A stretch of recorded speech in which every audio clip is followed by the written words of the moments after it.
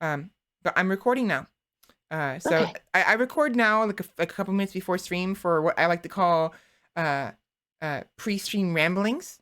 Okay. So say hi to YouTube. You know, Hello, YouTube. it's gonna be a while before they see I this, was struggling with unfortunately, you because last I am night. like 3 months behind on VODs. Hi. That's okay. So It happens to the best of us. yeah.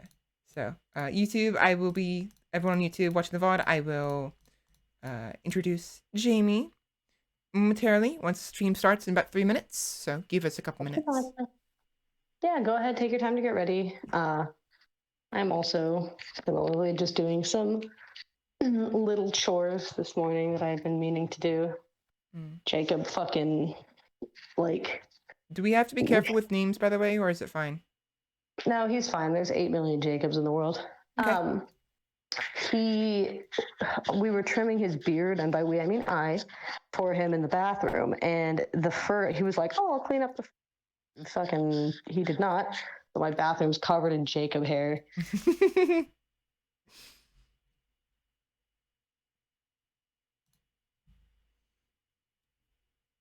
Yeah.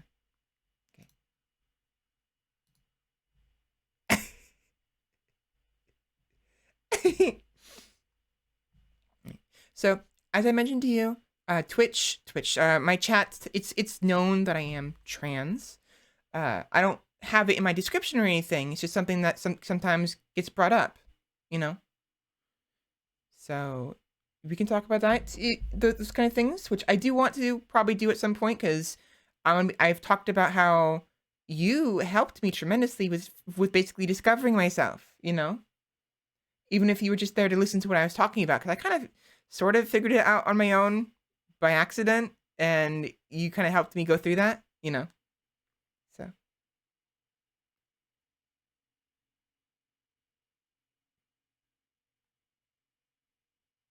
yeah, exactly.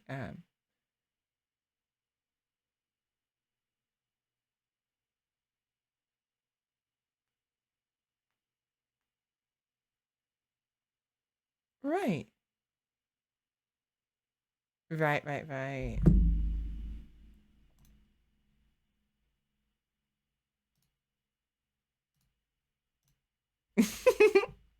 Exactly.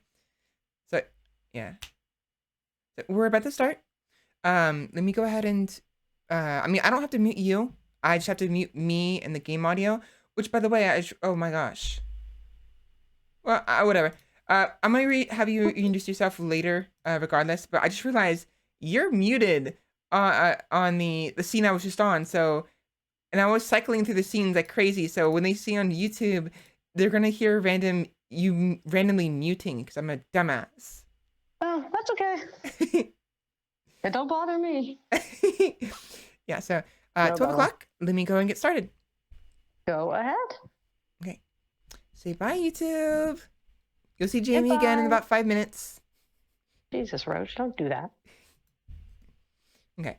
So talking to YouTube, we're gonna go ahead and get started. Let me mute myself, Jamie, real quick. There we go. So yeah, we're gonna go ahead and get started. I will talk more with Jamie once or during the outro. Um, but yeah, we're pretty much ready. I think I have my Twitter open, so I can go ahead and just send the tweet out when I go live. I have Discord open, which hopefully won't crash my computer. OBS Studio, VC Face, and I have to kill Chrome after we get started. So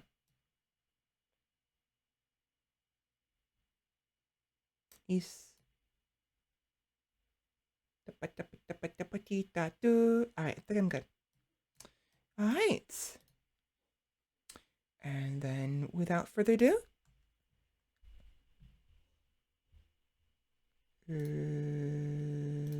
wait.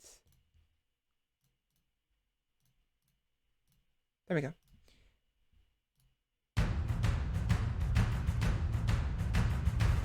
Hold on. There we go. Okay, cool. All right, let's get started. See you soon.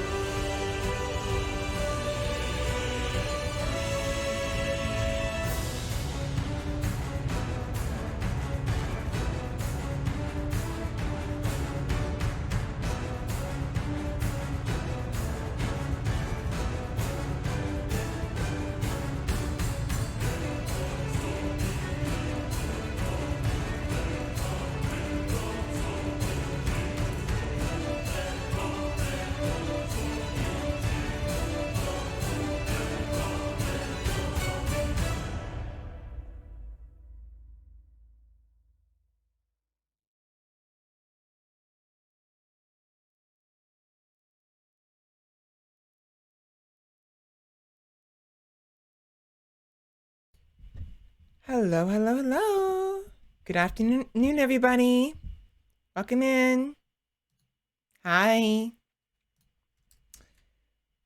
Hopefully everyone's doing okay today. Hello, hi Candy. Welcome in. I see you there. Time for a sippy? Which I already drank some earlier, but might as well drink some more again. So today we are. Hi. So today we are joined by. Well, first and foremost, good afternoon, or so that I'm tired, so I'm not gonna make very much sense at first. I need to wake up a little bit. Just woke up like 20-30 minutes ago. 40 actually. I got a phone call from my doctor and that woke me up, thankfully. But today we can be playing some Psychonauts with my friend, dear friend Jamie, who is currently in voice call with me. They can't hear me because I muted myself, so let me go ahead and I'm gonna unmute them in a minute. But yeah, Jamie, or me. Okay, so yeah, so Jamie is one of probably actually they are my best friend. You know, they helped me a lot with self identity and a variety of stuff, and I've talked about them a couple times on stream. So I unmute myself so they can hear me, and that way once I finish rambling and can shut up, I can let them introduce themselves, I suppose. But yeah, so you know, welcome. How do you say this? Everybody, round of applause, I guess, for Jamie or something. How do I welcome in Jamie? Hello. Do I start talking now? Yes, by all means. Okay. Hello. Hello, everyone. I am Jamie or Jameson. Either is fine. If you want to be professional, you can do the second one, but I don't care. So I am here because I love Psychonauts a whole lot. indeed, It's one of my favorite games. so much so that I think you've played it multiple times, haven't you? I have 100%ed the game, and I have played it many times. I try to do like once a year playthrough of the game because it's great. Psychonauts, trans my gender. It's a great game. Everyone should play it. And that's why we're playing it today. Well, to be fair, I mean, there's a couple reasons why we're playing it today. As many of you know, I switched out my normal pattern for the Focus Friday games, which is fine. It means not just basically just a pattern that I've been going with, and it can change for whatever reason, and that's okay. But so this is both towards you, Jamie, and also chat. You guys, you have an idea of what's going on here. Every Friday, I have a game that I focus on, a game I play basically on repeat over several weeks. Currently, I am playing now Psychonauts and Horizon Zero Dawn, and I have a third game I use as a quote-unquote break between the two focus games, Crusader Kings in this case. Now, the original pattern was Crusader Kings, the oldie game, which last time was Soul Reaver, and then Horizon Zero Dawn. But last week was Horizon Zero Dawn, and this week is going to be Psychonauts. So the new current order is Crusader Kings, Horizon Zero Dawn, Psychonauts, Crusader Kings. So we'll play some more Crusader Kings next week. And then with Jamie's schedule is less, I guess, more volatile than mine because you have things going on, you know, a little more. Being a manager fucking sucks. It's why I didn't want to be one at my day job. So yeah, no kidding. What the fuck? As such, ideally 3 weeks from now we'll play Psychonauts again, but if need be, we will play it sooner or later because I needed to be on a Friday. That's totally fine. Like I said, I will do my best. I can try to get that time off. Fridays are usually pretty slow. If I can't, though, unfortunately, I can't. But I will be here today at least until like 6 p.m. Definitely. And at worst case scenario, I can always play some of it solo, and I can just either recount some of it, what happened when you were gone, or you can watch the VOD, whatever is more convenient. Hell yeah. I was just playing this game the other day. My friends and I was showing it to them so that they could know what was going on when I streamed the second game yesterday. Mm-hmm. So I'm all refreshed on my memory. And now you're gonna even be more refreshed. Yes. Albeit much more slowly. That's okay. This is not really a long game. I wasn't even the one playing it last weekend. I was letting my friends play it, and we got through it in basically 2 days, but it was one day of playing maybe for about 3 hours, and then the next day just playing the full day. Right. It is not terribly long. It's the exploration that adds the content, finding things like figments. Right. But the games itself are not that long. And 100%ing it as well. Yeah, that's the hardest part, I think. Like I rewatching it, every time I replay the game or I watch my friends play it, I sit there and I'm like, how did I 100% this when I was younger? Because some of those figments, man, the placement of them, I was just like, God damn. I kept missing it or forgetting about it or not knowing about it because I don't know. It's like with watching other YouTubers. I rarely ever watch other YouTubers for some reason, you know? Like, yeah, I'm rarely ever in the mood for it. Like, I'm always watching either Vine Sauce or Game Grumps compilations where I play games in the background or something. I haven't been watching that much YouTube, like Let's Play content lately. I have started deep diving into video essays, and now I have a playlist on my YouTube of just all these video essays that I've been watching. Right. But I do still watch some Let's Players. I just think for some reason there's been a bit of a deficit in games that I've been wanting to watch them play lately, or they've just been playing things that don't really interest me, but that's okay. I'm still subscribed to them. They're still wonderful. I'm not going to plug them, but... Oh, yeah. No worries. I know what you mean exactly. I've got like so many people who have fucking... Oh my gosh. I don't even know how many people I'm subscribed to anymore, both on YouTube and on Twitch, you know? And it's just like, I rarely ever watch their stuff. It's like... Oh, yeah. It's been video essays for a while. I haven't had as much time to read lately, and I think that's what's like causing my desperation for just like information content is like before I used to be able to read a lot more, but now that I've been working more frequently and longer hours, I've been like, oh God, I can't just sit down and read anything. Yeah. So real quick, just we already talked about this before, but just a reminder, we do have to make sure to be careful with addresses, and like first names are obviously fine. My first name, refer to me as Svela, of course, if you can. If you say my real name by accident, it's not the end of the world. I was just gonna call you Vel. Is that okay? Vel, that's perfectly fine. That's what I usually call you. That's perfectly fine. That's my privilege. Everyone back off. But last names, of course, we want to keep quiet because it's like there's, like you said, there's a million Jacobs freaking all over the place. I can't drop my full name and address in the stream. Yes, definitely do not do that. Darn. Okay. So speaking there goes half of my plans for the day. Speaking of plug, Jamie also streams. Jamie does not stream, but sometimes they do, like not officially, I guess, No, not officially. Yeah. But if there's a game that I like that I don't want to play alone, I will just play it for friends or whoever gives a shit. I forget sometimes that streaming is a public thing. I know you can make it private, but I can't be fucked. And the amount of times that I have been streaming with my friends and a random human has just joined and been like, yo, what's this? And we're like, well, hello, friend. Welcome to hell. Exactly. So actually, with that in mind, voice chat, the one we're in. So we might have some other people randomly join in if they so wish. Entirely up to them.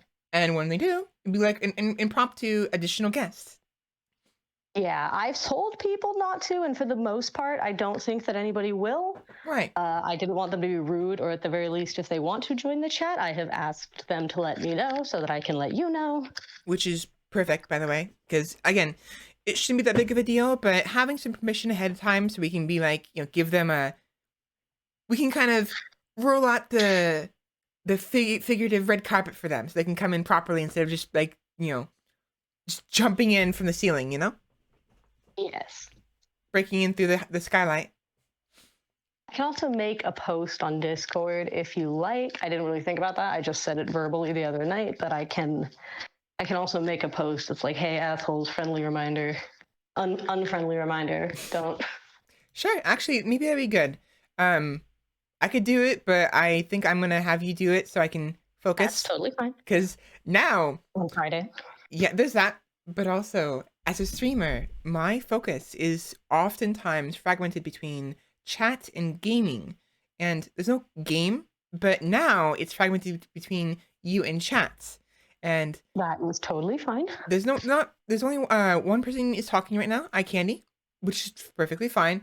But I'm constantly looking around, trying to be attentive, and we're about to start playing games. So hell yeah. It's gonna be even worse. I'm also going to be doing a small load of laundry. Okay. While we stream in the background, because goodness, it was rainy this week, and everything that I own got muddy at the dog park. Welcome in, Sheppy and Paramedic. How are you both doing today? That really sucks.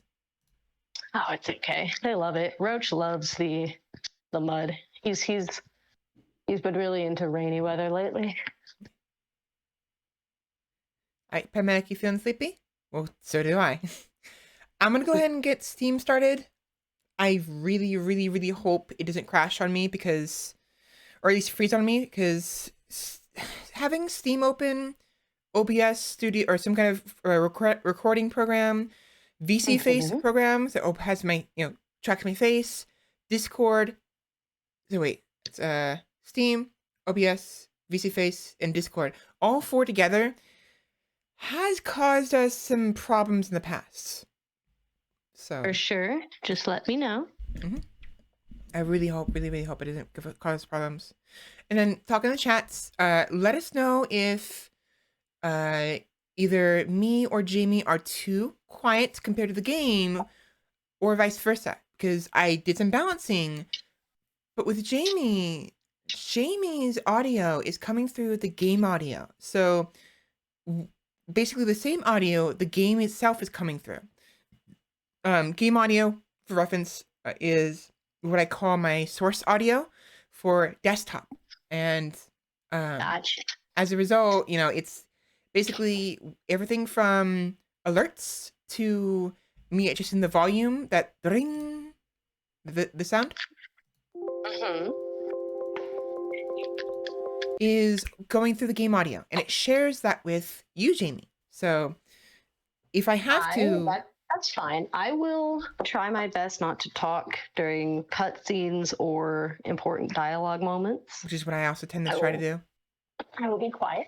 So, which in that regard, I suppose maybe screen share would be better so you actually can see what's going on. I have the stream open. How much of a delay is there? About 6 seconds. That's fine. It's fine. Yeah, welcome in, Sheppy. Okay. Welcome in, Paramedic. So let me go ahead and... friends. What? All right, go ahead. I said hello to the friends. Oh, yeah. The new friends. Sorry, it's hard to hear sometimes when I'm talking, and it's hard to hear through my earphones because I'm... That's okay. I get it. I think I've told you before. I have my Windows audio at 1 out of 100. Yeah, mine is very low as well. So, I guess the biggest issue though is I talk too loud. I still gotta remember I need to get some fucking like earphones that do not have noise canceling, so I can actually hear my own voice when I speak. Because I'm not sure if you noticed, I've been talking a lot louder than I probably normally do. Like right now, it's more controlled and quieter, whereas before I was talking a lot louder. And it's because you're talking to the king of talking loud. Trust me, I get it. This is me subdued. I'm talking at maybe 40% of my normal volume. Yeah. So trust me, I get it. Also, I apologize for the cat in the background. I don't know what she wants. That's perfectly fine. If anything, they everyone loves animals. So. Well, I have quite a few, and they will probably be making unwanted appearances at some point. Yes. They're all down here with me. They want to know what I'm doing. All right, so Steam is going up. Wonderful. Hopefully, yeah, it's lagging a little bit, but it's fine. I really need to either get a 2PC setup or just a better PC. Actually, both are the same thing, so I just need to get a new PC. If you would like recommendations, I know somebody that can recommend you PCs. He's the one that recommended me my gaming laptop. I love it very much. I've had no issues with it whatsoever. Okay. I was the moment you said I know someone, I was like, you used to know? Yeah. I Somebody that I used to know. Yeah, I begin that But all now the I know again. time where I will hear things and I will think of certain songs to them. I'm like, Oh, same. There's so my who cares? My boyfriend currently, hello. We're both very much into this power metal band called Unleash the Archers, and they have become just as much of a meme in our lives as they have been like a band that we both love very dearly, and we will quote them, and by we I mean me, will quote their stupid lyrics constantly, just at the annoyment of everybody else. Yeah, I know exactly what you mean. I completely understand. I was doing that last night during while I was playing Psychonauts 2. And I was doing it, so when I was streaming Resident Evil 8, we both realized that in the Unleash the Archers, I won't go on too long, but in the Unleash the Archers' most recent 2 albums, they've basically constructed this 2-part story, and one of the main characters of the story is the matriarch, who essentially has her 4 sons killed for a ritual that will grant her unlimited power and immortality. Oh. And we were both sitting there playing Resident Evil 8, and we turned and looked at each other, just like, matriarch, 4 children, kills all of them, has them all killed in a ritual by another person. Well, she kills them, but the point is, has them all killed in a ritual to grant her unlimited power. Mother Miranda, 4 children, has them all killed by Ethan or as part of a ritual. Well, was it 4 children or 3? Back. It is 4. She has Heisenberg, Moreau, Donna, and Domitress. Oh, right. Sorry, when we said Mother Miranda, I legit thought, like, when I thought, like, Mother, I thought of Domitrescu, not Miranda. Oh, no. Yeah, we were assigning roles to the 4 children as well. In the album, the 4 children are this, like, kind of scumbag, cowardly politician's son, a warmonger son. They're all sons, unfortunately, so obviously the parallels are not 100%. A sort of cultist type son that like puts people under this sort of spell, like trance sort of thing. And then the one good son who actually has a child of his own. So we were sitting there like, well, the warmonger is obviously Heisenberg, the coward is Moreau. Right. The manipulator is Donna, because that's her whole thing. She manipulates people with her flowers.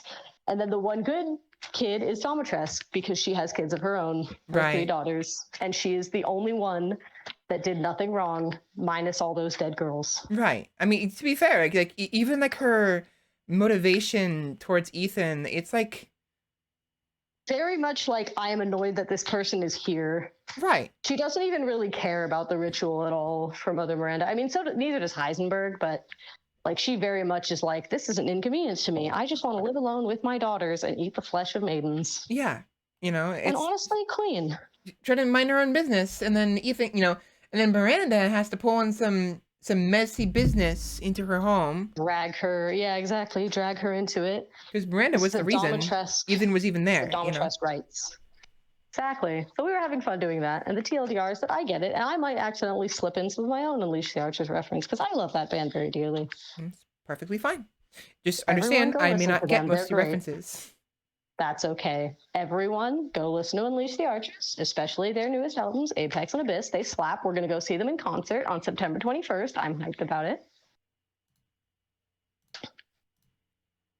You miss Angie Eye Candy? I know you do. Yeah, so Eye Candy really loves Angie. The moments we got to that part, like the very beginning, like Ethan got brought in front of the other people by Heisenberg. Yes. Angie's in your face, right? Yeah. Uh, I can't. He's He's like, waking up. oh my god, I want a doll like that. I want Angie, and I'm like, I wouldn't be surprised if they released a like a limited. I mean, obviously it's going to be hella bank, but I wouldn't be surprised if they released like an Angie doll as like part of a promotional thing, or God forbid, a pop figure. But I wouldn't be surprised. it's gonna I say that. yeah, like you I say said, it's that gonna with be big. It's disdain. gonna be I very would buy it. expensive. Oh yes, like I own Resident Evil figurines, and my pocket has never once been happy about that fact. But I love Resident Evil, so it's okay. It is my favorite game series. Same Never mind situation all with of the me in hell. video games on Steam. I have so many fucking Steam games. Oh yeah. In fact, what I could do is I'm kind of curious. I mean, just out of curiosity, go tell me how much. I have 393 items in my library. Oh yeah. Ain't that a mood? Yeah, including games and some miscellaneous random like tools that I somehow have for some dumb reason. I don't know why. Mm-hmm. So No, I get it. Anyway, let's heckin' get mind fucked. definitely, let me go ahead and just get this booted then. I'm going excited. to move chat over to the left. No problem. I'm currently sweeping right now. Both of my dogs have decided to unload all of their fur on the floor. As they do. Because summer is ending and winter is coming. And so they are slowly but surely shedding their coats. Well, Bella is. Roaches. Right. Yeah. She sheds a little bit. I actually, when I thought of you coming in, I was considering introducing you as Jay, like specifically just Jay, and like talking about like, That's do you want to be a fine, too. jaybird? But I'm like, you like rats more than birds, so I love rats. if I have a anything, rat. you would be a rat VTuber, right? Or a rat streamer. I would. I would be a little creature. Oh, so regarding rats, Yes. Omen Sights. Everything about rats. Everything, yeah. Please. Do you know the game Omen Sight? I am not familiar, no. So, Omen Sights is a game where you are the harbinger. Harbinger? Harbinger? Harbinger. Um, Yes. And your goal is to save the world, essentially. Okay. Nuts. And So the harbinger not of death, but of oh yeah, by the way, everyone, that noise is the game loading. It was a little bit loud. oh God, I thought you were gonna call me out. I'm like, I'm sorry, I'm sweeping. No. The game is just, it gets really loud. Especially, it's what I find really dumb is I adjusted the audio, but it doesn't actually adjust the intro No. thing when you first start up the game. When we were playing Psychonauts this weekend, we had the volume up because my roommate / friend has been playing Red Dead 2 again because of the new content updates. And Red Dead is not a very loud game save for the gunfights, so we had the volume turned up so that we could hear the dialogue that was being said around camp. So then we turned Psychonauts 2 on and all of us developed tinnitus. It'd be like that sometimes, and it's, Simultaneously. So I feel really bad for my shepherd who has very big pointy ears and did not seem very happy to have the audio. Oh, I bet. I absolutely bet. I need to restart Psychonauts because I forgot to plug in my PS4 controller before I turned the game on. Because unfortunately, if you don't do that before you turn a Steam game on, it won't register the controller until you restart the game. Trust me, I know. I am not one of those. Also, real quick, let me go ahead and restart. Hold on. Hello? Yes, you're good. Plugging that in worked Discord somehow. Oh, yes, that happens. I was going to say, you are valid. I am not one of those MLG PC gamers, and every time I play Minecraft, of all things, I have to plug in an Xbox controller because my fingers don't work. No worries. But yeah, so I understand the layers. I have to open Steam to turn the controller on, and then I have to open through Steam Overwolf, and then through Overwolf CurseForge, and then through CurseForge Minecraft. So lots of fun steps. I'm inceptioning Minecraft. I'm a block within a block within a block within Steam within my Speaking of bedroom. Minecraft, at some point we should probably get together and play it. Like I'll play it on Steam Join or our something. server. Oh, right, you have a server. Yeah, I have a server. I am god in that server because I refuse to play anything other than creative mode. But everyone else is out of creative mode, just kind of dicking around. All right, then. If you want anything, we made a fair trade deal where because it's cheap, if I just give people every item that they want, we decided that they have to give me an offering that I like, and if they do, I will give them the item that they're requesting. It's an offer to the god of yeah. What would you be the god of? I have many forms, primarily a large wolf that I killed and it can now be, and I can also be a rat with a little plague hat on, which is awesome. We have the rats mod installed because of course we do. I remember that. I remember that I actually. went and murdered the Ender Dragon, so I can become the Ender Dragon now. Oh, neat. Yeah, I have many forms. So before we start the game, I do want to talk about what I was going to talk about before I forget, because I'm notorious for forgetting the topics I was going to talk about because of a game thing or because I switched topics. Omen Sight. Omen Sight is basically a game you play as the Harbinger. You have to save the world because you're a Harbinger of the end of the world, you know? So you are. Okay. Omen Sight is a game where you're playing as the characters are anthropomorphic animals. Like they're wonderful. Clearly animals. Like for instance, there's a couple female characters, and as far as I can tell, like the cat's, I forgot her name. The cat commander. She doesn't.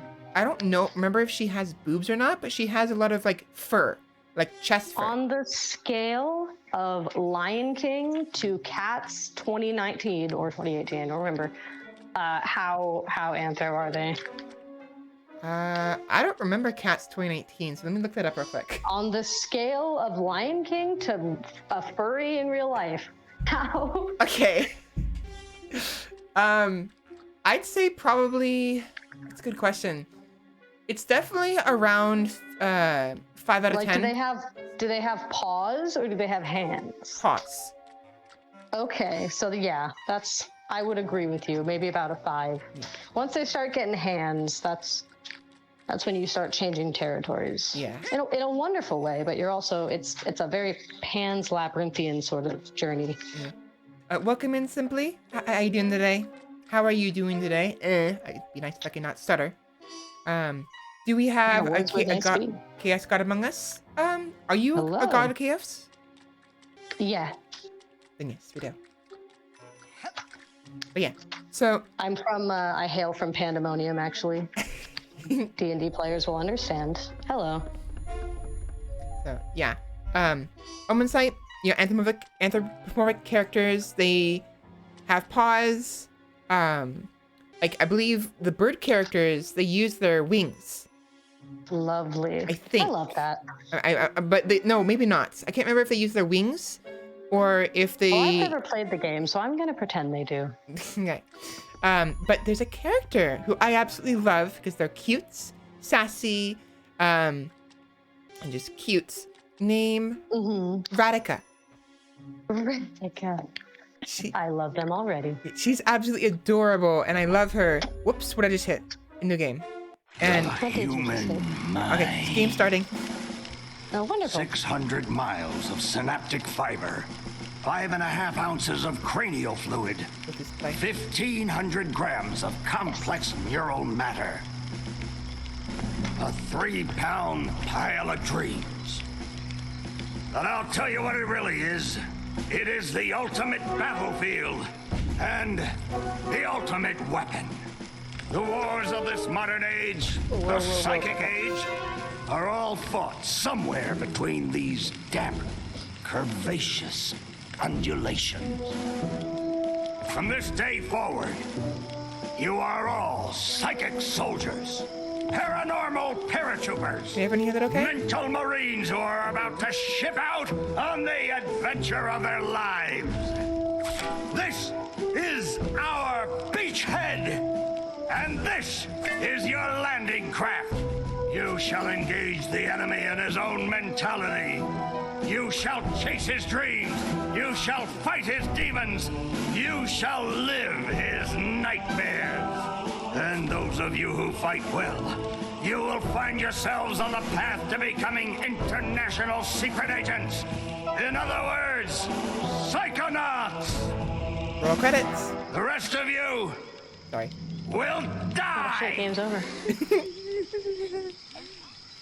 I know I said That was a world record. Maury. Children, you are not going to die. Well, if you're not a psychonaut, then you might as well be dead. They told me this was a summer camp. Ah, Dogen, don't worry about old Coach Oleander. I've been coming here for years, and trust me, nothing ever happens. Yeah, Dogen, Lily's right. You don't got nothing to worry about. Except for that giant monster in the lake I was telling you about. Bobby Zilch, I told you to stop scaring people with that ridiculous old legend. I don't want the kids to be afraid to go out at night and walk alone on the perfectly safe paths of Whispering Rock Psychic Summer Camp. Suspicious And thing we to don't say. want to scare our special guests, superstar psychonauts Sasha 9 and Mia Vodello. Light monster! Formation.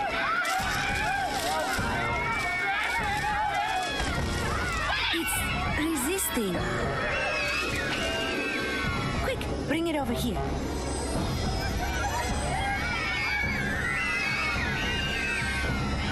What is it? It's just a little boy. What's your name, darling? I'll find out. No, you won't. Kid, get in! I know I said I wouldn't talk, but it's hard not to make commentary sometimes. My name Starts with a D. is Rasputin. But everybody calls me Raz. Please don't kill us, Lake Rasmus has? Compelling. Armored like a tank. A very good Sorry I'm flavor late. comedy. I don't want to disrupt your briefing, Agent Oleander. Agents 9, Vodello, please, continue. Where do you think you're going? You've broken into a highly classified remote government training facility. I know. Isn't it great? Listen, why don't I just sit over here quietly with my fellow psychedets? Hey, how's it going? I like your hat. We need to have this young man taken from here immediately. I'll call his parents. What? But don't you train psychonauts here? Yes, darling, but To soar across the astral plane. To wage psychic warfare against the enemies of free thought. That is what I wrote on the front of the pamphlet.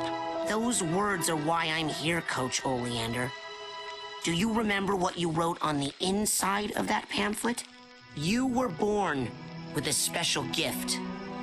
But the people around you treat it like a curse. Your mother is afraid of you. And your father looks at you with shame in his eyes. Come to Whispering Rock Psychic Summer Camp, and you can show them all. Back home, your powers make you a loner, an outcast, a circus freak.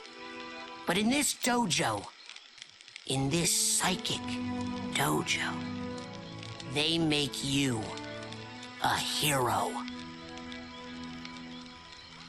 Get that soldier a bunk.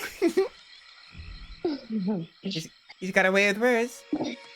now, darling, you can stay here for a few days until your parents come for you. Waiting But for we the can't cutscenes let you fully over. participate in any paranormal training without your parents' consent.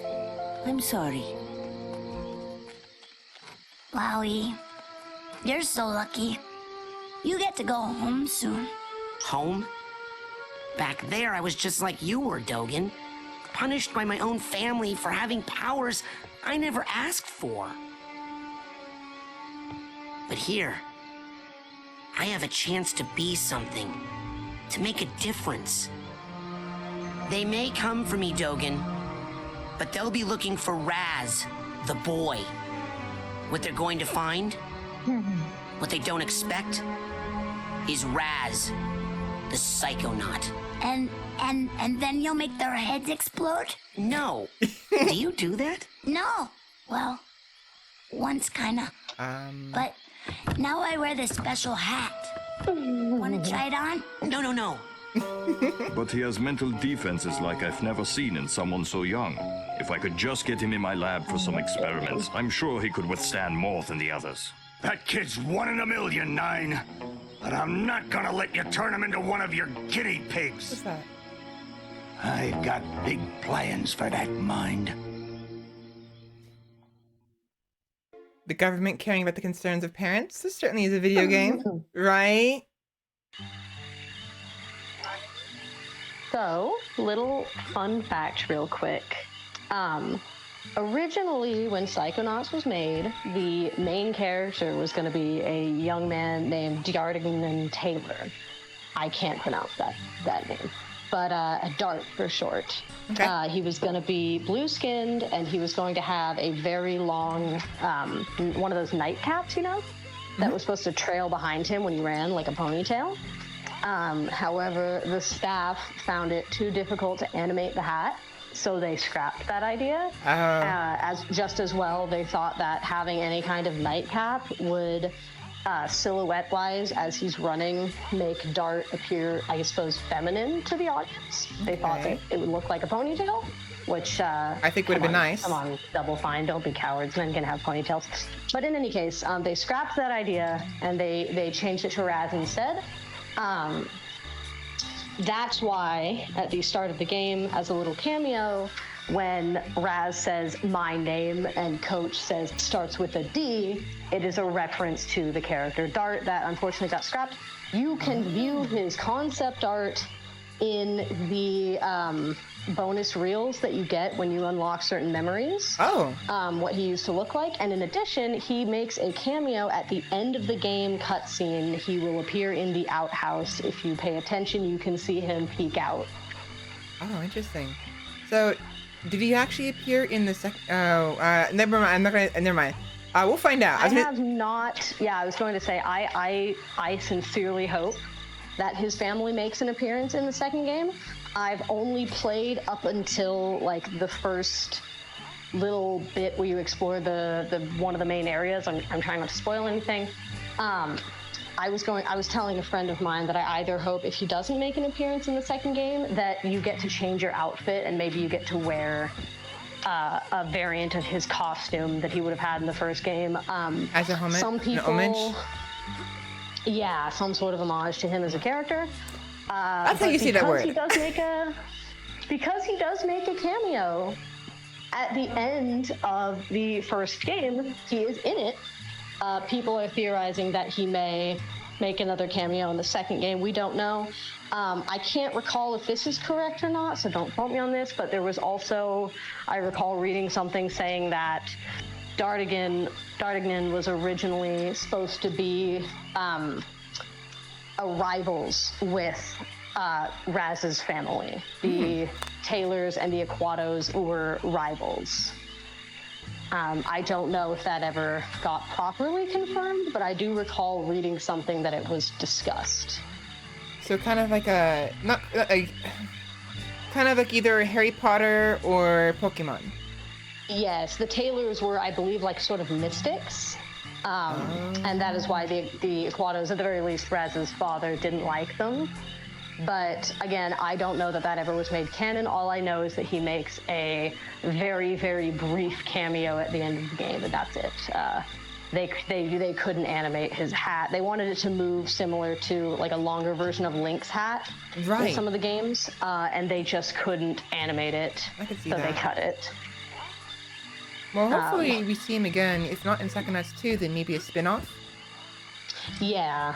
I don't believe he makes any kind of appearance in the Rhombus of Ruin, but I do hope that, because I have not played enough of Psychonauts 2 yet to determine if there's any kind of costumes, but I do know that you can change the appearance of your levitation ball as you can in this game. and that there is a hair salon apparently, but I have not been able to go in it yet. So you may be able to change your hairstyle as well. Okay. That's a good sign. We'll see.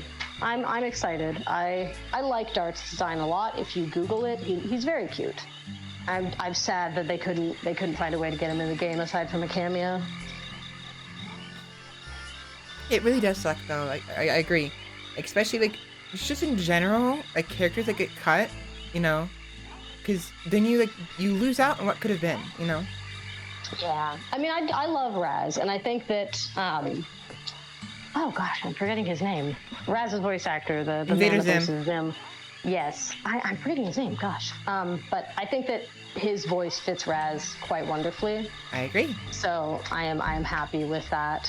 I was going to say the second game, I don't know for sure if all of the main voice actors come back, but one thing that I will say is that playing, you know how sometimes you watch or play, like for example, a good one is Brother Bear. If you watch Brother Bear 1 and Brother Bear 2 back to back, you realize, oh no, they changed all the voice actors and it sounds bad. Playing Psychonauts 1 back-to-back with Psychonauts 2, they've done a pretty good job of making all of the character voices sound similar or close enough to what they sounded like in the first game, so I appreciate that. Okay. Are they not the same actors anymore? I don't know. Some of the voices sound just different enough that I can't tell if it's the product of age or a different voice actor. But I was noticing, like, there has not been a single character that has spoken yet where I've been like, oh, that voice is wrong. That sounds wrong. So I appreciate that. Like Lobato, for example, I really can't tell if it's the same voice actor, but he sounds great, so I'm not complaining. Okay. Well, hopefully Raz is the same actor, because I really like that actor. I loved Invader Zim. Yeah. I'm still upset they didn't continue that. Yeah, I don't think that guy is going anywhere. They did do that Invader Zim movie. Oh, right. I need to watch that. I haven't watched it yet. It's pretty great. Like, outing myself here right now, I'm so sorry everyone, was never the biggest fan of Invader Zim. I enjoyed it very passively. It's fine. But I watched, I was always more of a Samurai Jack kid, but I watched Enter the Florpus. I thought it was very good. So there's that. I do want to talk more, but let me actually get to the game. We've been stuck in the create the profile menu. Create your profile. And the reason for this is because there's dialogue, like immediately, like after I start the game. Yes, so. there is. Oh, you're gonna pick that bed? Why? What's wrong with that? I'm judging you. You're not gonna pick the bed above Dogen, your best friend? You're gonna pick the bed above the stupid, whoops, like, sex addict kid? Whoops, I accidentally hit, I was like, wait a minute. Well, I just did it because it was the closest to the door. I'm judging you. You're gonna pick the bottom bunk, please. The human mind. There we go. Well, I'll take a look at them real quick. If I do a top bunk, it's gonna be the one near the door. 'Cause I really want to be near the door. Be the one above Dogen. I think Dogen's just by the door as well. No, Dogen's back here. Oh, but Dogen's your buddy. Definitely don't pick the one under Nils. That kid gets into some stuff. You don't want to know what he's You know doing. what? Yeah, it's actually a good point. That's a good point. I'm gonna choose this one. I really like the one near the door. A little quagmire, that one. Crybaby. Actually, you know what? Who's the other? I don't remember who the other. This guy's thrusting into the bed. This guy's crying. Go to the other guy. And this one's just sleeping. Oh, Mikhail. Yeah, that's the other. That crybaby kid's all right. He's okay. He gets more badass later. But see, here's the thing. From a Raz standpoint, it makes a lot of sense to pick the bunk next to Dogen because Dogen's uncle is one of the original 6 founders of the Psychonauts. So you can get it on him. I think it's his uncle. It might be his dad. I don't remember. It's one of the two. I feel like it would make sense because if Raz knows that, he would want to get closer to Dogen. Yeah, and he can't get close to Lily because she's in the girls' bunk. Yeah. Okay, good Dogen. Heck yeah. I am gonna do Yeah, my I'm nickname. close to Dogen because you need him to blow people's heads up with his mind. Like the squirrels. Like this fucking squirrels. I absolutely love Raz in the game. I had never heard this dialogue before. I played this game about 7 times. I'd never heard this dialogue. The other day while we were playing, Raz ran by a squirrel and he called it a nut rat. Every one of you runs from my I- classroom at 0600 I was like, I love on the that. dot. I'm the Hello? early bird, and you're the worms. Got it? Now, lights out! A nut rat. A nut rat. Like, excuse me. That's why I changed my name in Discord. I love Oh.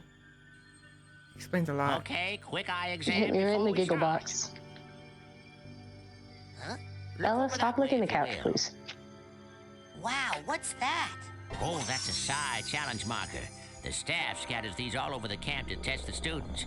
Every one of these you find advances you a whole rank. Uh-huh. Now look up for me if you will. I honestly wanted the mouse to work when I was testing this. The mouse does not work. Up No. there. You have to use the numpad. Come Unfortunately. on. Darn. So I'm using that's why I'm using the controller. You'll find bits of 'em flapping around. That's fair, loose. trust me. If Like you I find said, enough of I these psy cannot. cards, I tried to put 'em use a together mouse to and make a keyboard brand new once to challenge play marker. Overwatch But you have to buy a psy a long cord time at ago. the That camp game is dead to store me to now. hold them together. And I Keep could not do right it. up, before you I know was it, really good you'll at be landing able to hooks use as a brand new Roadhog, and that was psychic about it. powers. Stuff you didn't even know you could do. And then when do I become a psychonaut? Because I have to My do hands that were before not my made dad for shows up to take me home. PC gaming. No worries. Hey, where'd he go? Getting ready for sewing Guy looks and so familiar. petting dogs. And picking up their messes, of course, right? Yes. And petting my wonderful little ratty boys. Although unfortunately, one of my 2 rats that I adopted because he was abandoned in an apartment complex. He passed away the other day, and the bastard, my other rat, is just stoked on it.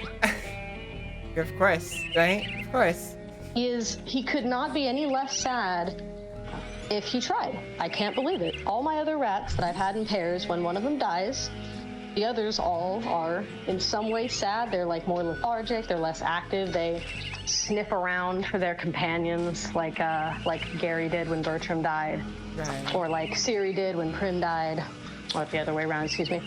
No, Egg could not be any happier that Soup is dead if he tried. He went into Soup's bed, threw all of his stuffing out. And just had a party on his grave. Pushed it. Yeah, he went down, just tore up everything. It's just, he could not be any more stoked. He is living it up. I guess there's more room for him. I guess so. I mean, I guess he never really liked Soup all that much, but I mean, they got on. Once they got used to each other, they cleaned each other. They slept close together. When I let them out of their cage, they would go lay together in the closet.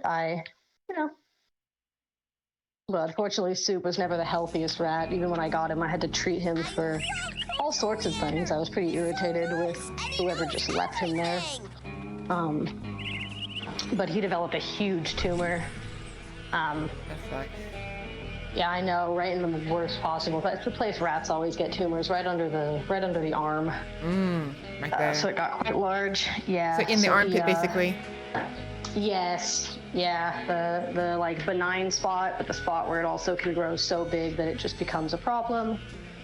So unfortunately, we knew it was time. We took him out. We had him on the couch with us while we played Red Dead. Till he passed, so we went and buried him out in the rat graveyard in the back. And all the while, Egg just threw a fucking party with disrespect. I guess he just wasn't a fan of the egg soup ship.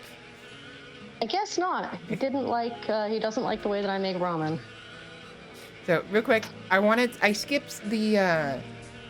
It's just tutorial stuff, not that big of a deal. But I thought maybe I should read these out so that people can see what's going. Obviously, I have it on the screen now. I can just let it sit there for a little bit as we talk and then move on. But I make a habit of trying to read basically any potential text there is. No, that's totally fine. All right, congratulations! You found a loose psi card. Collect 9 of these, and you can build a psi challenge marker out of them. I said that weird. I said that I fucking speak weird. Ugh. But you will need to get a psi core from the camp store, and a little help from Ford Cruller.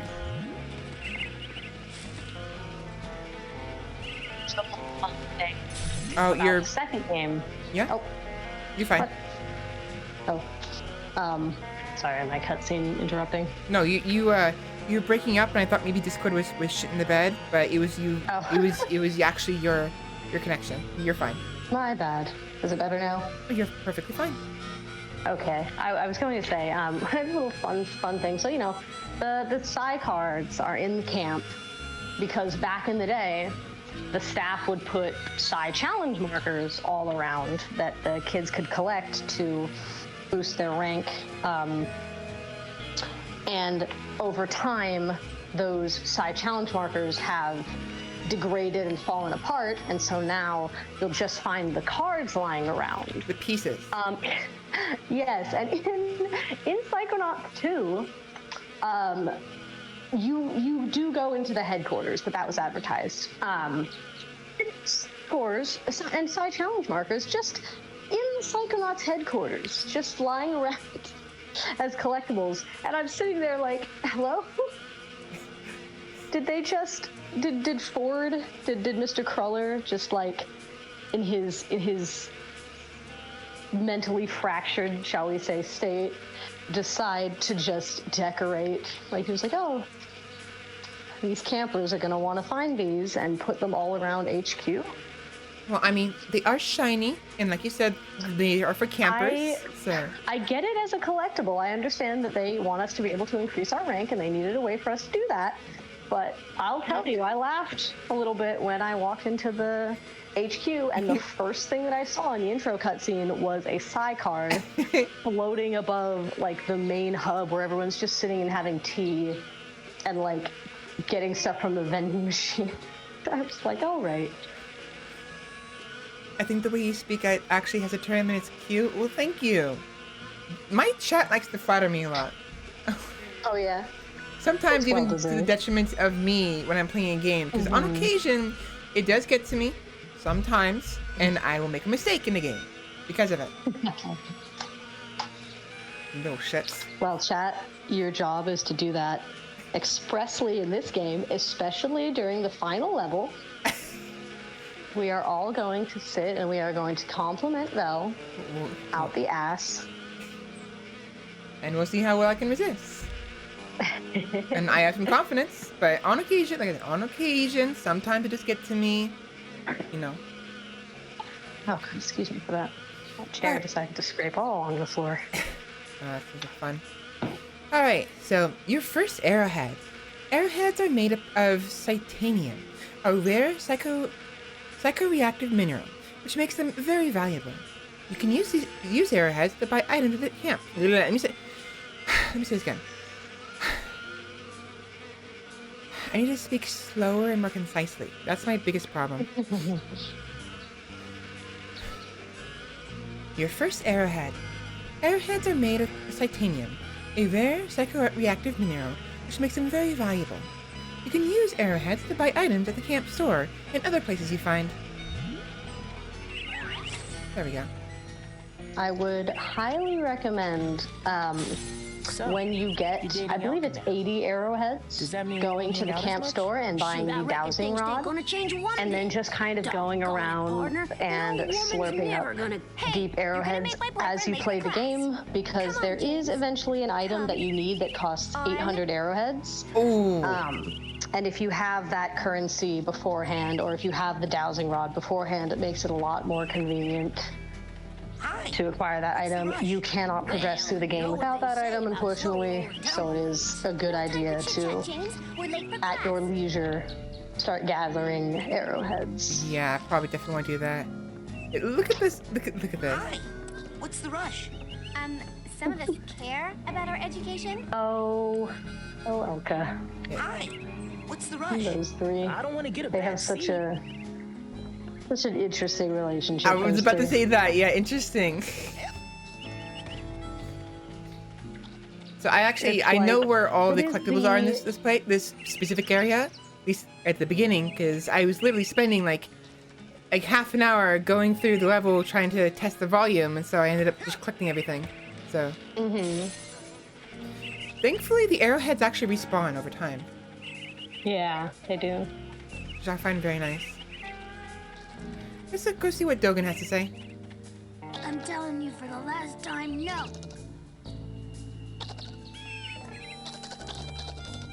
I would never do that. I could never kill everyone. Oh, hi, Raz. Squirrel trouble? They're liars is all. Whatever they tell you, it's a lie. I'll take your word for it. You going to class? Yeah, I'll meet you up there. As soon as I get these guys to shut up. Shut up! I am not. You are not what, Dogen? What are you I not? wouldn't!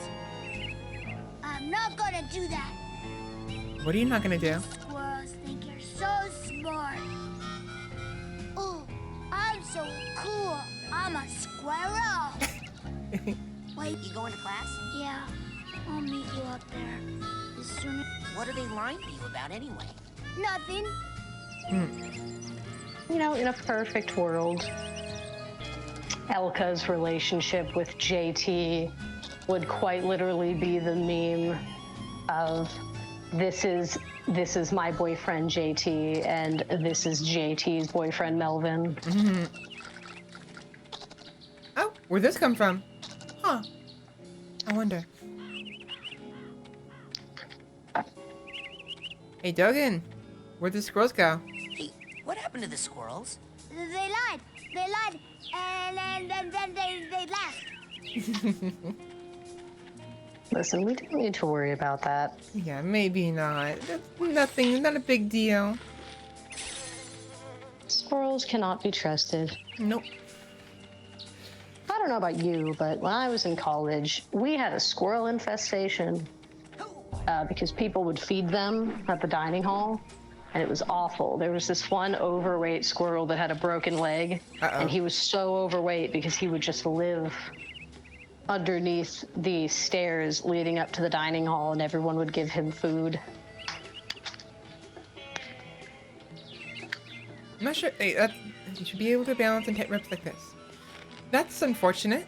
You know, like one, that he's hurt, and two, that people don't know better. Well, I say broken leg. It broke a while ago, according to staff, and then it healed, but he just can't climb or run very fast. Oh. So he was just getting fed out of the ass by the students, which, I mean, I guess good for him.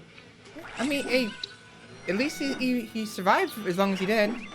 Oh, yeah. Oh, squirrels are bastards. They live an unreasonable amount of time. It always frustrates me. Rats live an average of 3 years, and squirrels live an average of 10. Oh, yeah. Wow. Yeah, that's a long time, actually, for a small rodent like that. I know. Actually, scientists are trying to extract that, shall we say, longevity gene in squirrels and implant it in rats to see if it's possible to produce a breed of rat that can actually live, you know, around the same amount of time as an average dog. Which I have mixed feelings about, because on the one hand, hell yes, owning a rat that lives for 10 years, but on the other hand, oh god, artificial insemination and forced animal breeding is bad. Yeah. Not to mention that's extra 6 years they can experiment on rats even more. Exactly. We don't like that. Stop it. Get some help. Leave animals alone. Stop it. Get some help. It's naughty. I don't like that. Squirrel infestation, get me a leotard. I will be the lord of the squirrels. Says Eye Candy. You can be the lord of the squirrels, and I will be the rat king. And together we can rule over our respective dominions. And Sharing I'll be winter tales. the bird. I guess the bird queen. I'll be up in the sky. There you go. You'll get the tunnels and the sewers, underground stuff. Eye Candy will get the trees, and I'll get the sky above. Perfect. Everyone choose your domains. We'll do this now. It makes the coming apocalypse that much easier. Alright, you just found a side challenge marker. Every time you find one of these, your side cadet rank goes up. Rank up enough, and you'll get new side powers. Hell yeah. New side power at rank 10. Whoosh. Alright, I have slept. I have finished all my chores. Yes, you see, Hell yeah. the arrowheads regenerate pretty quickly, actually. They do. Which I find very, very nice. That is again because you need a minimum of 80 to get the dowsing rod, which you need.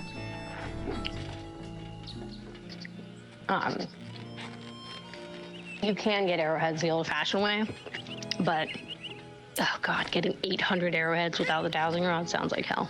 Oh yeah, definitely. I'm not. I want as much as I want to. Like I like this game, and I'm gonna keep liking it. I do want to be timely in how I complete it. You know. Oh, of course. Bella, come here. You can slide down muddy or slippery surfaces. And yeah, so chats, there will be some text I'm probably gonna miss. I'm not gonna be able to read too much for a variety of reasons. But it's, you know, it is what it is. You know, this game has some text that doesn't stop for you, you know, and I want to talk with Jamie and all that fun stuff. You shouldn't stop for it. Yes. Real quick, Don't let your life be dictated by passing text. Yeah. I just And realized don't text while driving. my model is being very laggy, so I think I have to reset it real quick. Vel is shedding her corporeal form temporarily. Don't look. Temporarily. Let me just get a new change of clothes or something. I don't know. Not sure how you describe it. On chat in front of everybody. Shush. I didn't know this was this kind of stream. Is this violating Twitch rules? No, I'm behind the curtain. I see. Just don't look behind the curtain. Don't mind the old woman behind the curtain. You can pay to see behind the curtain. There's no one behind the curtain. How does he say it? How does the Wizard of Oz say it? Oh God, I don't know. Something, I'm gay. I haven't seen that movie or read that book in forever.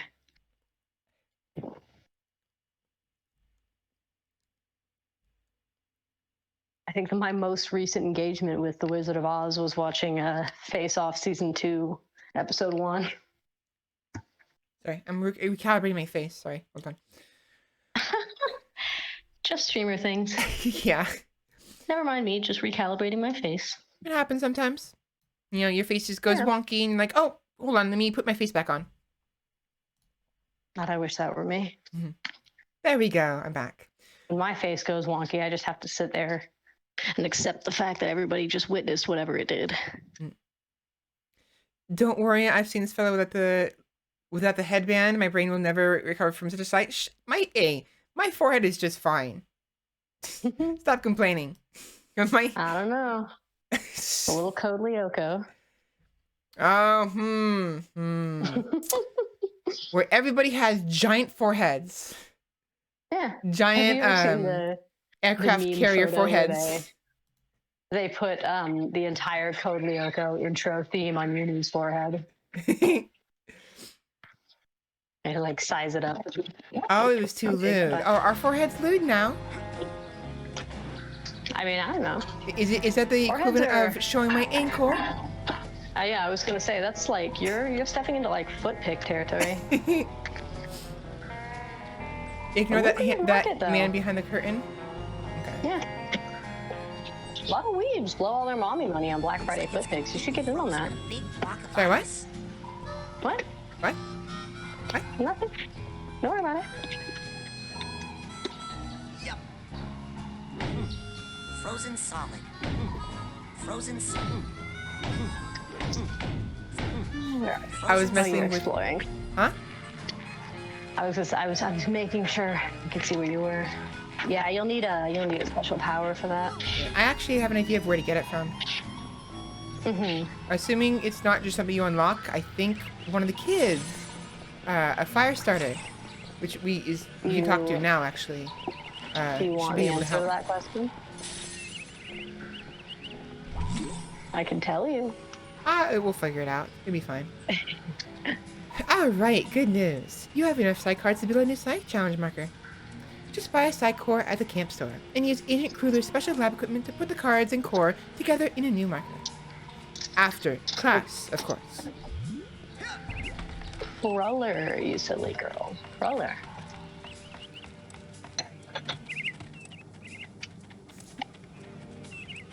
Wait, what? Oh, yeah, Crawler. so mounts the... Oh, no, I was talking about the dialogue that skips. Oh, yeah. That is the kind of thing that you'll notice happens throughout the game, is that randomly you'll just walk past and you'll see a speech bubble pop up and you just, like, come to a dead stop and you're like, what? Where was that? Yeah, like, what did it say? Yeah, and then you go back and it's just gone. Yeah.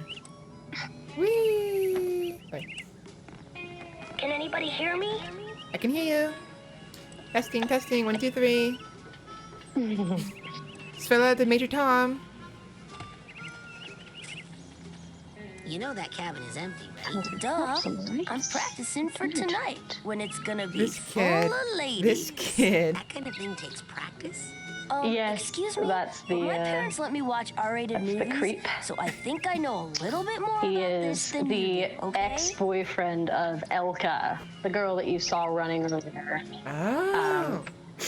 She is dating Stupid lame JT, people. the cowboy, in an attempt to make Nils jealous because she doesn't like that he has eyes on other women Definitely while going to need Nils is the meme you've ever seen of the girl that's like with her boyfriend and he's got his back turned, like he's like whistling at another girl that's walking by as the other girl is like, what the fuck? That's Yeah, Nils. yeah. And Elka does not like that, so she went and stole JT away from his boyfriend in order to attempt to make Nils jealous, even though JT has absolutely no feeling for Elka at all. Speaking, something I was messing around with, by the way. You hit stuff, and you get dialogue, right? I was kind of brutalizing the kids when I was testing it on my own time. Yeah, that's what you do. Having fun. I know what they did. I assume this is gonna be a plot point at some point, but or like an action you can do that affects like has a story thing. Oh, But can't see when anything. you attack the creep, Ugh. Oh, quit it, his head buddy. gets stuck. Yes, it does. I wish that they had the time or the budget for more of those little side story interactions, but unfortunately, their budget is primarily allocated to main story stuff with a few side goofs. As you can see, some of the campers look like fucking clay-bound monstrosities because they just could not afford to give them all the same budget of animation at the time. Which I actually want to talk about in a minute, but yeah, I'm brutalizing the kids. Hey, it's sometimes it's just sometimes it's just fun. Camp experience. Yeah. What you're doing right now is called a reverse hazing ritual, where the newbie hazes the veterans rather than the other way around. But yeah, I can't like that. So much so, they Stupid did the lame Joker people. laugh, which I'm not sure if you Yes. heard through the Twitch stream, but... Alright, so for instance, do you know the Mark Hamill Joker? I do. I love his laugh. Yes. So I have that as one of the Twitch redeems for the points, so... Oh, do you? That's wonderful. where's I that? love a good laugh. Love a good Joker laugh. It's a pricey one. So I've been trying to find things to have people spend their points on, because Eye Candy has like 5 million points, and nothing to spend them on. So. But yeah, so I mean, there's for Joker. what it sounds like, a little bit of a headbandless Svela might be a good investment. Advanless, Yeah. maybe. You hear that laugh? I love that laugh. Some spicy ankle shots. Maybe one day, maybe. So yeah, real quick. Can't see anything. I was struggling with this when I first was testing this out, because I was like, okay, I can't tell if the resolution is stretched or not. I'm gonna adjust it. Why does it still look stretched? What's going on? I adjust it again, over and over again, because everything in this game is weird. Yes, there is a letterboxing that is sometimes just not there in certain versions of the game. When I played on my Xbox, I had a letterbox that made the resolution look a little bit better. But I noticed, I didn't even realize I had this game for PC, and the other day I opened it up just to see what it looked like, and you can just not have that letterboxing, and it does look a little stretched. Yeah, the thing is, like, I'm looking at this bulb, and I think this bulb is a perfect circle. So I think it's supposed to be stretched as a thing. Like, that's what I was trying to get at. Like, I was messing with the graphic settings in the options here. And I'm like, okay, I'll switch the resolution to a different ratio. It'll be fine. Yeah. And when you do that, watch, like, the Narrator menu. voice, it was not fine. Yeah, if I adjust it to, let's try. Hold on. Oh, I can't see it on my screen because. Hold on. So on Twitch, there's a letterbox now, and if you look at the top of the screen, that compass is now perfectly circular. Yes. Right? When I go back to the game, the screen's gonna flicker for a minute. It got wider for me. That, what I'm looking at right now, from my perspective on Twitch, I believe is how the game is meant to look. It is. Okay. That is how I was playing it on my Xbox with the slight letterboxing.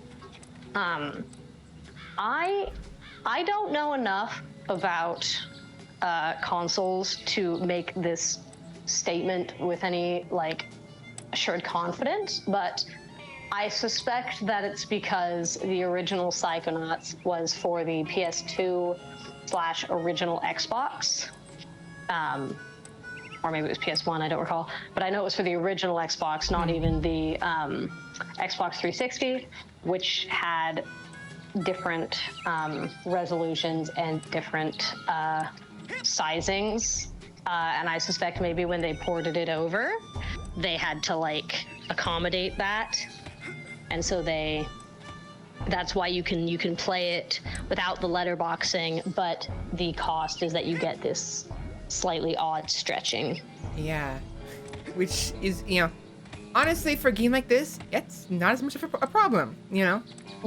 Yeah. The character, it works. The characters already look a little wonky, and so does the setting, so it doesn't, like, too terribly distract from Yeah, so what you're honestly, doing. I'm gonna keep it Which is fine. the way it was before. So you guys, normally what I like to do, like if I'm playing Soul Reaver or The Hobbit, I will adjust the resolution sort of in my capture for chat, so it's the proper resolution. This time, however, you guys get to suffer with me. Although, No, I think it looks all right. I'm fine with it either way. To me, it was back when I first played The Evil Within, and that game had this weird letterboxing, and then there was an update, and they let you remove it, but then everybody had gotten so used to letterboxing that removing it made it feel weird. yeah, I know. And it was like, God damn it. Like, I still played it without the letterboxing and eventually got used to it to the point where I was like, this is better. Yeah. But initially, it took some getting used to, and I was just like, why did you do Why it? aren't you guys in Coach Oleander's class? Why did you do this? Are you kidding? A kid got killed in that class last year. kid got I killed, heard you it was say? a bunch of kids, Phoebe. I Oh, a heard bunch it was of a bunch kids. of blind kids, and the I coach love those threw too. them off a cliff. Yeah, They're because very they cute were late together. for class. You'd better hurry, kid. Now, where were Just we, Quinn? two friends being buds. Levitators. And by the way, this is where I was talking about earlier. You're lucky I'm not burning people anymore. You're lucky I'm not burning people anymore. Levitators. Yeah. My assumption is we get it from her in some capacity, or she contributes to us getting the power of fire, Levitators. but could also be something else entirely. One thing that I really adore about this game is that every character has a sort of like ability that they are especially good at, like levitation, astral projection, etc., etc. And sometimes those abilities, like them being good at them, is not necessarily like a good thing to that camper. Like sometimes the thing that they are proficient in is actually like quite traumatic, or has been the source of some amount of trauma in their lives. Like Bogan, I assume. Dogan. Dogan. Yes, Sorry, I like just. Dogan. Oh my gosh. Yeah. Can I just call him Bogan from now on? You may. That's his cousin. Oh, is it? Yeah, he actually has a family member named Bogan? Oh, yes, of course. You're pulling my leg, aren't you? No, I'm being serious. I can't tell anymore. Yeah, he actually has a sister named Mogan as well. Problem is, this game is so wacky that it makes sense. Yeah, And I assume, I'm gonna assume you are being honest here, but it's really hard because for a moment when you said, "Oh yeah, sure," it sounded slightly sarcastic. Lying to your beautiful, beautiful face. You, new boy. Seen bear lurking in Oh, I love this kid. Yeah, here we have the Russian kid, yeah? Giant Yeah. bear. He is the one that is good at the hand-to-hand. This one. CQC? I don't know what it's called. You know what it's called. Well, the hand-to-hand, like, yeah, but they don't really have a word for like the hand-to-hand, quote-unquote, psychic combat. Just using your psychic abilities to like strengthen your physical self. I don't know what, they don't really have a word for that, but that's supposedly what he's good at. He's like super strong because he essentially can use his powers to enhance his... Bella, stop licking the couch. To enhance his physical abilities. So like he can lift heavy objects because he uses his psychic powers to... Right. Basically like a protective cocoon wrap around his arms that allow him to lift things. You don't see him doing this, Evermind, but this is what... This is some lovely trivia. Right. I think I'd just call that psychic enhancement.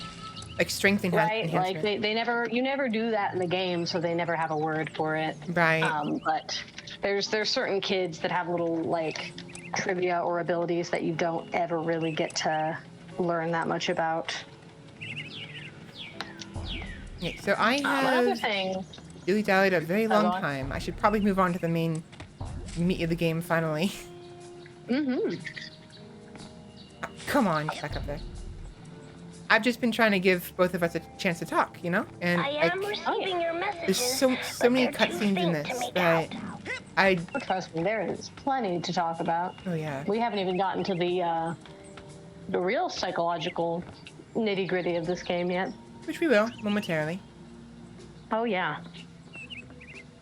Hey, where you going? It's one of my Snuck out. favorite games for a reason, and one of those reasons is that I adore the whimsical way that it tackles psychological issues, where it doesn't paint them in a disrespectful light, but it also doesn't portray them as this strictly grim-dark experience. There's like a whimsical way that they portray mental health issues. You owe me 5 arrowheads for this week's protection service. I was listening to you, by the way. You know, I agree. It's actually really nice. But it was bad timing for us to start talking. Oh no, you're good. Oh, watch this. Well, let me put this in Actually, terms like this you'll part. understand. I'm the strong man around You're the here. strong man, you say? Really? Because you look more like the cotton candy. The cotton candy. Benny, put this kid's death on my to-do list. Come on, we'll see We got cotton candy and Dumbo. Yeah, we'll settle this on the elephant and the... battlefield. I'm almost positive that's intentional, because like the color of his skin, his giant ears. Oh yeah. I was gonna say Bobby is one of 3 characters in the entire game that has heterochromia. Oh, interesting. I wasn't even noticing that. Wait. Actually, does the coach also have heterochromia? Yes, and then Dr. Lovato does, although it's kind of a loose using of the word because I believe that Coach's heterochromia comes from a fake eye, and Lobato has 2 fake eyes, so it's a little bit loose, but still. Right. Bobby, fun fact, you will meet her in a moment after you finish the Coach's little level. But there's a girl in this game named Chloe who believes that she is from outer space and that she is an alien, and she is trying to contact her home using the Coach's radio, and Bobby has the fattest crush in the world on her. Is that the person who's been talking to us through the radio? The one that's like, oh, I can hear you, but it's faint. Yeah, that yes. Please respond. Like, we were on the radio towers? Yes, that's Chloe. Bobby has a dummy thick crush on her, and throughout the game, it's not made explicit, but if you, during certain instances, interact with him, he will make like a loving remark about her, which I think is cute. I think it is as well. So iCandy says, to be fair, if I had to get a fake eye, I'd pay extra for it not to match my real eye. Agreed. Make it things interesting. I would pay to have little beady rat eyes, or I would double down on making everyone around me hate me, and I would pay to have the Sharingan eye.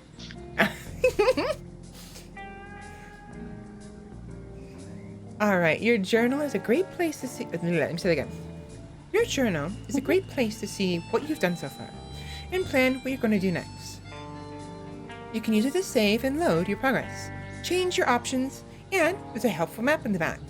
Press start to open your journal. I'm trying to think of what eyes I would want if I wanted to change them. Ooh, slide down the handrail. Cowabunga! Very quickly, one thing that I was going to say is going back to what we were talking about before, where unfortunately the second Psychonauts game places a lot of weird restrictions on things where there don't need to be. There's no manual save in the second Psychonauts game. It is all autosaves. Which, if it autosaves a lot, so be it.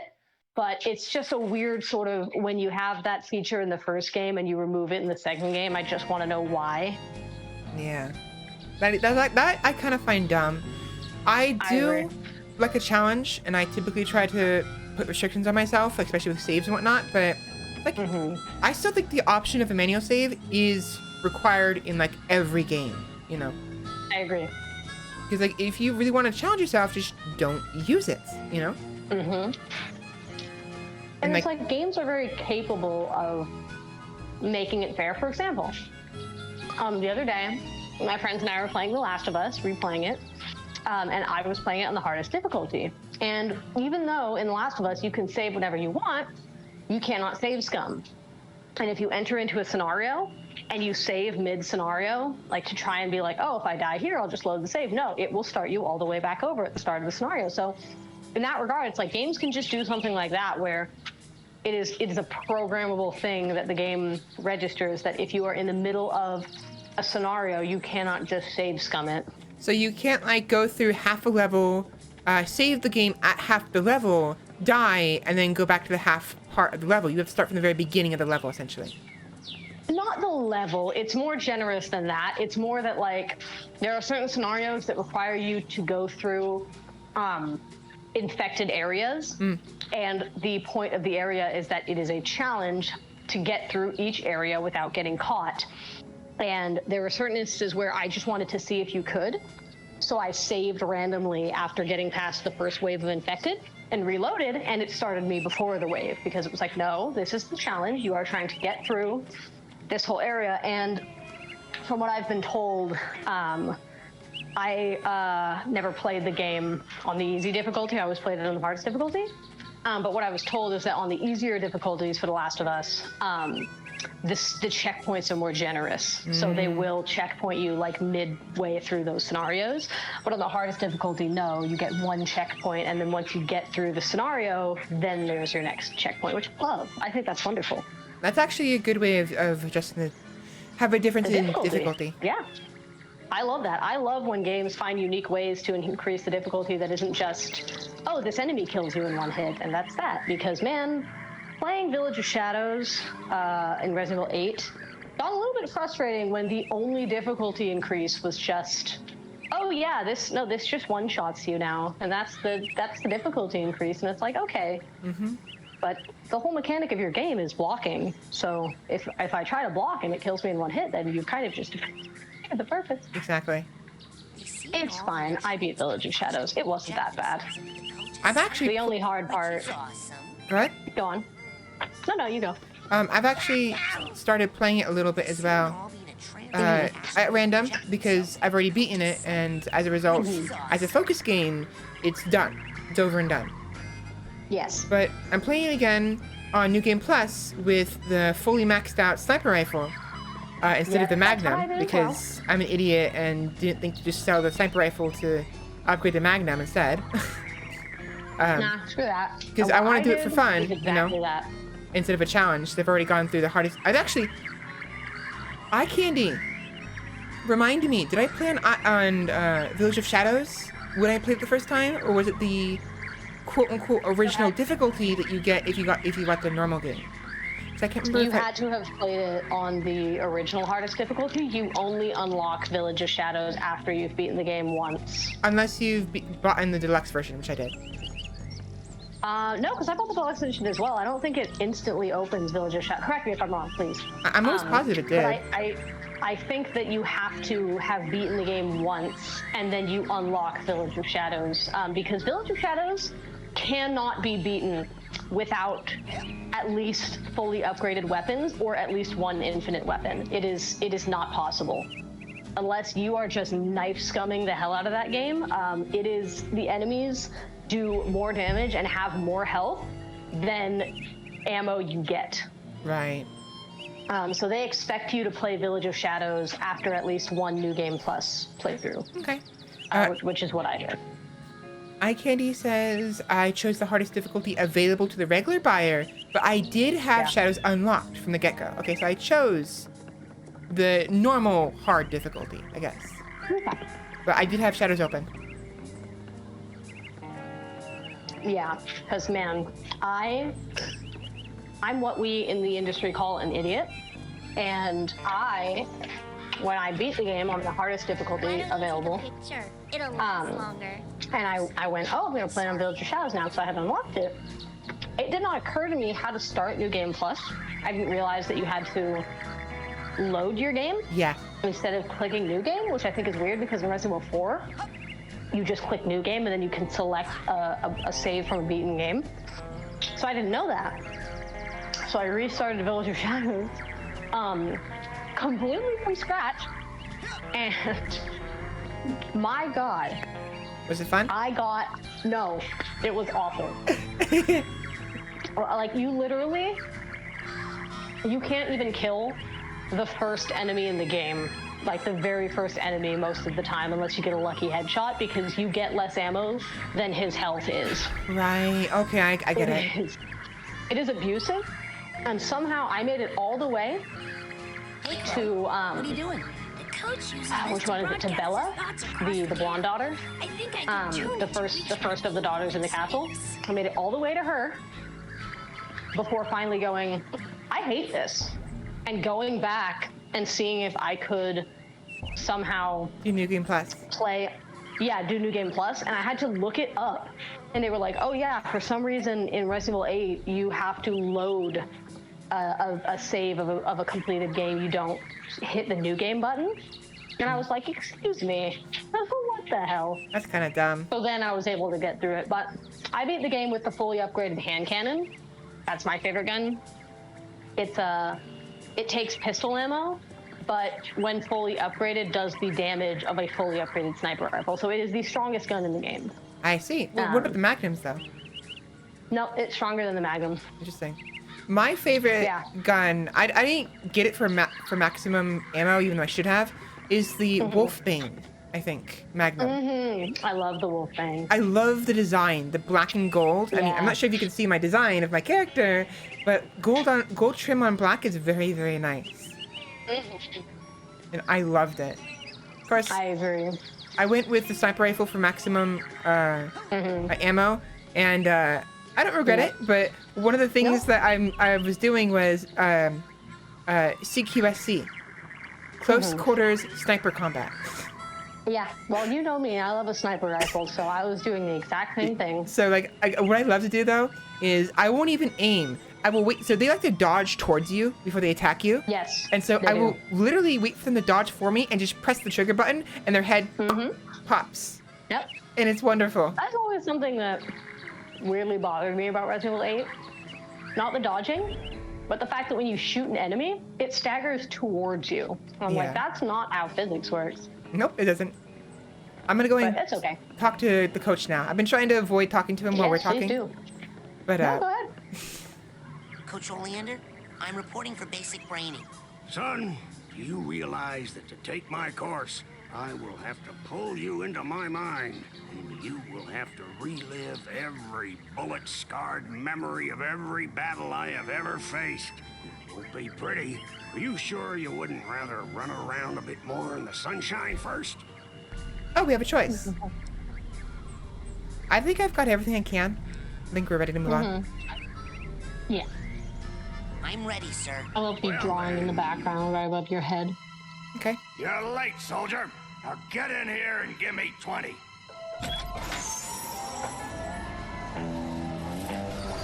Puts on his goggles. Like, here we go.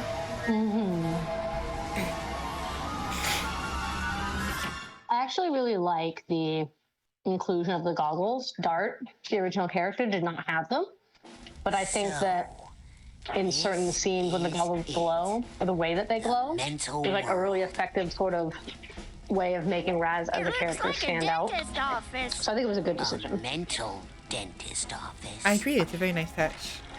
Even if they had to cut the hat. Kids, He has a I'm here to different recruit you for the greatest job in the world, being a psychonaut. It's about fighting a war for mental freedom. Are you ready to face torture, insanity, and death? Because this is your last chance to chicken out. Oh, me, sir. I'd like to chicken out, please. Too late, soldier. But you said... There's only one way out of here. Fighting. I want one of you chickens to sock me square in the jaw. Sure, I'll do it. I warn you. Once you do, the war is on. Hello, Shepard. How can I help you? You gonna punch him? No way! You do it! I was actually gonna punch. I was going to punch him without hesitation, but I wanted to talk to this kid first. way. Look around. You do it! You're not gonna get another chance like this. I guarantee it. Cameo from my Shepard, loudly breathing into the microphone. You, Thank you, Danny Bella. boy. Chicken of the sea. Come on, I let's can't go. see what that is. This is military. Oh, yeah. Do it. Ooh, I never noticed that sign before. That's kind of awful, isn't it? Which one? Come on. That turnaround, that military sign that says "I wish I were a man." Right on the What? chin. That's not great. Right there. Do it. See it? Behind the house. Oi! That's not great. Right. That's either not great or that person is trans, in which case it is great. And I'm going to choose the latter because I'm going to ignore sexism in video games that I like. Yeah, that's yeah. I like to think that as well. That's not good. I didn't notice that at all. I can't believe that Coach Oleander all this time was petitioning for trans rights. Well, to be yeah. How wonderful. I said pop me. Fine, fuck you. Shut up. Not you. What I'm talking about. Oh, yes, I know. Go. Him is like, do it now. Like, fine. Oleander really wants to be obstacle punched. course is this? Pardon the water sounds. That I'm kid just cleaning a got cup. killed. A mental obstacle course, you bleeding heart. He's not dead. His astral projection just got kicked out of my mind. And I'll kick your astral projection out of here too if you Funny, don't get moving right now. funny coach with the puns. The witch puns. I quite like. So Coach's minds. I like how each of the characters' minds, their mental spaces, the early three characters, that being the Coach, Sasha, and Mia, Each of their minds represents, obviously, aspects of their personality.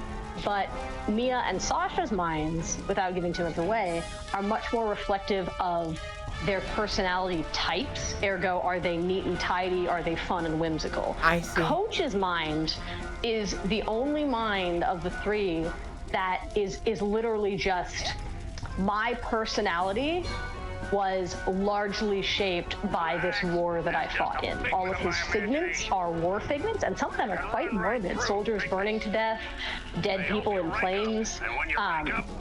You know, some of his figments are quite, like, if you actually get a look at them, you're like, oh, that's quite dark. But when you think about it, that's another example of this game doing a really phenomenal job of portraying these psychological issues, because war is a huge influence on a person's life, more than other average life scenarios. And so you always hear the jokes about, like, military men, like, oh, that's just their whole personality. But when you fought in a war, it really fucks with you. Especially when you've seen people die, that becomes a big part of your personality, to the point where it's a lot of what you think about. And I really like that they didn't shy away from that. Like, it's not just a gimmick where it's like, oh, Coach is a military man and that's the gag. It's like, no, he is a military man, and it shows in how it affects his daily life and how his brain works. Everything cycles around back to the war that he was in. Right. Like, he wasn't lying when he said that you're going to have to face my scars when you come in, you know? And I think that's quite wonderful. I like that about it. I know that Coach is often portrayed as sort of a jokey character, but to be fair, everybody is given their moments of being jokey characters. Mm-hmm. And this game is pretty jokey in its nature. So. Yeah. But I do like that, because, like, if you've ever met, like, a war veteran, guess what? That is a part of their life. They will talk about it, or they will not want to talk about it, but it doesn't change the fact that it has shaped them. Yeah. And Coach is no exception. I quite like that about his mind, because, again, when you go into Sasha and Mia's mind, their minds are much less reflective of any one life experience and much more reflective of, like, their overall personality types. Right. But Coach's mind is very much like him being in the war is a part of his personality. Because it's stronger than his overall personality on its own. Yeah, and so, I mean, you see aspects in his mind that aren't just wartime stuff, kind of like other aspects of his personality melding with his past, but I like that about him. I like that when you go into his mind, it's like a stark contrast to his companions. Yeah. I think it's quite wonderful. I mean, growing up where we grew up, you know, there are a lot of war veterans just on the streets, and if you talk to any one of them, they'll bring that up immediately and talk about it. Definitely. I mean, especially because we live, like, because we lived, we're, you know, on the coasts, you know, like we're not like we are the furthest state to the west, closest to where the Western Front was, aside from Alaska and Hawaii, you know. Yes. So I was going to say, for context, without giving away where we live, our town, our hometown, I don't live there anymore, but Vel does. Our hometown has this very morbid reputation for being a town that other cities will basically throw their homeless people on buses and send them down to us. And they will just be displaced there. So we have, like, per capita, per amount of people in our town, an excess of unfortunately displaced homeless people that our city really refuses to do anything with.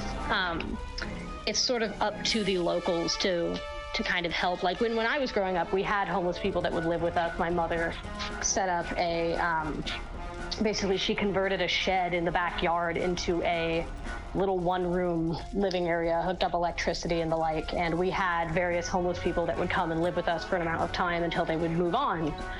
And a lot of them, specifically one of them, would mention that he had fought in, I don't know what war, but that he had served, and would mention, like, that's part of the biggest reason why he is still struggling. I don't know where he is today, but why he was struggling at the time to really find a secure job is because all of that was playing on his mind constantly.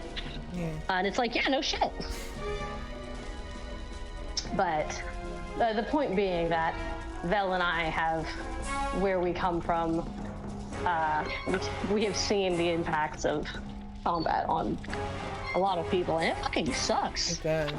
You of course have seen them a lot more than I do, because I was always in my room playing video games. Yes. You know. Yeah. My mother was pretty big in the community, the local, trying to help people raise fundraisers and all that stuff. So, but the point remains, I love Oleander as a character. I love his mind. I love his figments.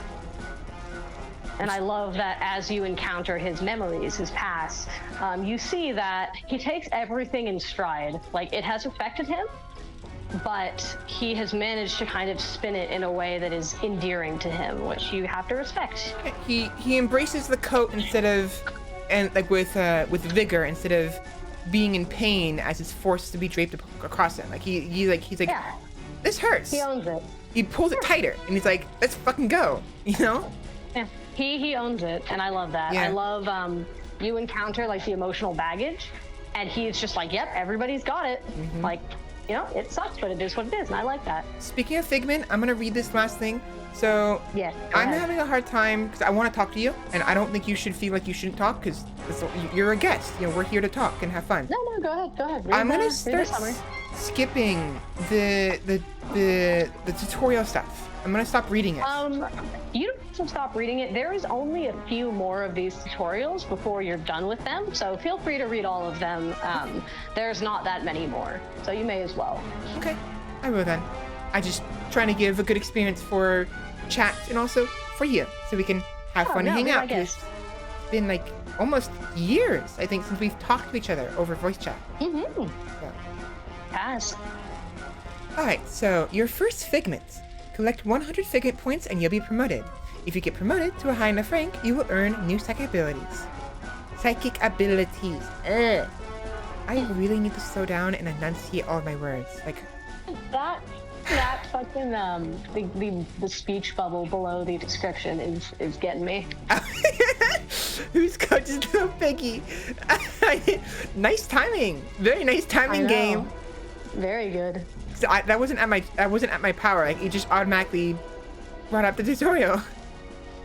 It paused where you wanted it to pause. You can look at all the Figments you collected in your journal. Oink, oink, oink! Oink, oink, oink. Hey, so, you'll collect the tag for in just a moment. Sort some of it out while you're in here. Keep your eyes peeled for a tag that matches.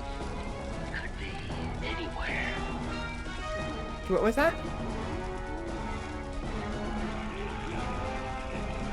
Hello? Yeah, go ahead and grab that tag. Give it to the box, then I will say what I was gonna say. Okay. Now, it relates to this. You will pick up that tag and you will put it on that bag you just found. Unless you'd rather just drop and give me 20 right now. Okay. 1, 2, 3, 4, 5. I'm kidding.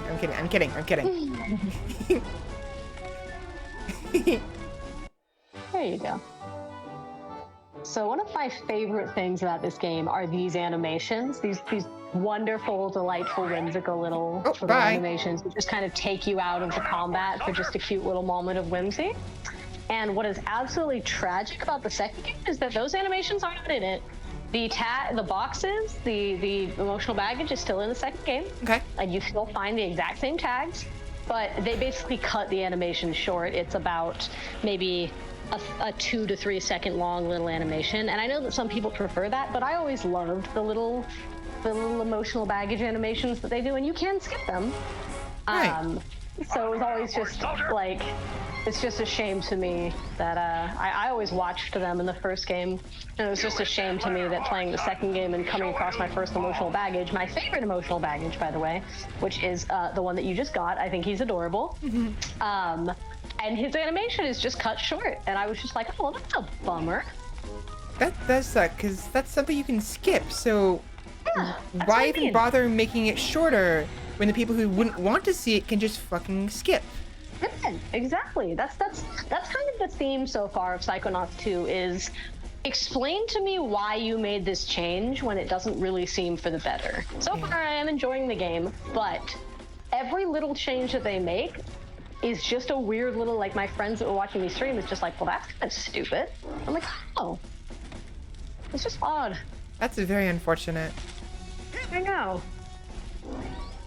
Yeah, as you said, though, you're right. This part shows like all the different aspects he's gone through, like going up the towers, his allies, you know, terrified out of their minds as they're climbing up stuff and climbing down stuff. Yeah, and you'll see as you progress, very morbid figments. There's just like soldier skulls. Or this. Like this guy here, this dead guy. Watch out! Fire that down just below. died up here. It's just like, damn. And in addition, I will not say which ones they are, but there are figments that you find that are foreshadowing for later parts of the game. Relating much more to his past, even before the war. I see. Which I think is great. We can't get past this. This is stupid. I love the thought that was put into a lot of these figments. Looks like a test. There's probably a secret, more advanced route. What's that supposed to mean? Classified route. You think you're more advanced than me, new kid? Actually, yes. What? I'm not stupid. You're stupid. The coach is stupid. The whole camp is stupid. That thing flying at you is stupid. What's flying at me? You bastard. Bobby jumped his foot. That's what. You stupid new kid. Yeah. I just said not some dumb cotton candy. Also, that wasn't your foot. That was your hand. Oh. Thanks for saving me. Well, actually, Hello, Lily. I was saving this plant. Never seen one so meaty before. I have. It's been appearing in this creepy nightmare I keep having. You're having nightmares? Oh, I've been reading about how to fix those. I made the mistake of buying this Starbucks brand of pumpkin spice coffee, but it just tastes like banana. It's very unfortunate.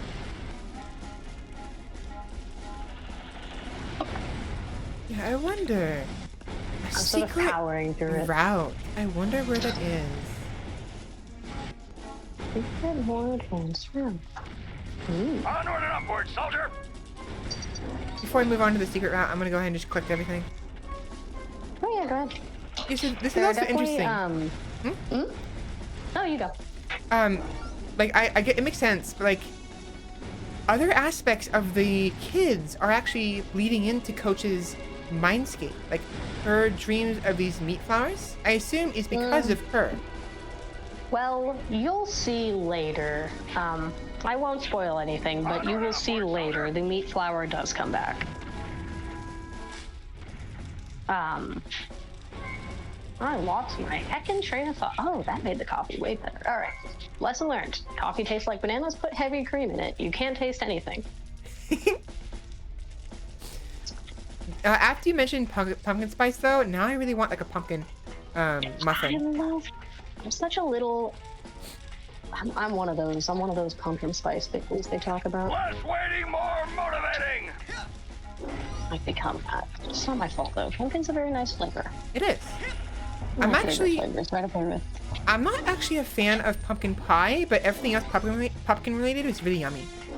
I've never had pumpkin pie. It's alright. I haven't had a lot of pies. The only pie I've ever had is pecan. Pecan. Right. Yeah, I know what you mean. Pecan pie is actually really yummy, but you know what I really like? Chocolate pie. Good. Never had. It's game Really day, yummy. kid! Although a little too rich. Up until moving here, I had actually not ever had pie. It was just not something that my family ever really made. We were big on cookies. We were a cookie family. Same thing here, for the most part. Although, when it comes to my family, we just bake the, we grab the store-bought, like, container of cookies, and just, you know, make balls out of them, like the cookie dough, rather. We make a ball out of them, and just throw them in the oven. Mentalis uber allen! I like pumpkin carving, and it's coming up. Actually, you're right, it is. Halloween soon. It is. You are absolutely right. I'm going hard. I have a friend that works in one of those yearly Halloween stores that appears in malls, and they have just been blowing up with like slasher stuff, horror movie stuff, and I'm just like, bitch, you are gonna buy me all of that? I will pay you back. So the other day, she sent me a whole just master post of all of the stuff that they had in the store. I was living.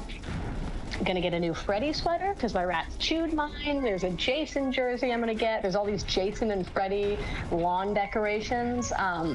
There's this character that I love from I guess this movie's become something of a cult following lately, but back when I first saw it, nobody had ever really, it was not very big, but there's this horror movie called Trick or Treat, which is wonderful. And the main sort of antagonist of the movie is this little demon boy named Sam.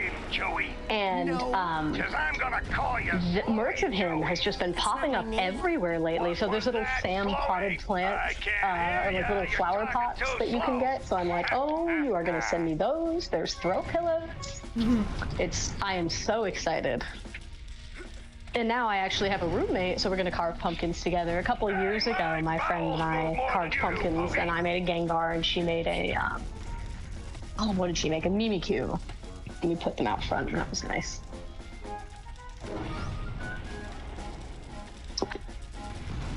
I'm still listening, by the way. I'm just tired. I didn't have a response. I agree with you. Huh? How do I? Hold on. So, for some reason, I get the feeling I could move on without deactivating the rocket, but I kind of want. There we go. What? Waiting more motivating. Go on. Sorry, I'm looking at your. No, I mean I can progress, but the rocket is still down there. Can I deactivate that? No, that's just going to be there. Okay. If that's the case, I do at least want to. You just go around. There are certain figments, I will let you know. God damn it, I'm a little too early. There are certain figments that you can only get or that are made much easier to get when you get certain abilities later in the game. There is a certain level of backtracking in this game if you want to 100% it and get all the figments. Ooh, that's close. So I can come back here? Yes. You can go back into anybody's mind at any time. Good to know, actually. I believe Sasha will show you how. Okay. You interact with him, so don't worry about that. I definitely, when I was younger and wanted to 100% the game, I had to come back to Oleander's mind for certain figments that were just made easier by levitating to get. Yeah, I'll come back then. Especially because everyone has the mental cobwebs, but you don't get the cobweb duster until later, so you have to come back. Okay. Okay, then we'll come back, definitely. Yeah, don't worry about it. Upward, soldier. Oh, hello, Shepard. Now, it is nearing my first break, and I do have to use the restroom, so once I get across this gorge real quick, I'm gonna take a quick break, get some more water, maybe a snack, and use the restroom. For sure.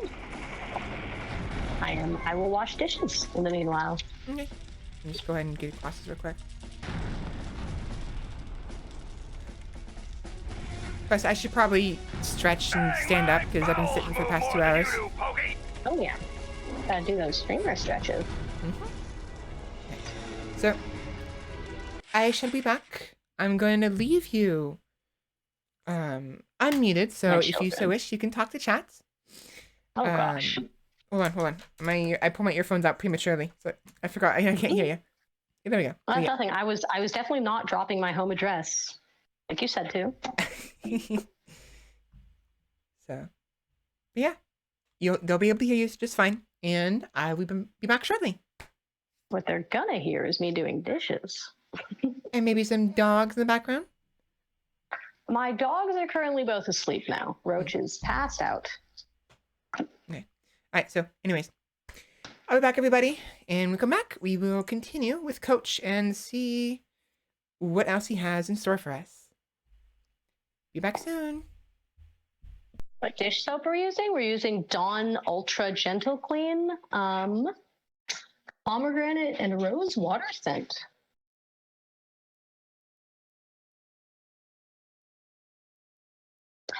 It doubles as a dish soap and also rat shampoo.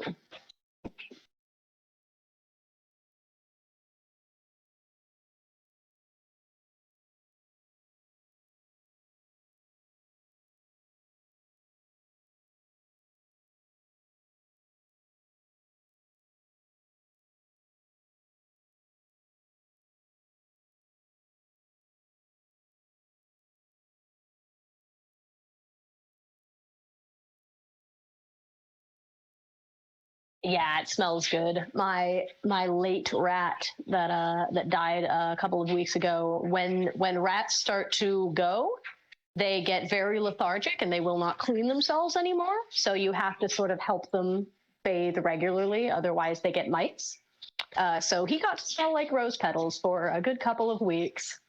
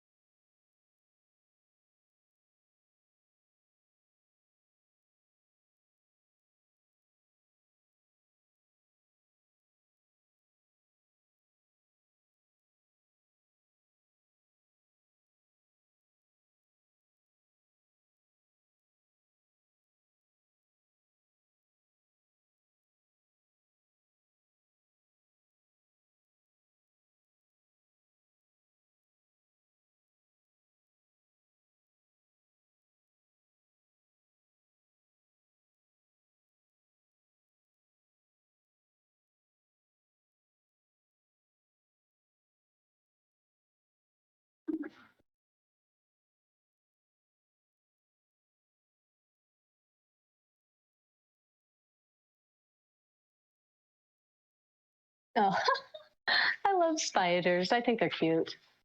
My boyfriend is terrified of them though, so it's very much the screaming, "Come get this spider out of the sink!" And I come in and I just scoop it up with my hand and put it outside. I think they're adorable.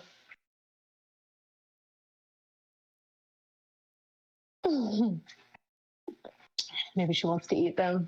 I have a cat that eats spiders and moths, but he kind of just hacks them up afterwards. I don't think that he really. I think he gets excited about chasing them because they're a moving object, but then when he gets a hold of them and he eats them, he realizes, oh, that's disgusting, and he spits them back out. Isn't that right, big cat?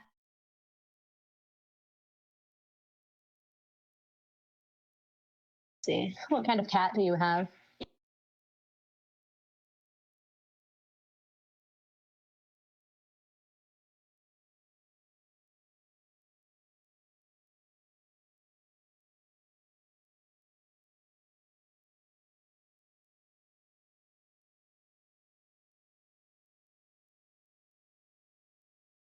Oh, I have a tortie as well. She's a blue tortie. She's the gray with the salmon colored spots. Oh, I love them. Although torties always have such attitude, but you gotta love it. Yeah. I think it's interchangeable. I think calico is just a type of tortie, if I recall correctly. Don't quote me on this. I'm not an expert on cats, but I believe calico is just a type of tortie that is 3 colors or more, and tortie can be 2 colors. Because I know there's the 2 types of torties that I've seen are black with like peach colored spots, and then the type that I have, my lady cat, who is gray with the salmony peach colored spots. But I have friends that have a calico cat, but they call her a tortie as well, even though she's got the classic black, white, and like orangish brown. So I think maybe they're interchangeable. I think calico just refers to like 3 or more colors. It's like a subset, but I'm not positive.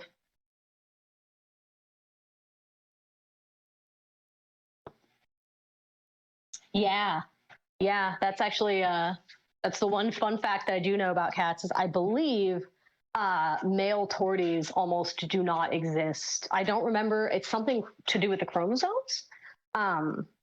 But yeah, male. I don't want to say this with confidence, but I believe that male cats with more than 2 colors is like a near impossible sort of phenomenon, where usually male cats only have a maximum of 2 colors, like black and white or orange and white, or, you know, tan and orange.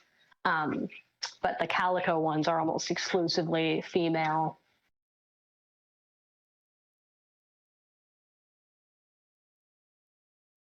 I remember learning that back in biology class, but I don't remember all of the science behind it. I just remember it being some sort of chromosomal distribution. But gosh, I don't know the science. All right, I'm Mac. Mm-hmm.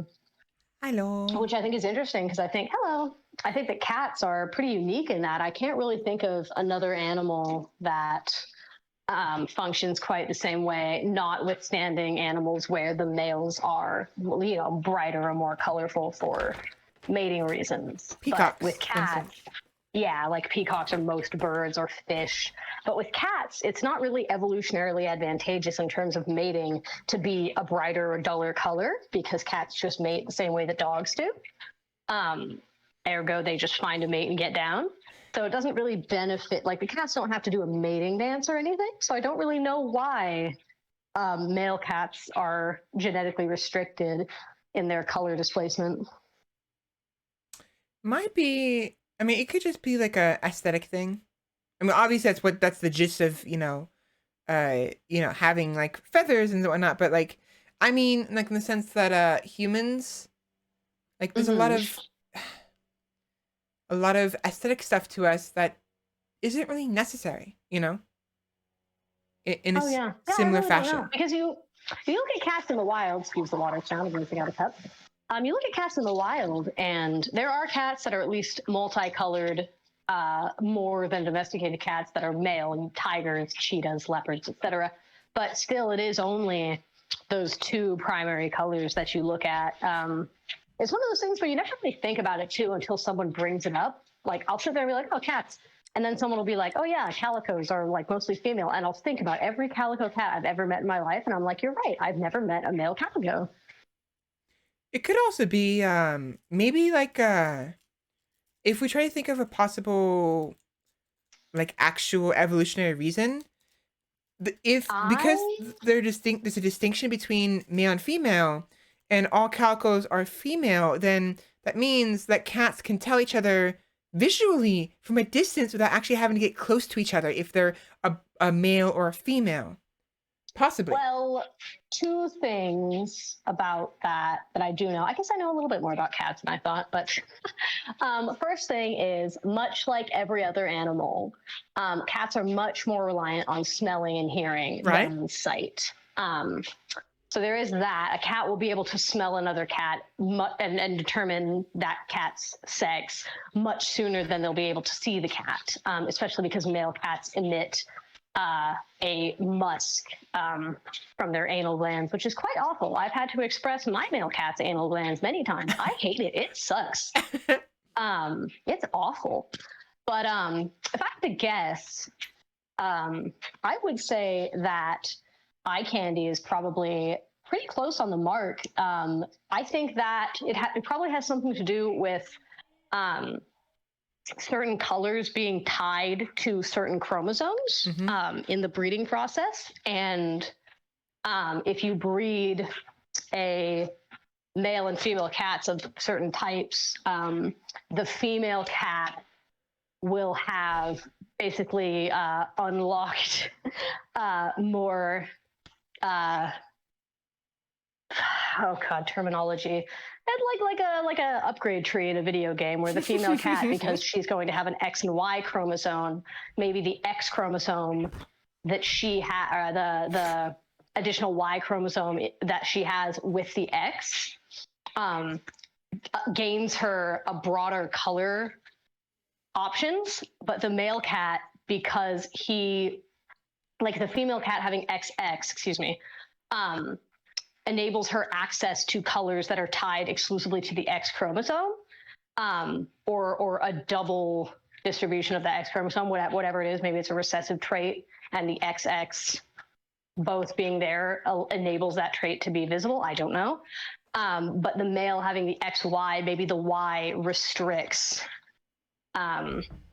that color distribution. That Y chromosome basically locks in certain colors or like restricts certain colors from being expressed. I really don't know. I could tell you every single thing you want to know about rat genetics, but I really don't know about how cats distribute their genetics, especially because they are kind of unique in that way. There are plenty of animals that are like different colors based on male or female, but usually those reasons are mating reasons, whereas there's really no reason. Then again, when you think about it, it's probably our fault that it's like that, because calico cats didn't exist in the wild hundreds of years ago. We bred them. So it's probably our fault that there is a genetic reason why calico cats can't be male. We maybe had to do some genetic finagling where we went, oh, this cat looks really, really cool. We want more of this cat. And so we started breeding them in very specific ways, trying to get this calico cat. And the way to do that is to breed these two specific type of cats and hope for a female, and the female will be calico. Because when I think about it, rats are much the same way, where hairless rats are a genetic anomaly that do not exist in the wild. And in order to breed a hairless rat, you need to breed two of what is called a Rex rat or a Cornish rat. And the hairless gene is a recessive trait. So you will breed two Cornish rats and hope for a hairless baby. And usually you'll get what's called a patchwork hairless or a chameleon hairless, where the hair will appear in certain patches on the body, but not all over the rat. And that is sort of it's very rare to get a proper, fully hairless baby. And when you do, that baby is fucked. It's going to have all sorts of genetic problems. It's not going to live very long, which is not saying much because rats already don't live very long. That's why hairless rats are often used in laboratory experiments, because they don't live very long. So there is less of a concern over what to do with them should a study get shut down or lose funding. Or should the scientists have to take the rat home for any reason. It will not live that long. I wonder if calico cats are kind of similar, where because they don't exist in the wild naturally, and because animals with any sort of unique characteristic, like the scrunchy-nosed dogs that you have, bulldogs, boxers, etc., are all the result of us. Yeah. Yes, are all the result of us. Maybe the reason why calico cats are like 99.9% female has to do with the way that we were able to get them to exist in the first place. Makes sense. How we had to breed them. That would be my theory now that I actually think about it, because I've never seen a calico cat article about them existing in the wild before us.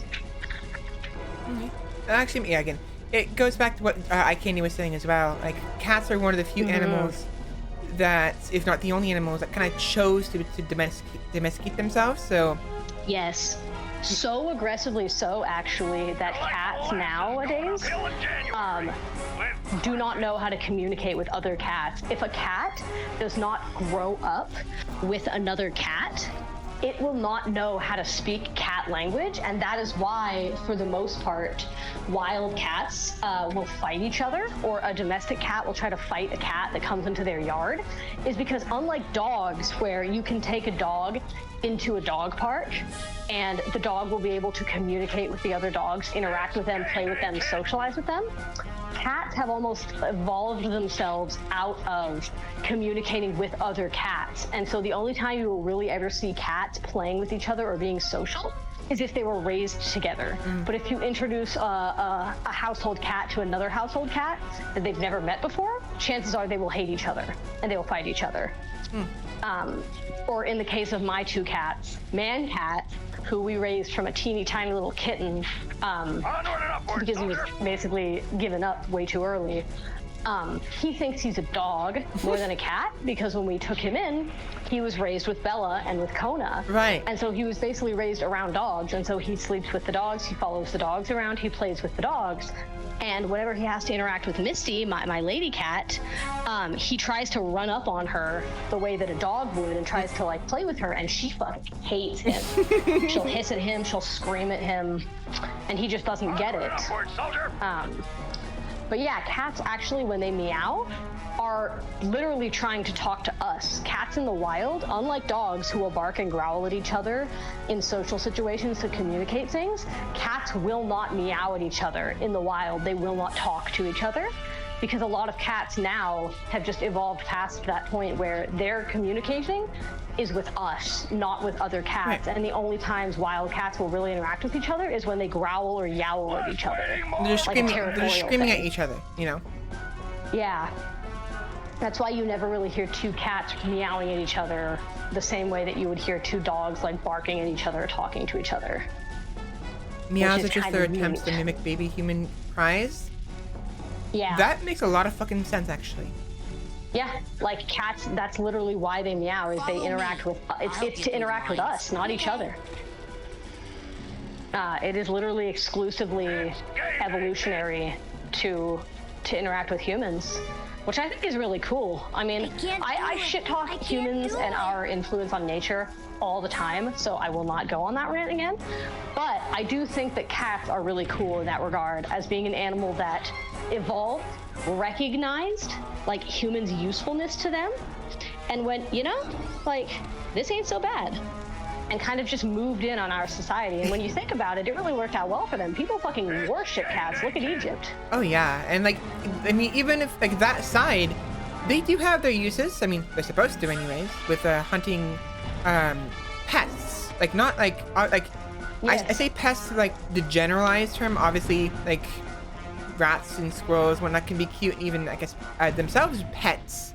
But yes, but I know what you mean. But like back in the day, yeah, when people had entire basements full of grain and bread stock, having a rat infestation was detrimental to your livelihood. So having a cat that would actually deal with those pests was incredibly helpful. Unfortunately, nowadays, indoor-outdoor cats, or exclusively outdoor cats, or please stop that, Roach, are really detrimental to the environment and the bird population. So we've kind of screwed over the environment now, where cats will just devastate local bird populations because people keep their cats outdoors and don't keep them in check, and they develop all sorts of diseases and the like. But yes, back in the day, when cats were less prevalent, we'll say, less commonly owned, like a good cat was very helpful to like a farm or anywhere where, you know, little wild animals are just going to come on in and eat your stuff. Right. But there's just too many now, and the fact that we kind of like have almost better, I guess, more efficient in many ways of dealing with pests. Like, people don't look to cats anymore to deal with them. We just kind of like call an exterminator. They come and they just basically torch the place with chemicals, and that does the trick. Yeah. I think the thing that's unfortunate about cats is that, like, as with every animal, there are humans out there that know how to handle their cat responsibly. They know how to breed them responsibly. They know what to vaccinate them for. They know how to own an animal responsibly. It's just that there are so many people out there, and this goes with any animal. I mean, again, my rat that just passed away, I only owned him because some idiots adopted him, moved out of their apartment complex, and just left him in his cage. And the owners of the apartment complex found him and went, oh shit, what do we do with this pet rat? So they called me and they said, hey, can you take it? And I said, absolutely.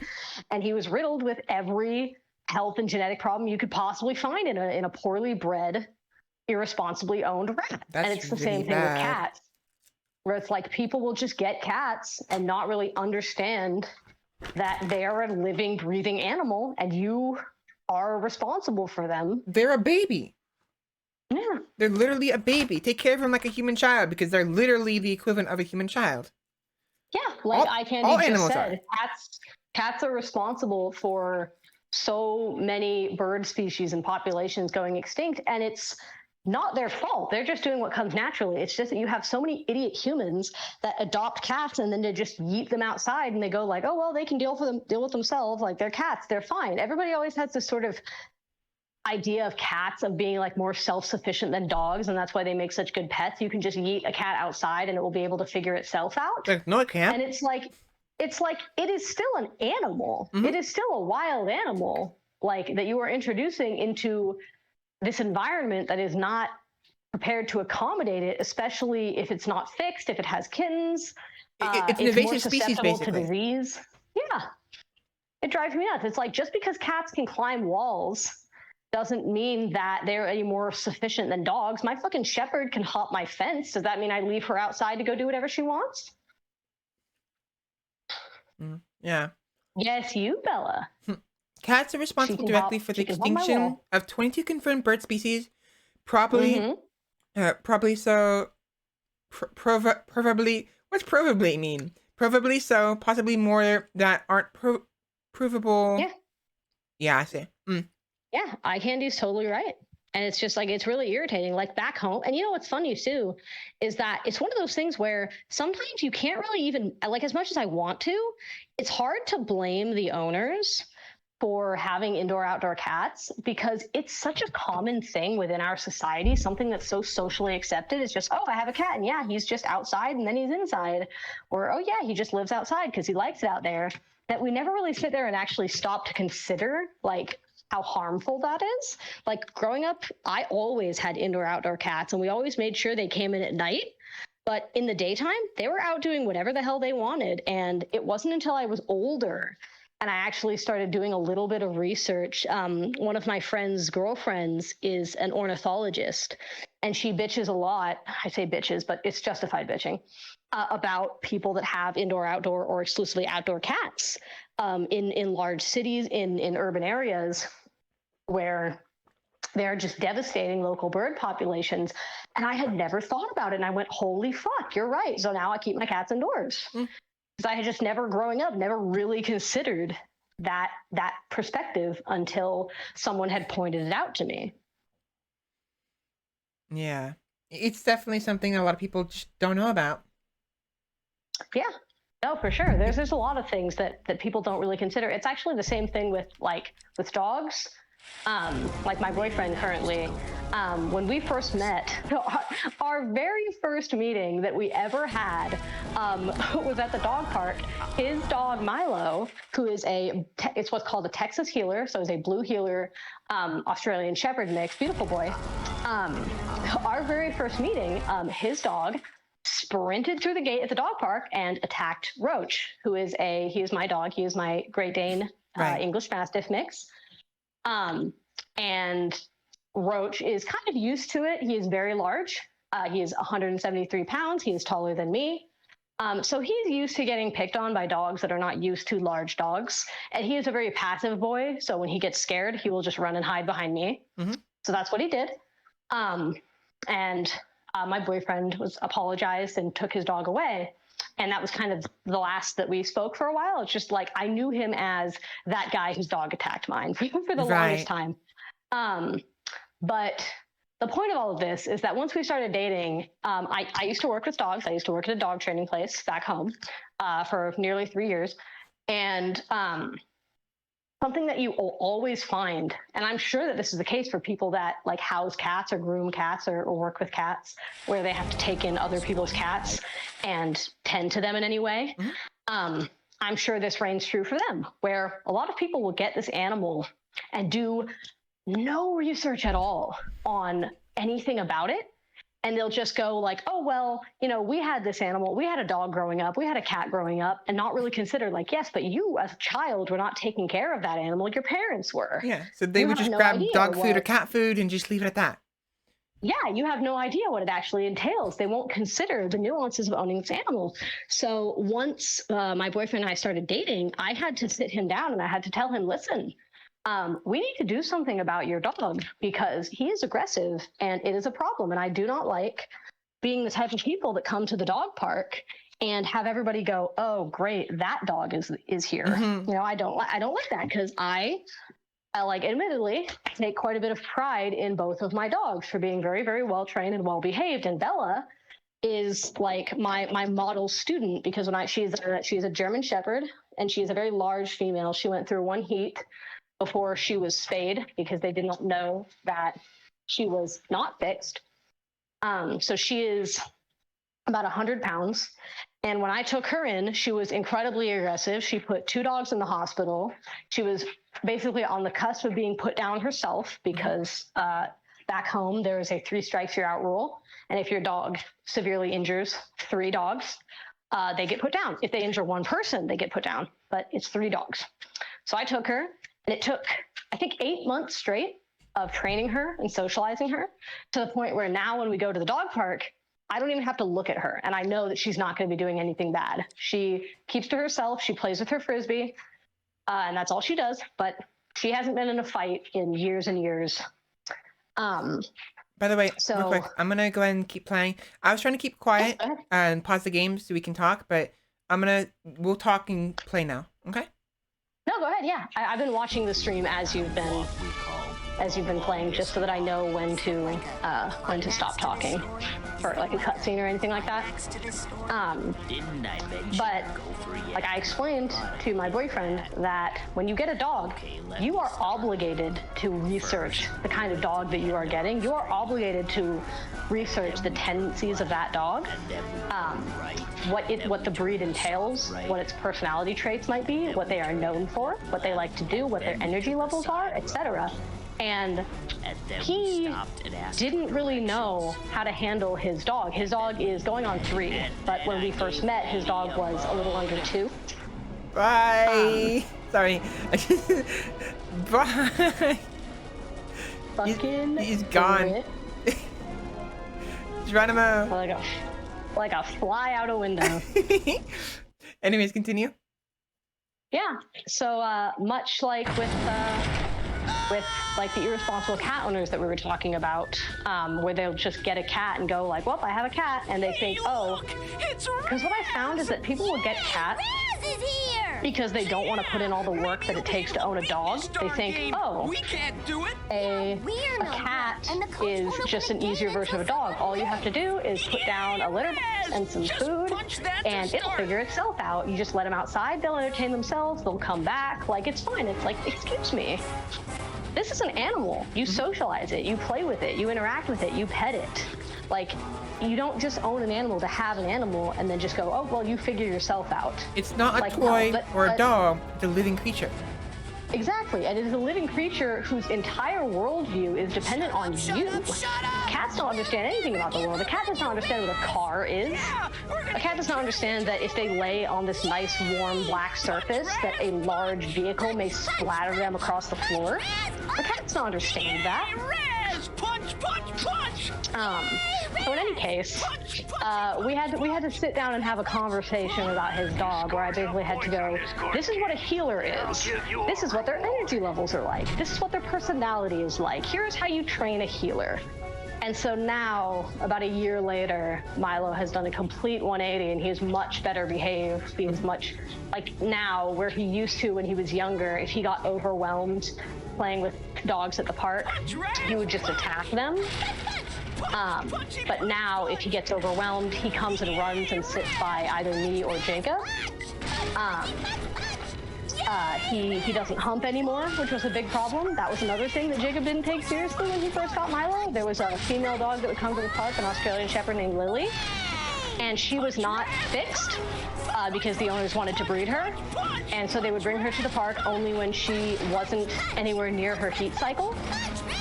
And Milo would try to hump her, and Jacob would just be like, oh, yeah, he's fixed. Like, don't worry about it. And it's like, no, your dog just doesn't get to mount other dogs in a public space. How would you feel if you had a human child at a public park that was just going around, like, sticking their hands down people's pants and, like, grabbing their chests? Like, you would not be okay with that. Why is it okay if it's a different species?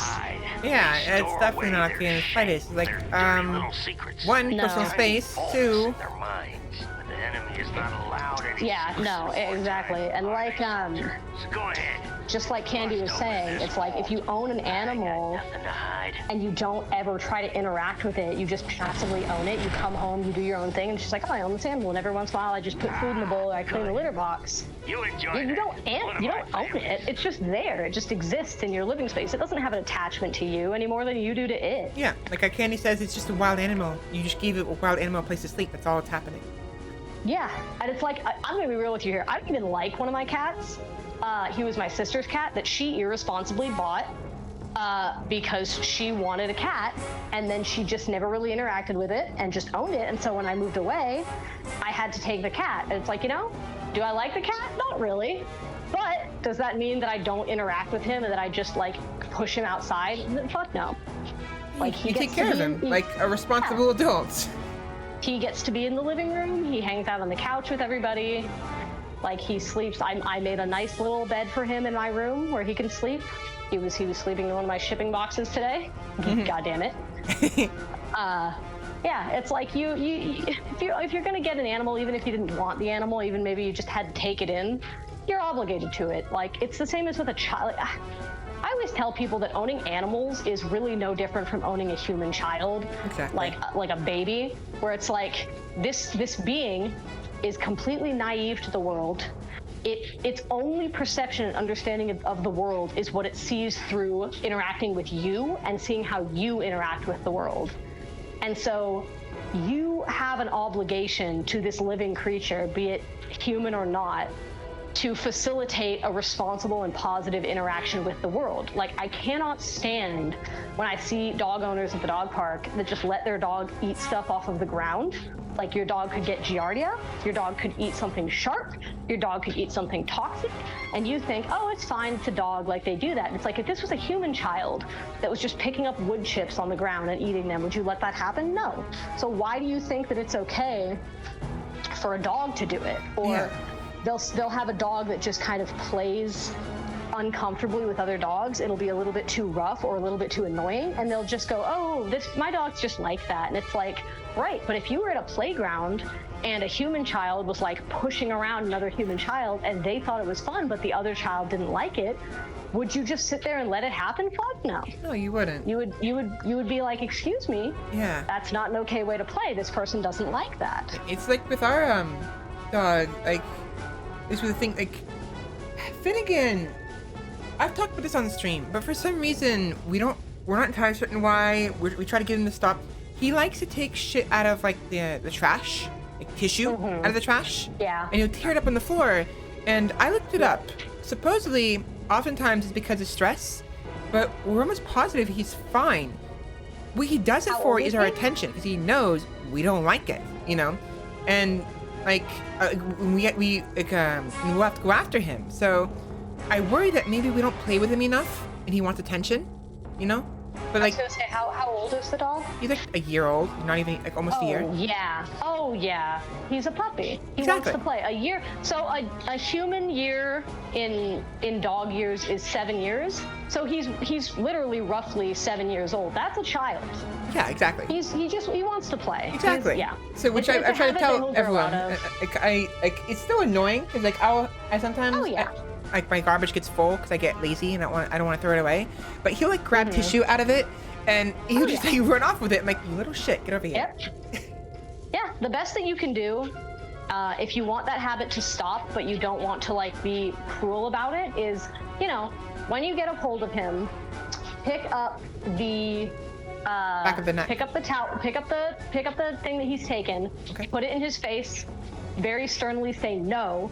And then provide him with a different object to play with. Provide him with a toy that is his, where you can go, you know, here, play with this instead. And ideally, he will eventually, Bella, stop licking the couch, please. Lick your bones. Eventually, he will develop an understanding that these are the toys, and these are the no-no things. My boyfriend's dog would do the same thing. He would, whenever my boyfriend would take out laundry and put the laundry on the bed, Milo would dig out the little dryer sheets and tear them up. Yeah. Because he liked how they smelled and he thought it was fun. He hasn't done that in months though.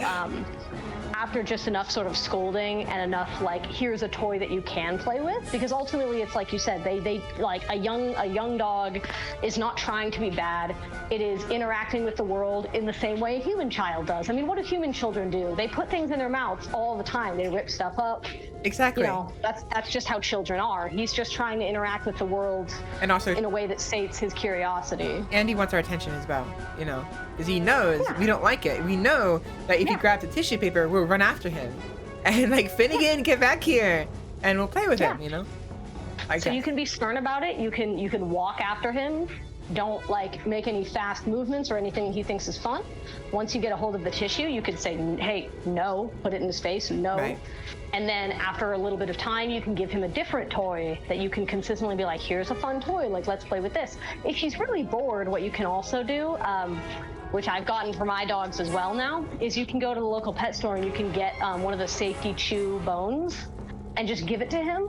And ideally, A, it helps with teething, but B, chewing on a tasty, tasty bone is very fun. Okay. And he'll wear himself out doing that, because that's what my dogs do. My shepherd's currently deep throating her bone right now.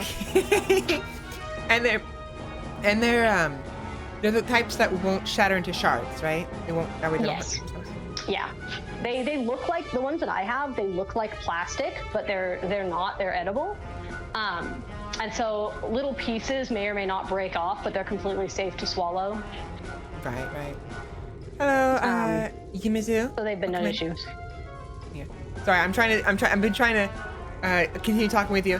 This is what I was talking about earlier. My attention gets split, and since I'm having a conversation with you, adds to my my attention.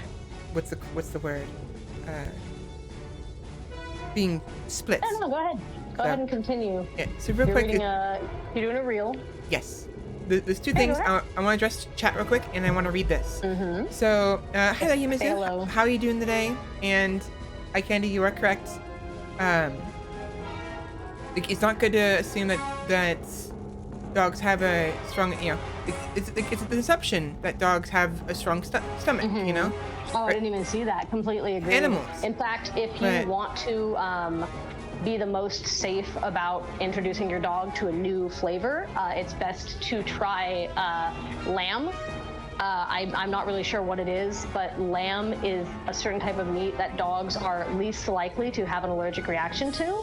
So typically when I get a new dog, like when I got Roach, we got lamb and rice food for him that he and Bella both share, and he has not had any issues with it. There was one point in time where because of COVID, when COVID first started happening and everybody was buying everything out, the pet store that I went to was completely out of the lamb and rice food that I give them. Mm-hmm. So I bought chicken and rice, and yeah, he had diarrhea. He is allergic to chicken. So I had to go to a different store across town and buy the same brand of lamb and rice food, because yeah, people will just make bold assumptions about animals, and it's like, here's the thing. These animals are domesticated and bred like through generations and are not the same animal as the wolves that they were. Right. And to assume that they have the same stomach and genetic composition and tolerance as a wolf is like an irresponsible assumption to make about your animal. Mm-hmm. Hold on. I got food. I made a bad choice of putting candy in my mouth. So I want to read this, but I'm going to eat this first, so give me a minute. No, go ahead.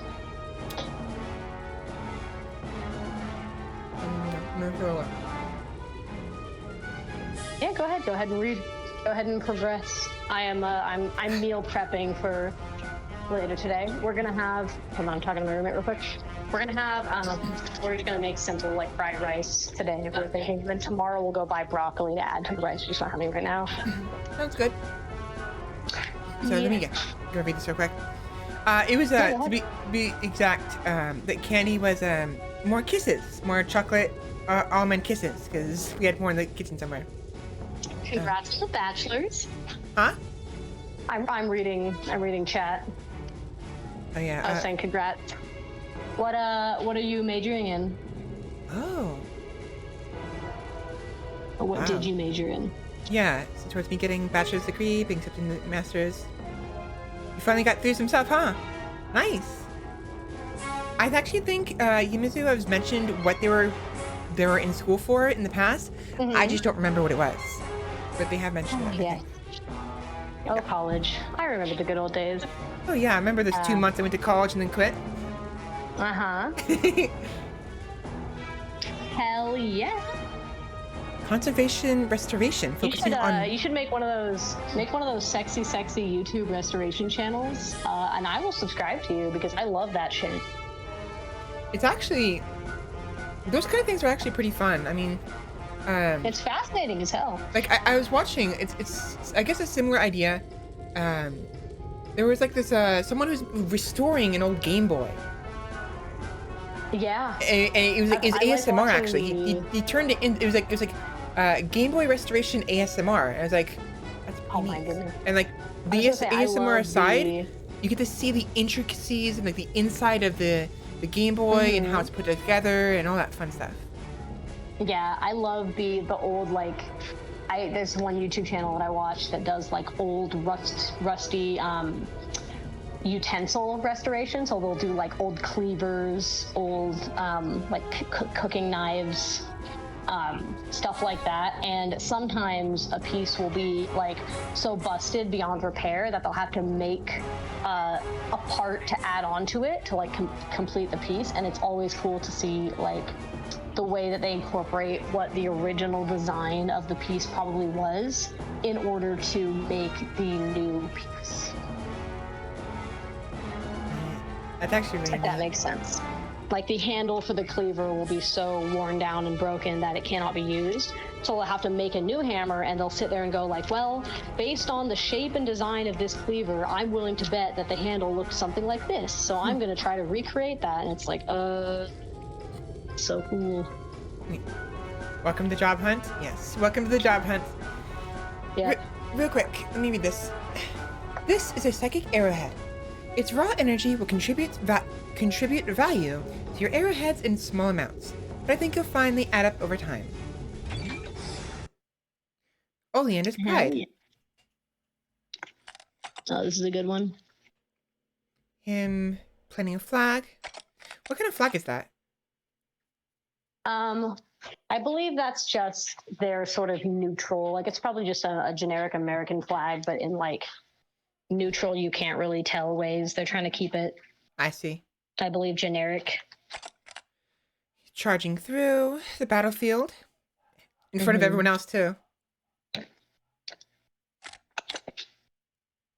Bam, bam, bam. Oh, he's falling in this picture. I didn't realize he's paratripping. Uh-huh. I thought he was like jumping or something. Like, he is jumping, but he's jumping from on high. From a plane. I will mention something about this in just a moment. Yeah. He's riding a torpedo. You fucking kidding me? Listen, that was his heyday. Yeah. I mean, he has the anchor, so I wonder if maybe he did that because he's trying to anchor to another ship, perhaps. Like boarding, kind of like an impromptu boarding, even though the ship isn't supposed to be designed for that. But they end up being close enough to where he jumped in a torpedo, grabbed the hook, and then tried to hook them together so they can stick together. Yeah. Aw, look at that. You gotta improvise. Giving a little kid a little health pack. So I know that this is me, as I do, reading much too much into things. Because people grow shorter with age. That's just a fact. But I also like to think of how, like each of the main cast of instructors, this being Sasha, Mia, and Oleander, have all been through some kind of combat. But with Oleander specifically, it's like they're all about the same age. I believe Mia is the youngest, but I believe that Oleander and Sasha are close in age. And it's interesting, like how short he has gotten from this point in time to the next. And I like to think of it as sort of a symbolic, like, even though he's out of the war and has retired, like his past quite literally weighed him down. Yeah.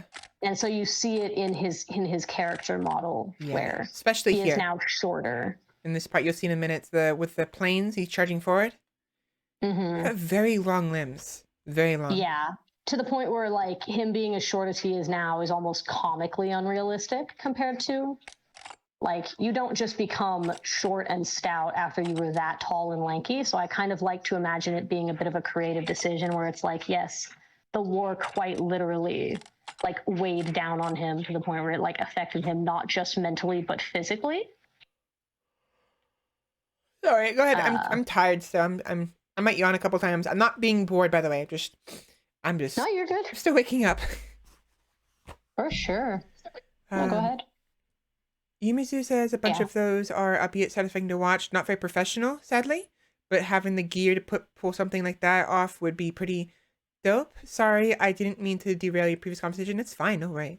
Oh no, you're good. Trust me, we were talking about like cats and dog training for like an hour. Oh yeah. I agree though. I think a lot of those channels on YouTube are probably more performative than they are like professional, but damned if it's not fun to watch for my idiot monkey brain that doesn't know the difference. Yeah.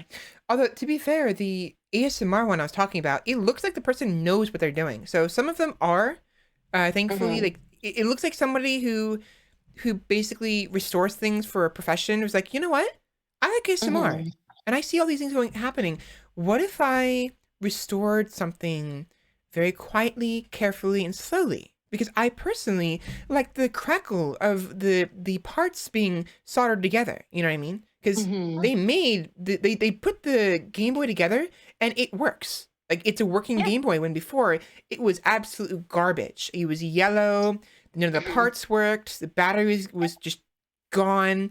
There was like acid. There was battery acid inside of the pack, and it just it was in bad shape. You know. I suppose it sort of becomes a matter of like subjectivity with what one means when they say professional. That's true. But I think it just sort of hits a point where if someone enjoys it and they're able to do it in a way that looks good, then like I'm gonna watch it. Yeah. And even if it's not professional, it's not a bad thing. I wasn't trying to. No, I mean, I've had to take apart old PS2s and solder them to make them work. That's my current PS2. I got it for like $15 at a garage sale because the person thought, it doesn't work anymore. I'm making some money off of this idiot. Little did they know that I just took it apart, soldered the power cable that was loose, and a couple of other little bits inside, and now it still works. Nice. All that so I could play Neopets: The Darkest Fairy. Our Valkyrie is always a sleepyhead. Yes, unfortunately.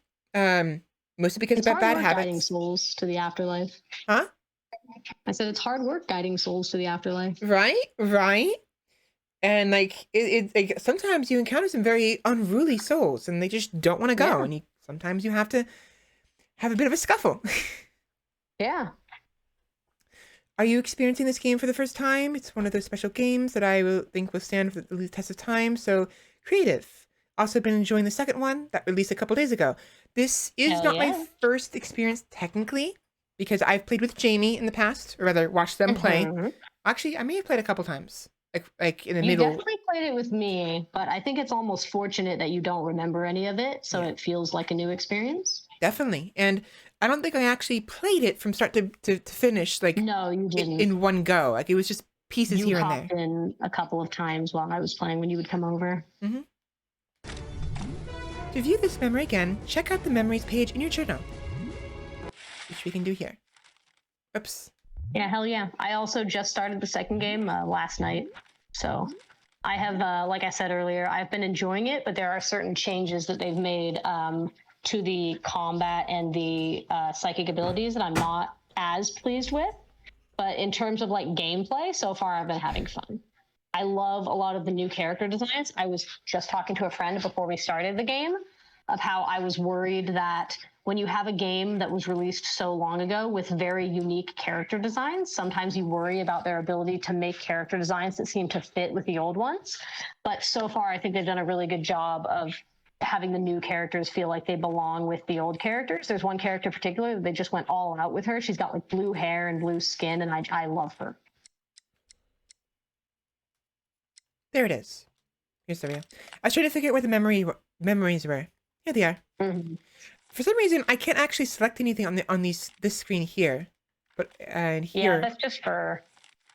Some of those are just for looking, so you know what you have.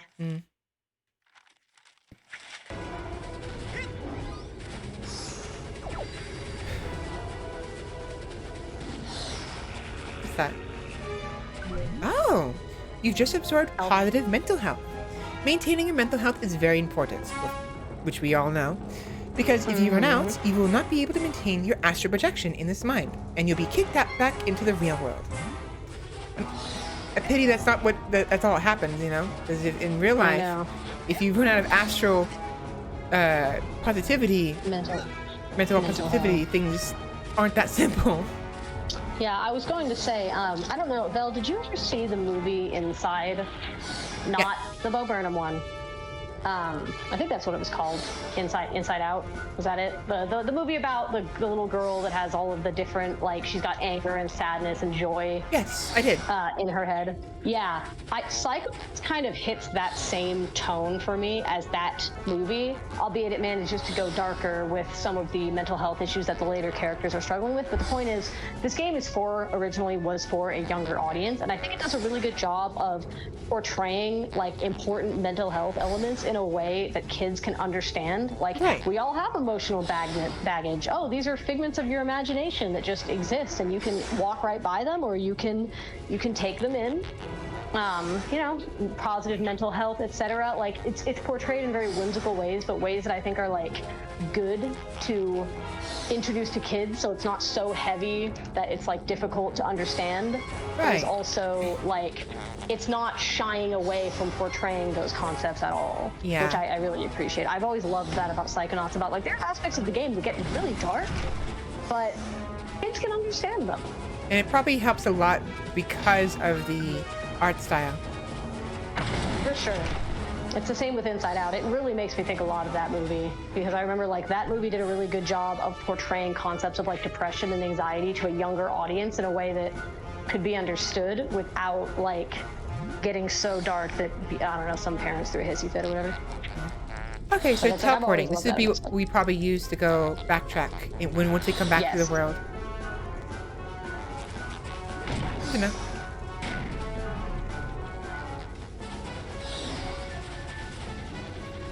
And now we have guns.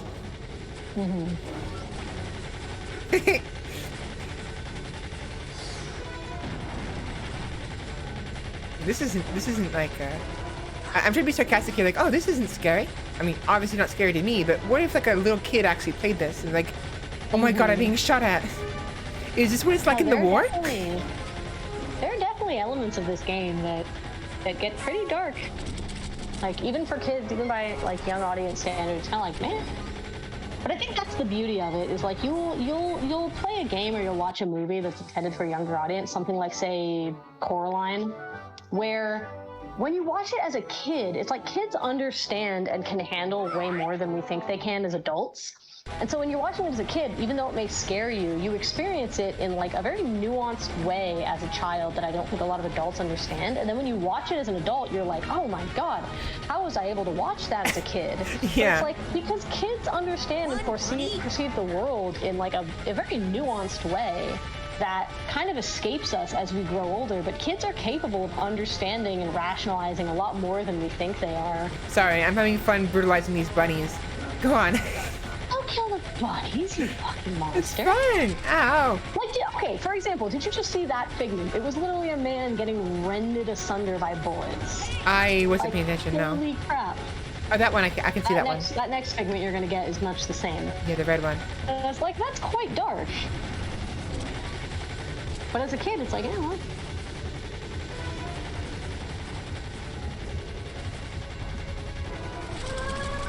God damn it, I was trying to grab the health. I knew it was going to spawn if I let the gun shoot it, but... You'll eventually get a perk that allows the items like that, the health, the mental energy, to basically come to you when they spawn. Yeah. Which you'll get in a little bit, but it makes it a lot easier because they just kind of absorb to you. Coraline, I love that movie. Please don't hurt Bun. It's fun to hurt Bun. I also love that movie. Although the book, if people think that the movie is dark, my goodness, the book is quite dark. The movie and the book are both fantastic, and I don't think that they should be compared because they are just much too different while still being the same. Like, the movie changes things in some ways for the better to make it feel like its own unique concept, so I don't think they should be compared, but goddamn, the book is dark as comparatively. Is that supposed to be Coach Oleander? Maybe not. No, it's not. No, they're all just military men. Just random military men, yeah. Boop. Yeah, I get what you guys are saying. Professional in the sense that, like, yeah, this looks good, but could you actually use it safely and reliably in a kitchen? Maybe based on the materials used, maybe not. But is it fun to watch on YouTube? Well, heck yeah. Because I Oh, do yeah, agree, there yeah. are sometimes I've even noticed in some of the videos that I've watched, like a cleaver restoration, the person used this sort of epoxy glue on the handle that they just smoothed down, and I even in the video while watching it couldn't help but think like, is that safe to cook with, like to use in a kitchen, like to put in a dishwasher? Yeah, like I see know? exactly what you mean. And it's like, probably not, but you know, for a restoration video where the person isn't probably going to use that stuff after they've restored it, it's just for fun, like, heck yeah, I'll watch it. They got my view.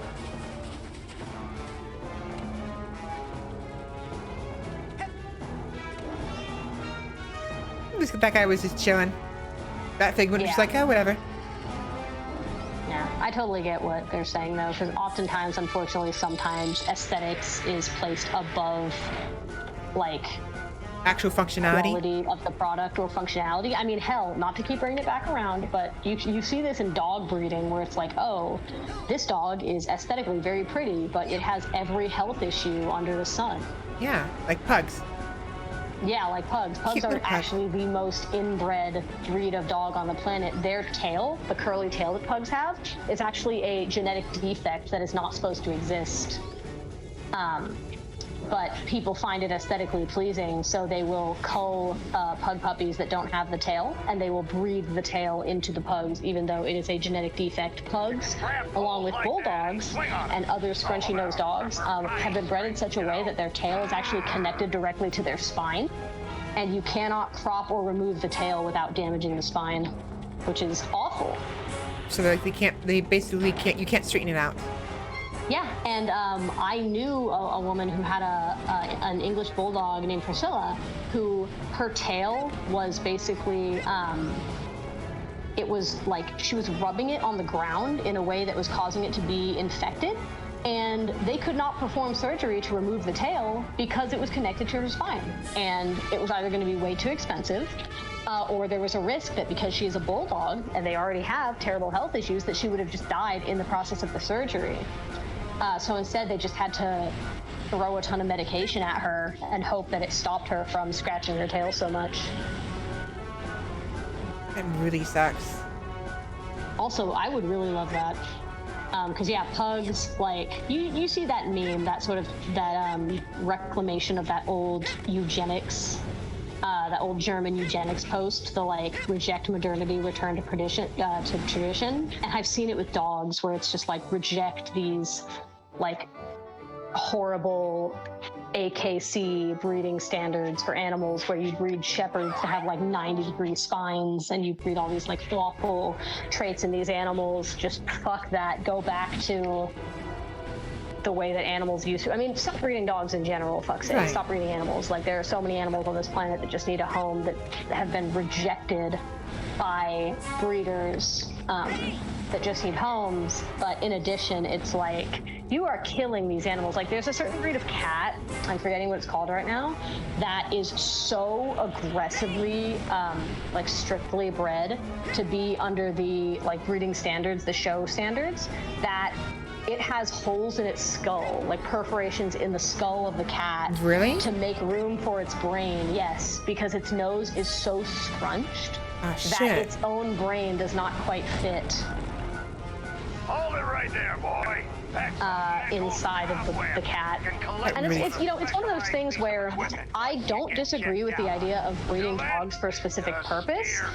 It's just that there's a limit. Like, you can get to a point in a dog where it's like, okay, it doesn't need to get beyond that. Like, yeah, with Bernese Mountain Dogs, for example, where it's like the coat, the size, all of that, perfect. The drool, which they need for tracking scents. All of that is perfect, but it's like people can never be satisfied with an animal once they've bred it, and they keep trying to go further and further towards what they deem perfection, to the point where it is literally detrimental to the animal's health and longevity, which I loathe. Real quick, I'm gonna read this. Yes, you do. Cobweb. Hold on. You Some water. I can never talk straight, so I have to like do random shit like that to kind of try to loosen my tongue as weird as it sounds. You don't want to do anything straight. Definitely not. Hold on. I gotta like talk to a speech therapist at some point and ask them what I'm doing right and what I'm doing wrong. because it's really hard to talk in my job, my day job, and also my hobby, streaming, which I want to make a job, depend on it. You're doing your best. All right. Cobweb trouble? The camp store sells this handy device for removing pesky mental cobwebs. Buy your cobweb duster today. So the cobweb duster is the item that costs $800. That's what you're going to need later on for a specific area that you cannot access without it. So it's good to get the dowsing rod and start just kind of accumulating arrowheads as you go.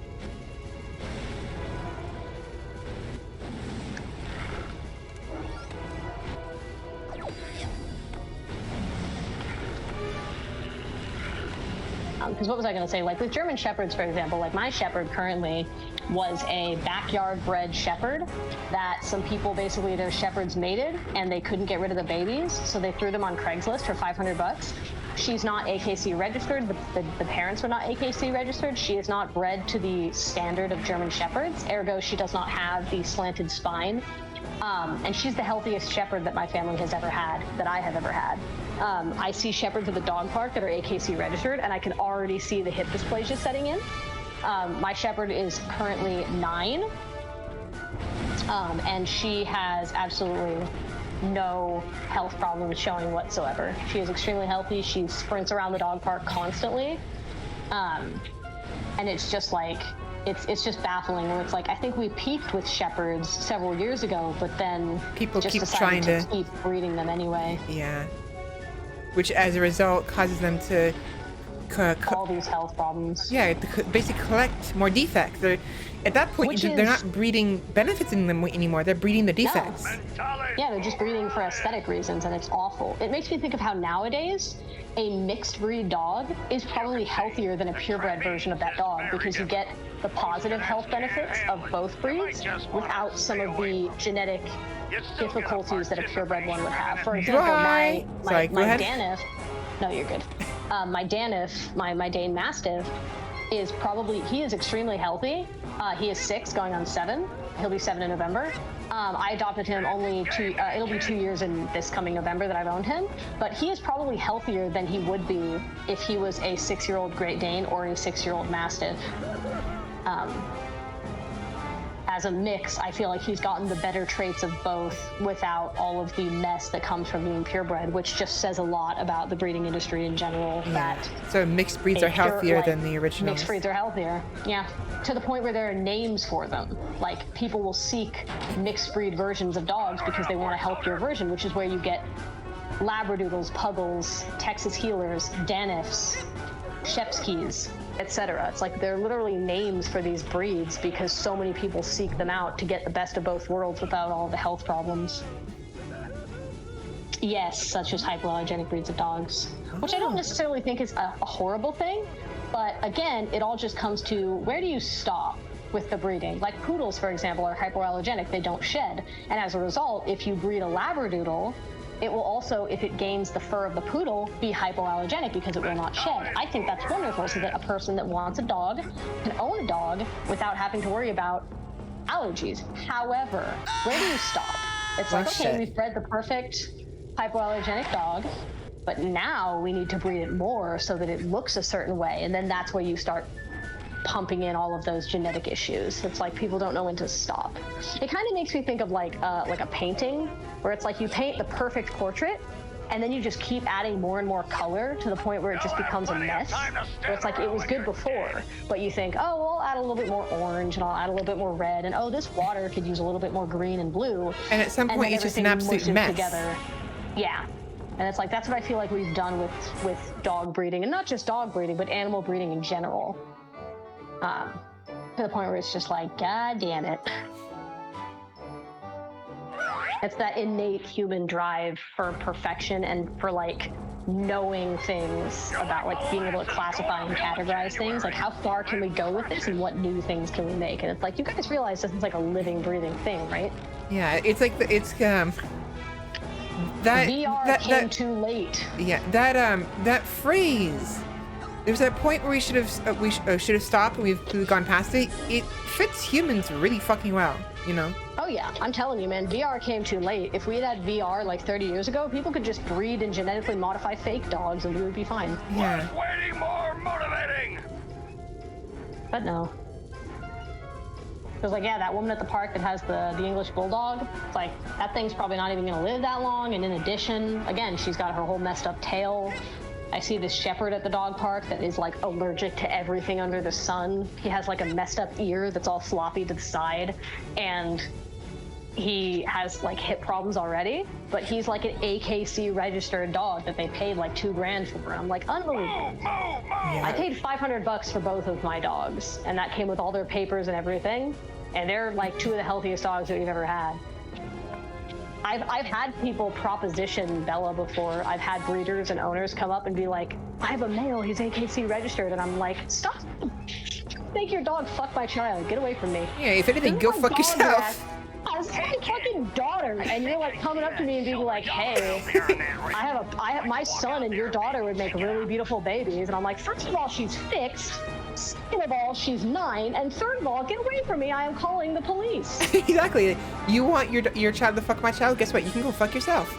Yeah, I don't know what it is about people that do that, where it's like, I appreciate when someone comes up to me and it's like, oh, she's a really beautiful shepherd, because I'm like, oh, I know. But then they'll be like, oh, have you ever thought about breeding her? And I'm like, stay away from me. Like, can you imagine if someone did that as a human? Like, oh, okay, your human and my human would produce beautiful babies. And it's like, all right, Hitler, calm down. You can breed any two plants together you want with the skill. The issue with plants is breeding two outside a matching genome results in a plant unable to produce seeds to continue. Yeah. Like, fuck, we do that with animals too. That's the liger and a fucking what's the other one? A mule, or is it the donkey that can't breed? I think the donkeys can. I think it's the wait. Actually, it's a good point. The mule. I think it's the mule. It says the mule. Because I think a donkey is a proper animal for the most part. That. Yeah, Yumezu says mule as well. Guys, the consensus is mule. So does eye candy. That's it. Yeah, donkeys and horses make mule. Thank you. Yeah, it's like animals. That's nuts to me. Like, we breed an animal just to exist. It's like it cannot produce any more of itself ever. It just exists for us to go, oh, that's crazy. Look, we can do that. Like, I am calling the police. Ha, sucker. See you in the back. No, I wanted that. God damn it. I wanted that too. I'm a fucking. God damn it. I'm jumping off. Fuck it. I'm jumping off. You can go back. You can get them. I know, but I want to do it now. That's fair. You could use the teleporter though. I could. I roach. Ah, God damn it. When you're dead. You mean like now? When you're dead, you mean... Sorry, I'm being stubborn. I mean, chat knows. I got a really strong head when it comes to wanting to collect stuff. To the left, I think. No, never mind. You're good, I think. Ah, fuck it. I'll come back for the other ones later. I don't want to make chat wait too long, but I really love collectibles. Oh yeah, trust me, you get the opportunity to come back to any mental world you go in, because that's what I did. It's like I basically beat the game, and then I went back and re-collected everything. Because again, like with the cobweb, getting the cobweb duster is the only way you can get Moreau's extra, or more Oleander's extra vault that's running around. Yeah, I'll come back for it later. Yeah, you can come back.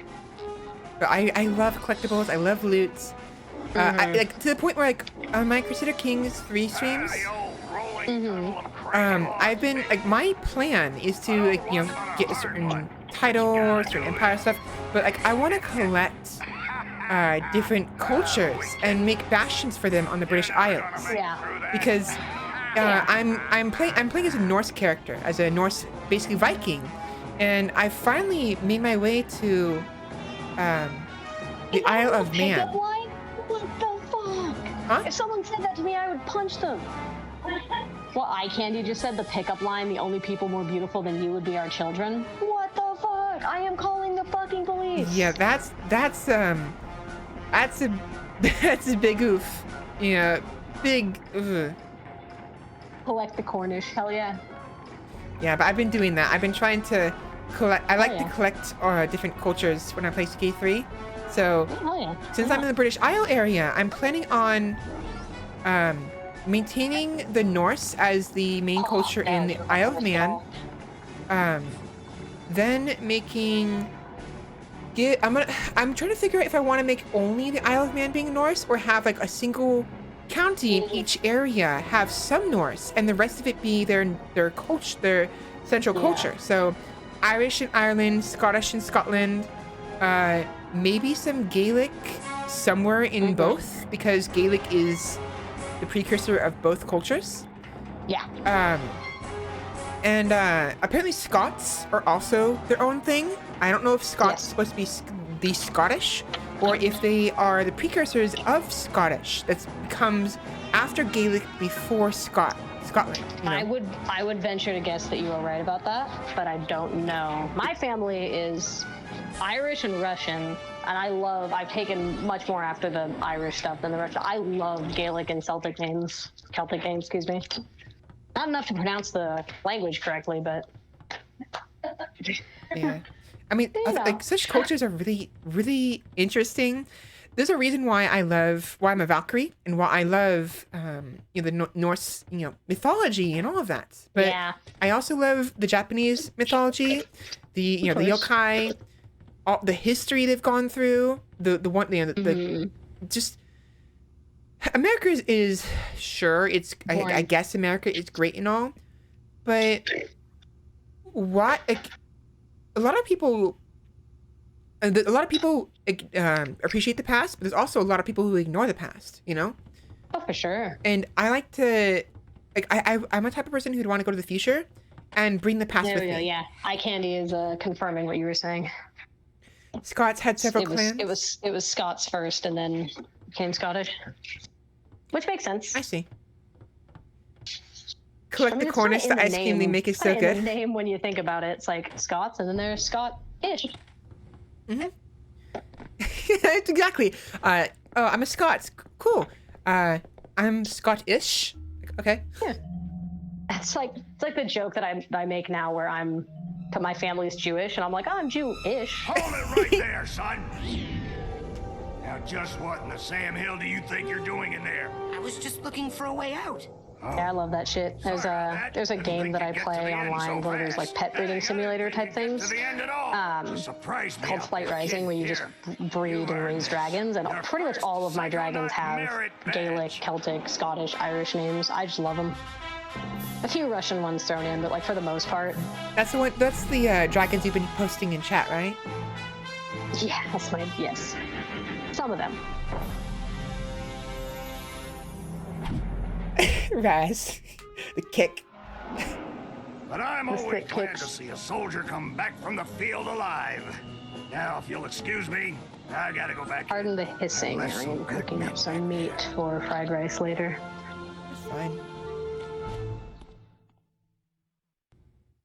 Oh, fuck, I'm gonna just drop some down the goddamn stove. Your last chance to chicken out. I got an achievement. There's achievements, really? Wait a minute, look bad in there. Are you playing? You're playing on Steam, right? I am. That makes sense. I was gonna say, there's a You better watch yourself. That's fun that they added achievements. I love that. I love that, hair boy? achievements. Me too. You want a piece of me? I feel so bad with the Irish, I remember- Scottish, and Welsh being stuck next to the British during the height of the Empire.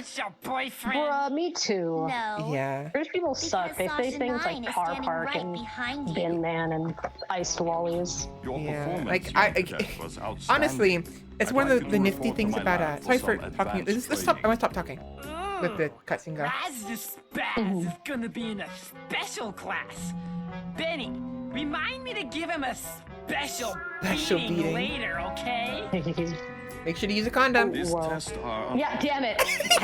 Yeah, Can't same actually place. ask We have been for hanging out too But much. if you happen to drop in, well, I mean, hey, we're best friends for a let me just reason. give you this. It's true. Remember, your talent will always set you apart, Rasputin. I was gonna say. I don't know who this eye candy person is outside of the stream, but I like them. They're hitting it. Discoveries. Wait! I don't even know what your lab is. Is this some kind of test? They're No, he's speaking just- truths. Sometimes It's true and they should isolation say is it. a good thing. It can lead to important discoveries. And now I'm hearing things. Great. Raz, you The know that's only British person that has ever been valid, I don't even know if they're actually British or not. Maybe they're not even British. Sometimes I mix Australia and Britain up in terms of accents, which is awful because Australia is great and Britain's terrible. Is Pickle from Borderlands, the pre-sequel. Raz is holding an object in his hand. To use a handheld object with someone, walk up to them and press Y. And you are absolutely going to want to do that, specifically with one character. You are going to want to go up to her, and you are going to want to use that button a couple of times. It's quite good. But speaking of Crusader Kings though, real quick before I move on, so I don't lose my train of thought. What I love about Crusader Kings is you can basically simulate alternate history, and I like to think that if I actually was some kind of like, the way I like to see it is in Crusader Kings, you are essentially, the player is this like spirit that's possessing these characters through generations. Right. And every time you die, your spirit moves on to the next child that's gonna rule the country, you know? Mm-hmm. Because that's your desire, neat, your purpose as the spirit. Yeah. I dig that. I can get with that. And so that's why it's game over when you don't have a character you can reincarnate into that has land. It's because that's the whole purpose, your goal there. And you have to choose a single bloodline to follow. You can't just wishy-washy skip bloodlines. You, as a spirit, you're stuck to this wayward spirit. You're stuck to a single bloodline of your choosing, but you have to follow through with it until they die out, or and once they do, you just go back to the afterlife, and maybe you can go back time, or maybe rather going through time, you're going through space to another reality that happens to be far enough back, but is pretty much the same similar, where you can start over in a new bloodline. I see. Guys, I almost just poured sugar onto my meat instead of salt. It's like putting salt in your coffee. They are very close to each other in my pantry. Well, now I'm British German. Actually, to be fair, you could argue the British themselves are a little German because it's true. Because like it's funny because English came about because of the Anglo-Saxons. The Saxons were from the German area, and then the Anglo-Saxons became English because of the Normans, who themselves were Frankish, which isn't very far from Germany, but more importantly, were Norse. Yeah. Which has a very strong link to the German culture. So it's like English are actually very fucking German. In everything but quality. Yeah. Not exactly a combination of ancestry to be proud of, to be fair. I mean, I don't know about that. Not a bad thing. I mean, I don't know. I mean, I totally get where you're coming from with that, with the whole, genocide thing. But I also really respect German culture these days for how much they have, like they fucking own that shit. Like, you look at the U.S. and it's like, we don't ever want to talk about, like, slavery or any of the fucked up shit we did. We all just kind of try to bury it. Like, oh, we're better than we were. And it's like, no, we're fucking not. But you look at Germany and it's like, they have statues everywhere, like remembering what they've done in the past, like vowing to move forward. They take that shit very seriously. You cannot make Nazi jokes in Germany. Like, they will clap down on your ass about it. Like, I actually really respect that. It's like, knowing, like, we're not going to be this ever again. Like, this is a shameful part of our history and we're going to own it. It's like, you look at the fucking US, we don't goddamn do that shit. I mean, look at us right now. We're doing the same shit we did 40 years ago. Again. Yeah. And we're not going to fucking learn either, is the problem. Like, I respect the hell out of Germany for that. I respect the hell out of any culture that can look back on their history with the desire to learn from it and be better. Now, I missed a lot of that cutscene because we were talking, which is fine. So I missed most of the story. Basically, Sasha is incredibly impressed with your psychic capabilities, and he wants you to come meet him at the geodesic psycho-isolation chamber. However, that chamber is unethical to use on children, so he cannot actually ask you to come. However, if he were to mistakenly drop a button, that may or may not get you into the chamber. And if you were to find that button and stumble across his chamber, well, what could he do? Exactly. It's entirely your curiosity that will push you, not him. Mm-hmm. I get it. If you don't reflect on your bad choices or errors, then you've learned nothing and do it again. And unfortunately, Americans are notorious for that. Oh, fuck yeah, we are. We fucking suck. We do fucking suck. We suck balls. Make America great again? We were never great. Not like the fun balls. We suck like the icky hooey balls. That shit is hammered into our skulls, and rightly so. Don't want to imagine how strong right-wing sentiments would be if we didn't do that these days. Regrettably, they are still too strong and growing. Oh yeah, because Yumizu. Because Yumizu is, like I said, English-German. I assume Yumizu is in Germany right now. So. We're predominantly German. Oh, stop. Congrats. Germany's wonderful. I get into arguments with people, like it's one of those things where it's like not often, but it's weird that it's happened more than once. That sit there and do the like, oh, German is such an angry language. I'm like, German is a fucking beautiful language. It's a what are you strong talking language. about? There's nothing more pretty than a language that does not have a word for goodbye, but instead only I will see you next time. Yeah. Like, that's lovely. Yeah, I mean, like, it's not aggressive, it's strong, it's got vigor, you know? Yeah. Well, what's wrong with that? I mean, for fuck's sake, like, Scottish is the same way. Granted, not a language, more of a dialect, but, like... In the tones? Fucking Scottish people goddamn talk... Oh my god, I snorted pepper and I want to sneeze. Damn it. I'm trying to organize my pantry. Yeah, no, yeah, it's like strong languages are immediately like put in this category of like aggressive, and it's like there's a difference. Yeah, they're not warmongers. They just have strong voices, you know? Yeah. They're not tyrants, no matter how much their history may have produced some in the past. Because, like, we're American. Oh, but so did ours. Exactly. I mean, goddammit. And in fact, it's I don't argued think there's a single culture out there that hasn't at one point in time produced an asshole. Yeah, and I guess it is just our turn. Multiple times. It's about learning about that assholery and vowing to like do better than your predecessor. That's what matters. You know where this button is from, Coach? So I've been neglecting the game. You stole a button from the geodesic psycho. So yeah, take that button that you just got and go and show it to a bunch of the campers because you get some pretty great reactions out of them. Specifically, go and show it to Elka, the girl that's dating JT, the one that used to be dating the like kind of pervert kid Niles. Yeah. The one who's trying to get her boyfriend to be jealous. Yeah, Nils. Go show it to her and show it to her a couple of times. Like hit the button and then get her reaction and then hit it again. It's A, great, but B, it's one of those things where it's like, how did this make it into a game for like young people? Like, oh shit. German is actually only preserved as angry big language due to English essentially lying and saying so. Yep. Okay. I believe that. I'm gonna close my eyes, right? And then I fully believe that. Lying bastards. Every culture has its sociopaths. Yes. In fact, unfortunately, we still have a couple who are living today in America. Hide and calculus. Tragically so. We've all got it. More than a couple. Oh yeah. You start counting. Like that's definitely something I'm learning, having moved to. Great. I'll say it. I live in Arizona. I'm living in Arizona is like, for the most part, I live in Tucson specifically. Yeah, I'm outing where I live, but who cares?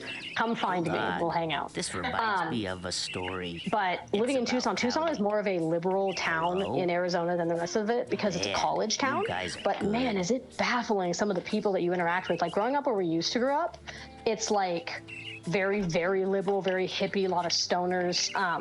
You know, there's like bigots and shitty people, but for the most part, like where we grew up was very, very open and very liberal. And living here, it's like sometimes I forget the fact that for a while Arizona was a red state. I think right now we're blue, but we've been red for forever. Yeah, like you're just barely blue though, I think. It's crazy some of the people that you'll meet and interact with. Like every once in a while I'll be at the dog park and I'll be talking to some random person and they'll just say like a fucking transphobic joke or some kind of slur and I'm like, holy shit, it just like punches me in the face. I'm like, You're like, oh right, you're these type of people. I want to like Dale Gribble like pocket sand This is the button just for emergencies because I sometimes forget and then people just open their mouths and I'm like, that's crazy. You can just like, that's so nuts. Like you can just open your mouth and in 10 seconds offend the hell out of somebody. Isn't live that in a one fucking group society. called Cyber Ninja still reviewing ballots in Arizona? Oh, I don't know. That's what I can. Yimizu asks. Possibly. I don't know. I haven't been here that long, admittedly. It's been about 3 years that I've been here, but you know, because of COVID, I'm not really going to count that all of last year because I barely left my house. Yeah. So it's been like 2 years that I've been here. I'm not as familiar with the area. I moved here because my dad's side of the family all live in Phoenix, but Phoenix is just so crowded. It's just too much that I moved close by, but not right there. The first 10 minutes weren't bad, but then the second 5 were pretty scary. I was delirious for the 3 after that, and then... Hey, I think I see Elko over there. I wouldn't be surprised, though. Yeah. We have had a lot of ballot drama. And we probably will for a long time because some people... It's really hard because I try not to talk about religion or government too much in my chats, but I'm not as restrictive as long as you try to keep it objective. It's just there's a lot of people who won't let go of certain views and certain outcomes, and for sure it's like just accept your losses and move on. Girl, guess what fucking happened last month? You saying that fucking reminded me. So my boyfriend is from Texas, and he is very liberal. Like, he realized that he had grown up in like a very conservative Christian household and was raised believing things like trans women aren't women, gays shouldn't be allowed to get married, etc. And when he got into college, he realized like, oh, that's shitty, and completely like pushed himself away from all those beliefs to the point where he is a completely different person now. His family, however, his mom and dad specifically and his grandmother still like vehemently believe those things. And for the first time in my fucking life, I got itted by his dad. His dad they were arguing on the phone, and he was bothered by the fact that his dad refuses to use they, them pronouns for me. And his dad goes, well, what the hell am I supposed to call it? And oh my God. Fuck yes, it's never happened before. Fuck yes. I was so excited. I am one step closer. Give me a red balloon and I'm fucking Pennywise. I was about to say you're one step closer to him, aren't you? So pumped about it. I was like, fuck yeah. He was mortified. My boyfriend was like crying and apologizing. I was like, are you kidding me? I am psyched. You're like, I'm having the time of my life. This is awesome. Before. I am loving it. You think I'm going to be offended by some like old fucking liberal? He'll be dead soon. Or some old conservative? He'll be dead soon. What do I care? Yeah. For context, it was awesome. Jamie loves It. The movie, the series, I guess you could call it. I do. I want to fuck that clown. Reminds me of a time a woman approached me while I was planting flowers, told me how nice the weather was, then ranted to me about integration and police not being hard enough on the population. Oh no! Yeah, there's a lot of people. I mean, again, I'm trying to be objective. There's a lot of people who have very strong opinions. And they throw them at you like unsolicited. It honestly feels like it's like the verbal equivalent of like what? No. It's the verbal equivalent of when someone runs up to you in a trench coat and just flashes you. Yeah. Like it'll be in the middle of a conversation and someone will just say something and you're like, that's fucking crazy. Like that just came out of your mouth at me. And I perceived it and I didn't like it. That's nuts. And yes, they did say that, iCandy. They did say that. You can't prove it. But yeah, in that regard, it's one of the reasons why I consider myself agnostic. I'm sorry for ignoring the game, by the way. I don't want to. There's a pill for that. Funny. But I consider myself, I guess, Christian agnostic in the sense that I was raised Christian, but I developed into someone who's agnostic, which is similar to atheism, but with atheists, they're open to the possibility. Yeah, they eliminate the possibility and like, nothing exists. We just disappear when you die. Yes. I am more along the lines of, I'm hoping and kind of think there is an afterlife, but I'm not going to prescribe to one specific faith, you know? Right. as a Valkyrie, of course, I'm, working with the other Valkyries and the other Norse, deities. But as the custodian of the Lighthouse Library, I'm a lot more open. I'm talking in character. But out of character, I'm just straight up agnostic. I don't know if there's an afterlife. I don't know if there's Valkyries. I don't know if there's God or Allah or the devil. And if anything, I want those things to exist. I want there to be a heaven. I want there to be a hell.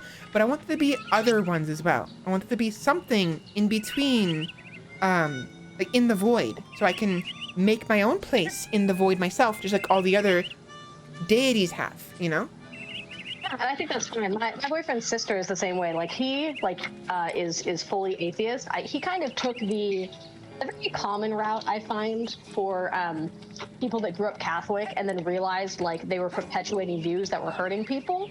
Is he kind of doubled down and basically went fuck all religion and is very strong atheist. And I've had conversations with him about this where I'm like, hey, I don't think that there's anything wrong with religion at all. I think that it's beautiful that people can find a community that they can find solace in, that can like comfort them in hard times. A lot of people will turn towards religion after experiencing a traumatic event. Exactly. And I think that's beautiful. It's just, as with everything else, when a bunch of people come together that share certain beliefs and those beliefs may be negative, then it's what you do with those beliefs and what you believe in that can negatively affect people. But like the concept of religion in and of itself is harmless in the same way that like a gun is harmless until someone picks it up and shoots someone with it. Yeah. Or until it goes off. But my boyfriend's sister is kind of in the same vein of you, where she just has not taken such a strong approach to being anti-religion. And so she is agnostic as well. She is open to the possibility, but she is not allowing herself to subscribe super heavily to the notion of God like she did when she was younger. Exactly. And because of her parents. Yeah. And I honestly feel like being agnostic, this is me personally, this is my own bias. Of course, this is me probably, I'm not trying to force this idea down anyone's throat like a lot of other people try to do, but I feel like agnostic is probably one of the more open-minded potential paths you could take, because you could be agnostic and then there you go. Be able to basically associate with any given religion without being like, oh yeah, God doesn't exist. It's like, oh yeah, I guess I could, God might exist, You get kind of less flack. You still get some flack because there are people who, zealous people who will probably not like you, but they'll like you. They'll hate you less than they will probably someone who's atheist and will just be whereas atheists, it's like, I guess agnostics are mild and atheists are themselves zealous. They're zealous about the fact that there is no zealousness because there's no God to be zealous about. It's actually funny that you say that, because that exact basically everything that you just said is corroborated by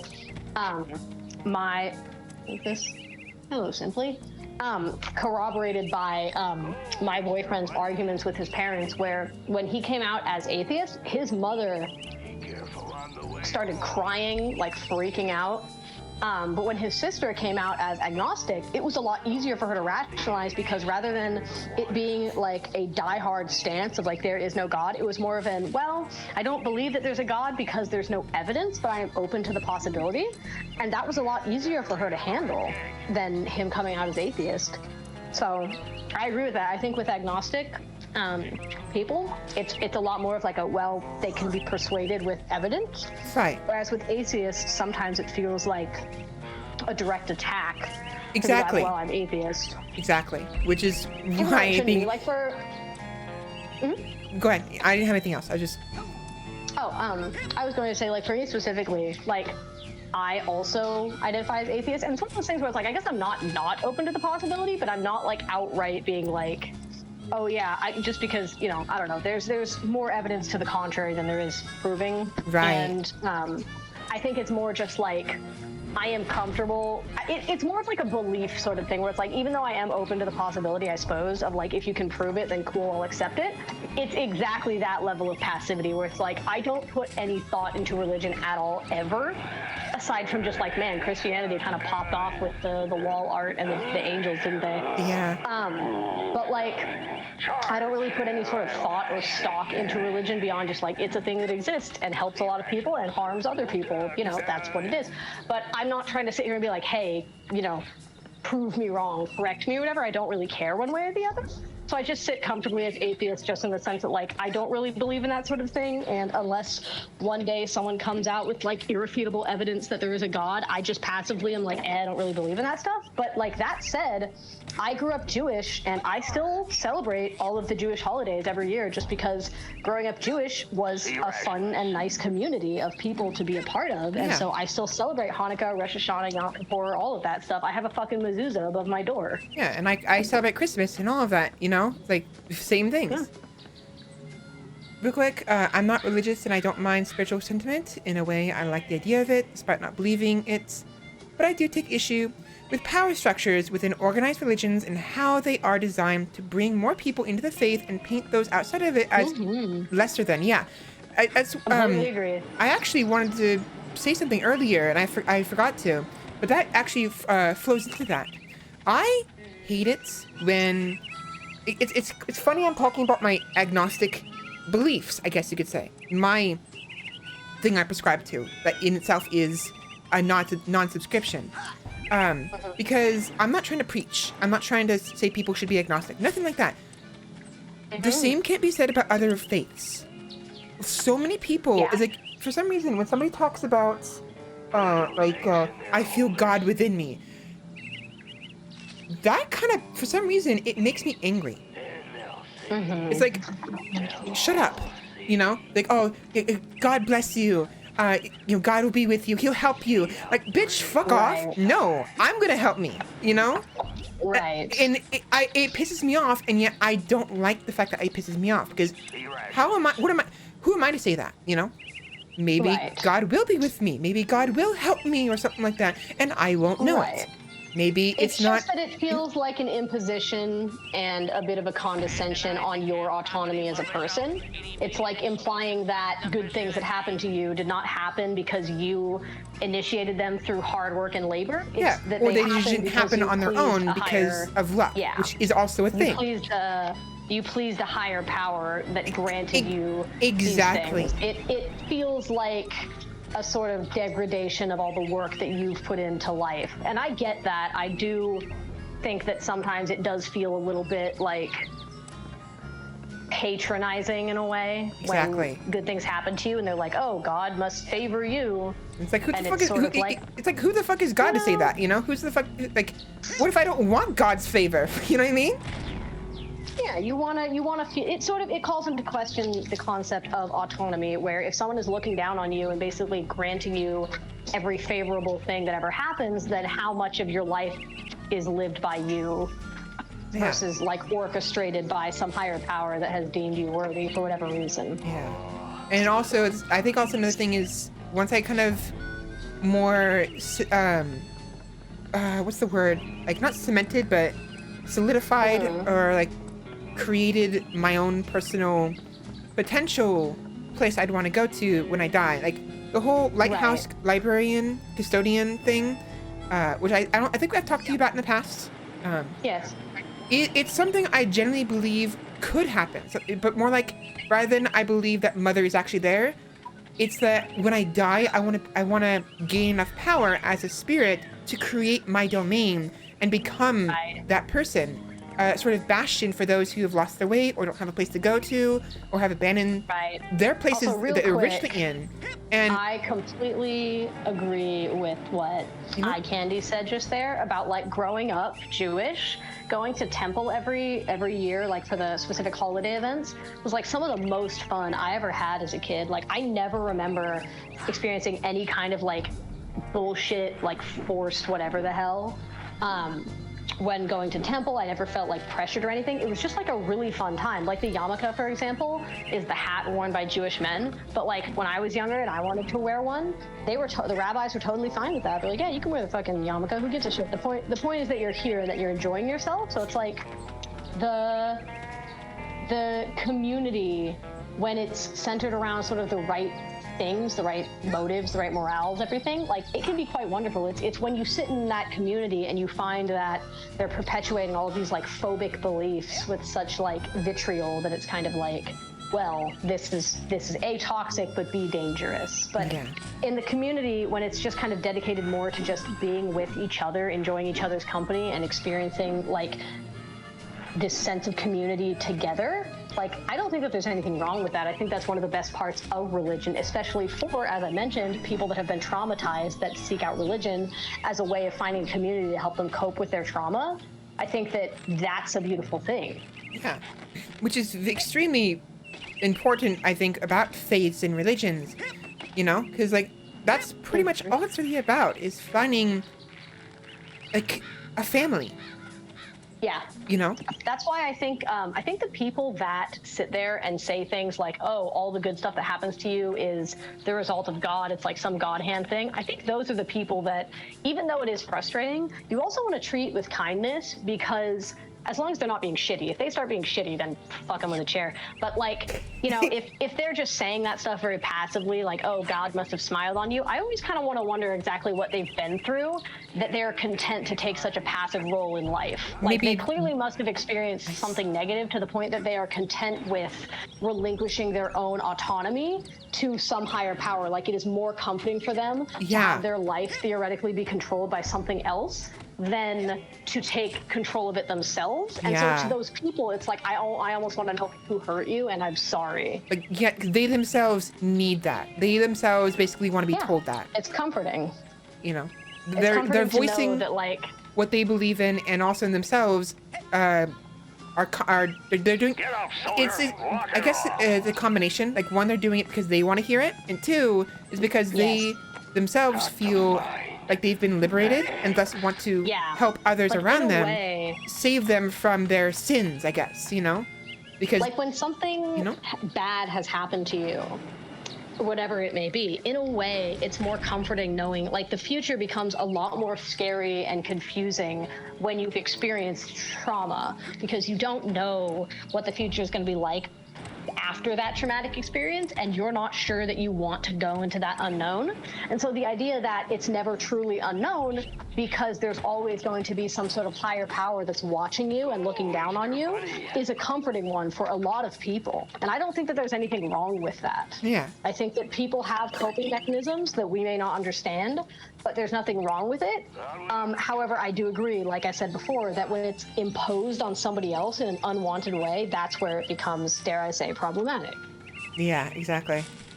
If people can find comfort and community within, that's great. They do a lot of humanitarian work. That is true.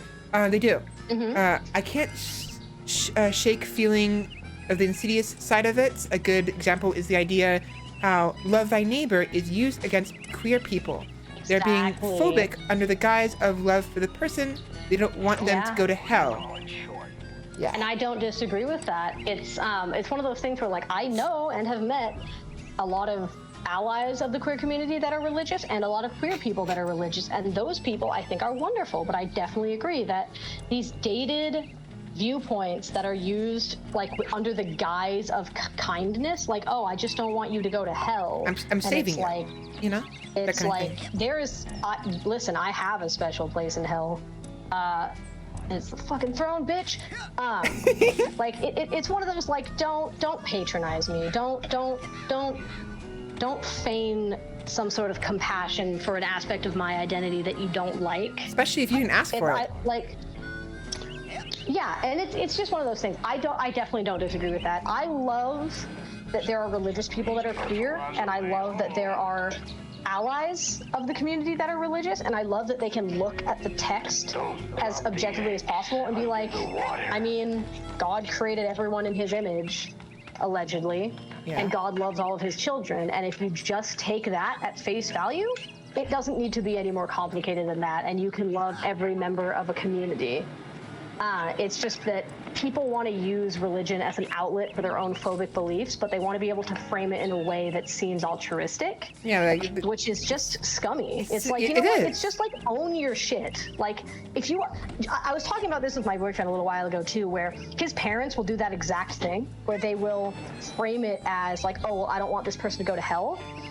And he got so frustrated, justifiably so, where it's like, don't fucking do that. Like, own your shit. Just say, I hate gay people.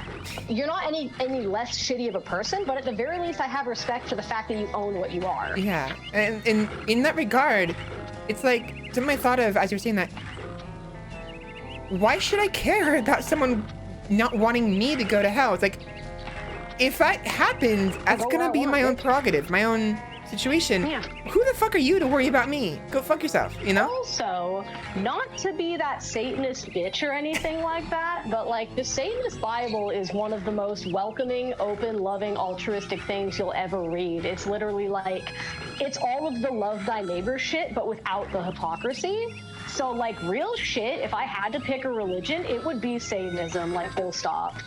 Like, none of that bullshit, like, appropriated Satanism of sacrificing goats and killing virgins, fuck that shit, none of that was real. I'm talking about, like, if you go and read the actual old-time Satanist Bible, it is very, like, don't put your hands on anybody unless it's consensual, like, only attack somebody if they have violated you. Like, it is very much, like, full stop some good shit. So maybe, like, it's like... I'm just saying. I wonder if it's, like, it's supposed to be reflective of, you know, the, you know, Christian and Catholic, but like without restriction, I guess.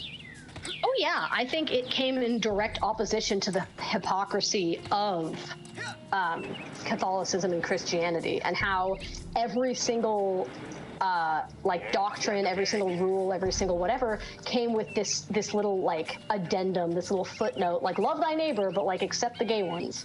But it's like, Satanism is not about that shit. Satanism literally says, like, fuck rapists, fuck pedophiles, fuck all the shitty people in the world. Like, just be a good fucking person, holy crap. And it's crazy that the, like, Catholic texts don't say that shit. Yeah. It's nuts. So it's like, I'm just saying, I'll happily go to hell if that's the kind of beliefs that are being perpetuated. Because at least in hell, they don't accept rape, they don't, yeah, if we take that at face value, then we can assume that the Satan doesn't like rapists. Like, okay, so talking about what you were talking about before of like having your own version of heaven or like the world that you create after you die. Yeah, my own domain. I kind of imagine something similar in hell where it's like, if you were like an actually shitty person in hell, like a rapist or a child molester or, you know, a British person, no, I'm kidding, or whatever, like, then there's actually like a place of torturous agony for you. Right. Like, you rape a child, well, guess what? You're gonna burn in the pits of hell forever.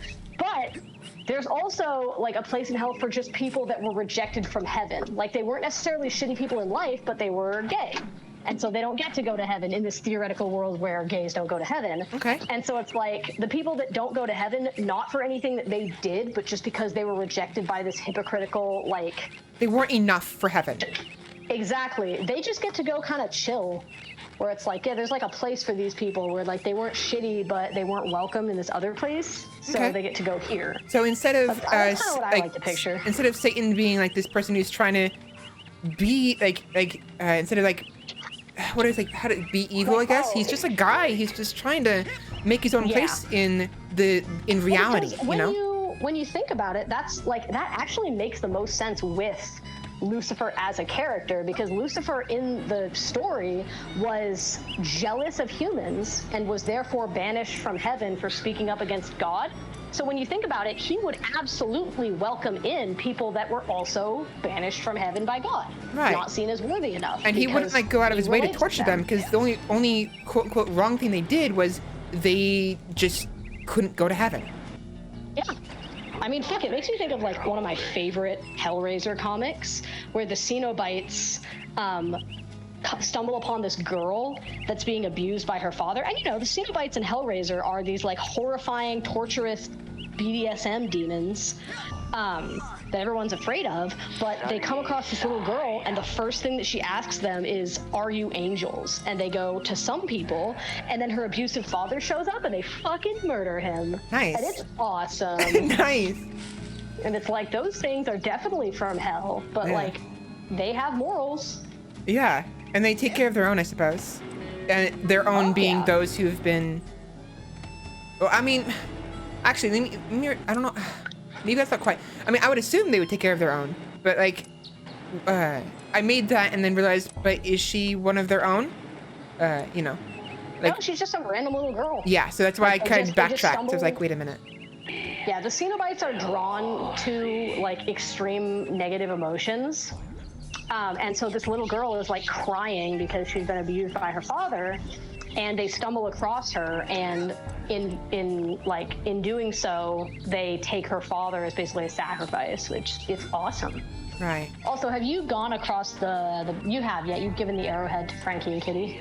Nope, I've been waiting. I figured there's a cutscene. Oh, I've been go. just dilly-dabbling, Yeah, go going in there. circles. Yeah, no, go across to the left, go up there, and go talk to those two girls, because I have a little fun fact about one of them. Sure. But I need to get to Sasha 9's secret lab. Maybe you should have thought of that before. I did think of that before. That's why I'm here now. Exactly. Now you gotta pay the toll. 1 arrowhead. Pay up. I found this thing. Is that Gotta what you're pay the talking troll about? toll to get to this boy's home. That's an arrowhead. How'd they get here? Frankie, the new kid can't be this dumb, right? The camp's built on an Indian burial ground, and... Oh my gosh! Indians buried their dead here? Ew! I hope not. No, stupid. They buried their arrowheads here. They're hidden Man, underground. my candy is just hitting all the fucking goals today. Just like Coach O. Who are you? Why are you living rent-free in my Do head? that stuff. Just pull them right out. Like truffles. Anyway, let me have one of yours. Were you talking about the kid in the game, or are you talking about eye candy? Talk about eye candy. Eye candy's really... Eye candy On it. is very chaotic, but yeah, eye candy is very, like I said, on it. I've been meaning to make eye candy and Sheppy both mods. I keep forgetting to get around to do that. Hell yeah. Oh, so I was gonna say, so Frankie, the girl with the orange hair, is, I'm hesitant to say canonically because I don't know if word of mouth has ever officially like confirmed this, but is very transcoded. When Frankie was conceptualized, the staff was not sure if she was going to be a boy or a girl. In the end, they decided that she was going to be a girl so that she could be best friends with Kitty. But when they designed her, they included a lot of masculine elements to her character. So a lot of people perceive her as being a trans woman, which I think is just great. That's awesome, actually. That's like, you know, I find that neat. I Yeah, live I love rent her. free She's everywhere. awesome. You do. Eye candy is in everyone's heads. It's true. Eye candy must be a Psychonauts. Living right in my goddamn retina. Find 8 items and you'll be promoted to 4 ranks. Find 8 more and get promoted another 4 ranks. Awesome. I love scavenger hunts, actually. Some of those items you need future powers to get. Like the pyrokinesis. It is highly recommended that you do Mia and Sasha's levels first before you go do the scavenger hunting, because specifically having Mia's abilities, the levitation, makes getting some of them a breeze. Okay, definitely. Make sure to link me, if you can, link me that comic you're talking about, because I'm going to forget it later. I know for a fact I'm going to. You know I have it saved. You know I have it saved. I'm pulling it out right now. Link it. Oh, yeah. So where do I... Let me find my... I love, though. I absolutely love... I realize this. Scavenger hunts. I love scavenger hunts. I love collecting loot and treasure. And I joke that I may have been either a dragon or a dwarf or both in a past life, maybe, because I love gold. I love jewels and gems. I like collecting them. I like spending them, too. But I like collecting. You know? Oh, yeah. So I totally... Oh, me too. Because I also like, the reason why I say maybe a dwarf is because I also like crafting. I love the idea of crafting stuff, craft my own things, building forts inside of, like, mountains, you know? Which I do all the time in Terraria and Minecraft. And... Oh, yeah.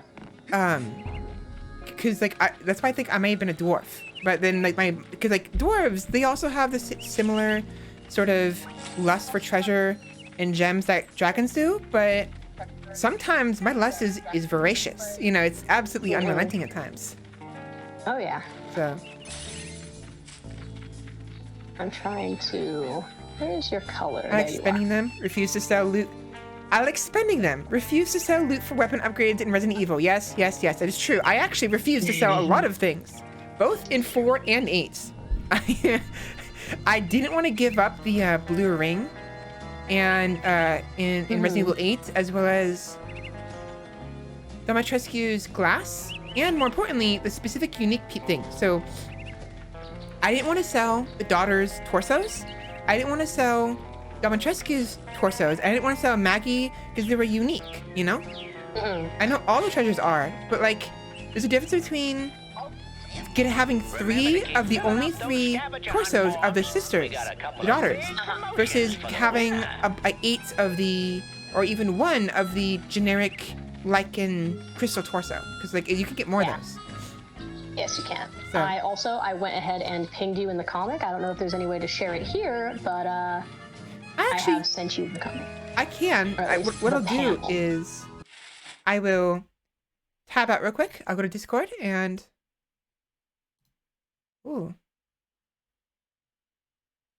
yeah, hold on. Let me make sure there's nothing. Should be fine. No, there's nothing. Don't worry about it. Make sure there's nothing that will expose names. Nah, you good, Queen. There's nothing. Cool. There's some usernames. So what I'll do is pop. There we go.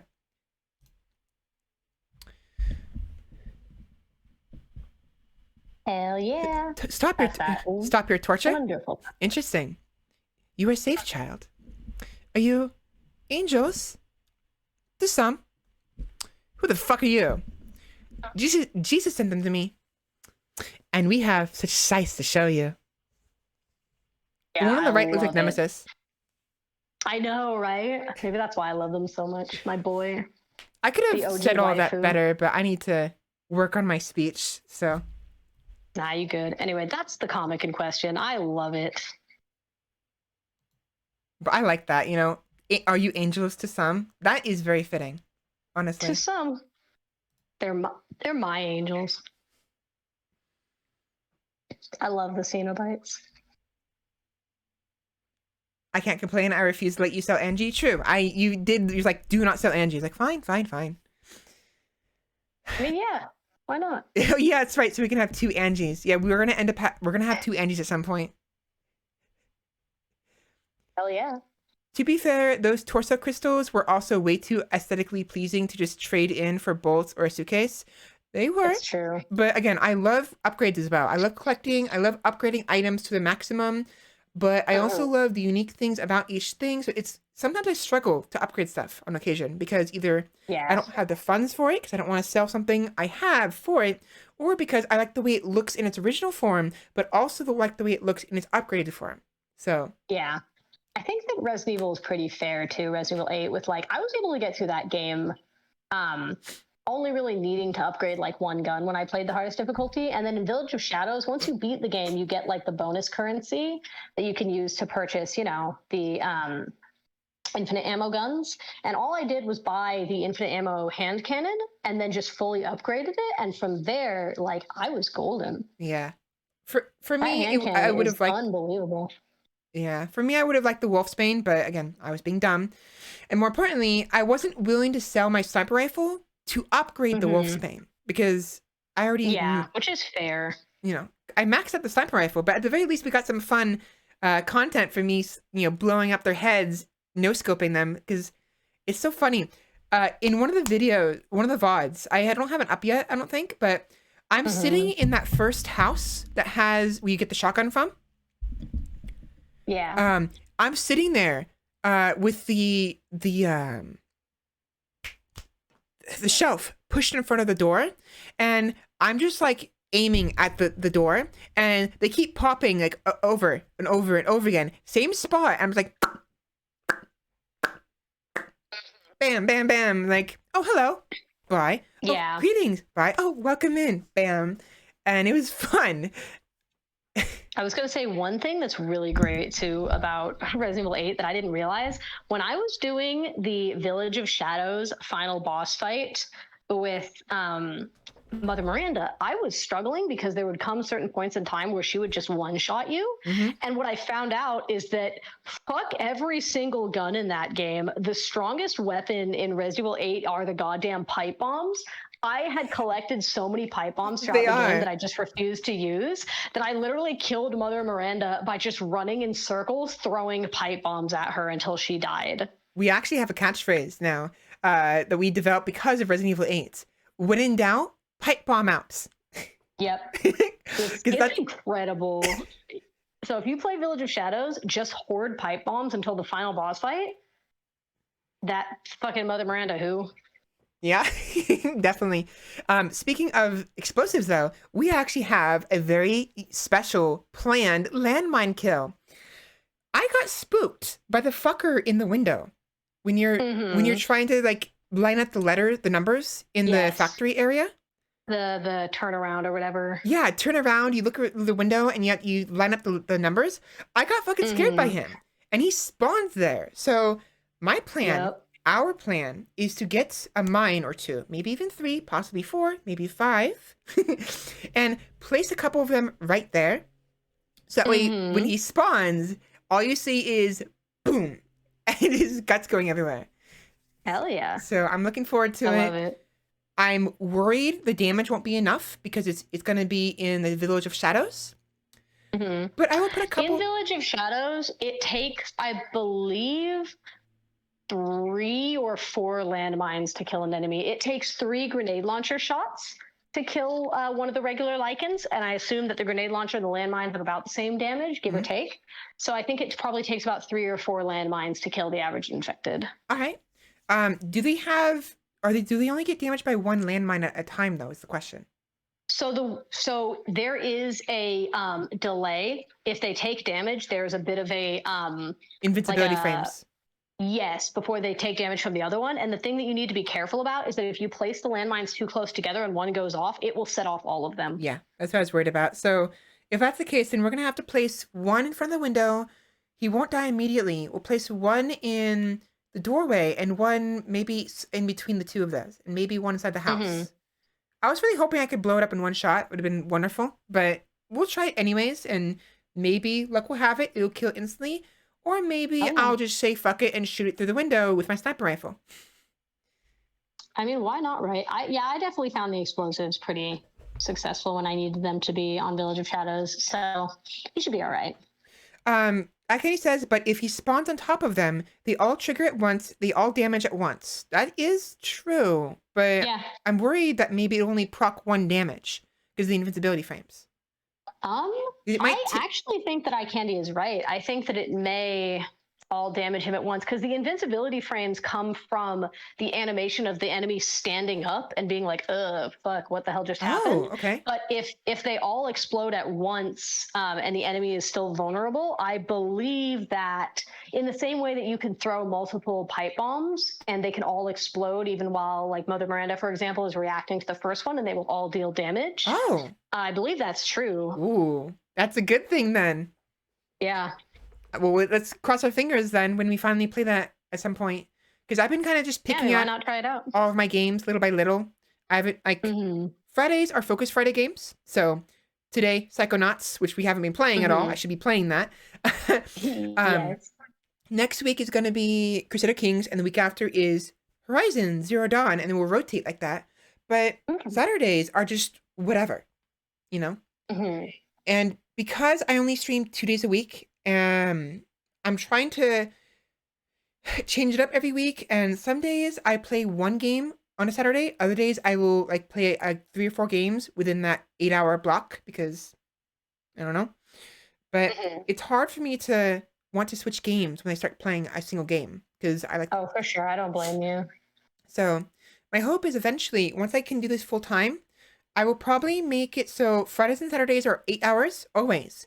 But all the other days, so let's say I have Wednesdays off, and I stream Thursdays, Mondays, and Tuesdays, or something like that.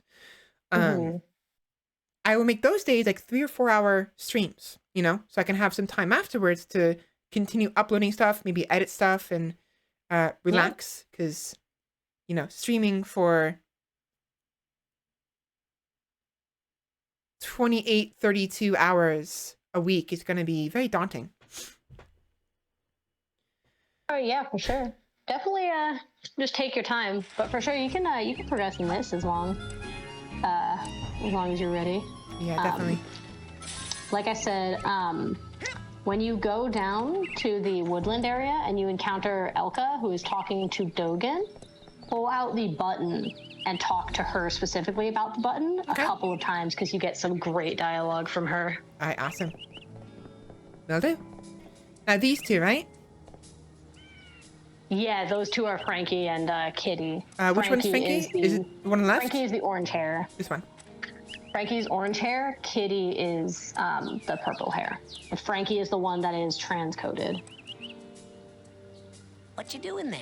We're making friendship bracelets. You know, for our friends. So you mean for each other? Hey, is that my name on that one? Not unless your name is Frankie or Kitty. Yeah, I figured as much. Oh, I guess I saw an R They're very and an cute. A. What's your name again, kid? Spaz? Oh, shit. My name's Raz. Well, Spaz, why don't you go bother someone else? Fine, fuck you two.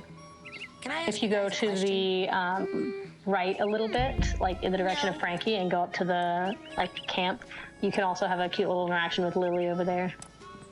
Hello. Hey, Lily. Do you know where Sasha 9's secret lab is? Secret? It's printed on your map. True. Duh. True. Oh, I knew that. I was just curious if you knew where Sasha 9's lab was. Because I do.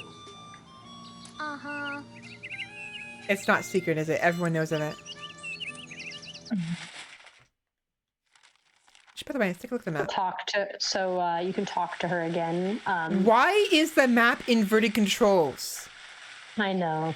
Like, the right and left are normal. I have to hold down to go up. Are you fucking kidding me? Are you fucking kidding me? It's not great. Not my favorite thing that they've done. What do you... Whatever. This is better. I have a mouse and keyboard. I'm superior.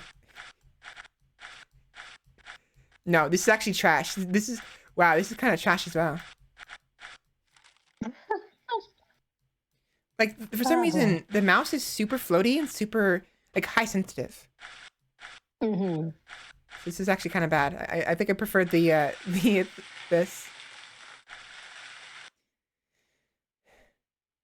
Wait, why? Wait, I don't know. I don't know. I actually think it might be because of the controls themselves. So I can go into the controls, and invert. So, wrong button. So, for instance, camera. Invert camera vertical. Right and left. No, up and down, I mean. And horizontal, right and left. Having inverted camera for horizontal causes it to... Like, if I push the stick up, Raz looks up. If I push it down, Raz looks down. But if I push the stick right, he looks... I mean, he looks right, but he's like, instead of, actually, that's fine. Oh, it was the other way around. Other way. If I invert them, so if I don't invert horizontal, but do invert vertical, it's the opposite. So if I invert the vertical, I have to hold down to go up. For some reason, that translates inversely to the map for some dumb reason. Yeah, it's weird. Who remembers those games where the one analog was moving left and right, looking up and down? Oh god, those. Oh yeah. And the other one was moving forward and backwards, looking left and right. So Resident Evil 1. Yeah. Or 2, the originals. Or not even those. Those ones were tank controls. What was the other ones that were like that? They were tank controls, yeah. Look at those two. Who'd even want a stupid friendship bracelet? I don't know. I wouldn't mind one. I agree. Well, that's I don't necessarily hate tank controls, but I do find them difficult to get used to because my brain just doesn't work that way. For me, it's like, oh, I go forward, and no matter what direction I'm pointing the analog stick, as long as I'm moving it up, my character will go that way. Yeah. Just in case. And I'm just like, wait, what? Even though it makes like tank controls are the least confusing controls in the world conceptually. They are. It's just that when I experience them, my brain shuts off.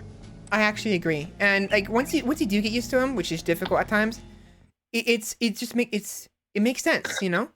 Yeah, they're incredibly intuitive. It's literally just you push up and your character walks up no matter what direction they're facing. It's like the most simple thing, but it's more of like your brain is so used to modern video games that it's just confusing as hell. Inverted camera controls are just some really weird remnant of the dawn of the 3D games. It's controlling the direction the camera is pointed in versus controlling the camera's movements. I guess they both kind of emerge at the same time and never really batted it out, albeit most people seem to prefer the former scheme. Yeah. I originally wanted to make it so if I hold the stick down, it goes up. I was going to do that first because I don't remember what game it was, but there was a game that was doing that, and I got used to it. But then I was like, for some reason, it doesn't feel right in this. Wait. Oh, wait. Stop. Excuse me. I told you the burgers ain't ready. So I'm gonna actually order food. Okay, speaking of burgers, I'm gonna order food. Be done for a while. Maybe a week. Now, my favorite... They're back ordered. I'm the only one back here. These things take time. I don't even want a hamburger. Did you just say it's gonna take a week to make a hamburger? Say so. The backlog. You want?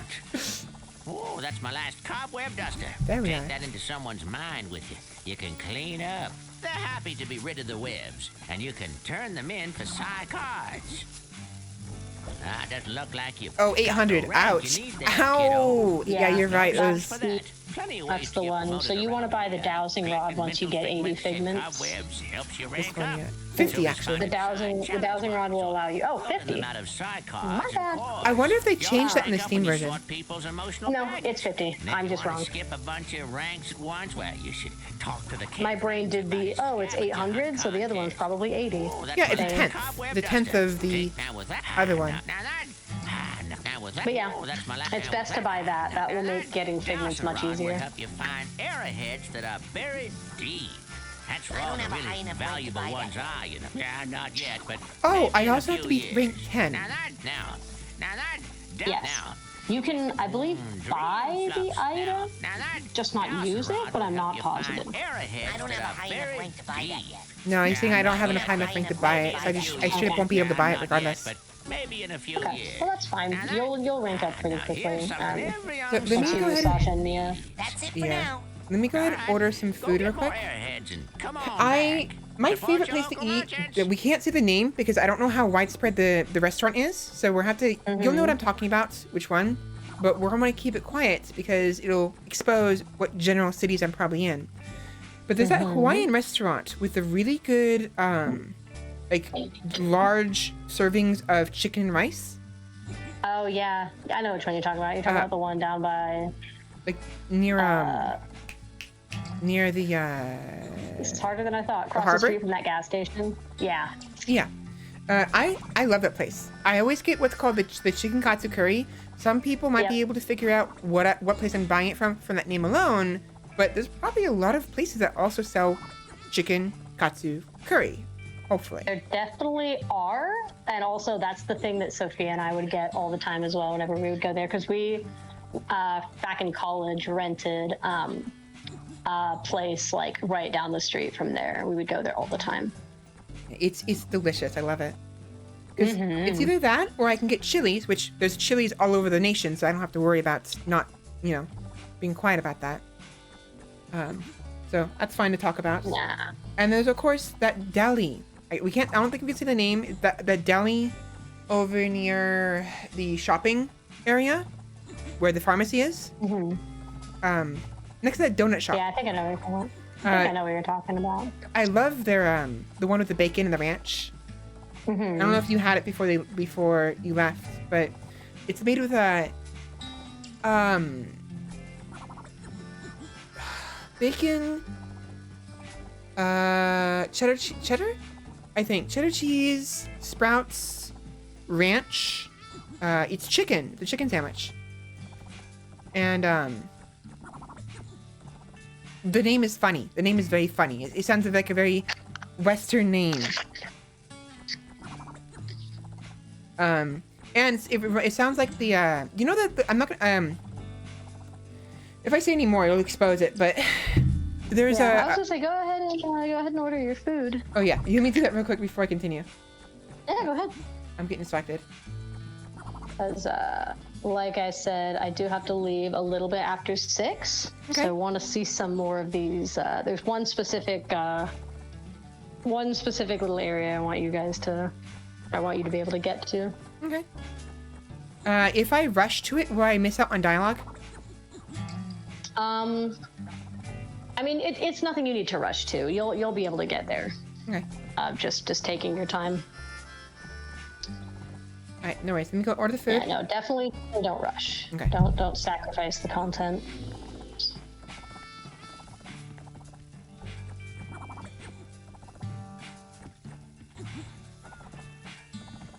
Come on, come back. Come on. Is there a sneak function? Oh, she's just shy. That's her thing. She just doesn't like. She's just nervous around people. That's fine. Hey, you guys are good. Thanks, man. That's her. Hey, Like how everyone has their thing that they're really good at. That's her held thing. it up right now, that would be rad. And completely insensitive to me and my issues. Oh, right. Oh, never mind. I forgot about the whole fire bad thing for a moment. Funny, because you're naming the fire starters. Fire starter.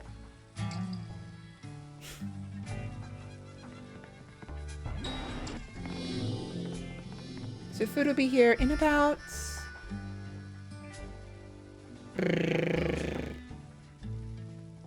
30 minutes. Nice.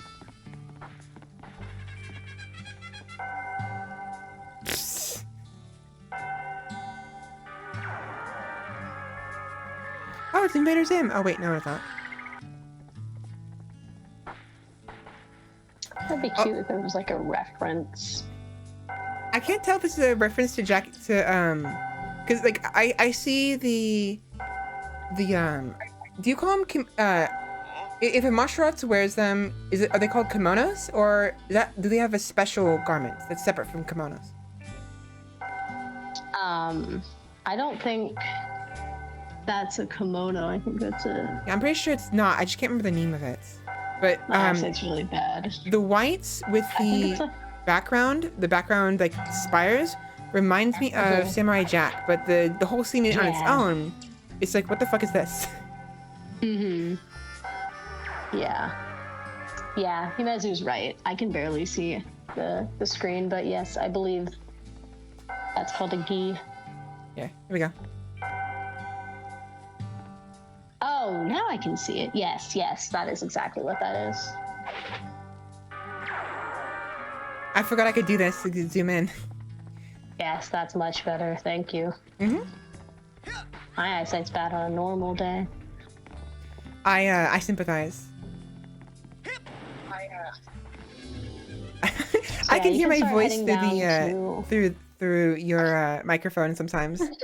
My bad. I'm That's leaning fine. a little bit close to the stream. That's perfectly fine. Yeah, you can start heading down to Sasha's area if you want to. There's only one more interaction that really matters, which is if you go to the left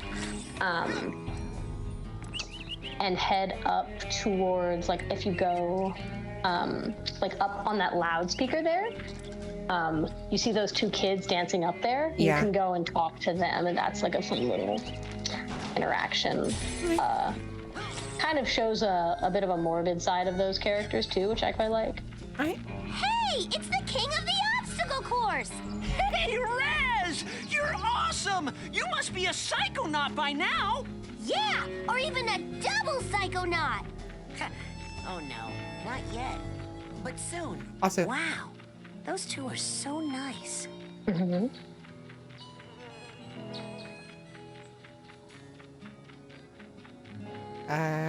Okay. So those two specifically, why am I forgetting her name? Clem, and what's the other girl? Oh god, I'm forgetting her name. But the other cheerleader girl, they are very much the archetypal, like, you can talk to them. I was letting you talk. The mumbling was getting distracting. Oh no, you can talk to them. I'll just stop, and they'll get bonus. You'll get bonus interaction, like dialogue from them to talk to them. Writing cheers. Oh yeah, writing cheers. You'll see Wanna it hear one? as you talk. Okay. So you want to do this twice. Okay. When I grow up, Hey, what you gonna be? I'm gonna be the best, just like my main homie. And when you say homie, whose horn might you be tootin'? The mind-reading psycho thriller. Oh, you must mean Rasputin. Yeah! Woo! They really like to cheer for him, huh? They do. Now talk to them one more time. How about another cheer? Okay, you start, Clem. You know Raz is the coolest. The master psychic duelist. Bad guys try to snuff him. So he beats him like a puffin. Yeah! Raz! Woo! Oh, God. That's so bad. I'm sorry. Puffin? What was I thinking? Hey, Crystal. It's okay. Clem and Crystal. I'm so Crystal, stupid. that's her name. So So, a lot of like subtle things about these characters that you may not notice initially is that they are all very fucked up in different ways. Like Crystal is very depressed. She is very much that archetypal, like, hides her depression behind like a wall of just excessive enthusiasm. Right. And it comes out in little moments like these where the second that she makes one mistake, she just berates herself like breaks heavily down. to the point where Clem breaks character to be like, hey, you need to go away now. Which I think is really great. That's another thing that I love about this game is just the little intricacies of the characters that you may not notice unless you take the time to actually interact with them. And I just think it's great. Like, I love Crystal and Clem's dynamic of like, they're both clearly going through some shit. Yeah. And they are each other's own like comfort zones through whatever the hell they're going through. Should I talk to him again? No, that's it. After that, Clem just says like, hey, seriously, back off. You only get those two. So now you can start heading down towards Sasha's lab, which if you jump off back in the direction kind of that they were, and you just go down the little path, you will head down into it. It's where that blue sign is. Down there? Yes. Right. And then once you go down there, you'll start to see some of the other campers, and near the geodesic psycho-isolation chamber, you will see Elka talking to Dogen. When she does, you can go up and you can hear her like woeful dialogue, and then after that, pull out the button and show it to her, and she's gonna say something, and then do that 2 more times. Okay. And it's one of those scenes where you're like, man, how did this make it into a kid's game?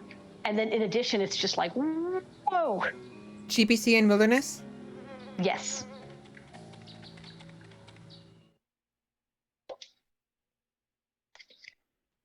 After we do that cutscene, I'm gonna take a quick break before my food gets here, because I have to use the restroom. But yeah, go ahead. I'm gonna wait a little bit longer before. Hey.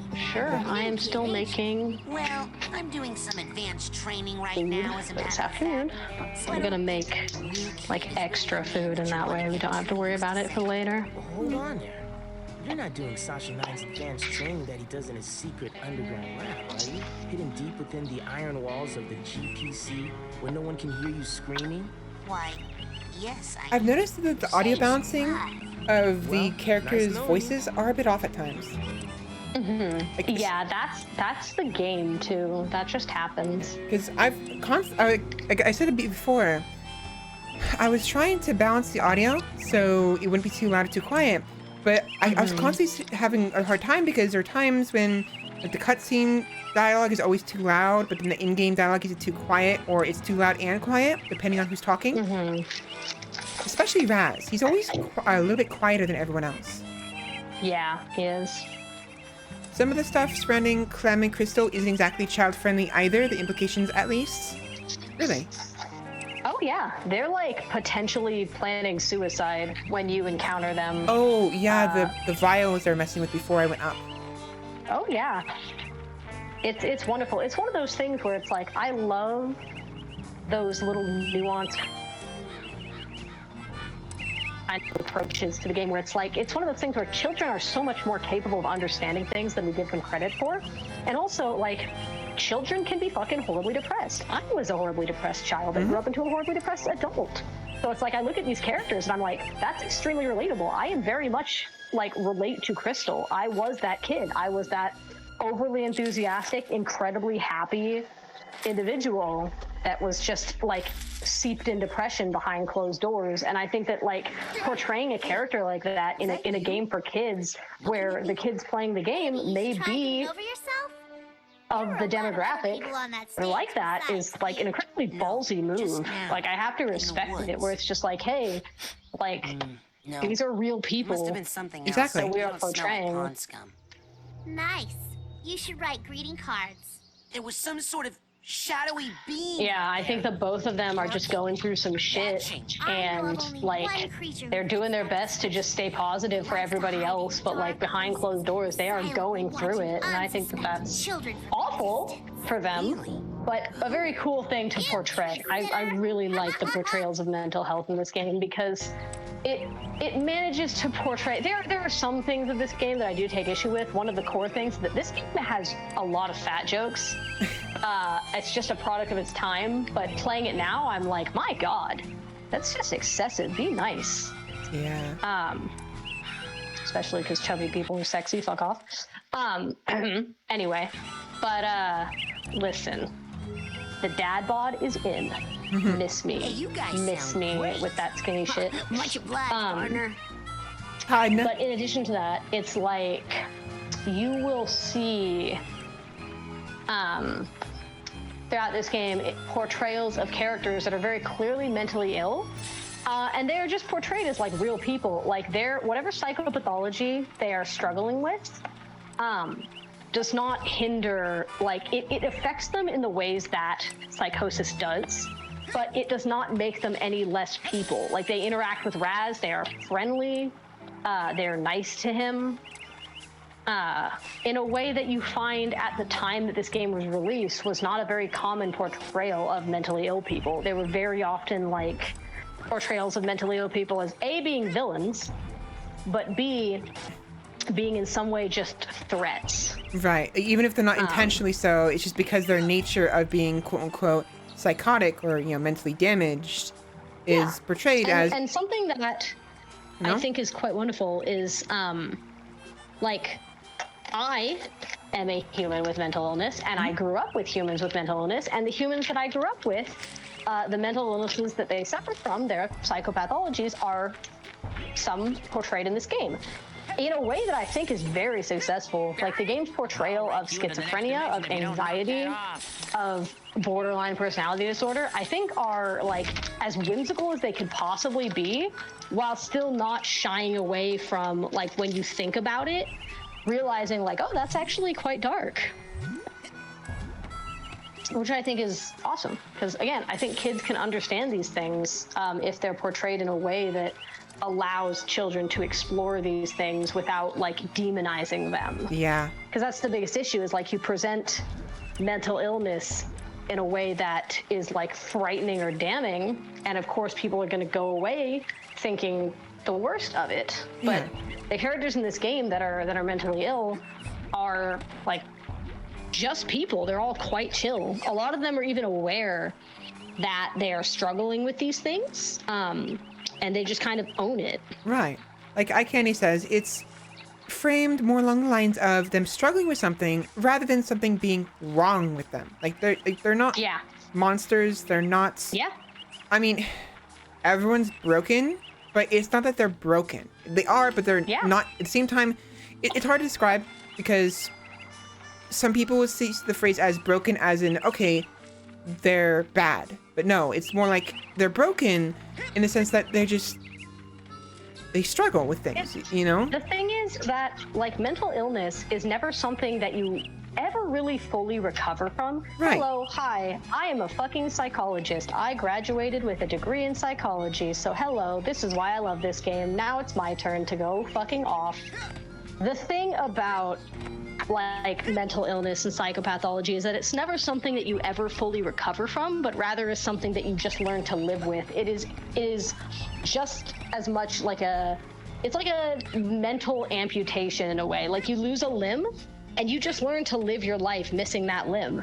When you are struggling with something like anxiety or schizophrenia, it's never about fully making those things go away as much as it is finding resources to manage it to the point where it does not consume and control your life. Trying to bury it and pretend that it's not a part of you and be ashamed of it is just as damaging as anything else. It's the social stigma that makes it hard to live with, but like mental disorder is so much more common in our society than we care to admit. And more people are struggling with some sort of disorder or psychopathology that like they're in the majority. We are the majority. Be it something like ADHD all the way to something like schizophrenia or borderline personality disorder. More people are struggling with something than not, but we don't talk about it. We keep it hush hush, we bury it. And that's where the harm comes. It's not actually the disorder itself that's harmful. It's the stigma surrounding it that prevents us from treating each other kindly, or offering any sort of like assistance or patience towards the people that are struggling. Someone has an emotional breakdown in public and everybody gets annoyed and avoids them instead of walking up to them and being like, hey, what's wrong? How can I help you? Are you okay?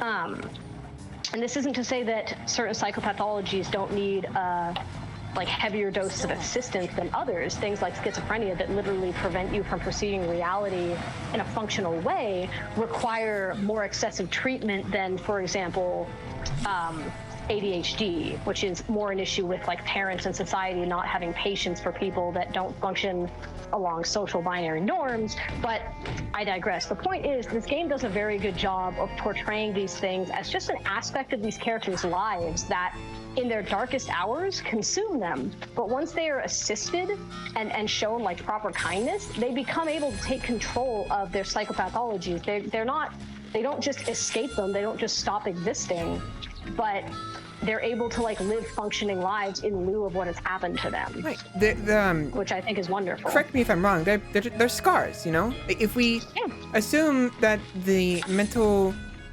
let's say conditions, the mental struggles they go through, they're basically like, they're wounds, you know? Not because like let's say they get from the environment or even wounds they were born with. It could be either one of those. And the thing is that and they get, they heal and scars form, you know? Yeah. And one thing that's kind of beautiful about this game is that it frames very, like, there's all sorts of experiences that the characters that have been through. There are things that are like incredibly traumatic where you're like, holy shit, that's dark. And then there are things where they may not seem that traumatic to you, but that's kind of the whole point. Suffering is relative, and the worst experience that one person has may be a cakewalk to somebody that has experienced worse. But this game does not frame any of those experiences as any less valid. Like the characters that have been through really simple things to some people, it still is shown as something that framed their lives, impacted them greatly, and made them who they are. And there's that's not shamed in any way. Raz never once approaches any character and goes, "Oh, that's why you're like this? That's fucking stupid." He just goes like, "Hey, let's get you through this. Like, you don't need to let that weigh you down anymore. Like, you're stronger than that." And that's, which I think is wonderful. That's a huge thing that I sometimes. I myself, like, I'm thinking of this in a more broad term, admittedly, but it's like, there are times when I get told, like, whether it's by just either, like, maybe not told, but, like, I'll read about it, and sometimes it will be, like, kind of, like, indirectly told to me, like, just go to sleep, or, you know, just stop worrying about it, or, you know, don't stress over it. I can't. I have anxiety and I have sleep apnea, and even if the sleep apnea was mostly caused by the extra flesh in my throat when I was younger that was making me suffocate, doesn't mean that I don't have something else that is causing that, or at the very least, of course. it doesn't mean it's gone away just because physically the problems are gone, if they're assuming they even are and didn't grow back. And it's like, bitch, I can't just lay down and go. That's not how it works. It's incredibly insulting people that are neurotypical, their capacity to just dismiss things that they do not understand as being trivial. In the same way that people that do not struggle from any sort of psychopathology don't really understand the toll that at its worst disorders can take on a person's life. And just as I think I can squeeze excuse me, just as Yumezu said, I had to go make sure I knew who was saying it. Stigma is arbitrary. What is normal is arbitrary, but we perpetuate it in our society based on what we all just kind of come to a fundamental agreement on, and it all has to do with performative actions. Like, whatever you do in society is you are performing for others. And when you perform in a way that makes people uncomfortable, that's seen as bad. Yeah. And it's all completely arbitrary, but it's become so excessive in our society now that mental illness is something that is just not talked about because it just makes people uncomfortable. But because it's the hard route, you know, it's the hard route to try to think about this and try to find ways to help people instead of just throw them into an asylum and be like, not my problem, you know? Well, because that's the thing. It's not easy. It's like the nitty gritty of mental illness is horrible. It's violent and raunchy and uncomfortable and bad, and nobody wants to experience those things. But the point is, if you try to force someone to bury this aspect of itself, that can be even more harmful than if they just lived with that experience without ever knowing. It's sort of, so studies in the past have been shown, so in Japan and in East Asia in general, parents, it's a lot more socially acceptable to be physical with their children. For example, things like spanking or whipping with rulers, that's more socially acceptable because the parent views it as they are suffering along with their children. Like, they don't want to hurt their child, but they are doing it as a form of punishment. And I'm not going to pass judgment on that one way or the other. But the point is, these studies have shown that children from East Asian countries that come to America, the second that they come to America and they get in trouble and their parent like hurts them physically as a form of punishment, all of a sudden that parent is placed under extreme scrutiny in America, because in America it is not okay to hit your child for any reason, and that is stigmatized and looked down upon.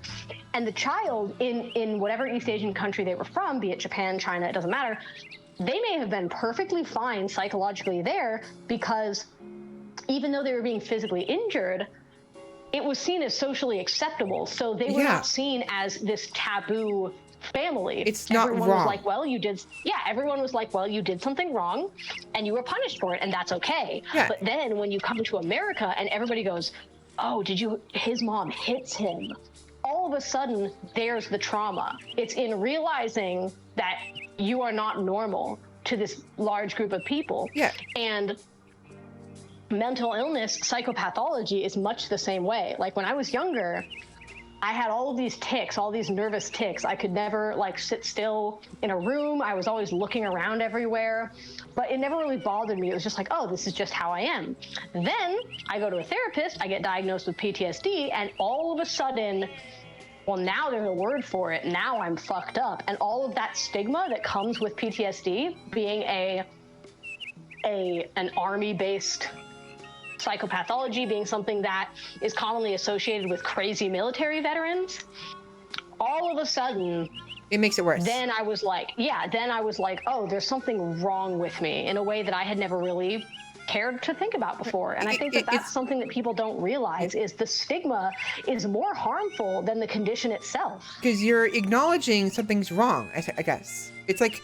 And you're being forced to acknowledge it by other people. It's like again, like with the parenting thing, the stigma isn't just towards the parents, it's also towards the kids. That the kids should be pitied, and the kids should know that what's been done to them has been wrong this entire time. Yes. Oh, you must be so traumatized. Oh, you poor thing. And it's one of those things where, growing up in America, I am within the group of people that is very against using physical discipline against a child. I don't think that that's okay.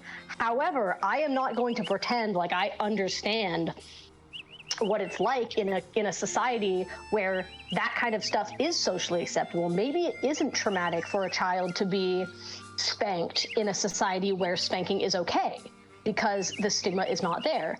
And a lot of people don't really appreciate that. And that's, I think, something that Psychonauts does a really good job of showcasing, is that like everybody is accepted in this game no matter what. Like even the like freaking people that you would see in like New York on the streets where people would like cross the street to avoid them. No, they're in this game and they are perfectly accepted just like everybody else. Once Raz shows them kindness and helps them through whatever they're going through. I have to get my food soon. We might have to pause it here. They're almost here, and I have to use the restroom as well. Yeah, go ahead. Oh yeah, wait, I am just finishing up my cooking. Oh yeah, they just dropped it off. Okay, I have to go get it real quick. But yeah, thank you for talking with me with this, by the way. We can continue after I get back. Oh, for sure. And there's a number of things I've missed in chat. I will read chat real quick when I come back. Just give me a few minutes to grab my food, use the restroom again, top off my water, and then we will return. Heck yeah. Be right back. Oh, and of course, chat will still be able to hear you just fine. So if you wish to have continue the conversation with them, by all means. They're gonna hear me putting away food. So, be right back.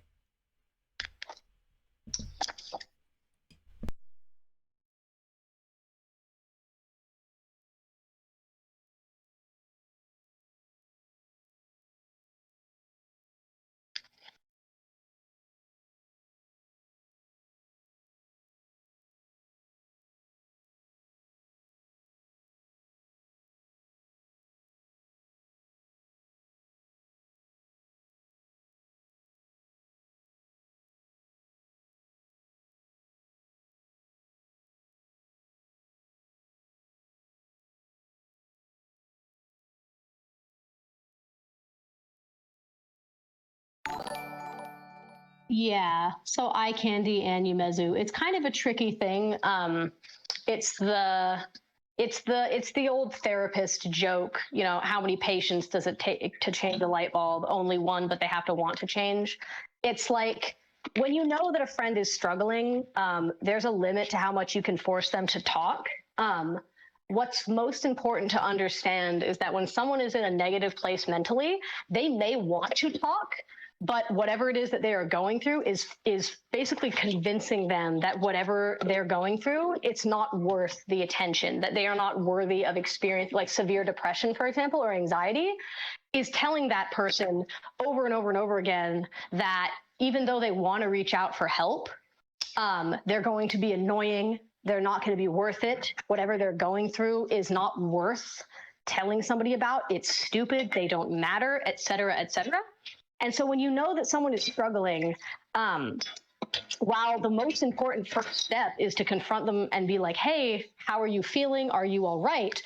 At the same time, it is more likely than not that they will lie and they will say like, oh, I'm fine, or like everything is okay, because they feel uncomfortable dragging someone else into their nonsense. What they see is nonsense. Obviously it is not, but that's how they're going to see it. And so sometimes if you are like without a shred of a doubt aware that a friend is going through something difficult mentally, but you don't want to push them to disclose what they're going through, just go hang out with them. Just be like, hey, I enjoy your company. Let's go to the movies.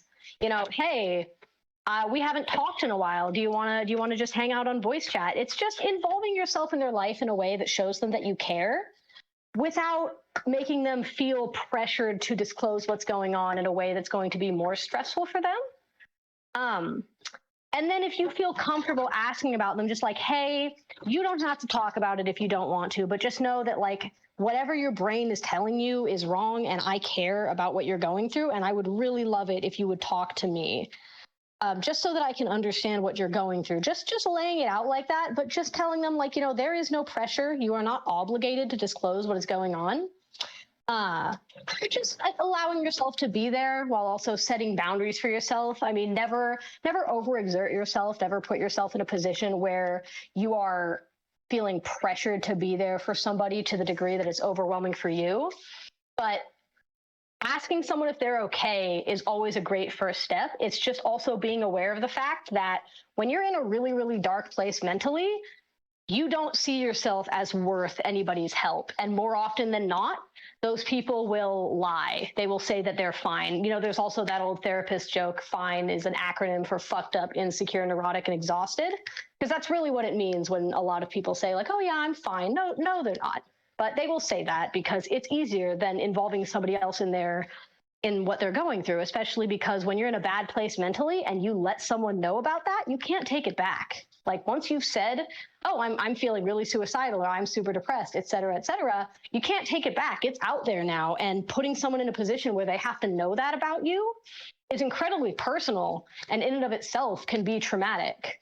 Letting someone know that you're feeling vulnerable, that you want to die, that's not easy. It never will be.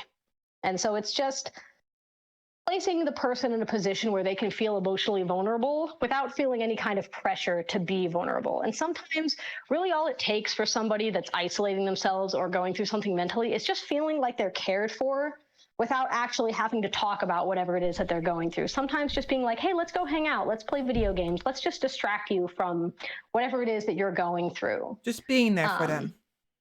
Exactly. Being there for them. Even if you don't exactly address what's going on, just like you said, just hanging out, because eventually, yes, if they build enough trust in you and understand that you're not there to ridicule them, you're not there to hurt them, eventually they may decide on their own time to be like, can I talk to you? Yeah. And go from there. And by the way, yeah. I'm back.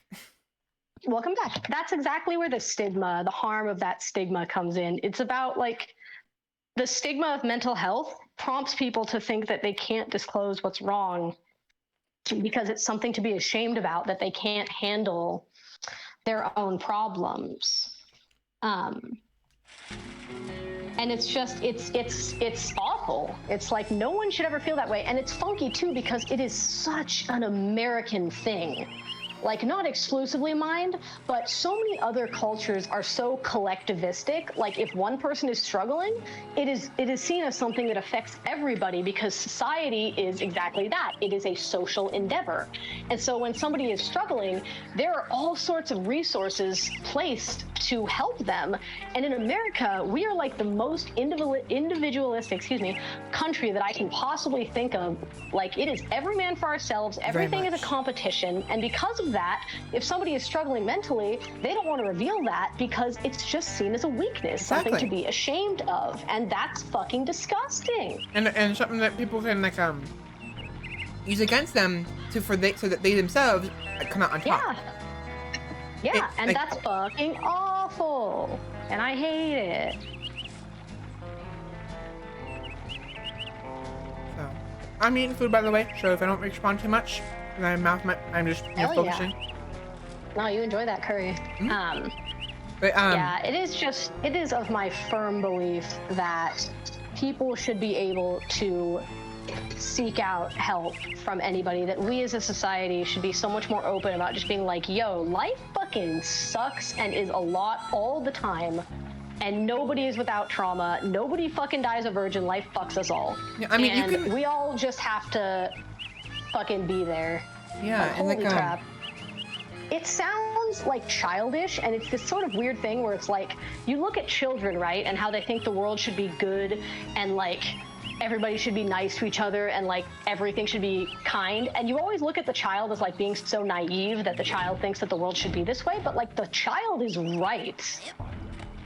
Like, it's not naive to think that we should live in a world that's like without hate and discrimination, where everybody helps each other, even if that's not how the world is. Right, it's like... So it's like, fuck. Thinking of how it should be is not the same as thinking of how it is. Like, it might be naive to, you know, blindly think it is that way. But it's not naive to want it to be that way. You know? Yeah, it is exactly. So it's like, fuck. Word choice. Word choice is very important in that kind of situation. Like, dead fucking ass. I have like random people that I barely know, like at the dog park, where like they're going through some shit, and I'll just text them and be like, hey, like I'll get their number and I'll just be like, hey, like if you just want to talk about bullshit, like dead the fuck ass, just go off, because. I mean, never mind the degree. Like, even if putting aside, like, being a therapist and, like, actually having a degree in psychology aside, people should just be doing that more often. Like, hey, random human, if you're struggling and I have the, like, emotional availability to help you with your struggle, like, just fucking do it then. Holy crap. In that regard, though, I think that's one of the many unfortunate reasons why it doesn't happen more often. A lot of people aren't emotionally available. That's like, as far as I'm aware. Yeah, because everybody is struggling. Yeah, but that's what I mean. It's hard. I'm not talking about like hard to 100%. Want to support someone else when you yourself are having a hard time. You know. Oh yeah, but that's the whole point though, is that when you open yourself up to try and offer support to others, you may then find in turn they support you. Yeah. And you're able to then support each other instead of experiencing something alone. Like Clem and Crystal. That's what comforting groups are. Where it's like, even though it's difficult to open up because A, it's allowing yourself to be vulnerable to a potential stranger or even a friend, but just a friend that you don't want to drag into your stuff. Yeah. Like, allowing yourself to do that opens up the possibility for everybody to help each other. Yeah, because like that's exposing your heart, which one exposes you to potential danger and harm, and two, more importantly, shows others how much pain you're in. And like you said, that's not easy, and no one ever said it would be. Yeah, and like with regards to friends, some people just don't want their friends themselves. Like, I don't want to open up because I don't want my friends themselves to hurt. I care too much about my friends to the point where I don't want to actually share with them what I'm going through, kind of thing, you know? Yeah, or even though you may be really good friends with a person, there's a part of you that just doesn't feel quite that close to them. Yeah. Like, you feel like you can talk to them about all sorts of fun stuff, but there's still a part of you nagging in the back of your mind that goes like, I don't think I can tell them about this though. Like, I don't think I should. I don't think that I should. I don't know that I can. Which just sucks. And I mean, again, there is nothing wrong with putting up boundaries in your relationship with people. I think that's the most important step, is knowing your own boundaries before you involve yourself in somebody's life and struggles. Right. It is just shitty sometimes that those boundaries are placed almost arbitrarily based on, again, social stigma and expectations based on that stigma. It's like my relationship with the audience, people who watch my streams. I had this discussion sort of a little bit with Eye Candy and Sheppy. Both of them, I wanted them to be there when I revealed that I'm trans, that I'm a trans woman. But I prefaced it with saying we're not friends, but we're not strangers, because I've told you about my difference in how I told them the same thing I told you a while ago, like the bar of friendship, and how everyone's is like there's strangers, acquaintances, friends, best friends, and like lovers. And I describing to them how my gap between acquaintances and friends is much larger than everyone else's. So what someone would consider, oh, we're friends, I still consider them, no, we're close acquaintances. We're not friends. We know each other well enough, pretty well. And maybe we'll share lunch together, maybe we'll talk about random shit, maybe we even sometimes on occasion might share some personal stuff, but not everything. And like, you know what I mean? But you, you are my friend. You are my best friend. I trust you with pretty much everything, you know? You're the only person in my life who's like that. Aside from, family, but that's a separate category. Of course. And, so I kind of mentioned that because, like, I'm making a boundary here between me and a larger audience. Of course, which is a healthy thing to do. Yeah. But I trust Eye Candy and Sheppy to tell them, and that one, I want them to be mods, and two, I wanted them to be there because Eye Candy's been here for a very long time, and Sheppy, I think she's fine with me sharing, because they've admitted it's part of their streaming. Sheppy's also trans. She's also a trans woman. Hell yeah. Welcome to the club. Yeah, and that's another reason why I wanted her to be there, is because she knows what I'm going through, as a lot of, even you. And, like, like, she also referred me to another streamer, not specifically for that reason, like, kind of, but the stream themselves doesn't know that's why I rated them, you know? But the other streamer's also trans. And hell yeah. So, Devi. Devi, VTuber. I rated them last week. In case you're curious, I can talk to you about it later. But my nose is getting stuffy because of the food.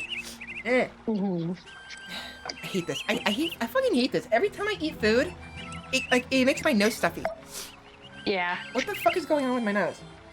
I was going to say, in addition to that, like, being acquaintances is just, like, you can become friends with people that you start out with acquaintances. So it's like, there's nothing wrong with putting up boundaries, because it's not like you're not open to the possibility. It's just letting people know, because that is a danger with a comfort online online producers, people that make any kind of content online, is that you will find people that really try to insert themselves in that person's life in a very informal way, without really knowing that person well enough to be in a position where they should be doing that. Right. And so it's important to set up boundaries where it's like, I'm not open to the possibility of a friendship. However, like, please understand that there are limits to what I'm comfortable with if I have not known you for that long. And I think, like, knowing that about yourself, being able to, like, be confident enough in yourself and what you're comfortable with to put down those boundaries is incredibly important.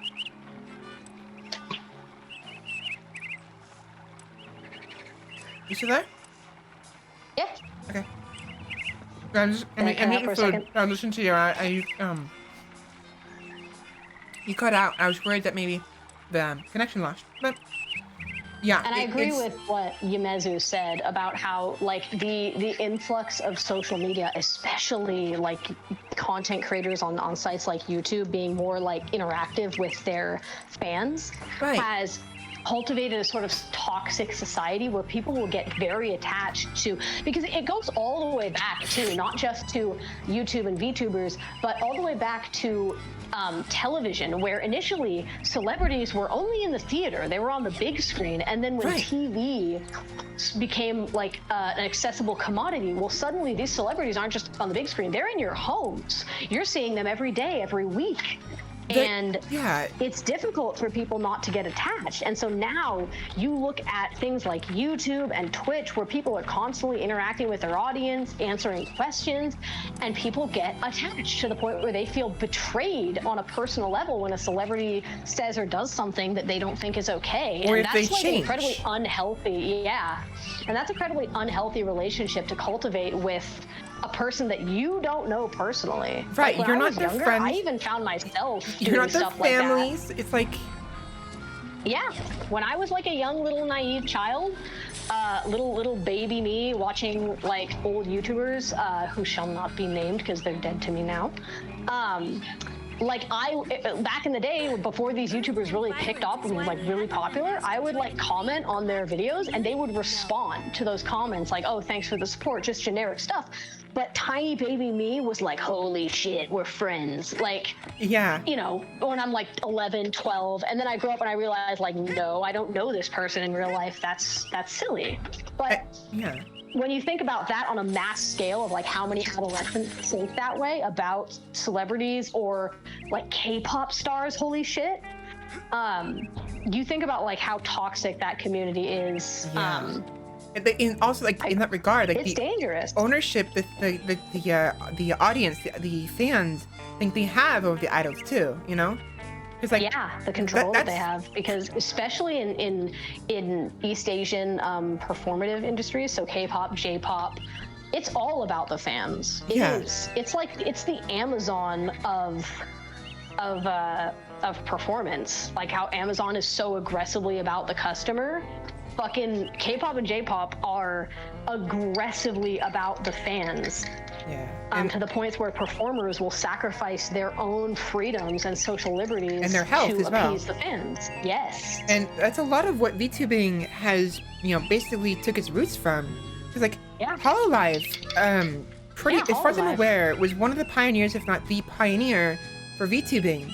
And I would say the pioneer. But I'm not gonna say they were the first, but I'm gonna say when you think of VTubers, you think the Hololive girls. But I don't even give two bitches and a flying cooch about VTubers aside from you, and yet I know who the Hololive girls are. Right, and it's like there's this idol culture that's attached to it because of the previous idol culture from, like you said, the K-pop and J-pop, and and like it's same thing like boy bands, are essentially that's what they are. They're idols. Boy bands are a big one, especially when you look at industry plug boy bands like the Jonas Brothers, specifically designed to aggressively cater to audiences. Yeah, they're characters being crafted for like I said, an audience, which is But as a result, they don't really know the person themselves, so that's one thing that a lot of Hololive, it's still a bit of a stigma, but it's like with the English VTubers, it's not as much of an issue anymore, where they have characters they have to play out as. And when they don't, some of them actually get in trouble for that. It's not as much of an issue as far as I'm aware anyways, in Hololive, it can still be, but in the other ones, like Niji-san, Niji-sani, I think, is what the other one is, and maybe the other VTuber companies, it's heavy. Like the point where if two people, I remember there was a couple of VTubers, or one in particular I remember, who had a certain accents. They weren't playing the accent up. It just happened to be their accent as a person. And another person, a VTuber before them, had signed up with this company. Not Hololive. It was one of the other ones. And they got upset with the new person coming in because that accent was the other person's character's accent. And that's ridiculous. The company themselves and the person themselves didn't want two people from the same like Kantai dialect or whatever. And like the company was like, yeah, you have to change your accents, But I think it was more the person themselves who had that issue more so. Like the company, I think, was less like whatever. But still, they were more whatever. That's literally like insidious Hollywood shit. That's like you have to be this certain weight to be like an actor or a model. Yeah. Like that's exactly the same thing, just with like a cute ooh-woo anime e-girl disguise. That's insidious as fuck. And that VTuber, the newer one, ended up basically they kind of graduated within a month or maybe even a week of debuting. Graduating being they quit, or were fired. One of the two.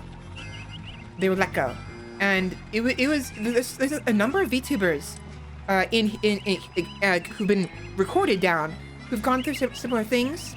Either because some conflict with someone else because they weren't liked or whatever, or they said something wrong, or they accidentally revealed their model ahead of schedule when they weren't supposed to contractually, or they themselves were scumbags, Yeah. So, and some of them don't get found out until later. Yeah. So. Also, where are you? Yeah, so go through that tunnel. You're going perfect. Yeah. And then head to the left as you come out of this tunnel. Yeah, they're right there. And you will see Elka and Dogen. You can listen to Elka's funny little dialogue. And then once you're done with that, show her the button a couple of times. I think we already went through the dialogue because I did it by accident, but we were in the conversation, so. That's fine.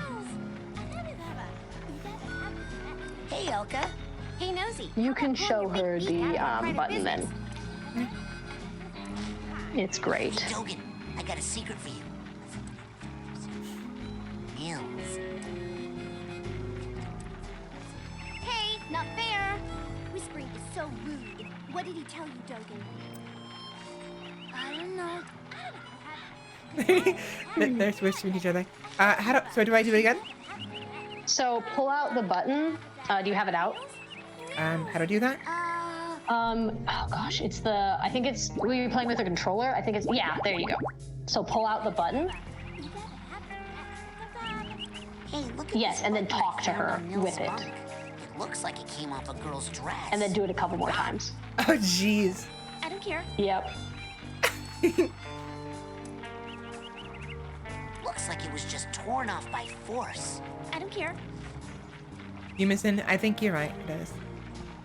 I agree. I was reading chat as well. I completely agree. That whole Shove it in your eye performers do that constantly, where it's just like, oh, we're family. Like you guys are like my reason for doing this, my reason for everything, and it's just like, don't say that. Don't fucking say that. Yeah. And then fucking Niles kisses girls in the mouth and likes it, and she freaking freaks out. Why don't you just kill me, Dogen? Okay, so now you can go inside the geodesic psycho-isolation chamber, that spiky area to progress. Out of my face before I Shove it in your eye socket and suit to your brain. Before I do that, though, I'm kind of curious about this hole. That's a phrase and a half. Whoa, calm down. Twitch restrictions. That is basically the teleporter of this world. If you jump inside, you get put on a little like tram and ask you where you want to go. And you can go to basically anywhere that you've been in camp. Or you can be like, nope, never mind. It's one of Ford Cruller's like little machines that he uses to get around camp. So she thinks you're him, and she'll talk to you. The machine will talk to you like you're him. I see. Cabin area, also doing Gate Lodge. Or no way. Nowhere? Yeah. So you can hop back out, you can go in the chamber whenever you're ready. You can go help Mikhail. But no. Yes. Mikhail. Damn names. Oh, Maluk. Maluk's the kid. Mikhail's the other one. Someone's having a fun time. Someone's having a fun time. Oh yeah. So you can just punch the door. But maybe I don't want to. There's no Fair. here.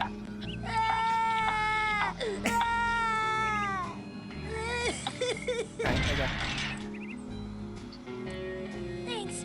I thought I was gonna have to eat my own arm. So it's just a padded room. It's a GPC, a geodesic He'll explain it. isolation chamber. Oh, isolation, yeah. Oh man, cool. Cool? Do you have any idea what this does? Something cool?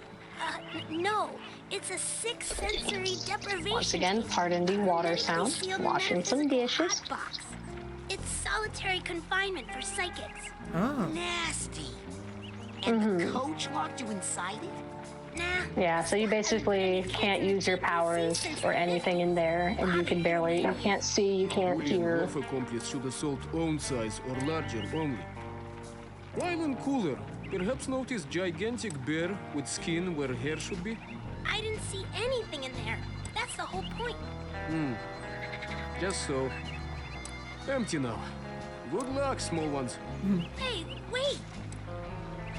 Nom, nom. I really like this food. It's really yummy. The Hawaiian food. Yeah. Yeah. Hawaiian food's great. I tried the shrimp. It was yummy, but it felt really dry. Mostly because I didn't eat it fast enough, so it cooled down. Yeah, I'm not much for shrimp really. I like it in some foods, but I'm just not fan. So now you can go inside of that chamber and you can use the button, and that'll gain you access. Cool. And also, speaking of chats, I know there's a lot of text I've missed. I think we discussed mostly everything, and we probably won't be able to get to all of the chats that was chatted. I've been reading through the chat as they've been talking and commenting on things that I mean, noticed. like, in regards to me reading it back, because I have a bad habit of reading everything, even though I probably shouldn't be reading everything and just giving my responses. But it provides, I guess, interaction, because I have this this mindset where I feel compelled to be talking all the time, and I'm learning to not do that. Oh, trust me, I know what that's like. But I feel like that's what is required for me to be entertained. So. Oh, don't worry, you're valid. Yeah, so now we get to go and hang out with Sasha. The myth, the man, the legend. Yes. And Sasha is, as you'll see, I won't obviously say what it is because you will find it, but Sasha, when you find his vault, his quote-unquote traumatic experience, I only put it in air quotes because I don't know if he would call it that, but his one of his sort of trauma-based experiences is to what a lot of people would be considered just kind of, oh, get over it. Right. But no, it is a part of his identity, and I absolutely respect it that they framed it that way. Okay. You're entertaining without talking constantly, darling. Well, thank you. Especially when the times I fuck up because you compliment me, right? I mean, what's not to compliment?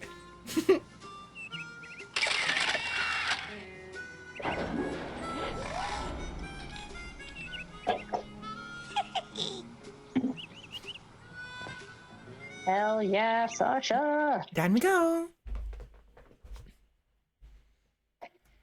Agent 9, I'm here for the advanced training. Num num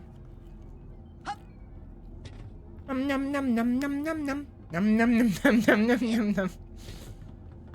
I like that song. Yeah? The num num song. Num num. Apparently chat likes it too. They look forward to me saying it every week. I'm like, okay. I mean, hey, whatever they're into. So what are we gonna learn? Bending spoons? Burning stuff? So there's one little, this is just a silly little detail about this game, but one thing that I really like specifically about Sasha's lab is that, you know, little shit kids playing this game, being little shit kids, they're like, haha, I'm gonna break Sasha's stuff. So they go over and they punch his folders to break them. And the staff thought about that. And instead of like letting the kids get away with it, like, oh, haha, I'm gonna break Sasha's stuff. When you break his stuff, he says, oh, thank you. I've been meaning to clean up around here. Just completely shutting down any of that, like, I'm gonna mess with this guy. He's just like, oh, cool, thanks. And he actually appreciates it. And I think that's just awesome. And you can find stuff in them too.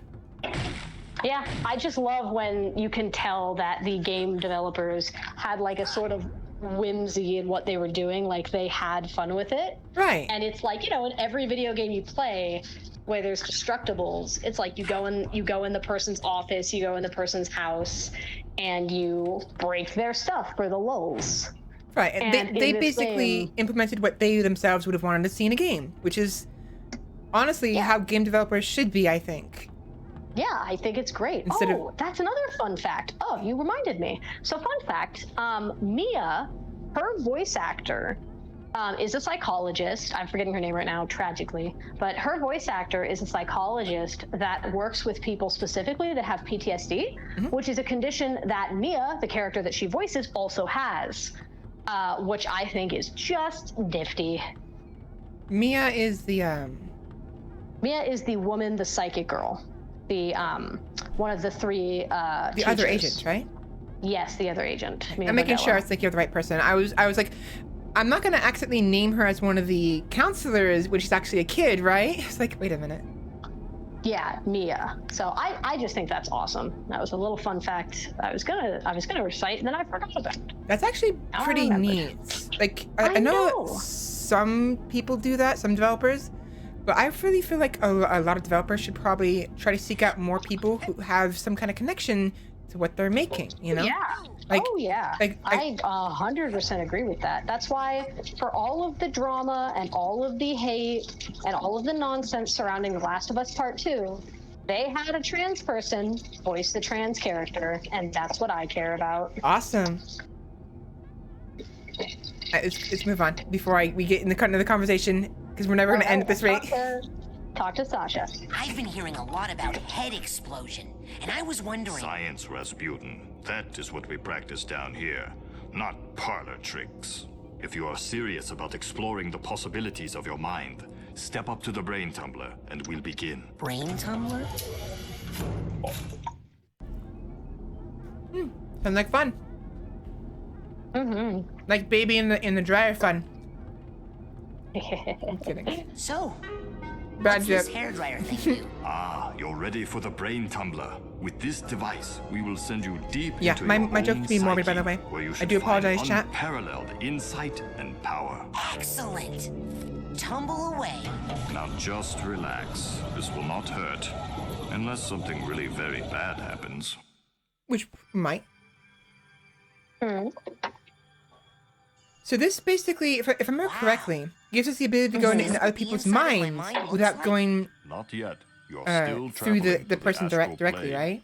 This is a Yes. tiny corner of what So we this is call how, at the end of the game, if you want to 100% the game and get all the collectibles, this is the easier way to do that. Because that way you'll have all your powers, and so it's easiest to then just go back to the other ones. just out of reach. Mental world The more approach, you it's explore not the time. mental world, the more You can go connections lay you down, we're not form. doing anything. Right now, the only unconscious world you can enter is that one, your own. Oh. Step through it, and we'll continue. Cool, so you're gonna go into yours first. And this is basically like it's obvious that he wants to know more about Rasputin. They all do because he was able to resist them so strongly, you know. Yes. And they're wondering how the hell is this kid so strong against us professional, you know, psychonauts. And it's basically right. Yes, and the explanation is really just as simple as sometimes people are prodigies, and Right.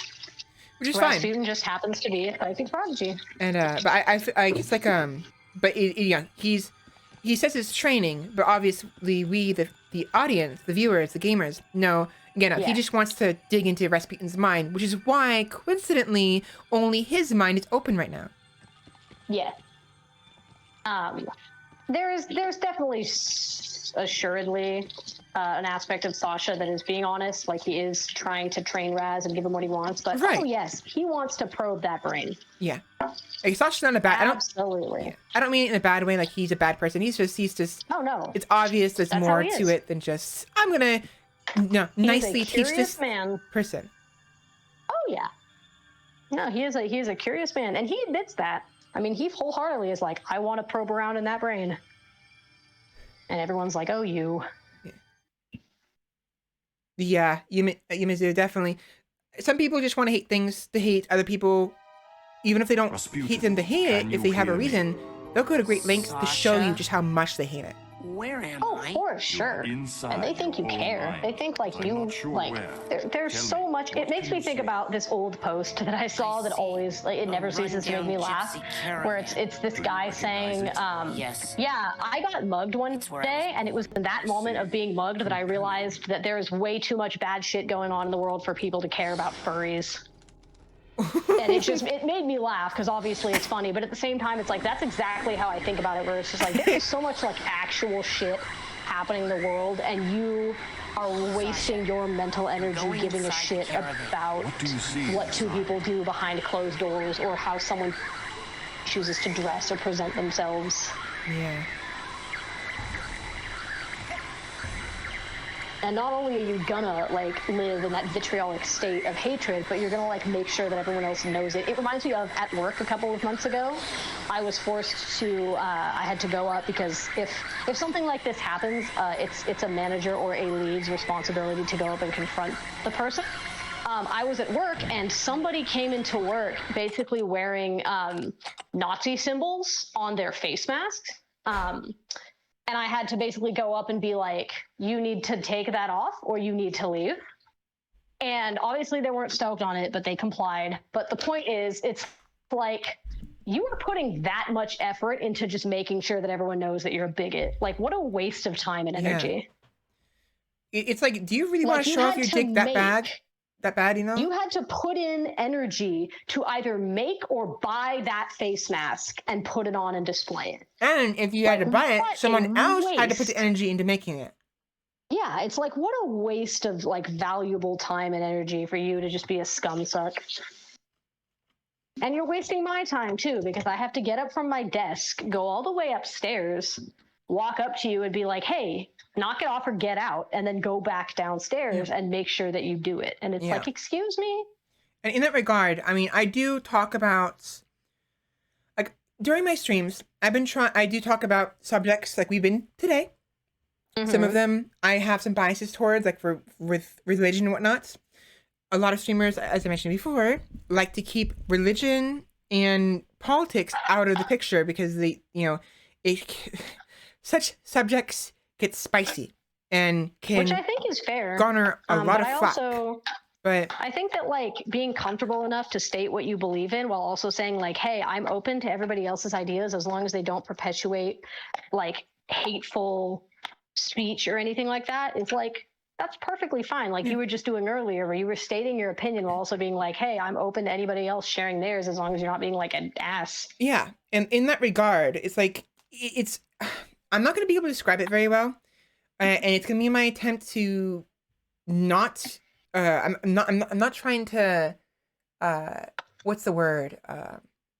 Bend over backwards for the sake of open-mindedness. But at the same time, like, obviously, I'm not exactly a fan of Hitler, I'm not exactly a fan of the idea of, Nazis or, being a Nazi.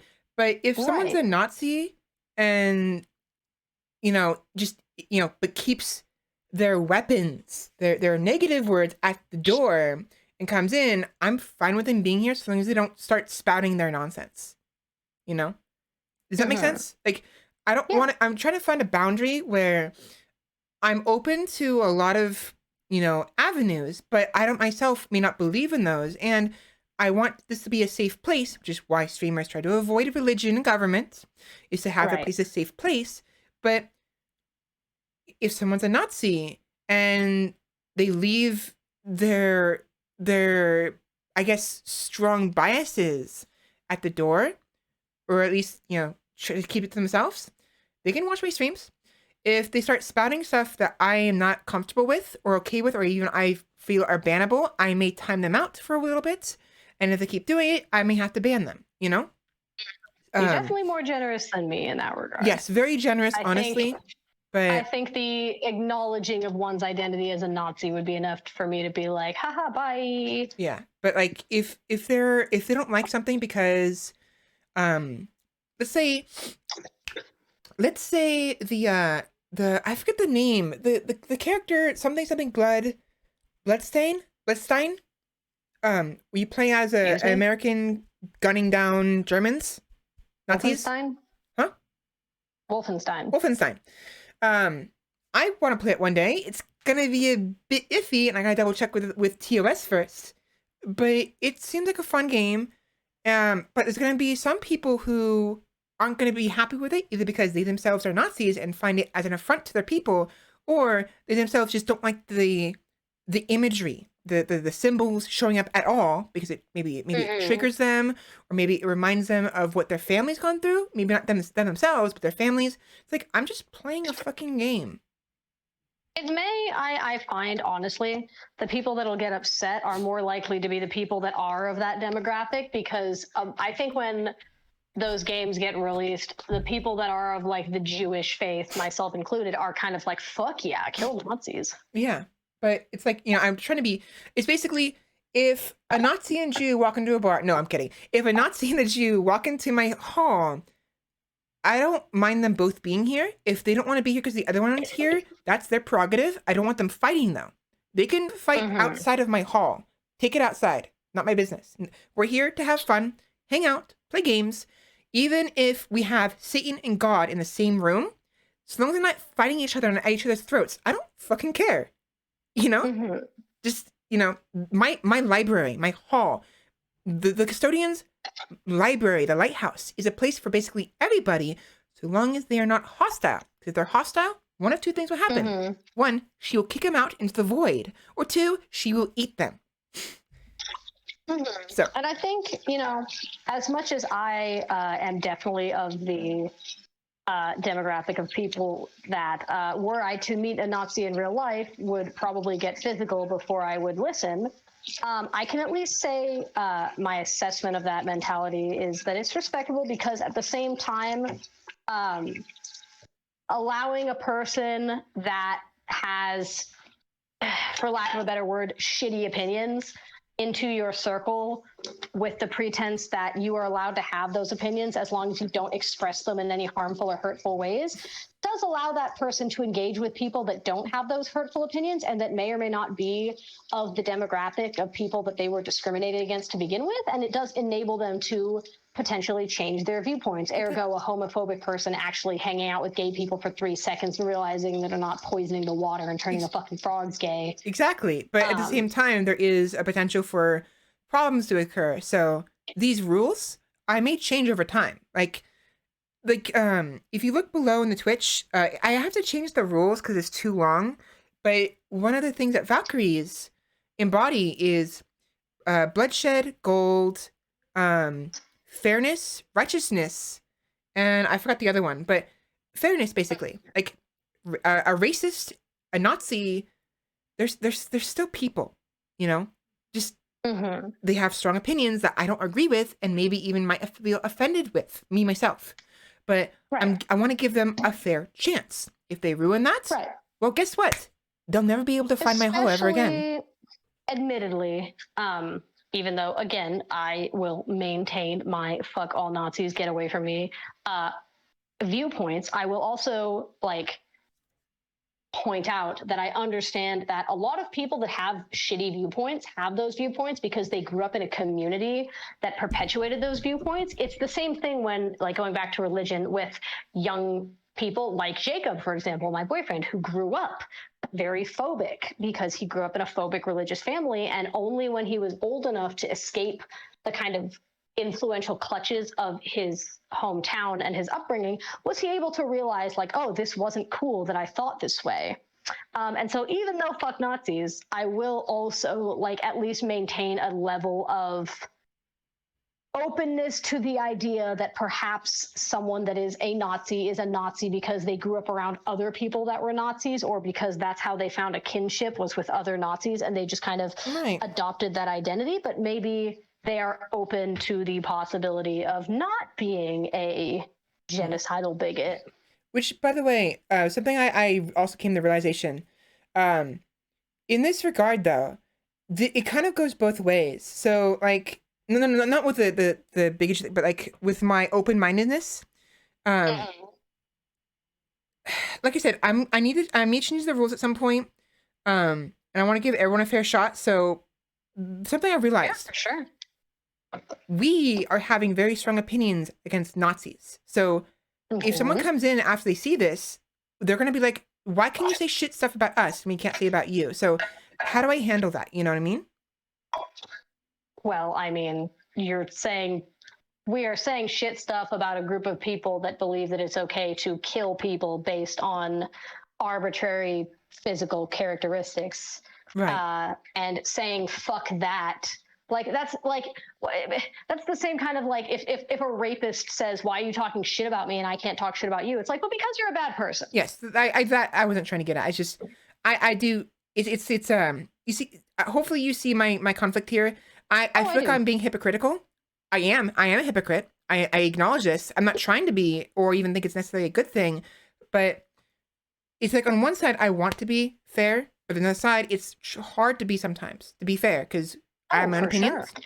And more importantly, as my community grows and gets bigger, it gets harder to be open because, like, again, I want this to be a safe place, but at the same time, here's the thing about that. So first of all, I agree with what, let me see, who mentioned eye candy above earlier mentioned something saying about how, like, if someone is like has shitty viewpoints or toxic mentalities, like, letting them be that way alone will not change them. It's about, like, confronting their mentalities, explaining to them why they are harmful. And I agree with that. I think that there's a certain limit to it. However, I think that, like, if someone is open to the possibility and you can have this conversation with them, that's wonderful. But at the same time, you have to acknowledge the fact that with certain people, it's all about like there is a time and place to be open and understanding and welcoming of all viewpoints. And there is also a time that you as an adult have to know when to put your foot down and go, this is not okay. The viewpoints that you are presenting are dangerous. They are harmful to others. People that I know, people that are my friends, are within the demographic that you are discriminating against. And that is not okay. And I have no place for that in my library. In the same way that when you engage with somebody that has a bigoted viewpoint, you have to acknowledge when you're being baited into an argument versus when the person is actually open to hearing what you have to say. Because the second that it turns into an argument or a debate is the second that you are presenting what they are saying as though it's some kind of legitimate viewpoint. Okay, right. Death to Jews is not a legitimate opinion, and it is not one that I'm willing to entertain. And if that is your mindset, then I'm not going to talk with you because I'm not going to humor the idea that what you have to say is valid. Right. It isn't, and I'm not going to talk about it. However, if you come up to me and you're like, hey, I think this way, but I think it's wrong, or like I want to understand, like homophobic people that want to understand the queer community because they understand like, oh, this is actually hurtful, but I grew up like this and I don't know any better. Wonderful. We'll sit down. I'll tell you all about the history of Stonewall and we can be best fucking buddies. Mm-hmm. There comes a time and place. It's like there's a time and place where you need to make a person aware of the consequences of their bigotry, whether that's by getting physical or by banning them or blocking them. The consequences of one being shitty are important to highlight, because ultimately it's not your responsibility to educate somebody. There is a whole internet out there where you can Google the history of queer people, the Jewish culture, Jewish society, Jewish beliefs. Anybody that's bigoted or homophobic or whatever they are about anything, if they want to change or if they're open to the possibility of the group that they're discriminating against not being as bad as they think they are, there is a wealth of information at their fingertips. If they don't even have a laptop or a phone, guess what? The public library is completely free. Mm-hmm. Like, it is not your responsibility to waste your time and energy educating somebody, because sometimes that's just them baiting you into a conversation so that they can try to change your views in the same way that you think you'll be changing theirs. Right. And So maybe being really too just open-minded can be a important. problem. I'm not saying that being open-minded can be a problem. I'm just saying know your limits and know when to put your foot down. Because I think that, like, as a Valkyrie, fairness is an important ideal to uphold, but at the same time, Justice. Is it fair to allow an individual into a safe space when it is common knowledge that that person maintains beliefs that Harm are those around harmful them? to that same space? Yeah. Like, That's it's a good fine point. if you want to welcome somebody into your community. It just needs to be under the expectation that that person is willing to learn and be open-minded. But if you make the mistake of inviting a homophobe into a community of queer people, and that person winds up not being open to change and really just wants to perpetuate their bigotry, it is your responsibility to get them the hell out of there. So give them a fair chance, fairness, but do not ignore justice. Be just in your decisions and in what you're trying to accomplish within your space. I am a firm believer in anybody and everybody is capable of being good, and anybody and everybody is capable of change. But I have also personally had to deal with people that I have given way too many chances only to be burned, to the point where it took too long to tell them, you know what? The change starts with you and you are unwilling, and I no longer want you in my life. Okay. So it's just about knowing when to put up your limits and go, the people in my space that care about me, I care about them, and I don't want to do anything that is going to make them uncomfortable. So if you are going to make the people that I care about uncomfortable with your intolerance, then you aren't welcome here.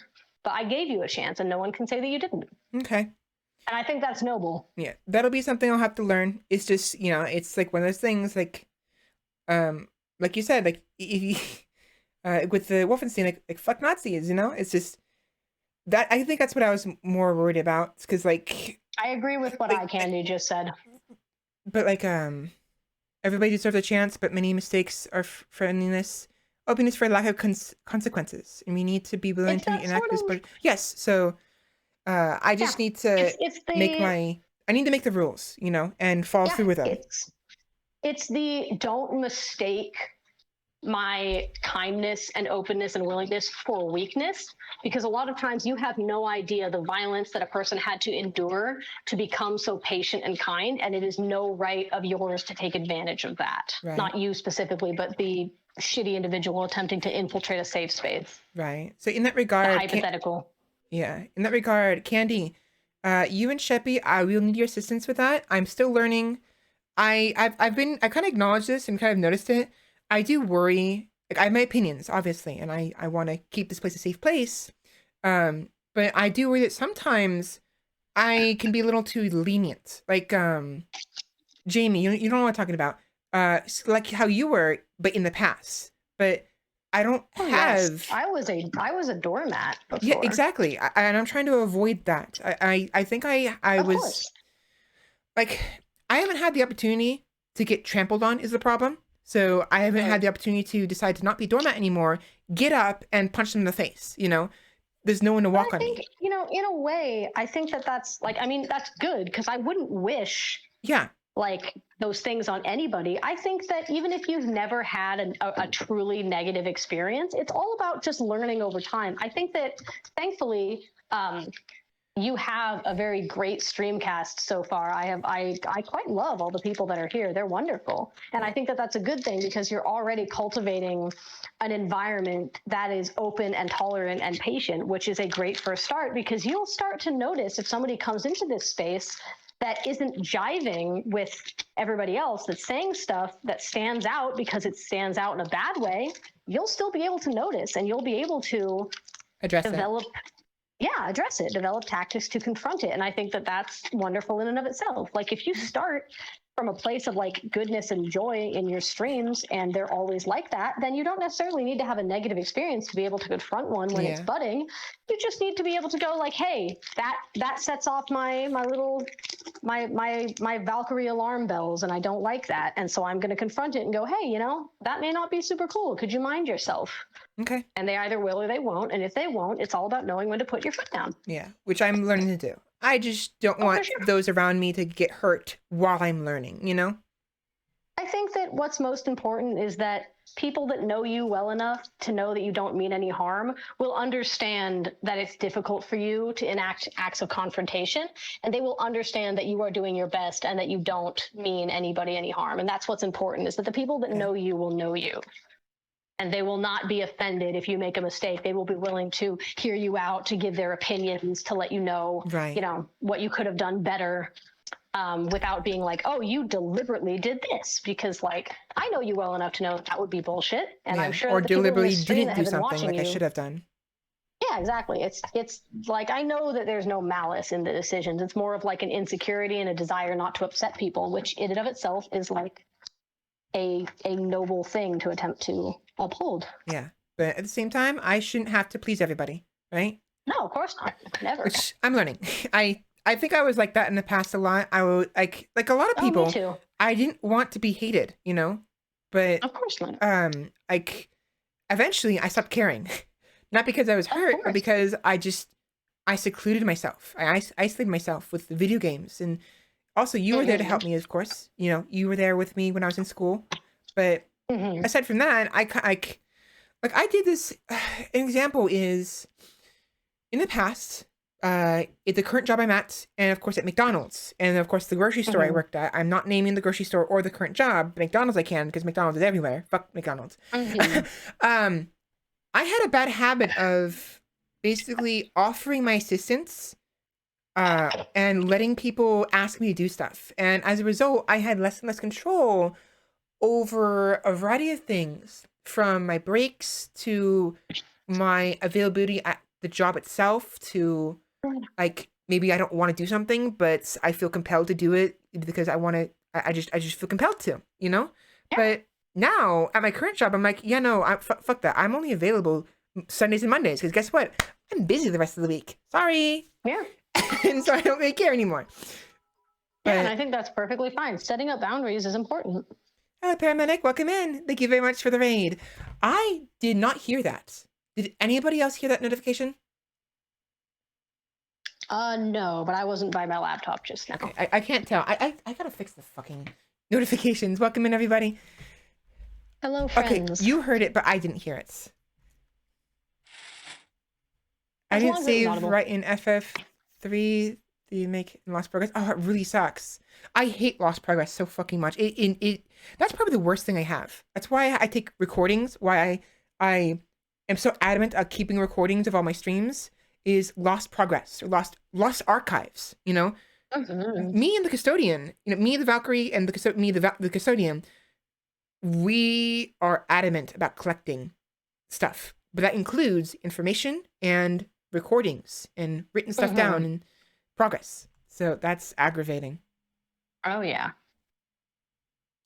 Let me go ahead and see if I can fix the alerts real quick. Won't make a difference now, but so that should be monitor only. After that, you can continue reading Raz's little. Definitely. We've been talking a lot, and you probably have to get going soon. So. Not yet. I'll just leave whenever Jacob comes over a little bit after that. So I am going to very quickly run to the bathroom. I will be right back. No worries. I'll read this while you're on. Or do you want me to wait?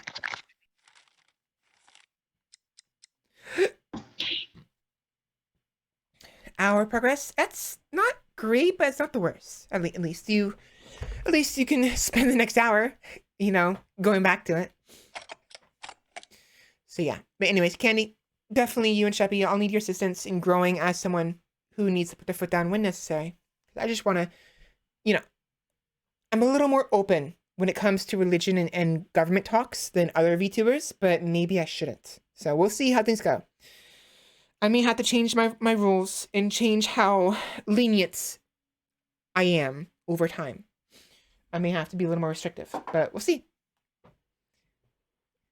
Conversations have been enlightening and thought-provoking? They have. I honestly, I love talking with Jamie. There are times they help me learn about stuff and just, you know, they helped me realize that I'm trans and among other stuff.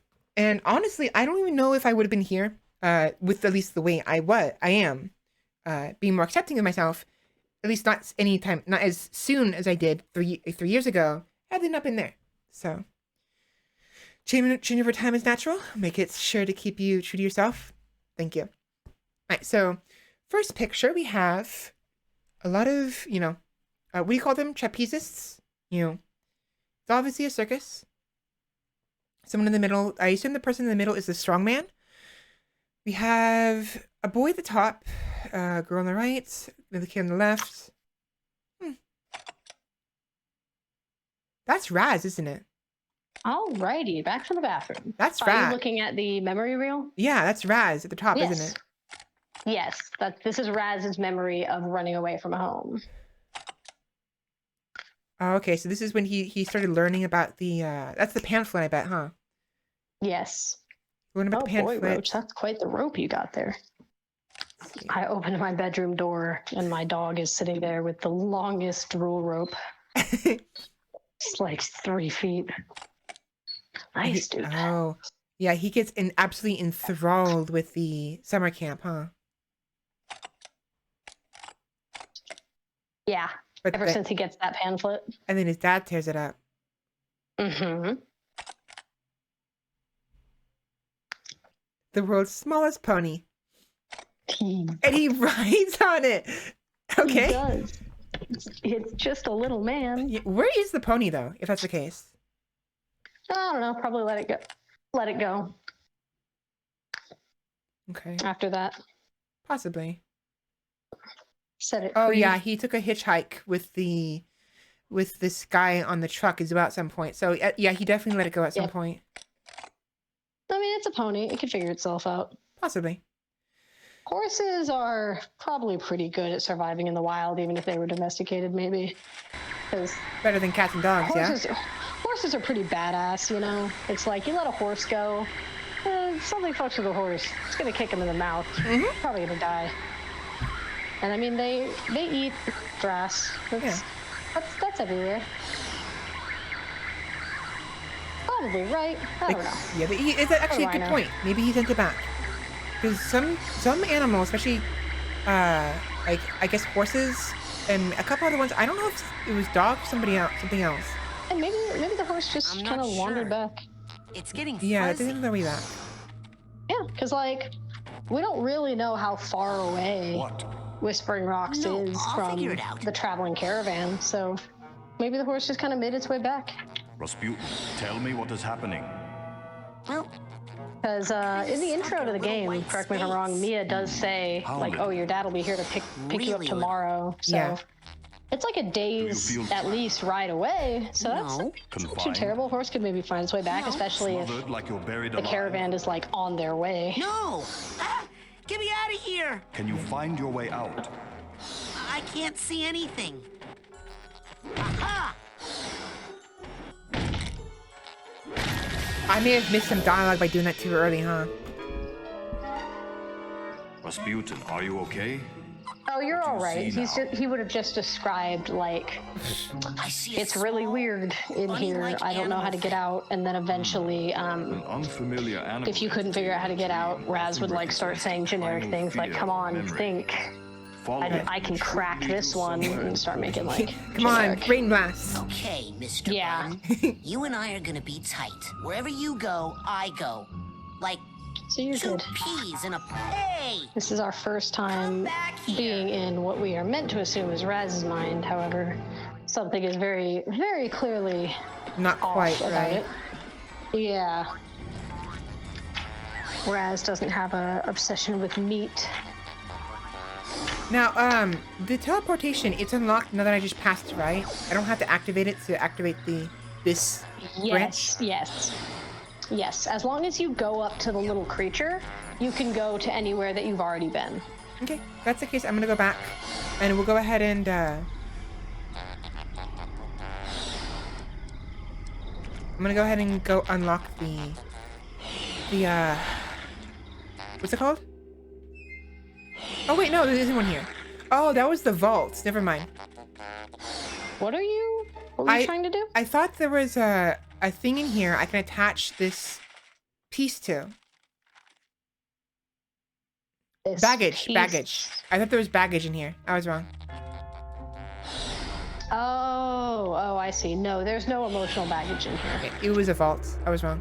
Yeah, I see what you're saying. I thought maybe I had to pick up the key and then go backwards. But no, I guess all emotional baggage is ahead of the key. Yeah. Not all. Sometimes you will find the key before the baggage, but you'll know.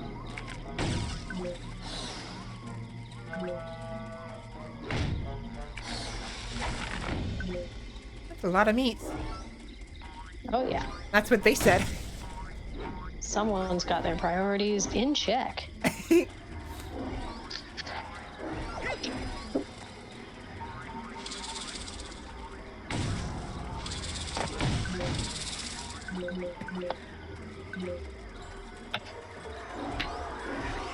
So remind me, what's the difference between those special arrowheads and basic ones?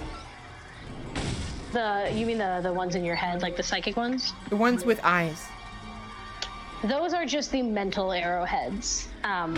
They're the, like, astral projections of arrowheads. They're worth less than the real arrowheads, but they will eventually add up. This is more of a super scary flaming. But yeah, those are just like mental arrowheads, essentially. What? Okay, I'm pulling you out of there. Just give me a second. Sasha? Hold on, I'm still getting some unusual interference. It's fascinating, as if someone else was... Agent 9? Sorry, almost ready. Sasha! I don't think it's a narrative or a thematic fit, but I can't help but see a trans allegory in breaking out of that shell. That should not have happened. Oh, for sure. Psychonauts is trans as hell. Are you kidding me? I think I need to be I wasn't laughing in a bad way. I was like, yeah. Oh no, I know, but like No, in for many sure. tribal societies, learning It's to like- defeat the monsters you see in your dreams is It's like considered a rite of the passage. entirety of Raz's character. Listen, Raz is a trans man. I don't make the rules. The entirety of his character of like feeling like there's something strange about him that he can't express to anyone in his family. Like it's so symbolic, feeling wrong in his own body, the thing where he starts to explore his psychic powers in private in the same way that a trans person might start to dress differently in private or use a different name, receiving a pamphlet telling him about this magical place where other people of his type can interact with each other in a safe space. Hello, receiving like some kind of community brochure, one of those I think I might be trans booklets, running away from home because his father finds the booklet and tears it up, basically invalidating his entire potential identity. Yeah. Coming to this summer camp where it's like, oh, I don't know, maybe you don't belong here, but then like reciting all these things, proving that like this is in his head and that this is what he wants, and everybody's starting to accept him. Hello. Psychonauts trans my gender. I wasn't kidding.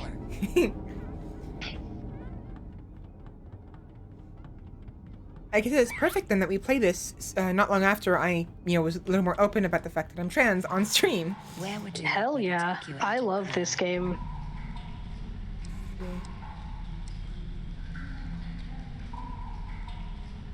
So this one, right? We're going to Ford Sanctuary. What are you trying to do? So we have to go to Crueller's place, I think. Cruller? Yes, you go to Ford. Let's go You'll to go Ford's, talk to him. I mean, my sanctuary. Yes, noble Psycho Master. Why does he think that he is Crueller though? I What don't was know, she, 'cause rather? I guess Cruller is the only one that ever uses that machine. Oh. So So she she just just assumes programmed to everyone think. who uses it is Crueller? That's what I think.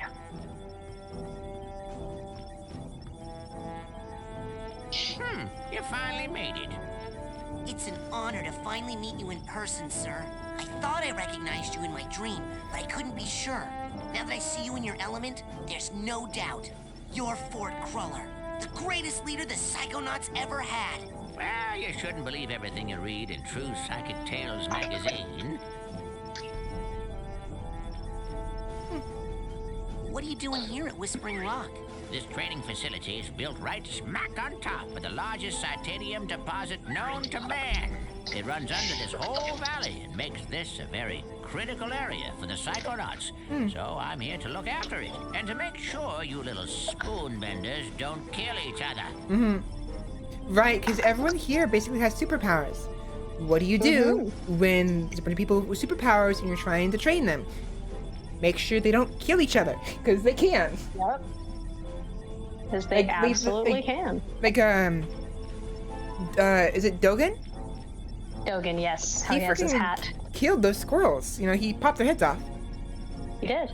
So, and he could very well do that to everyone else. Oh yeah. That's why he's got that lovely little hat of his on. Let me eat some food. Hold on. What's Titanium? Please do. ASMR the mic. Chew right into it on me. Radioactive mineral that crashed here on a meteorite hundreds of years ago. It responds to psychic waves, focuses them, amplifies them. It can make psychics more psychic, but it can also make unstable people more unstable. Not everyone can handle that much activity in that part of their brain. It can drive them completely out of their gourd. Gives this valley an interesting history. It's a good thing I don't have a gourd then. I have a skull. Kidding. Bad joke. Like, no, like, there's nothing there. I just, whatever. I saw you raking leaves. Was that a disguise? Yes, well, God, I have many disguises. It helps me keep an eye on you kids wherever you go. Now, when I'm in disguise, I may pretend not to recognize you. Don't blow my cover, okay? Say no more. Your secret identity is safe That's with me. suspicious. I don't remember most of this, but... Real quick, paramedic, I'm with you on that one. I do not trust horses. They're beautiful and majestic creatures, but they can be that away from me. I don't know what they know, but I know that they know things. What did paramedic say? I have to tab out to reach the chat. That horses can be terrifying. Oh yes, they can be. Excuse me. So, what mission are you on down here? Well, from here I can. Oh, speaking of horses, you know what I was watching last night that has been recommended to me up and down the fucking street because of my love of centaurs is this new show on Netflix called Centaur World. Well, you know, these it's actually pretty charming. Nothing like what I was expecting it to be. Centaur World. Yeah, it's very cleverly advertised as a very annoying Adventure Time hyperactive cartoon, which is designed to hide the greater plot of the show, which is essentially a warhorse is separated from her rider and teleported to an alternate dimension where everything seems happy and sunshine and rainbows, but it's very over the garden wall where there's like this insidious force within the land that nobody wants to talk about, and Horse needs to confront this force in order to get back to their rider in the other dimension and help end this war. I've only watched episode 1, but I was actually kind of vibing with it. The centaurs are weird. The giraffe centaur freaks me out. I hate him. But it's a charming show. Horses look like they have the souls of murdered Victorians. I fear them. I agree. That's an interesting way of describing them.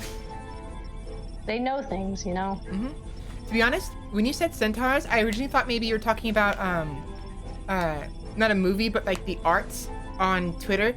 Someone made My Little Centaur. And oh my gosh, it's really cute. Very nice. It's wonderful. I love centaurs. Like 2/3 of all of my D&D characters are centaurs. I love them. I think it's great. So much fun with like the different animal halves that you can have. It's great. You want me? I took a bite of a particularly hard piece of chicken. It's taking me some time to chew. Whoa. This is cool down.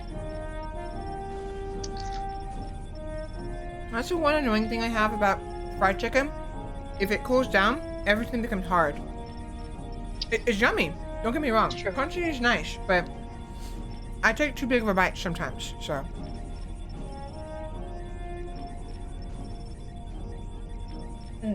All right. Yeah, let's move on. Let's I can, if you want, I can find the My Little Centaur tweets and send them to you if you're curious. Oh, you bet your ass I've seen them. Then we're good then.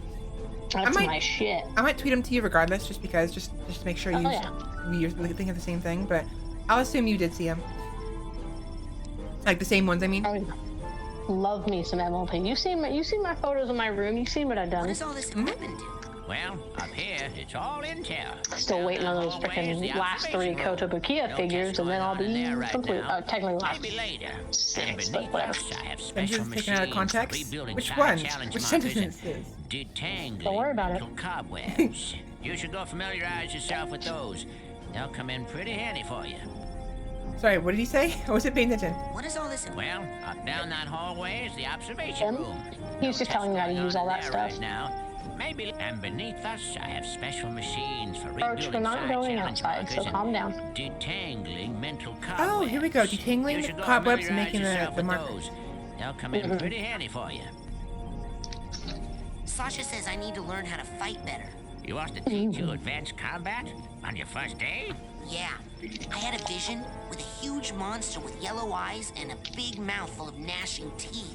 Did it happen to spit anything at you? Yeah.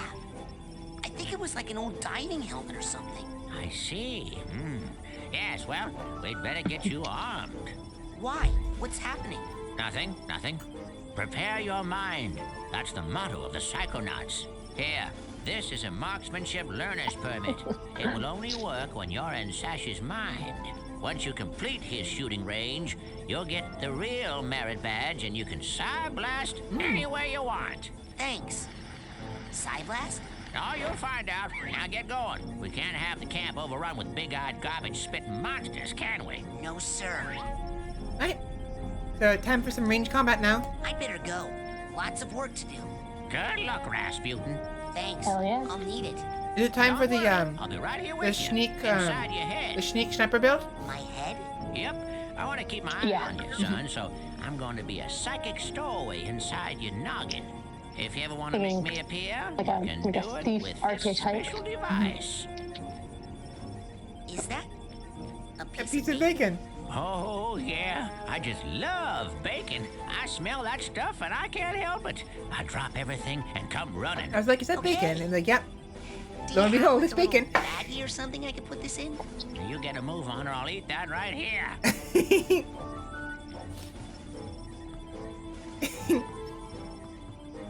Wait, where's the exit? Oh, good night, friend. Here I am going to lurk and give that sleep thing another go. Sleep thing? Yeah, you're welcome. Have a good night, and I'll be back Good luck with tomorrow. your sleep. See, around the same time. So, thanks for coming by. Burps.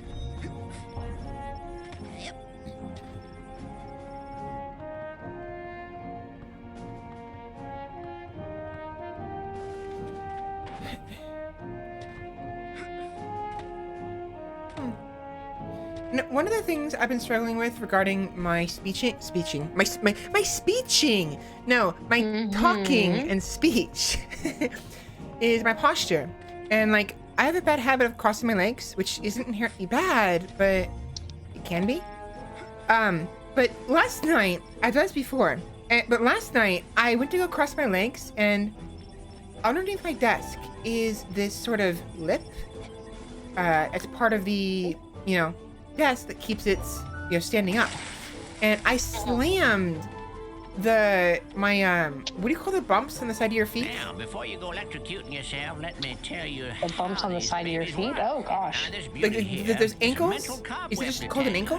Ooh, I know what those are. No, I know what you're talking about. It's not called an ankle, but I know what you mean. The little, like, for too long, that Wait, weird wait. little side. The joint. Like your shins. Yeah, the joint that makes your leg, your feet bend, Yeah. Take a projection of it into the mental like, world with you. I Use it to fucking extract any hit cobweb the you find. inside of that dust on the distorts fucking cobweb's psychic energy inside from of the real world side. So you desk can take lip, what you collect and there, thankfully I'm hook it not up to the bleeding, but it left a mark, and I've done that once before. tangled mess, I do it all the something fucking time. useful, like a Clearly. card from a side I was challenge trying to do a mark, heart for like which 20 brings us minutes. to this fella over There we go. here. You put 9 side cards Yeah, into this guy. that's the place the scooters hit ya. Company store for a nominal fee, and it will kick out a bona fide side challenge marker. Roach, we are not going, To a so higher calm rank. down. Rank up enough, you'll earn new Oh, you psychic came in. abilities. You got it? Oh, I right. did. I was never in to begin with. I guess I wasn't logged in, but I was trying to give a heart in reply to Yumezu leaving, and I couldn't because I wasn't logged in. And no worries. No, you are. So I had to log in. Now I'm logged in. Hello. Alright, so I wasn't paying attention to jack shit he was saying, so I was focused on what you're saying. This is the scythe thing, the markers. Yes. But this cobwebs. Yes, you feed the cobwebs in there. They give you cards, and then obviously you know what the cards do. Do I have a core? I don't think I do.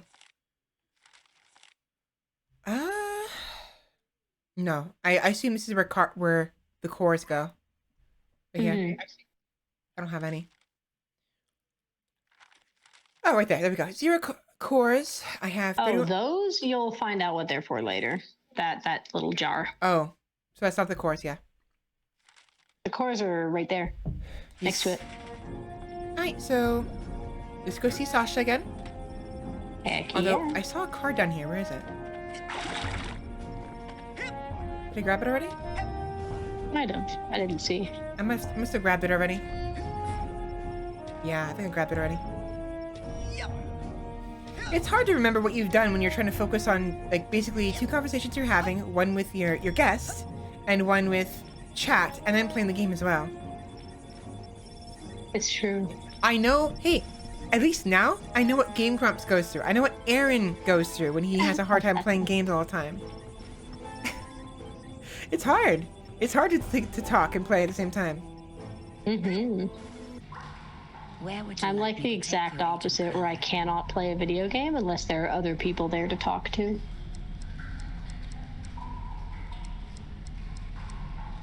Agent 9's lab, please. With pleasure.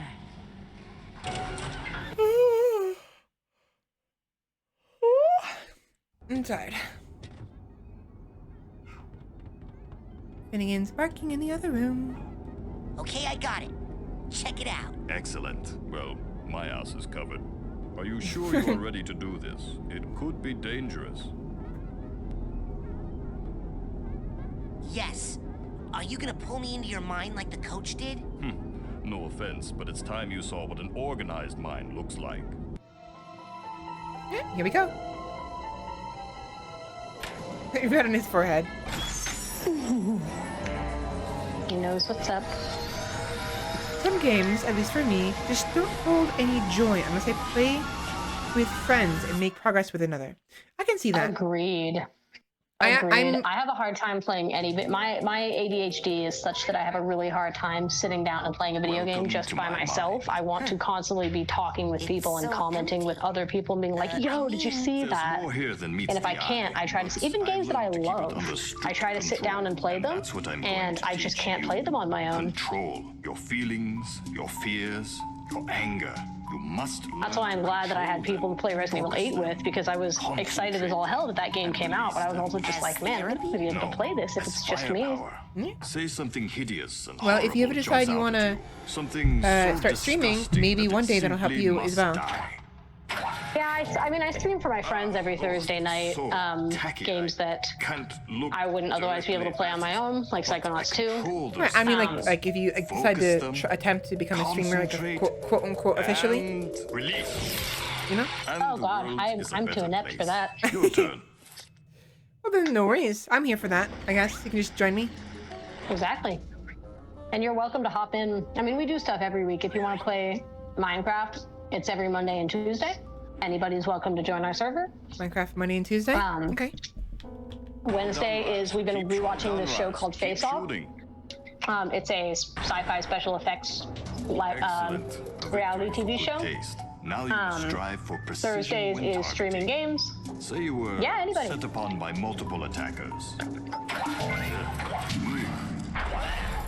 But you need to dispense with them in a The only thing is that we have a very big mod pack that you will have to download. Move on to the next lesson. Vel has it in the Discord. She can send it to anybody that wants. Okay. That's perfectly fine. There's only three houses that have been built. Both Jacob built their houses, and then Clem built her house. But yeah, Vel, is this what you saw the in your pack vision? for the Minecraft server is pinned in our video games channel. Okay. So anybody that wants to join, the server is welcome to. But this is a sensor. And then I'll just need to give you the IP address. But if you scroll down past all of our Gartic phone nonsense, no worries. There's also Paramedic as well. Paramedic has a server as well. I've been meaning to go to theirs at some point, so I'll see if I can go to both of you guys at some, eventually. It's just, it's hard for me to want to get into Minecraft. You technically don't belong here. Yeah, we had to install a bunch of mods to make it fun. We did the Twilight Forest, which I love. Could be malfunctioning. Or you could be we installed the rats mod, we installed the dinosaurs mod.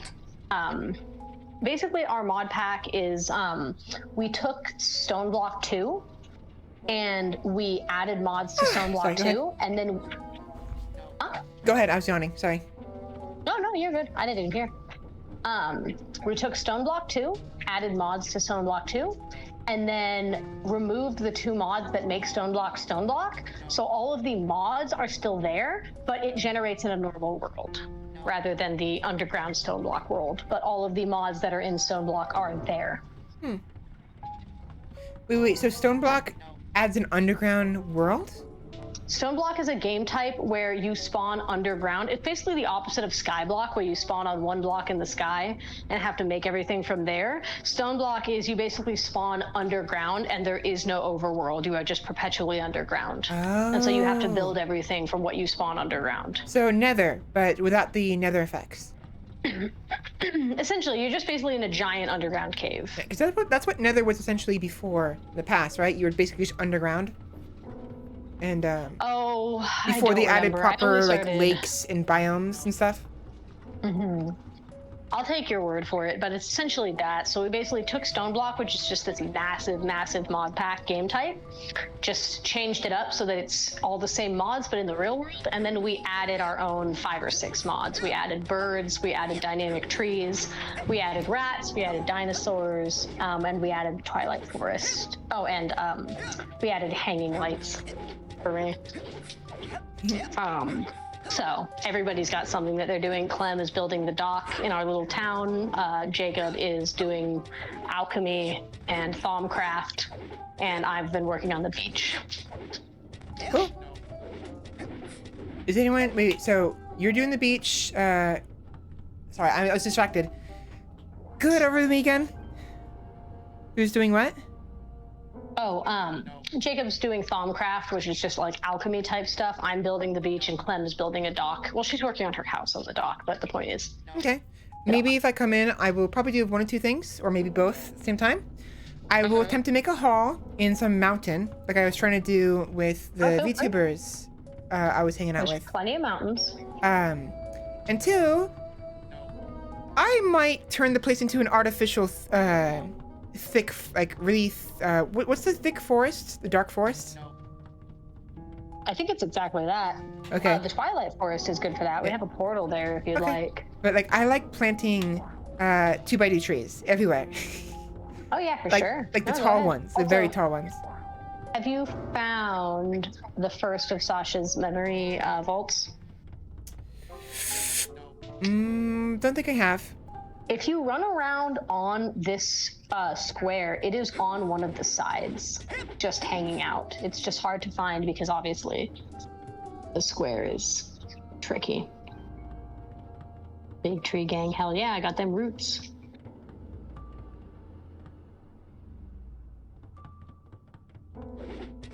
What do you mean it's tricky? Isn't there only so many sides?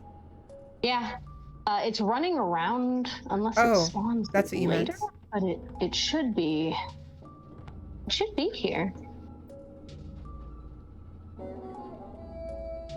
Maybe the event needs to start and then it will spawn in, but both of them, I guess talk to Sasha first and see, but both of his vaults are just kind of running around on this cube.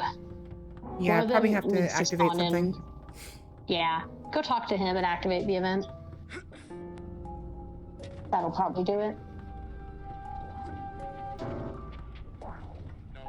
You mean do this? Yes, do that. I guess do his little shooting thingy. It was just a thought I was having, and it's not dead. It has just returned to its basic form, raw psychic energy. Go absorb it. It's good for your mental health.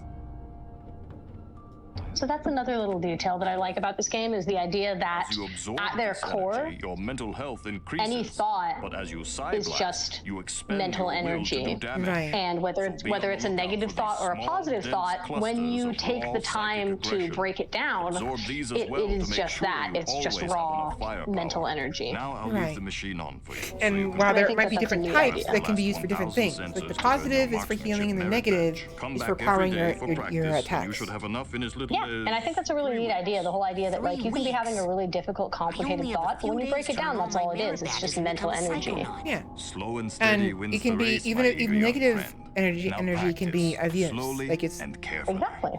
you're not like you're not plagued with anything. You just have something that's a little bit spicy, you know.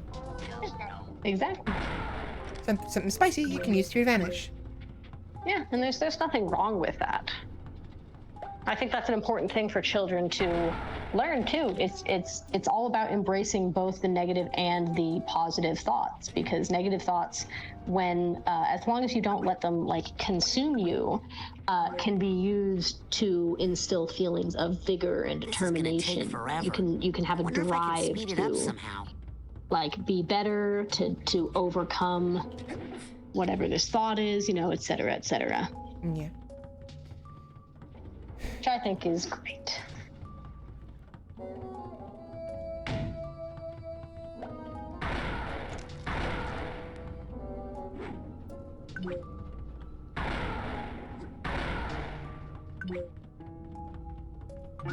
I wonder what would happen if I turned that dial up. Oh, I have to, right. I was hitting the attack button. I have to hit the action button.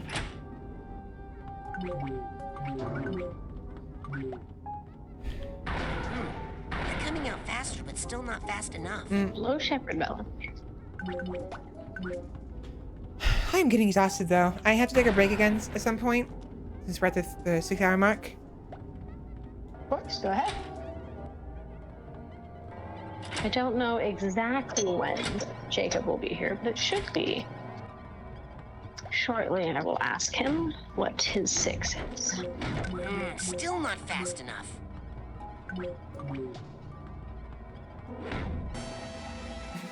Alright. School time. Chip. Come on. Come on. Ah, he broke it. Uh-oh. I like how the little skull has lopsided eyes. I like those fun little details. Oh yeah, come to Papa. Okay, fine. You guys want to go outside? We can go outside for a little This is bit. not control. This is chaos. Come, dogs. I'll try to fix it. You stay here and keep the numbers under control. I'm gonna let my puppers out to go to the bathroom real quick. Okay, while you do that, I will take a break real quick as well. I'm gonna use the restroom, get some more water, and I'll be back. Yeah, go ahead. I will be back as well. Okay. So speaking in the chats, we will both be back shortly. I'm gonna, like I just said, more water, walk around, all that fun stuff. And then we have 2 hours left. Sure, I'll be back in just a second. Definitely. So we'll be back. Bye. Bye.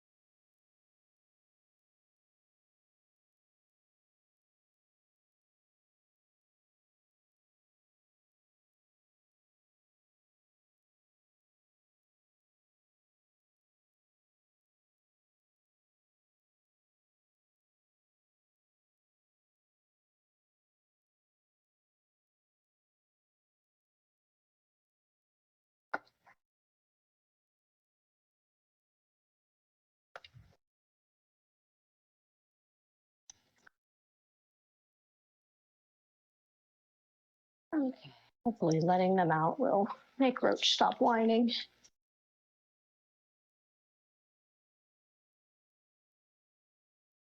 No, go lay down. We've gone out. You're done now.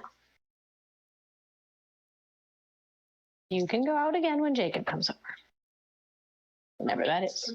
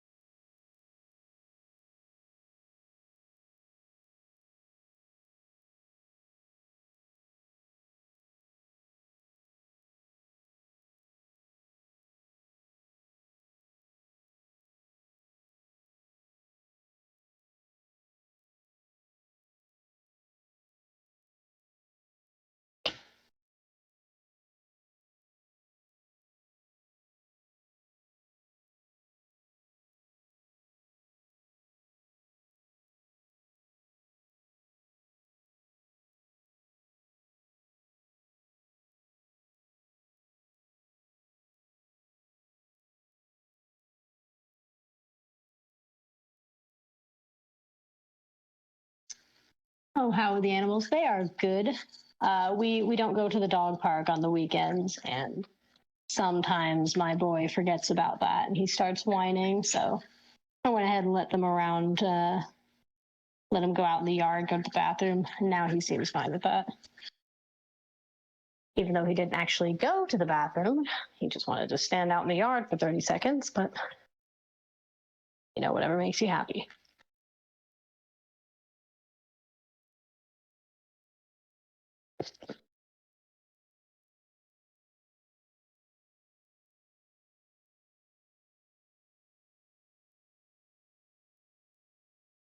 Exactly. We go to the dog park every day of the week, except for the weekends, because we're home on the weekends. We have work off, so we can play in the yard. He doesn't get that.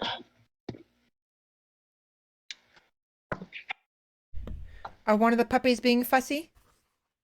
Oh no, Rich just wanted to go outside, but we don't go to the park on the weekends because we have the weekends off of work. So yes, we can stay home and play with the dogs at home instead of having to go to the park.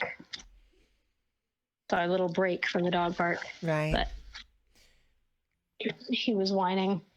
I think it's because I didn't have work today. I didn't have to go in.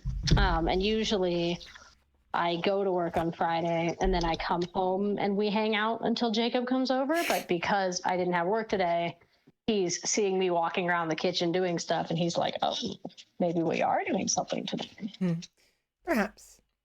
No, I was just making a backlog of food so that we wouldn't have to worry about cooking this weekend. Plenty of fried rice. Nice. That's nice. So it's rice. Yeah.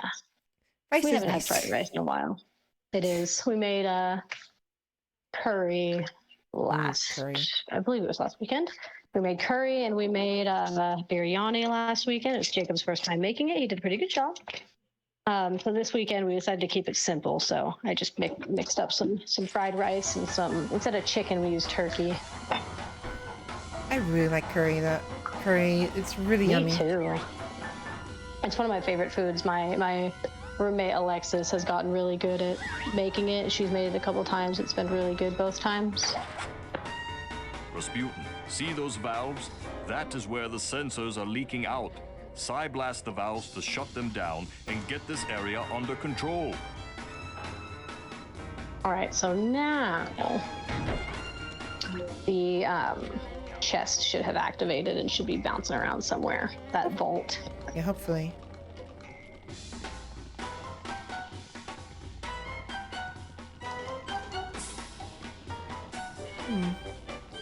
Where is this little bugger? I don't know. Because I know that Sasha's are the easiest to find. They're just bouncing around. Is that Oh, one? there it is. It's up on the bed. There's one.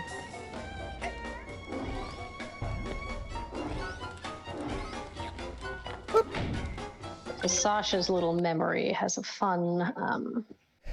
Sasha's first loss. Oh, this is from his point of view. So that's his mom, huh? Yes, that's his mother. Mm-hmm.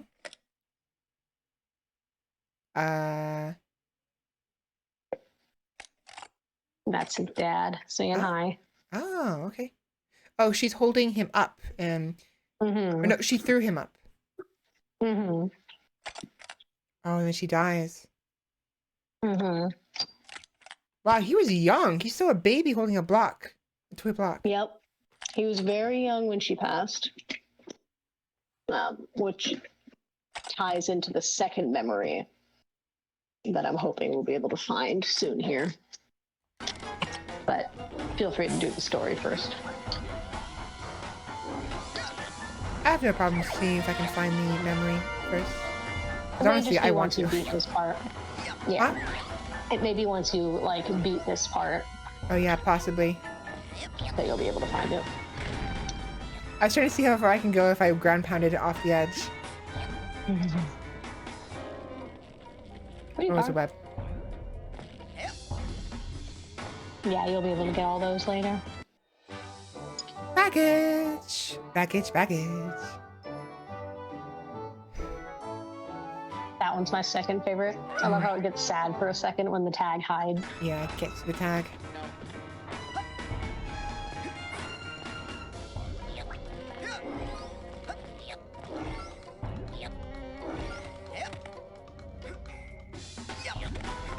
Yep. Yep. There we go. Love this guy too, though. Yeah, they're so silly. I love their lopsided little goofy eyes.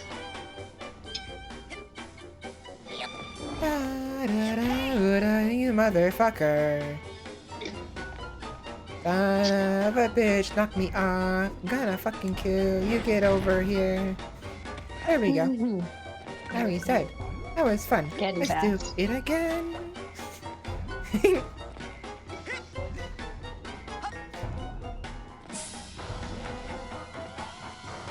I really enjoy singing, by the way. If I happen to start singing at random like I just did, it's just... I do it often on stream, actually. Don't bother me, none. Alright, and we fortunately have an extra bit of time to play, because Jacob's running a bit late, so he'll be here closer to 7 rather than 6. Okay. No worries. So, I can be here for a little bit longer to watch this wonderful game. Awesome. Oh. Make you guys an album, maybe at some point, possibly. Oh.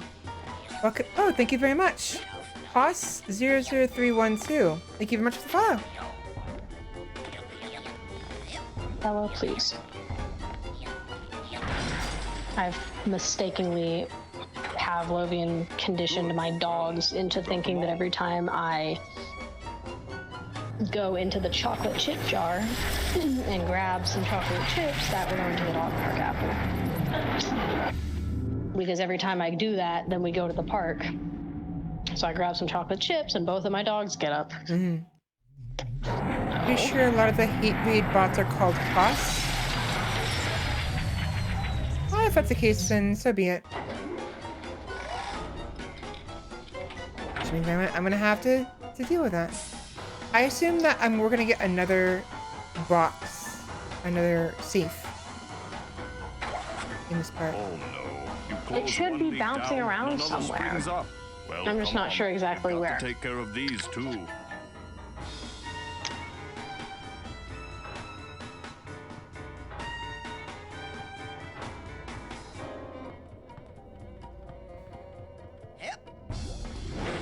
Yeah, Sasha's are I believe Sasha's and Mia's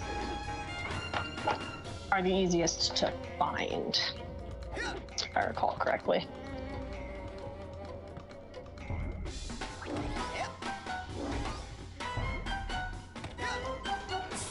So can I grab? I can come back to these specific parts of this segment, right? Later on. Mm-hmm. Yes. Like, because the other segments ended up. What's the word? It disappeared. I believe that you can reactivate them as they are. I just don't quite remember. Okay. How, but I think that you can. I think there'll be like the switches around and you can hit them. Reminder, place your chat into email only mode before you go offline. Okay. I don't usually do that, but I can do that if need be.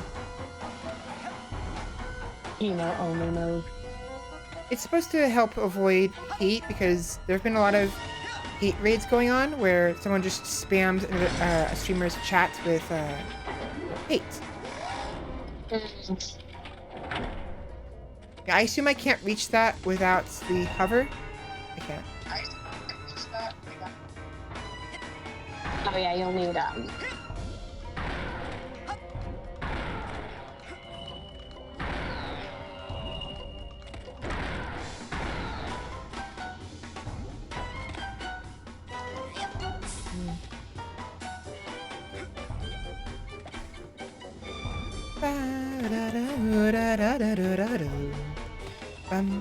What the fuck is going on? Oh, my controller disconnected. Oh no. Caused him to keep running forward.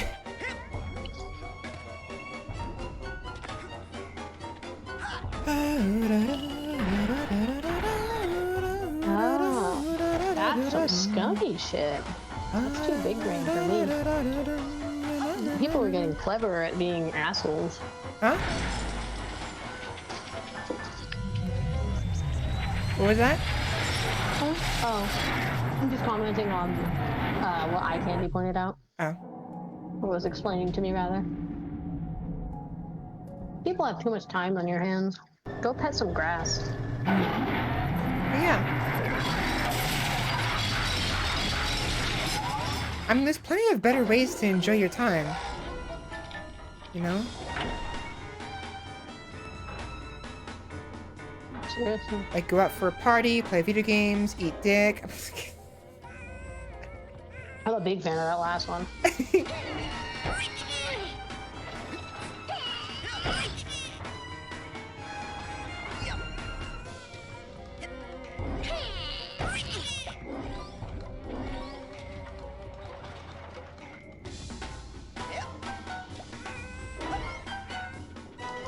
There it is. The little bugs. There you are. Hell yeah. Get back here. Thankfully, it doesn't clip over the edge. Oh no, it does. Never mind. Never mind. Has to be at the right angle. Sasha's second sight. Oh, little Sasha. Helping his pop. Little man. Mm-hmm. How's the Psychonauts? Why am I green? You're orange to me. Red to me. Oh, is that red to you? It looks orange. Mm-hmm. Oh, you know why? It's because I have F-Lux on. So F-Lux makes everything a slightly wrong color. For me. This is Sasha. He wants to talk about mom, huh?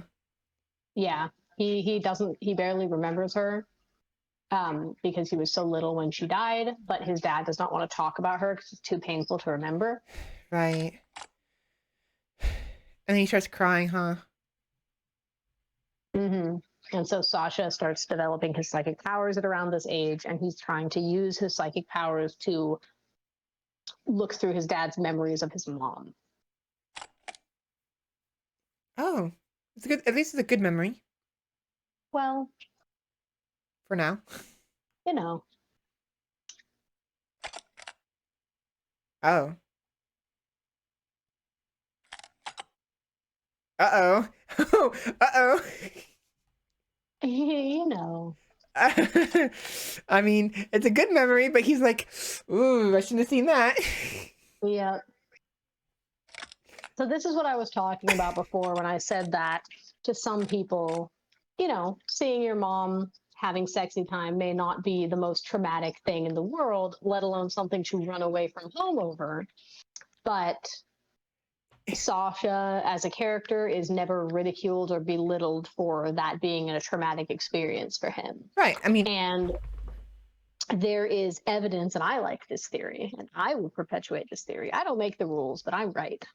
Is that Sasha is asexual, and seeing his mother or his dad thinking sexual thoughts about his mother, and seeing his mother in a sexual light was, rather than just being like, oh God, my mom's having sexy time, it was like a visceral negative reaction that he had to the concept of sex in general. And now as an adult, like, has rationalized that as like he is asexual, but like this was an awakening moment for that, of just being like very, very repulsed by the concept. And maybe he didn't understand why, and his first reaction was to run away. He had to leave to find himself, but I quite like that. I like that too. His dad at least saw him off. I mean, it looks like his dad didn't go out of his way to stop him. Mm-hmm. That was allowing him to do what he needed to do. Interesting. Mm-hmm.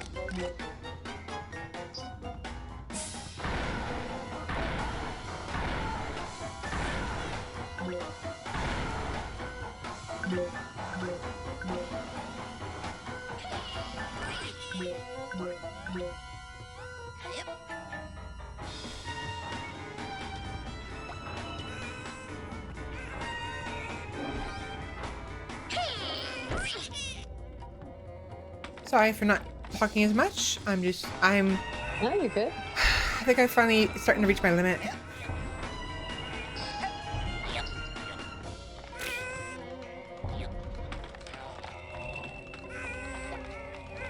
You're good. You're almost done with this bit of the game.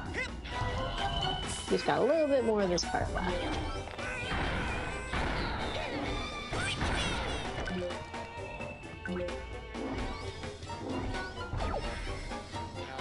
Cobweb? With a cobweb?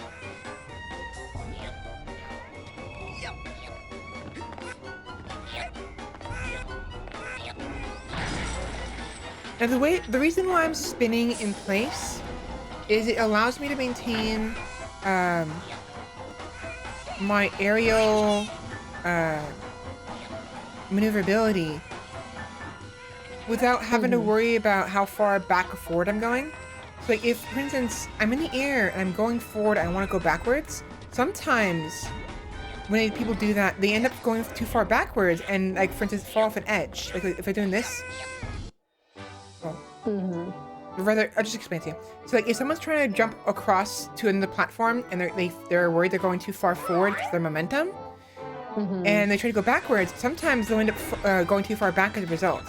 But by spinning, I can basically maintain a singular place in the air. Like I'm going like spinning helps me, you know, orient myself. Yeah, that's what you're going for. That's why I spin like that.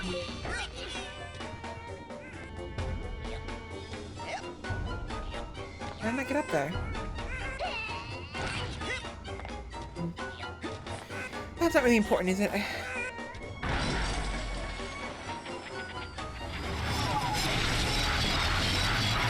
The spinning is is safer in my opinion than trying to go back and forth, you know? Forward and back. That, and also it's just fun. It's fun to spin.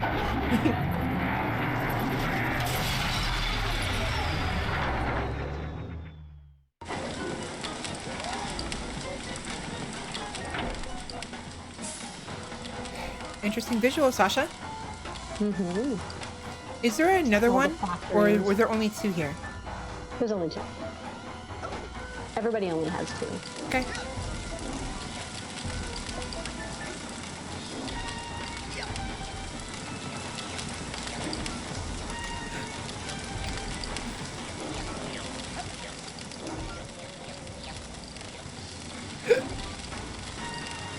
Guts. Oh, I'm tired. Tired. I'm having fun though. I'm absolutely loving streaming. A lot of fun. But man, is it exhausting. Like, you think it wouldn't be? Like, I'm constantly, like, for the most part, a lot of my free time is spent playing games, like I am now. But like, I don't know, it feels different when you're trying to like maintain, like, trying to be entertaining and trying to talk, you know? That's it. I've completely blocked off all of Sasha's sensor outlets. I can't wait to tell him. Young man, I hope you have learned a lesson here today. Yes, I have. That shooting things is fun and useful. He's not wrong. That once you lose control of your own mind, it's very hard to get it back. Yes, one's thoughts must be 100% controlled at all times. Well, no. Actually, if you try to completely suppress your undesirable feelings, they'll build and build and eventually explode. Oh, so, what would happen if you were to, say, completely block off all your sensor outlets? Well, there would be a buildup of sensor energy within that would, eventually run Rasputin very fast. I love that little mental lesson as well. The whole, if you try to completely suppress all your negative emotions, they'll build and build until they eventually explode. It's a good lesson for kids. Yeah. I assume he hasn't quite, it's time to earn your merit badge. Hasn't quite learned that himself, even though he's talked about it. I assume this is his own suppressed memories. Well, this is Raz's fault. Oh. Because you blocked up all of his sensor outlets. Oh, okay. So this is a result. This is what can happen, but it's because of Raz. It happened in the first place. Yes. This is just an example of like what it could look like. Right. I think that's not Raz's dad. No, Stein's dad, or the Stein. 9. Sasha's dad. But that guy, it's just straight up Sasha, isn't it? The sensor, well, you could perceive it either way. I do agree that it looks a little bit like his dad. A little bit. Though I don't know if that's intentional. I think it's just supposed to look like a mutated version of the regular sensors. Because they all have little glasses, too.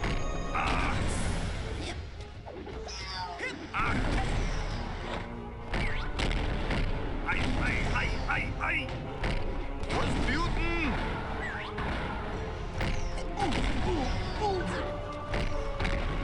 Peel me off and put me down! Enough! Can you guys stop it? Where are you guys coming from? So you have to go and destroy those. I was like, wait a minute. These little shits aren't going away. Yeah, so that he can't eat you.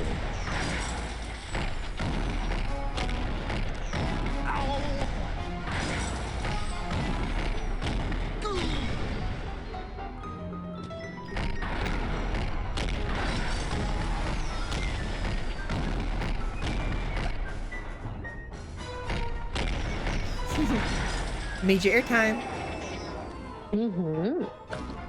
Someone's an angry boy. What is he throwing? Don't worry about it. Ew. Ouch. Excellent. You've shut down the valve so he cannot be rejuvenated. Now destroy him.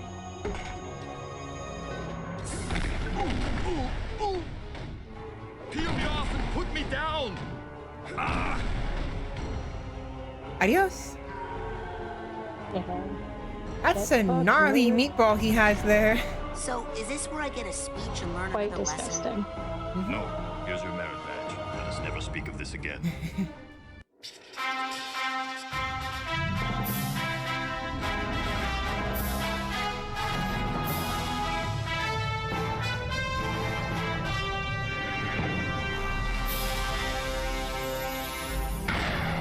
Nice. There you go. Now we have Brain Blast. Mm-hmm.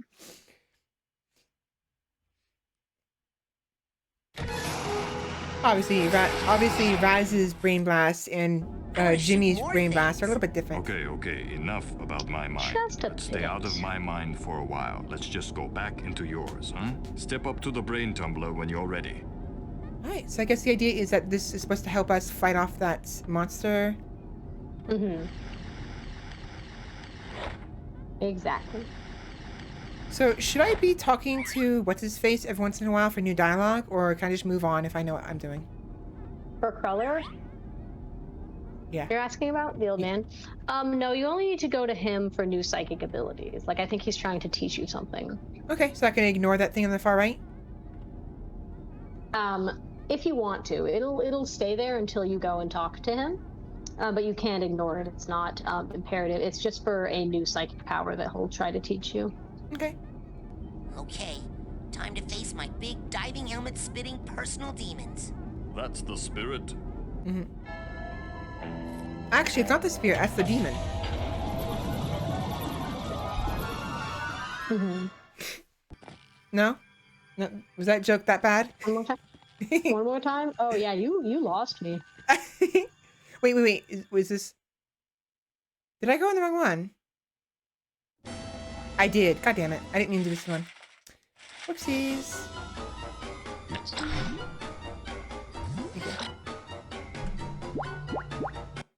That was my bad. I actually... Man, these things smell terrible.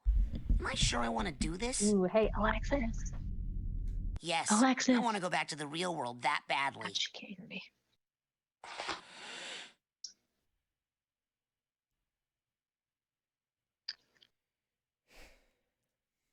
Yeah, I went into the wrong word by accident.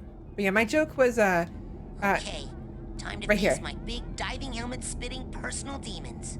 That's the spirit. Right here? Like, no, that's not the spirit, that's the demon. It's just a bad joke. Goodness. Atrocious. Very atrocious. And No yet, wonder. they're funny because they're bad. No wonder I had no clue what you were on about. I was like, what is this woman talking about?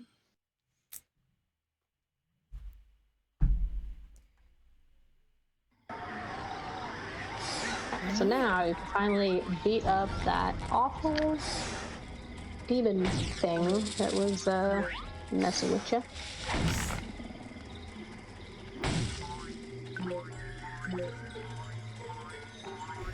Get back here, bunny. Get back here. Little bun. Where do you think it's headed off to? Is it perhaps late? Oh, so very late? For a very important date? It's late for frickin' torturing you. I suppose it's right on time for that. There's your demon, bud.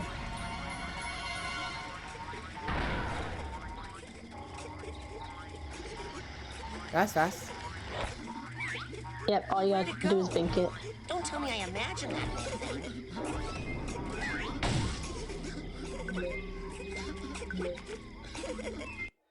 There it is. There's the bag.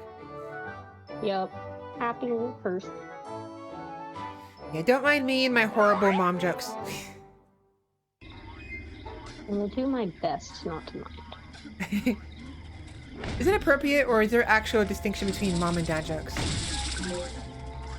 I think they're just bad.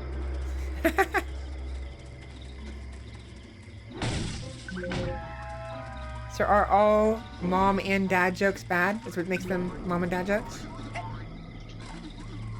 That's what I like to think.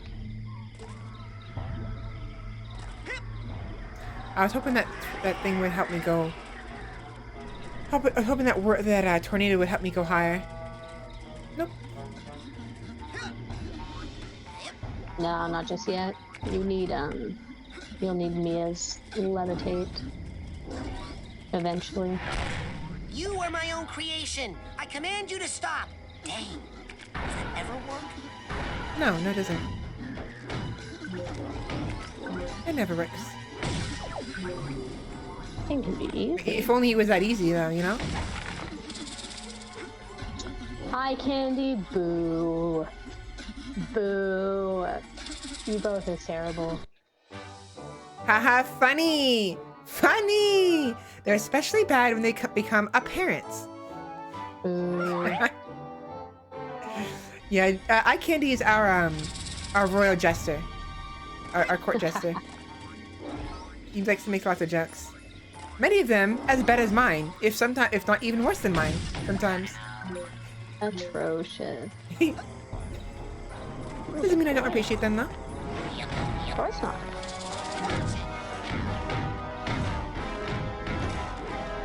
Look at you getting mollywopped. More like I mollywopped them. It tickled me. That was it. A small tickle.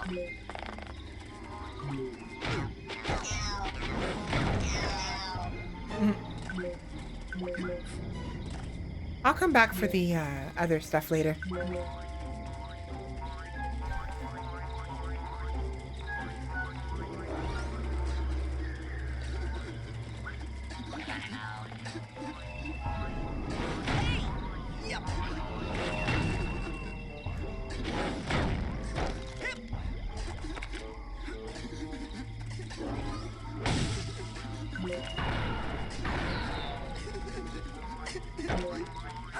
Oh, there you are.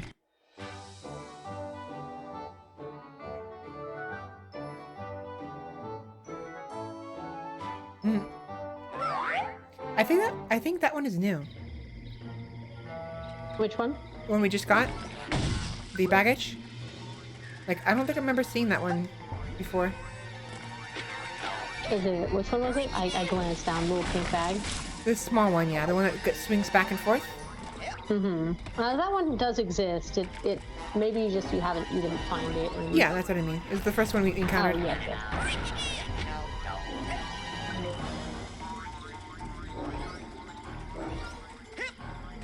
Don't mind me, just doing a typical Dark Souls strat. Suicide run. Boy, I am sorry to say that you have a very serious mental problem. The trouble originates in this area. Here, the area that we in the medical profession like to refer to as the brain. You see, son, it's just no good. I hate to be so blunt, but you have the insanity of a manatee. I know. People are always saying that. What do you think's wrong with my brain, Doctor? How should I know? I'm a dentist. But here's what I do know. If a tooth is bad, you pull it. But my teeth are fine. Yep, mad brain's got to come out, boy. It's the quickest way to cure what you've got. Insanity of the mind. But what about fillings and root canals? Those work just fine. If it's not that bad. Got the insanity of a manatee. Don't worry, Dogen. I'm coming up there to save you. What is wrong, Rasputin? No time to explain, Sasha. I gotta climb this spooky thorn tower. Ow.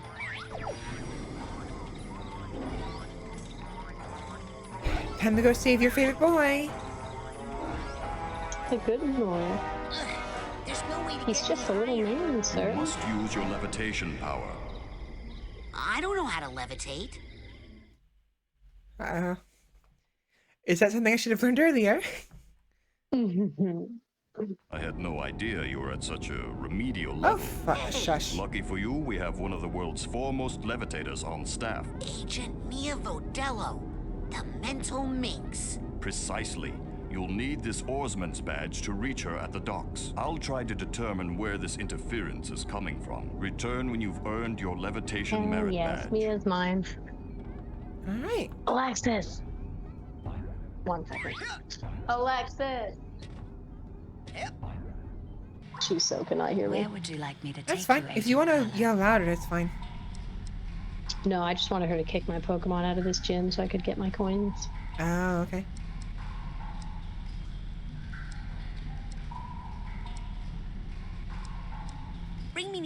incandescent psycho-isolation chamber. Roger that, Ranger Cruller.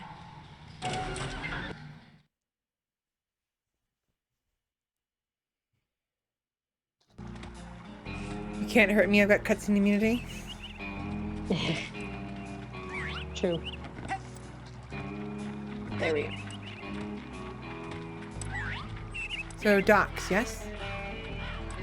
Do you want to hear something that James... Down to the you know, beach. my boyfriend James. Something funny he said? No. He said, I said no. Oh. Anyway, we were talking to Lily, and she's all head up about a monster she thinks she saw in the woods. Head up?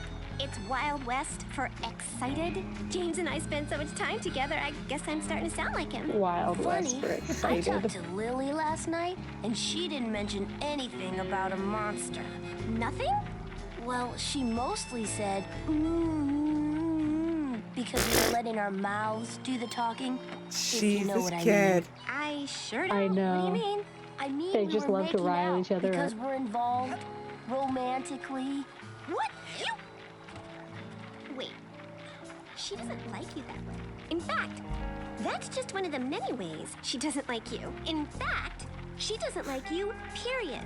You're lying about this whole thing, aren't you? No way. Lily's my new girlfriend. Don't ask her, though, because it's a secret.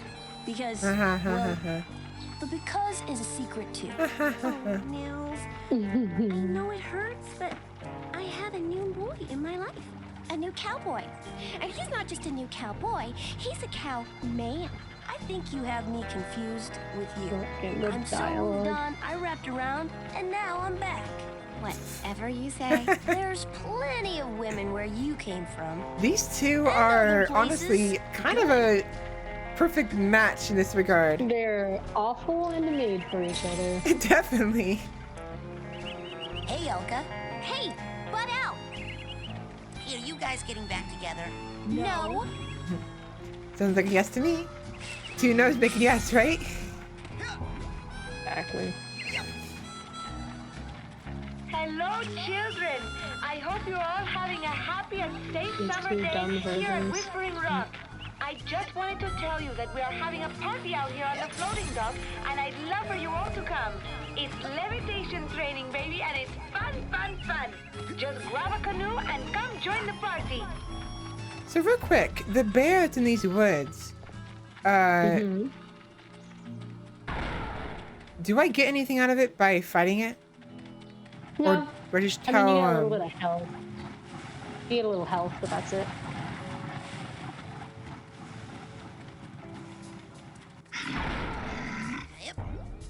It's just for the fun of it. it's a psychic bear. I guess I got tired of walking on four paws with how heavy it is. I mean, fair, you know? Yeah. I mean, yeah, to be fair, I would probably float everywhere if I had the chance as well. Straight up. Save the gas money. Find him yet? Well, I tracked Dogan into the forest, but his footprints just disappeared. That's suspicious. Really? Yeah, and I tried to tag Elka, but she punched me. I saw Milka run into this cave, so all I have to do now is wait. Why don't you just run in there? Never follow a snake into its hole, Raz. That is the code of the mongoose, the code of the hunter. It's not a big bear then, just a medium one. I ain't sorry.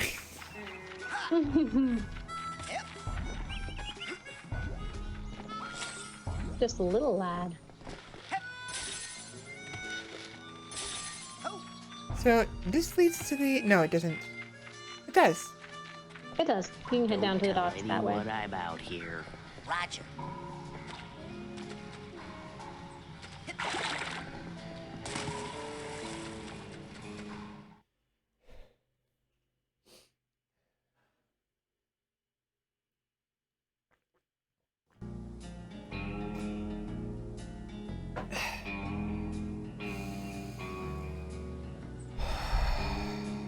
One of my problems is which I've talked before many times, is I don't breathe enough and I don't drink enough water. So let's see if I can do something about that. 10 out of 10 would recommend breathing. Yeah, here it's nice.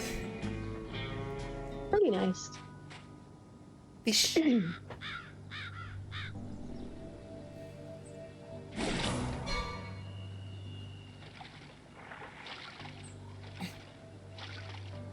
Hello there, creepy green booger hand. You have a water Oh, yeah. phobia? Me too! Huh? No. Well, yes. My family has this problem with water.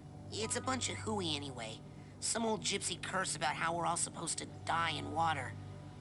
If you can believe that. Oh right, he can't swim, can he? I thought it was about the whole thing No. with the brain-eating But he fish that walks specifically out of can't the lake swim at because night if to he look tries for to get into victims. water that's too deep, it will try to kill him.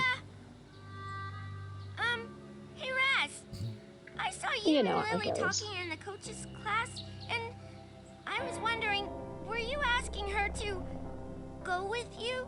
What? Hmm. No! I I'm here like to the way the train. kid words No this. Go with distractions. you. That's such a Excellent. cute way of Bye. phrasing it. Of going out. Yeah, I love that. See? Go with you. Oh, Dogen, are you okay? I had the strangest machine-induced dream about you. TV? Well, first of all, Uh-oh. Sasha 9 invited me down to his secret lab, and TV? uh-oh. he's brainless. completely brainless. Yeah. The dream was true. Dogen, don't worry. I know where your brains are. That's They're in definitely how it works. like this crazy dream thornbush straitjacket tower place. Hacky sack. You go to the TV lounge. I'm on the case. I just need a little more advanced training to Also, why was he in the prepare. water? Oh, you'll see. Also, this is the perfect timing. It is 7 p.m. and Jacob's on his way, so I am going to have to bid you all adieu.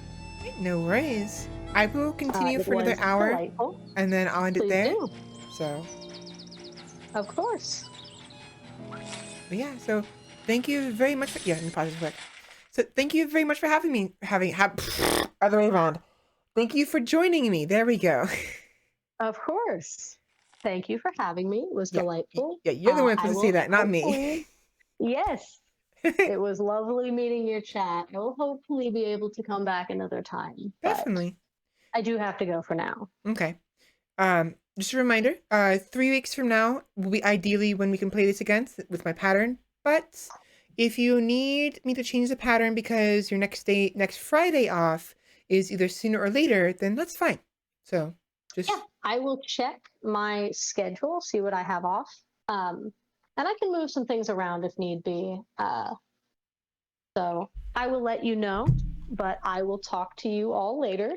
Have a wonderful time playing the rest of Psychonauts. Definitely. If you wind up getting into Mia's mind, all that I am going to tell you is look out for a secret room. You get to see the cause of her PTSD, and it is quite morbid, but very important. Okay. And So let's watch say, out for figments Go that ahead. may be hiding secret doors. What was that part? I said, watch out for figments that may or may not be hiding secret doors. Okay. If for some reason things don't work out and we can't meet in like 3 weeks or even 4 or 5 weeks, do you want me to just go with my schedule and play without you, or do you want to join me Please for the do. entire thing? You don't need to adjust your schedule according to me. I will do my best to accommodate your schedule. Okay. Then if for some reason you can't, then we'll play a little bit without you, and I can just, when the Of next course. chance we get, I can talk to you about it, or you can watch the VOD or something. Yes, please do. So, anyways, have a good night. All right. Good night, everybody. Goodbye. Bye. All right, I'm gonna go ahead and exit out of the Discord chat and turn Discord off, so I don't have any potential problems, which I haven't had any, thankfully. Discord hasn't been as problematic as it could be, but I'm going to just kill Discord real quick. But yeah, thank you for welcoming my friend. And Jamie, again, like I said, Jamie is like one of my best friends, if not the best friend. I say one of my best friends, but rather probably the only one. And they helped me a lot. As they said, they are a psychology major. Like they're basically a psychologist. They they major in psychology. So this game and just things in general regarding that, you know, they know a lot about. Don't be late. Levitation class has already begun. Come on out to the floating dock. So I had a lot of fun. It's been a long time since I've played with or talked with Jamie, and you know, I'm just exhausted right now. Before the party is over. Now, I did miss a fair bit of dialogue because I was talking with them as well as you guys during certain stuff, but not that big of a deal. I'm just here to have fun, and excuse me, when you have a guest over, it tends to be, you know, your focus is, you know, talking with them, even if it's at the detriment of the game itself, which I'm sure Aaron and Dan from Game Grumps know all too well. Has anyone seen Dogan Boole? He didn't show up for band practice, and I'm a little worried about him. Phoebe. Anyways, we're gonna play a little bit longer. I am very tired, so we're probably gonna end almost exactly at 8 o'clock. We will see. But they seem like a marvelous individual. They are. What else? And as you guys, you know, experience firsthand, they and I, you know, expect like they in particular, they have a lot to say about subjects. You know, lots of things to talk about, which is nice. Hey, Elton, have you heard anything else about that thing in the lake? Huh? Oh, not really. The fish are kind of going crazy about Bobby and Benny over there torturing anything that swims too close. Oh, somebody should do something. Yeah. Well, I suppose I could go talk to them. That's the shy girl, I think, that Jamie was talking about. Holy mackerel! Oh, sorry, not you. Tell me everything. Really? Holy mackerel. Awesome.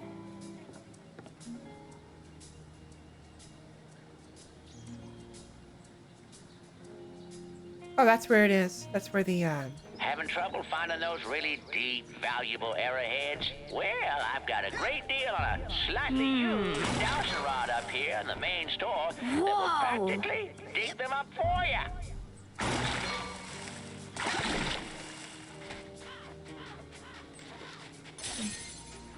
Hello. Check it out, Admiral. I'm an oarsman, first class. Hey, it looks like all those weeks in the canoe simulator really paid off. Yes, sir, Admiral, sir. Well, let's get you afloat. I assume there was some dialogue beforehand. Finest of the fleet. I'll take good care of her, sir. That lake isn't as peaceful or as harmless as she looks. Now, don't take her out too far. I assume that... No, you don't. There was dialogue earlier where we talked to him without the oar badge. And there was a conversation, I guess, with him wanting to be called Admiral. But because we didn't go here beforehand, we may have potentially missed out on that. So at some point, we'll do some exploring before we make too much more progress. So we can, you know, see a bit more of potential dialogue. What's that round thing up on the dock? That thing? Oh, man. Let me tell you about that thing. That thing is none of your stinking business. Oh, no, you don't. What are the chances that if I ask nicely, you two will stop messing with those poor fish? About as good as the chance that if you say one more freaking word to me about fish, the fire department's gonna have to jaws of life my fist out of your mouth. So wait, does that mean you will? I will punch you. That's what that means. I am the hideous hulking lungfish of Lake Oblongata. I can breathe air and love to eat the brains of little boys. That's one way of taking care of that. Don't make me go get my fish friend again. I ain't afraid of no lungfish. Come on and get me, stupid lungfish. Ooh, look at me. I can breathe. Yeah. Big deal. So can I.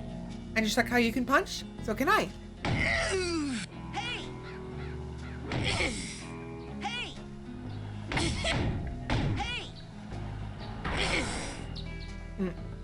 Hey! Hey! Hey! Hey! What are you guys doing? Beat it, you kid! How do I use this? Oh. A to paddle forward, B to paddle back. Simple enough.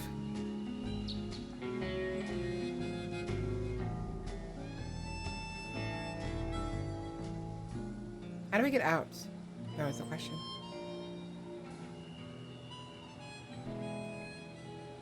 I want to reach this. I guess I can't get out unless I hit a dock or something.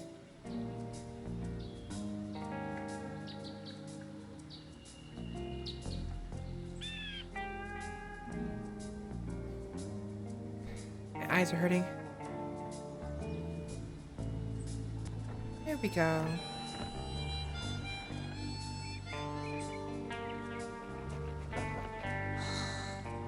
There she is. And there you are, darling. Don't worry, I got in contact with your father and he's going to be here tomorrow to pick you up. My father? Oh, gotta go. The race is starting. Lily! Oh, hey, Raz. Listen, I made you something. It's kind of stupid, but... They stole Dogen's brains. No, he's just like that. I had a nightmare where this mad scientist guy said he was gonna take them out, and... Was it a creepy-looking freak with a shower cap and a stainless steel three-pronged claw? Hey, that's my nightmare. So it's not just me. Oh. But how? And why all the meat? I don't know. But I think it's time I find out where this is coming from. Oh, come on. You're so close. Let's rendezvous tonight at the old boathouse for debriefing. This is so cool. Yeah! It feels like that time in True Psychic Tales 314 where... Shut up! You were so close to her giving him a friendship bracelet, and he had to ruin it. Oh, man. These guys are all getting advanced levitation training while I'm just standing here. Boathouse at night? Where and when the fish comes out? Oh, man. These guys are all getting advanced levitation training while I'm just standing here. Is this kid okay? Oh, man. These guys are all getting advanced levitation training while I'm just standing here. Agent Vodello? I have been ordered to report here for levitation training. I've already done the coach's obstacle course, and Sasha showed me how to shoot. You know, I'd expect that sort of recklessness from Orso, but Sasha? Agent 9 said you were the most powerful levitator the Psychonauts had. Sasha said that? Really? I didn't even notice. Well, you know, I only work with the best teachers. Flirt? Okay, let's party.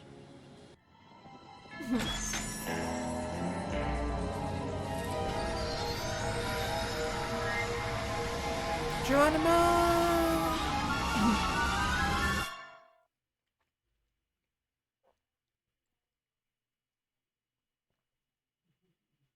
Look who made the scene. Agent Vodello? Where are you? On TV, of course. Where I was always meant to be. I mean, look at my hair, darling. How can hair this fabulous not be on TV? Now, darling, the best way to learn levitation is to just try it. I'm going to give you a levitation learner's permit. It will only work while you're in my mind. After you finish my course, I'll give you the real thing, baby. First, you gotta show me you know how to use it.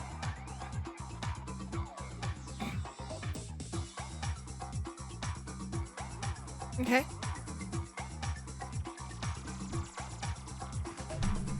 There we go. Now bounce on up here and follow me, darling.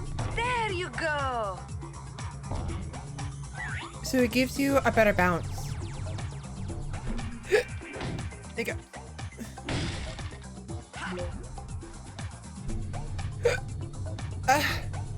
Sorry, hiccups are really strong.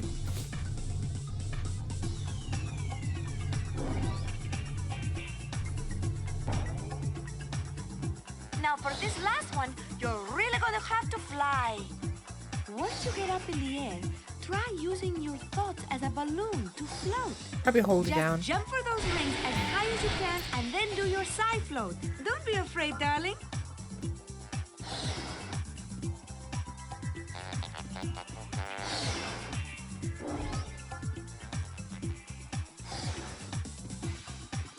I'm actually looking for that secret room.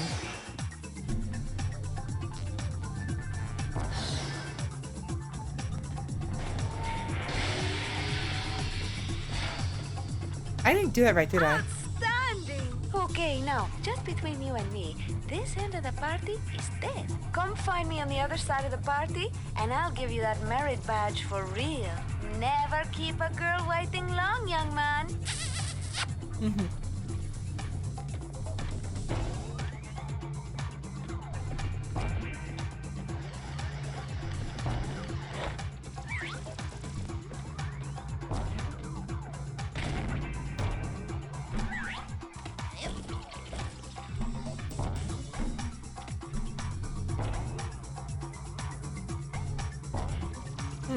I thought that maybe I had to hold it down to float across, but... Oh, there we go. Left trigger. So if you're using the levitation and you jump and you're in the air, you press left trigger, it'll allow you to float down like you're holding a balloon. And you can do it whenever you want. Good to know.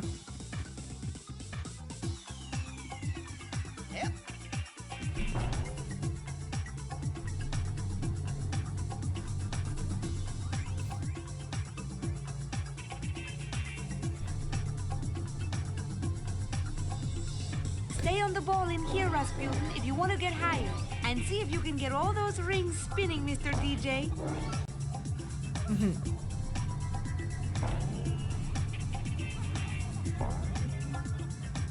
Yeah, I'm really tired, so I do apologize if I don't make much conversation. But I have to remind myself. You are the sugar in my bowl, darling. Now just follow the flowers, won't you? And try to stay rolling at all times. That is the theme of this party. Remind myself that I don't have to talk all the time, so there's gonna be a fair bit of time where I may not speak at all.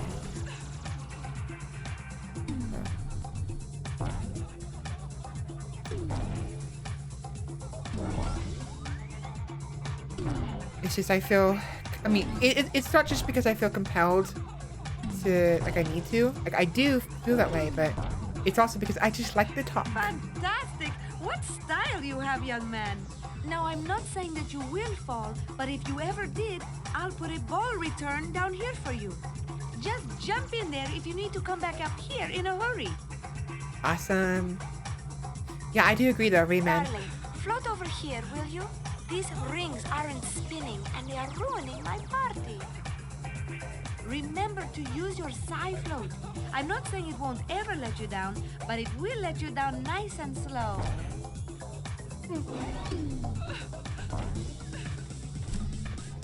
Yeah, there we go. Thank you, sweetie. I feel so much better now.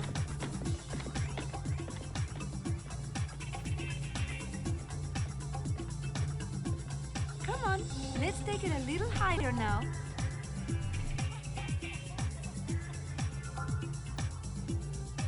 I actually... Ooh, look at the crowd. Things are starting to pick up.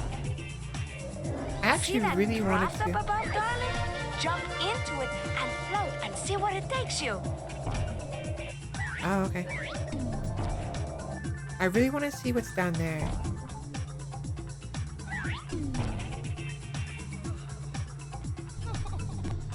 Hey, will you teach me how to dance? Come on, dance, baby. Hey, wanna dance? Hey, sure! We're all dancing!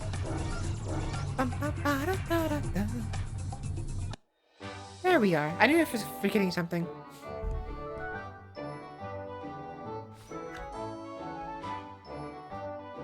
Do you ever get into situations where you have food, you've had your fill, but you're still kind of like... Will you teach me how to dance? Come on, dance, baby. Like, you're not really hungry, but you kind of want to eat it regardless.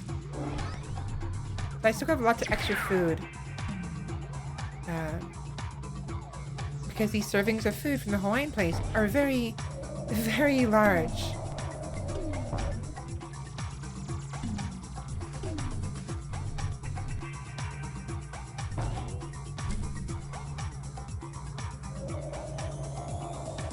There we go. Hello. Hey, will you teach me how to dance? Come on, dance, baby!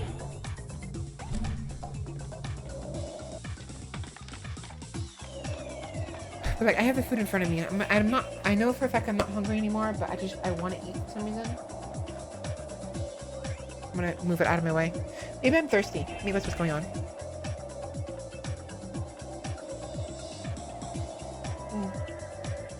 There we go. It's very groovy. I actually quite like it.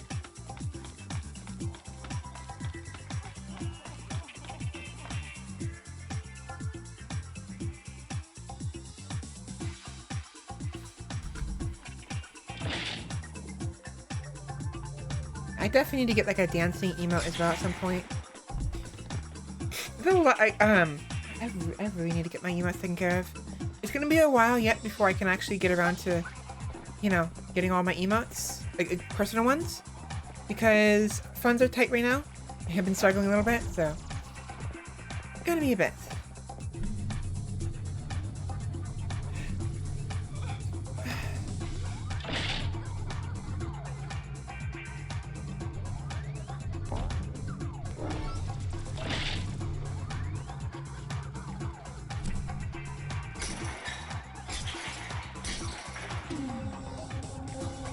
Be a great time.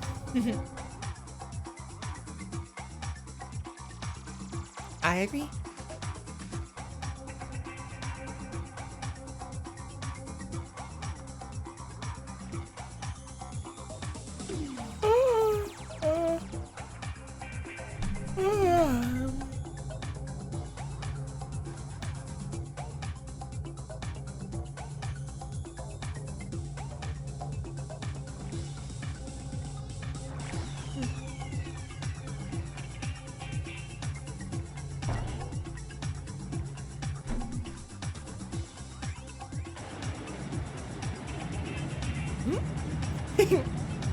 Oh, this is fun. Whee! Round and run we go. Where we'll stop? No one knows. No one knows. Ugh. Reminds me a little bit of the... I can't say it, but there's a theme park nearby, sort of. Not quite.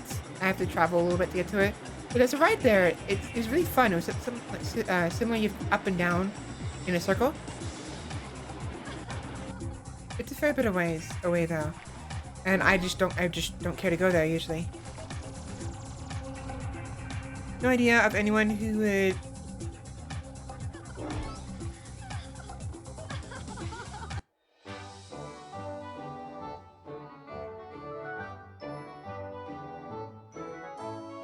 I mean, I guess I don't mind it. It's just with free content. It's one thing if it's fan arts, which I love, you know. For instance, the fan arts that Candy commissioned for I forgot the name. Was it Devi? No, wait. Right. So who was the? Wait a minute. Did I say the wrong person earlier? Are there two Devis? There's the person, yeah, Devi, the little deviant who made the art you made for me. And then the other, is there also another Devi? The person we raided last week that Sheppy told me about? Remember, Sheppy, who was the person you told us to raid?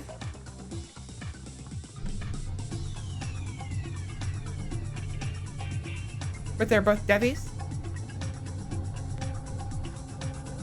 Okay.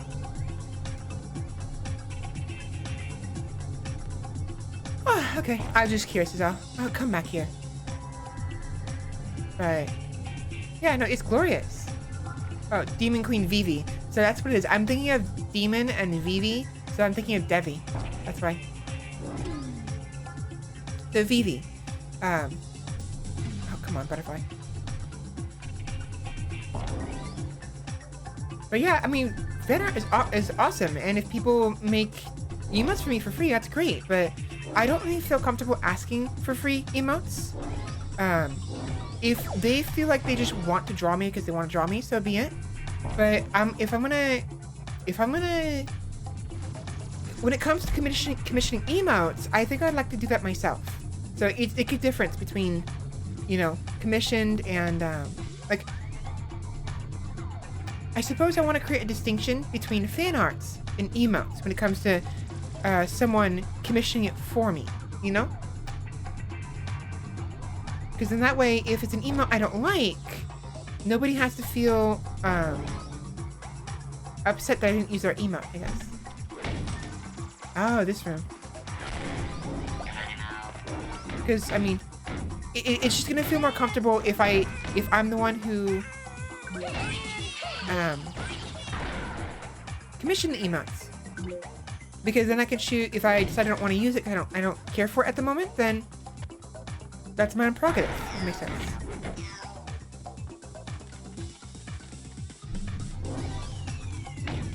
There we go.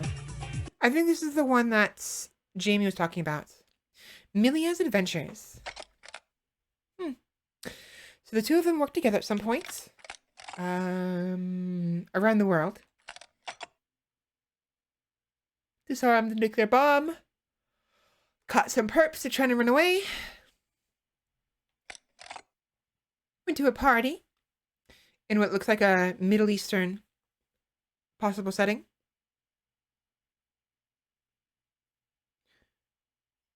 You know, the guy on the right with the sharp teeth looks familiar. I don't know if I'm just imagining it, but he kind of looks like the guy from the dream that was taking Dobin's brains. I wonder if that's significant.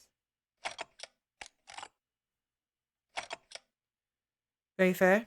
If I find someone who does that, I'll let you know, definitely. Again, I want it to be like their choice, you know, because there's no guarantee I'll use a given emote, and I don't want to feel like I have to use it because someone else bought it for me. You know what I mean? I'm sure no one wants to make me feel that way either. So that's great and all, Mila, but what about the people that are falling with the helicopter to their doom underneath the helicopter?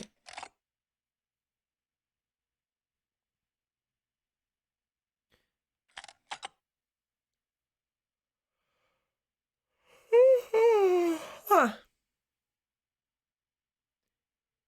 She's stealing the brain of a president of some sort. President's brain.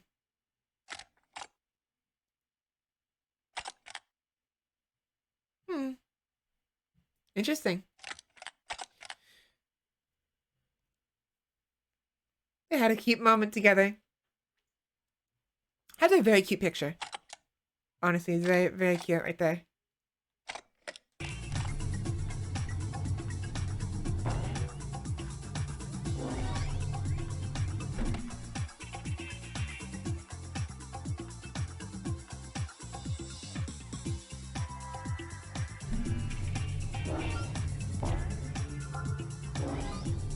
But yeah, in regards, again, I'm gonna go back to the talk of fan art.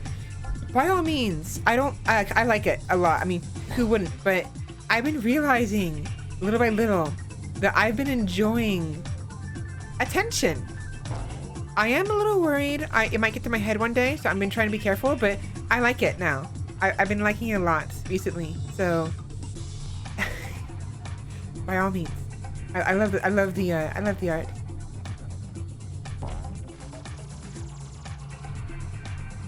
But of course, just make sure you're doing it because you want to do it, not because I asked you to. You know, because at the end of the day, it should be your choice. Oh, this doesn't go up high enough. Where am I going then?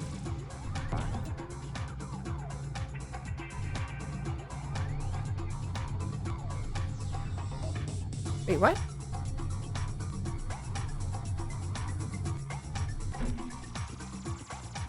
Hey, wanna dance? Yes. Teach me of your earth rhythms.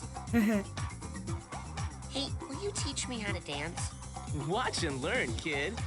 Hey, will you teach me how to dance? Come on, dance, baby! Where am I going?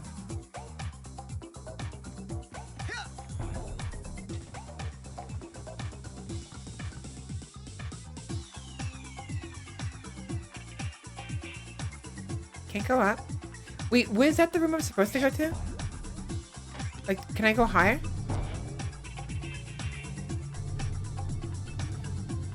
Mayhaps I missed it. Let's see. If I go... No, I can't go any higher. Oh! Oh, right. I forgot you can climb things like this. Oh, sorry, I'm stretching my neck. Completely forgot.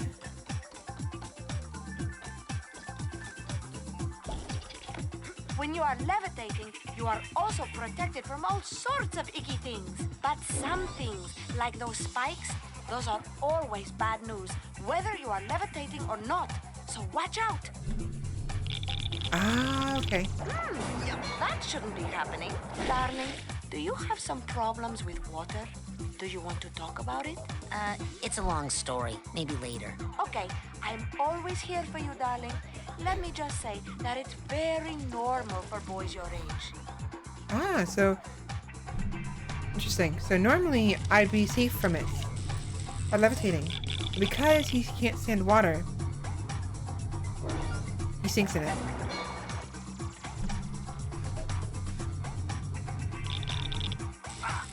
Ouch. But again, that's what Jamie was talking about. This game is very supportive. Like she was like, she was like, yeah, I'm here for you if you want to talk about it.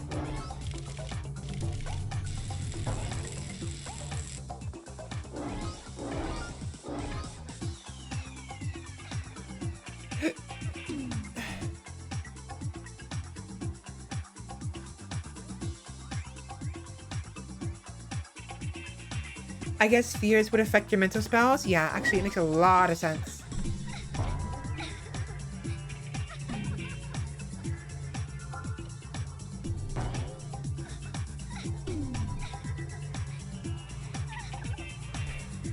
I hear crying.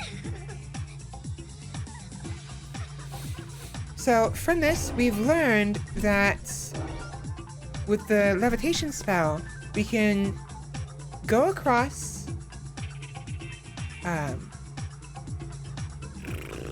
hazardous surfaces, with the exception of spikes. We can jump higher, and we can fall slowly. Was this where I'm supposed to go?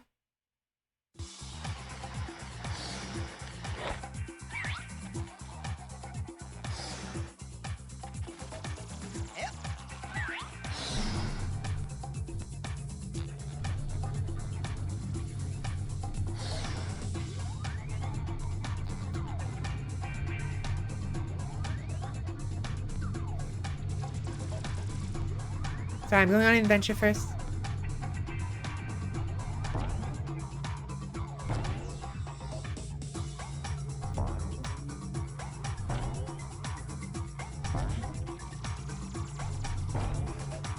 There we are. Hello.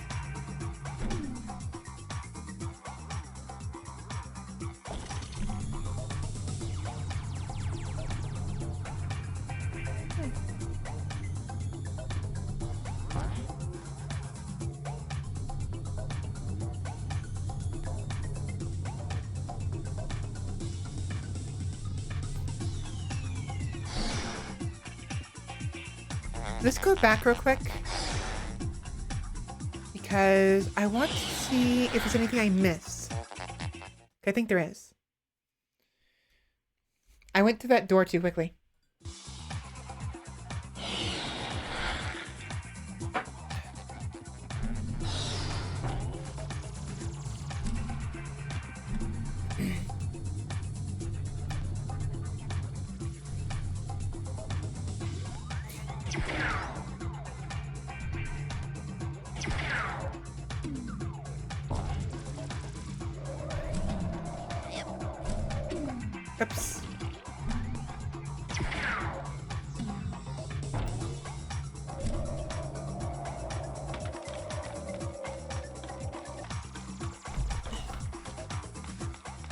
I really need to sit up.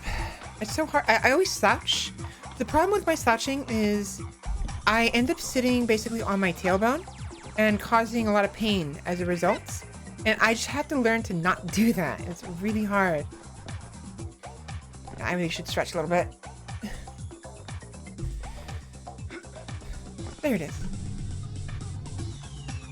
Yeah, no, so supposedly, something I learned recently was everyone has these things called sit bones, basically on their ass, that are like pointy. It's like where it's not quite the pelvis, I don't think. I think it's more or maybe it is. But there's this thing called sit bones. Supposedly, that's where you're supposed to actually be sitting on. But I always end up sitting on my tailbone because of the way I sit. Like I sit with my hips rotated backwards, but I'm supposed to be sitting them with them rotated a little bit more forward than they are. A little more, like not too far. God damn it. But it's just they're too far backwards. So I have to find a neutral area between forward and back.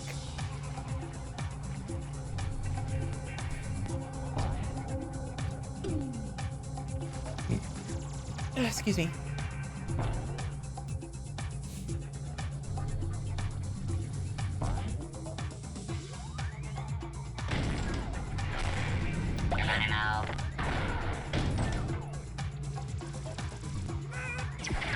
The Cossack's tailbone? I don't know. Maybe. Maybe. I don't know enough about I don't know enough about anatomy, so to know if that's actually what it is, but like it's just I just know that I just don't sit right, honestly. God.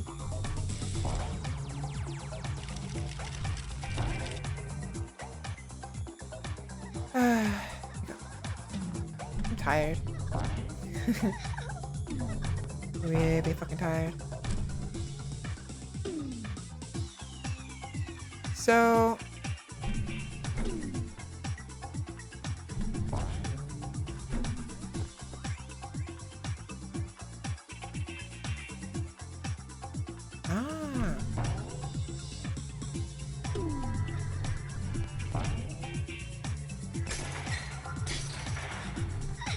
okay, that was just to get up here. I figured I missed something somewhere, wasn't sure where, but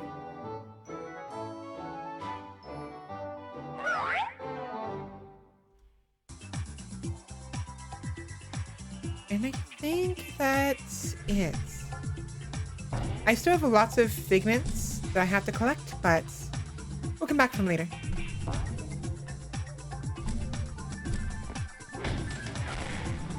Bye. Ouch. All right. Okay, it's time to see how fast you are, darling. Ready? Get set, go, baby, go! Gotta go fast. Rolling around at the speed of sound. Got places to go, gotta find my own way now. Da da da da da da da.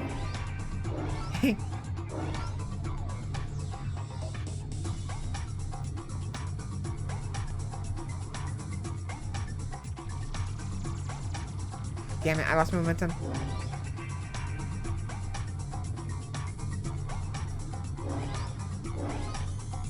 Oh, you little...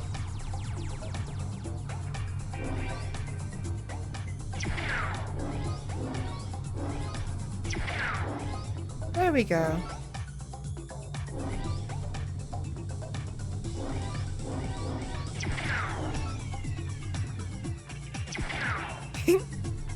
I didn't realize it was going up. It's see-through, so I thought I was going different way.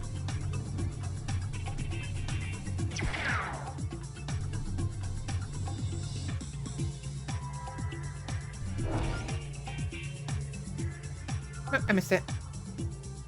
That's fine.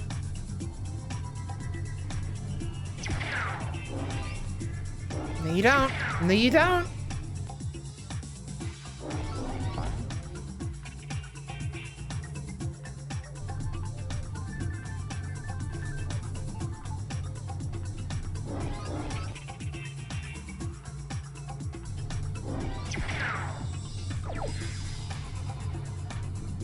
I win. You did it! You're quick like greasy lightning. Greasy lightning. I'm so proud of you, darling. I win. You're so fast, you'll be at my party in no time, eh? Mm-hmm. Rayman 3, the longest shortcuts. Oh. Okay, if you want to get up to where the action is, you're going to have to do a lot of floating in this room, baby. Good thing you're so light on your feet. Okay. So we're probably going to end it after we finish with Mila, even if it goes a little bit past, excuse me, a bit past 8 o'clock.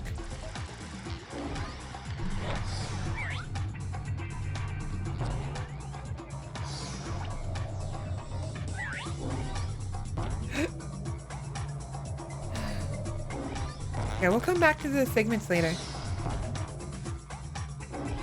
For the most part, I'll just focus on making progress. If you float in some areas, you might get a little more oomph than usual.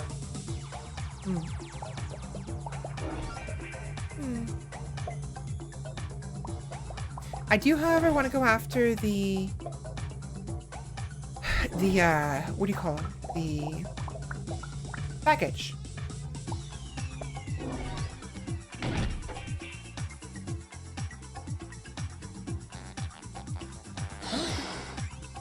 Now you're going to have to use your side float again to get those rings spinning.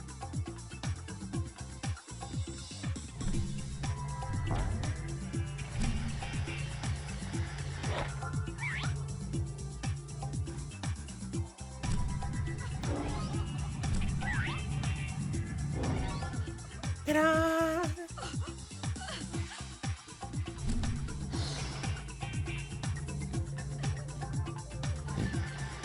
Excuse me. I'm a burping. Ooh, what's that? Ooh, what is that? What is that? I want it. It's shiny. Aggressive capacity increased. You may store more side blast shots now. Awesome. Ammo up. The trophy. Trophy. Trophy. Trophy. Trophy. Hello.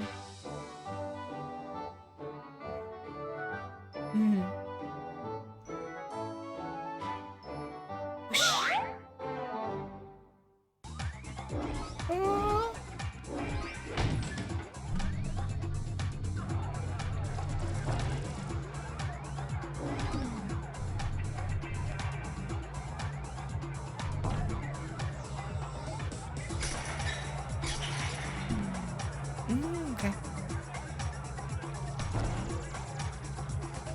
Who's that I see? It's Rasputin, the rolling rock star, in the flesh. And just in time, the party was dying without you, darling. Here, I have a little party favor for you. Awesome! We got it. Now we can do this wherever we want. With the exception of water, of course, because Baz can't handle the water. Levitation unlocked. So cute.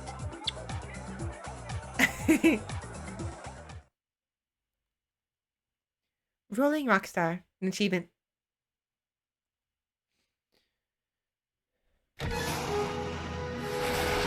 No, we still can't go across the water, so we're gonna have to use the boat. Don't be a stranger, darling.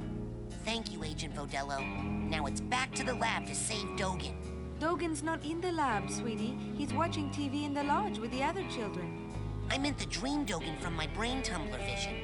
If I can find out what's happening to him, maybe that would give me a clue about who stole real Dogen's brain. Oh, I'm afraid he's just like that. See, that's the problem there. Everyone thinks Dogen's just like that, but they don't realize what Rasputin's getting at. Yeah, you can't use the water. Excuse me, Agent Vodello? Hello, darling. Are you back for another dance? We have another 15 minutes left, so we're gonna just keep playing for a little bit longer. A little bit longer.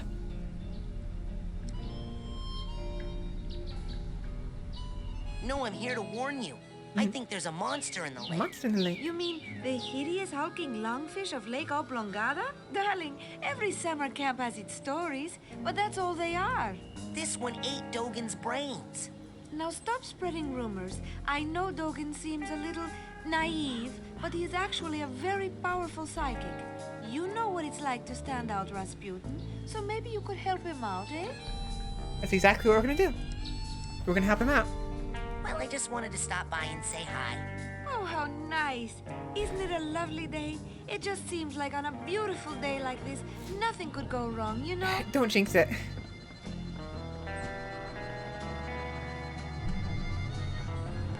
Oops, wrong button. I'm trying to jump here.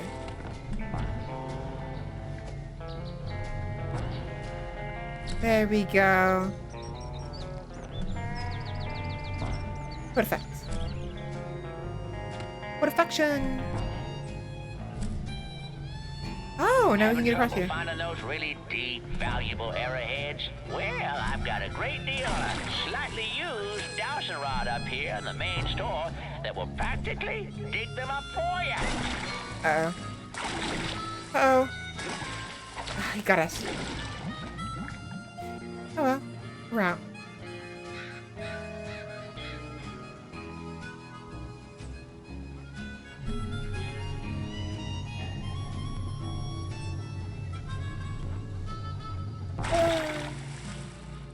So what can we do with this? I wonder. I wonder. I wonder. I wonder, wonder, wonder.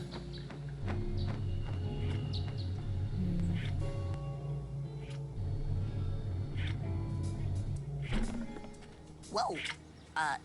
Elton, I hope you're not waiting for me. Oh, jeez, sorry. Carry on, sailor. Oh, whoops. Hey, you guys want to go do something? They don't care.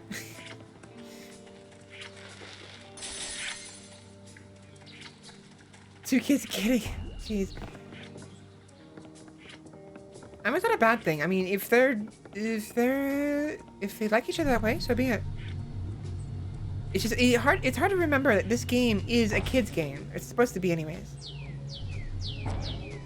But it does, as Jamie was talking about earlier, yeah, it does tackle some adult themes. It is cute. It's just, it still like, oh, okay then.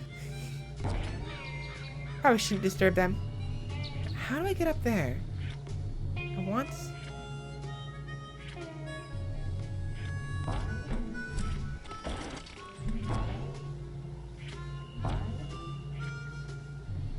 There we go. No.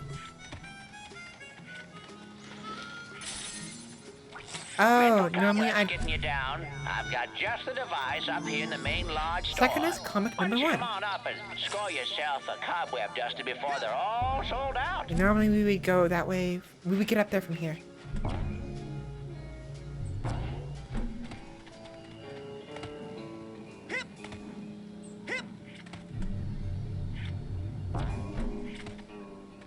Ah, then go over here.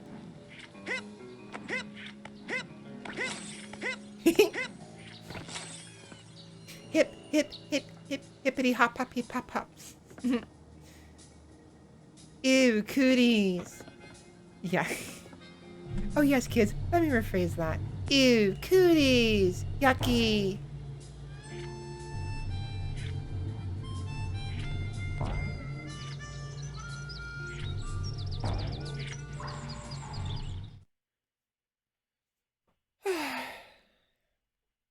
Hopefully I'll be able to get some rest tonight for tomorrow. I mean, we're not doing anything tomorrow, so just chilling, but my sleep has been super messed up. I wonder if this kid's still here. No, he's gone.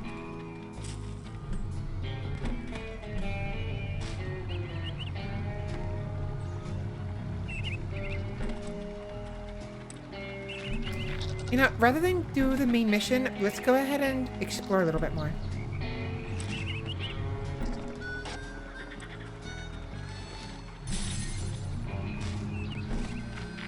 You know, Chloe, for a chick whose face I can't see because she's always wearing a helmet, you're pretty cute.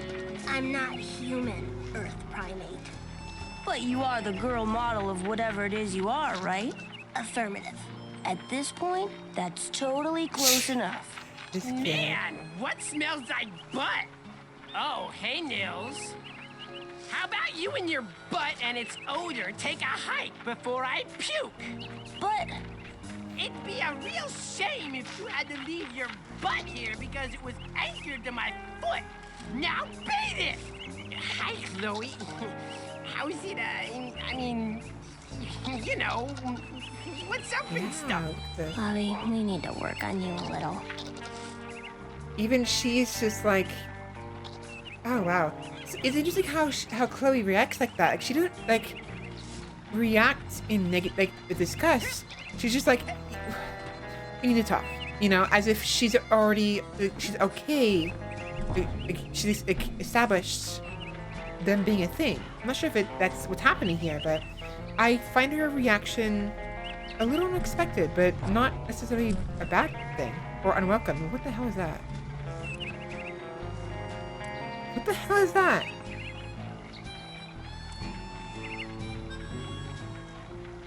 What is going on here? Let me go! What to do with small bully assistant? Geez, I don't know. Could you put him in that deadly Nelson you were talking about? Could. On such tiny opponent, all blood might drain out ear holes. Shut up, Benny. On other hand, blood from constricted trunk could rush to tongue. And? Tongue swells, pops. Most blood drains back down throat. Interesting. Less mess that way. Mouth stuffed with giant tongue can't scream. So quieter. Shut up, Benny. You have something less drastic? Could use half Deadly Nelson. What's that? Like Deadly Nelson, but less dying. How much less? Half. What happens the other half of the time? Opponent leaves. Spends the rest of short life praying for death. Hey! Can you hear me down there? Maloof? Shut up, Benny. Seriously, Maloof, I apologize.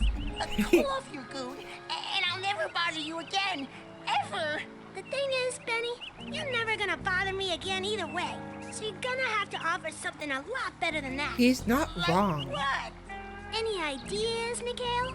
Know anything about giant hairless bear? No. Out of ideas. Preparing Nelson. Well, wait. Maybe. Yeah, maybe I did see something like that. Give me a minute to think. You ready to talk, Benny? Hold on. It'll come to me. They sound like they're having fun. Yeah, she knows he has issues. Hey, you guys aren't going around taking people's brains out, are you? Not yet, but maybe we should do some market research on that and see if there's a demand for that service. You're not going to, kill Benny, are you? Difficult to say. You're not going to, kill Benny, are you? You should take advantage of this time to quietly reflect upon your life, Benny. Raz, buddy! You gotta help me! I wonder.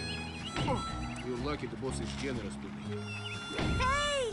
You're lucky the boss is generous. Okay.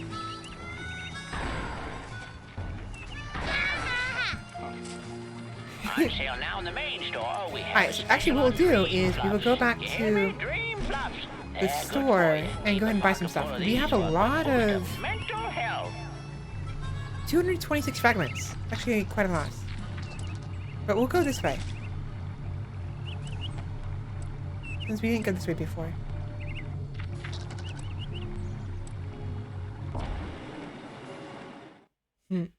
Grinding the rails. Right into it. Right in. Right in. Right in. Where are we?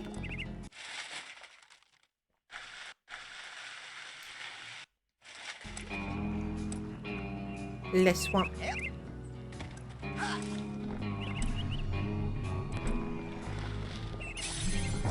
I see egg. I have egg. Condor egg. Didn't somebody say they want eggs or something like that? Ooh, a cave. Or a mine shaft.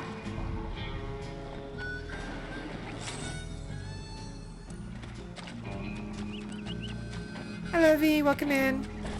You did catch us at a bit of a bad time. I'm going to be ending stream soon. About 7 minutes. But we have a lot of stuff for you to watch if you're so interested in watching the VOD. Up there. Get up there, Raz. You can do it. There we go. But how are you doing today, V?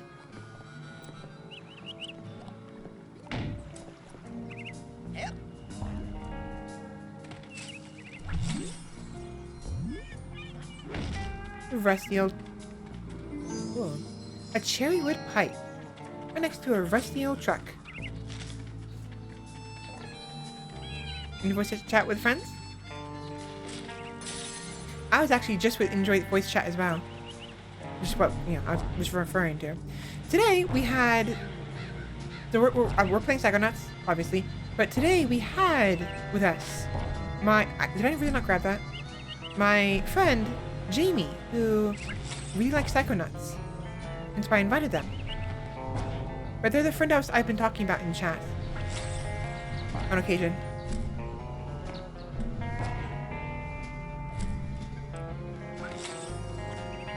This is them playing Psychonauts, one of their favorite games. I thought I'd invite them and introduce them. Okay, call me crazy, but I have just got to sell more Psycores today. So yes, these prices are real. Here at the camp store, Psycores are just that cheap today. And we ended up talking about a lot of stuff too. Sorry, I keep saying this over and over again. I'm just really tired. Having a hard time maintaining my energy. So I'm definitely gonna have to end it. I'd like to be able to stream longer, but it's gonna have to wait till tomorrow. Bone. Dinosaur bone. Interesting.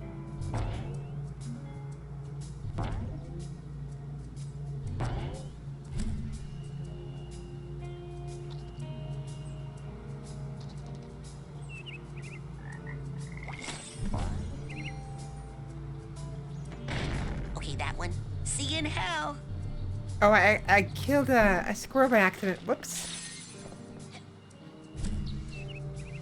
Really?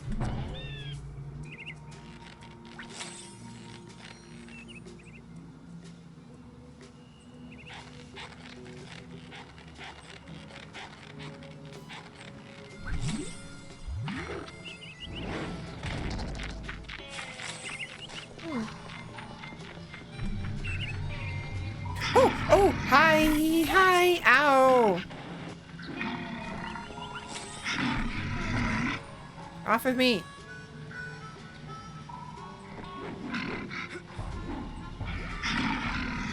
Off.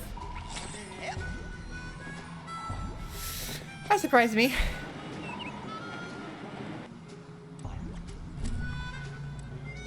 Remember to keep filling up those scavenger hunt forms. We got a couple itself. of big promotions. There's a big bear in there. winner. Big bad bear. Did I ever tell you the streamer I found who streams 16 to 18 hours a day? Your stream links are fine. Thank you for the reminder. It's just one of those things that I like streaming that much. I just want to stream forever. But I do need to get some rest, and I have other stuff I want to do, like upload my VODs, which I never get around to. An eager one. Eager to learn, I wonder, or eager to play? Sir, I am here to learn, sir. You're here to train hard? Yes, sir. Develop a skill? Yes, sir. To become part of a noble team? Yes. Yes. To become... Yes. A janitor. No. What? I'm here to be a psychonaut. The brainy jub goes on upstairs. Down here it's pushing brooms, not bending spoons. Hey, Mr. Cruller. I'm a trained levitator now. You have to admit, that would come in handy to clean those high-up-type places. I could go up to the store on the main lodge and buy a cobweb duster that would do the same thing. Levitation. Hey, Mr. Cruller. I'm a trained levitator now. Levitation. I get it. You don't want to end the stream. You want to stay here with us and the movie. Exactly. And I just want to have fun. Because, as I've said before, basically what we're doing here is just hanging out. And it's a lot of fun. Even if there are times I may not seem like reactions. Like, obviously I get excitable and I get anxious, but I do worry that my tone, like my choice of tone, choice of words, may seem like I'm not actually as excited as I make myself out to be. Like you know how if someone's being all excited and whatnot, but then they after they slip up and like say something, either a specific word or in a very specific tone that betrays the fact that they're actually not as excited as they're pretending to be. Sometimes I see things like that in that manner, but I'm just either tired or distracted. And so, like, I notice it sometimes when I listen to my own recording. And it's like, you know. Also, me saying I'm excited, I like this, I'm excited to be streaming. I do worry that me saying it too often will devalue those words, you know. Or like it seems like I'm trying to convince myself I am, which I'm not. I legit don't know what else to fucking say. Because I'm still getting used to this. Still getting used to being a streamer. So it's hard to think of stuff to say sometimes. Even though I probably have plenty to talk about.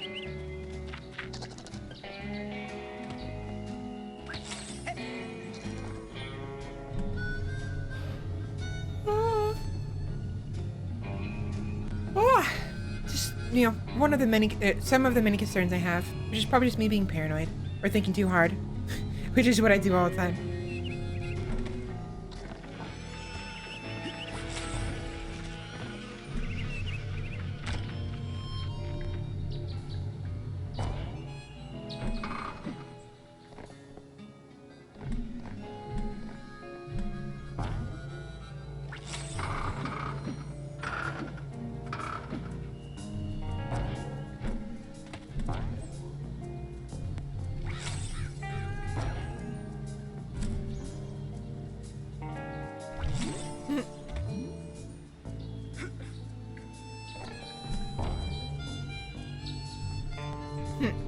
Nice.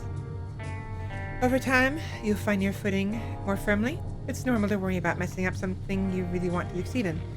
You're correct. It is normal. But we'll get there eventually.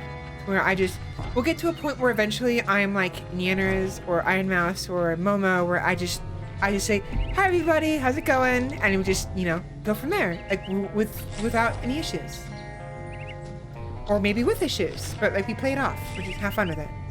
Without me overthinking it all the time. Come on. Over here. I mean, I don't know. It's hard to describe what I'm saying, but like professionally, you know? Because I still see myself as being still on the unprofessional side of things. Considering my standards for myself. But I do think I'm making good progress, considering the fact that I'm, as far as I've gone, within a year. Although, to be fair, there's still lots of people who've gone a lot further than me. Whether it is channel contents, emotes, panels, making their own arts, singing, and all that stuff, But I know my limits, and I know that I need to take my time, or I will suffer, so. I'm rambling at this point, which what else am I gonna do? Except ramble. Speaking of getting there, how about you getting to bed? Yeah, I do need to get to bed. So let me go ahead and grab this real quick. We will head up to this shop, and I'll save it near the shop. I think there's a teleporter somewhere. It is.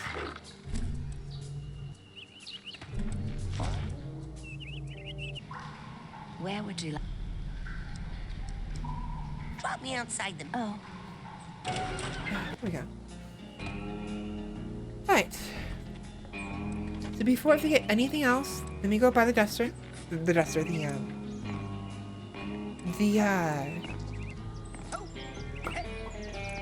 dowsing rod.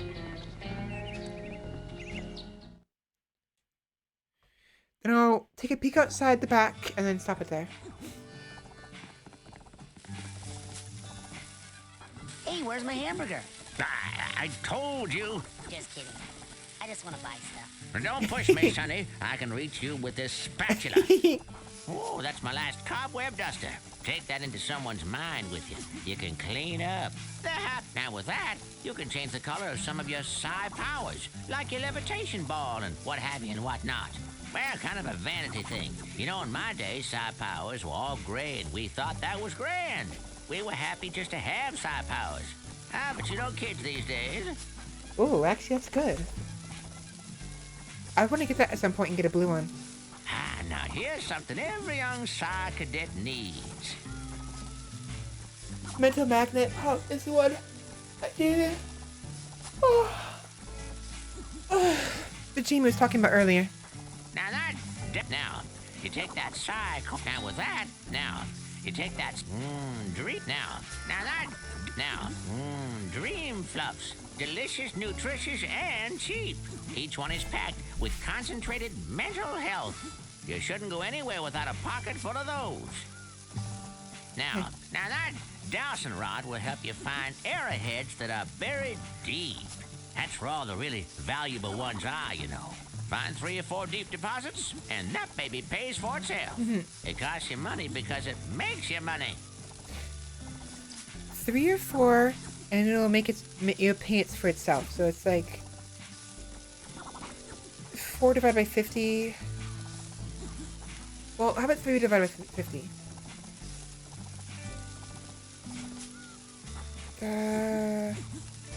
It's hard to think. I'm gonna do it on my phone.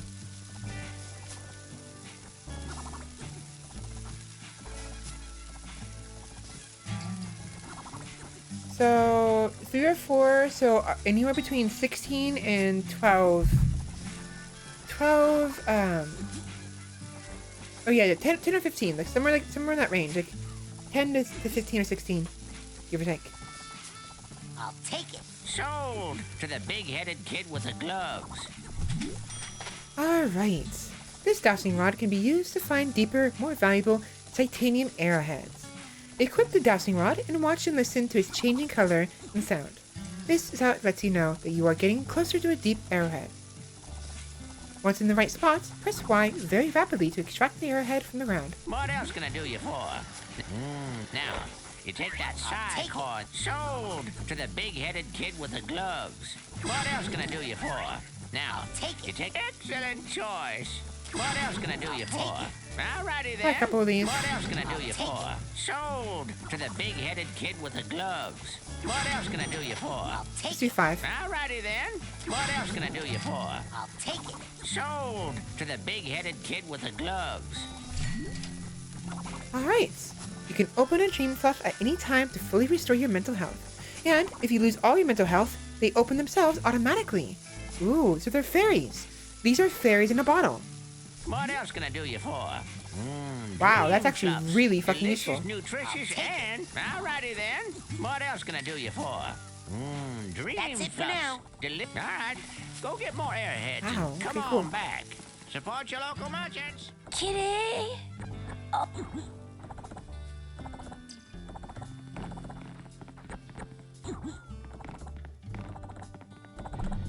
Yeah, there it is. The pictures just say, read. Read. TV. Uh-oh. Hacky sack.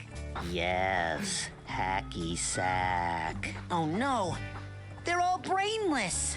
Hi, Raz. Vernon, you're okay. Yeah, we're great. Me and my pals Kitty and Frankie are just hanging out telling stories and watching the boob tube. Vernon, look at them.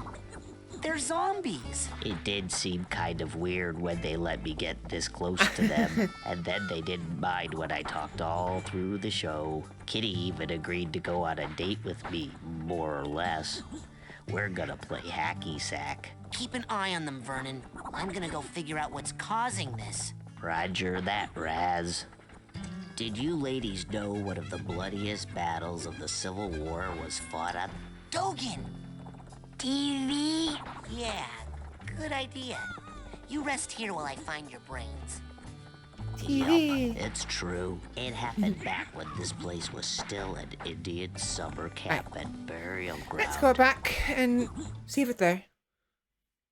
I want to see if there's anyone. Wopal says thanks. Who? That's weird. Those guys just left all their stuff out here.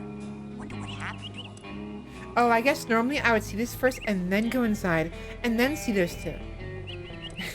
Did that out of order by accident. Okay.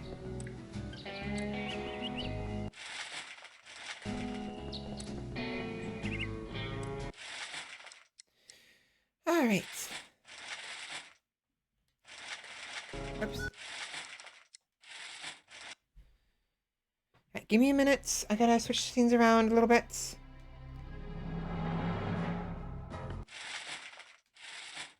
There we go.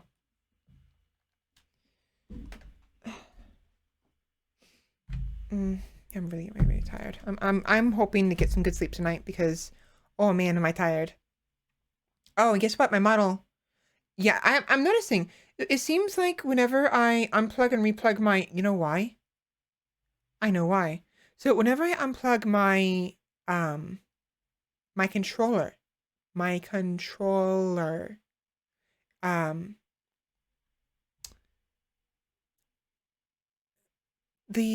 microphone like disconnects or something in a weird way. It's hard to describe, but I think it's because my microphone and the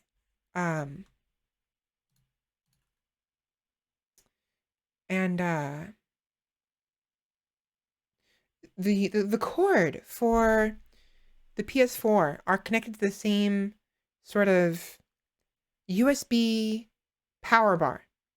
So as a result, whenever I disconnect the controller, it causes everything on the bar, I think, to kind of hiccup and thus disconnects the microphone, I suppose, I'm guessing here, for a brief moment from VC Face. And as a result, VC Face needs to be reset in order for it to recalibrate properly.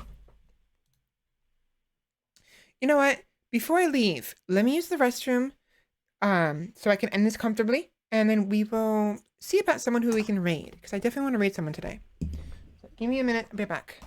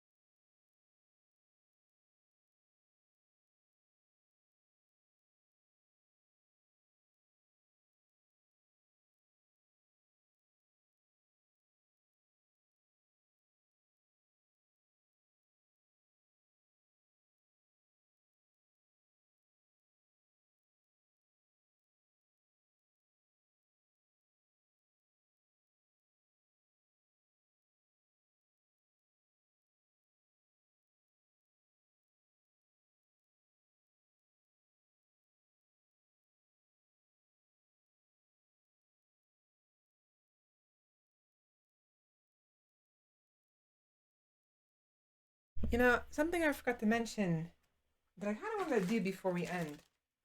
I finally got my hands on my, so I ordered, welcome back, thank you.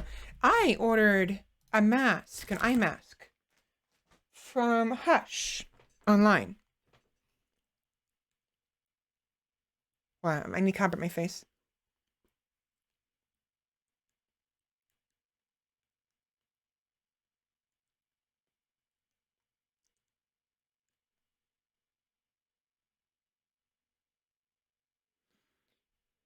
There we go. There we go. Much better.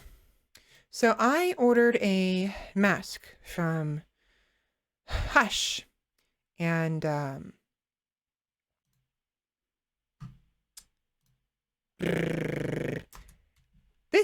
order was like 3 months ago, back in May, and it was going to take a while for them to actually get it to me because I had messaged them like 2 months ago, like a month, like 3 or 4 weeks after I made my order and didn't receive anything.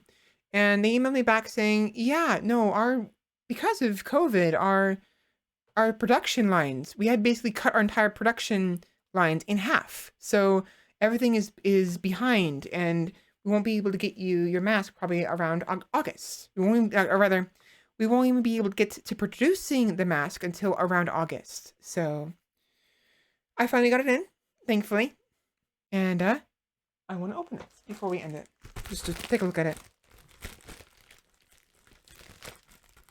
Yeah, right. It's emote only, just for precaution. Definitely will.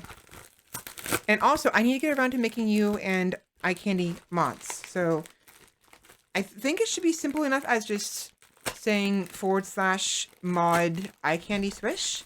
But I do want to kind of do it with both of you together, so we can talk about it. And if there's anything extra we need to talk about with Sheppy, I mean, actually, I could probably just do it.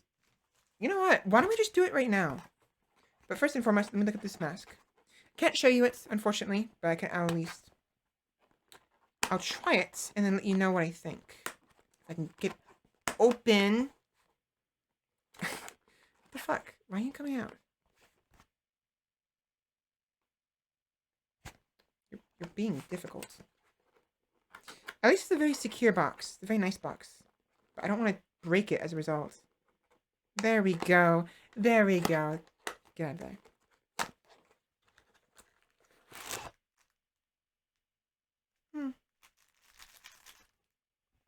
I actually really like the box.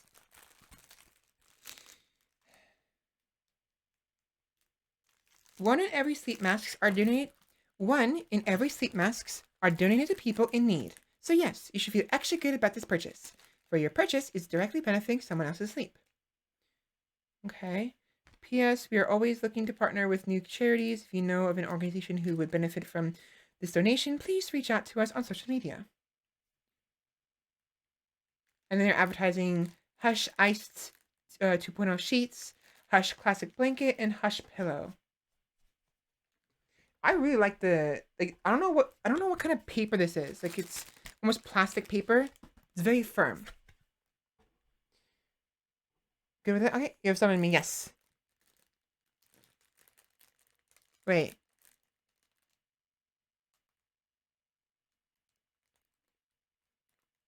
Wait a minute, you're confusing me. Wait, wait, Sheppy, did you and Eye Candy like switch accounts or something like that? Why are you saying me and why is Eye Candy saying me and Eye Candy and Sheppy saying me and Sheppy? What?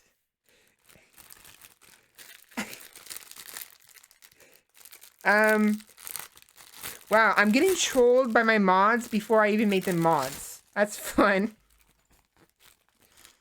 They're not even mods yet and they're already trolling me. Oh, to be fair, you guys have been trolling me the entire time. Even before then. Take a look. It's got a nice little pouch. It's got that strong... It's got that very strong, like, it was just made smell. A very strong fabric smell. That you smell from, like, hard... Not plastic, but something. But, and then we have... free earplugs. I don't really use earplugs when I sleep. Not really comfortable with that. Ooh, but this feels nice. Oh my gosh, it's super fucking soft. Wow, this thing is soft. Best kind of mods. As if we have, exactly, as if you haven't been doing that for months. Let me turn the monitor off because it's gonna make my model go crazy. So, let's take a look. Just Velcro. Hopefully it feels good. We'll see. We'll see.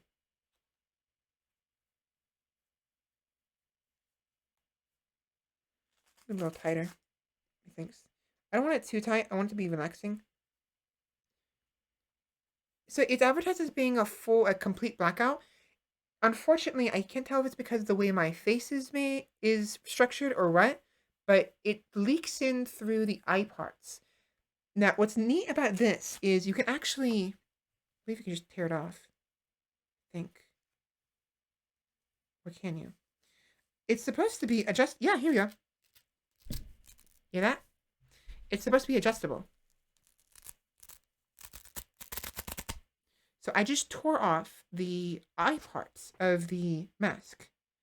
So let me see. How am I gonna do this? Like, I want it to be. It may not be possible. I just have a. I wouldn't say it's a big nose, but because of the fact that I'm physically male, unfortunately, I have a slight, not thankfully it's not very strong.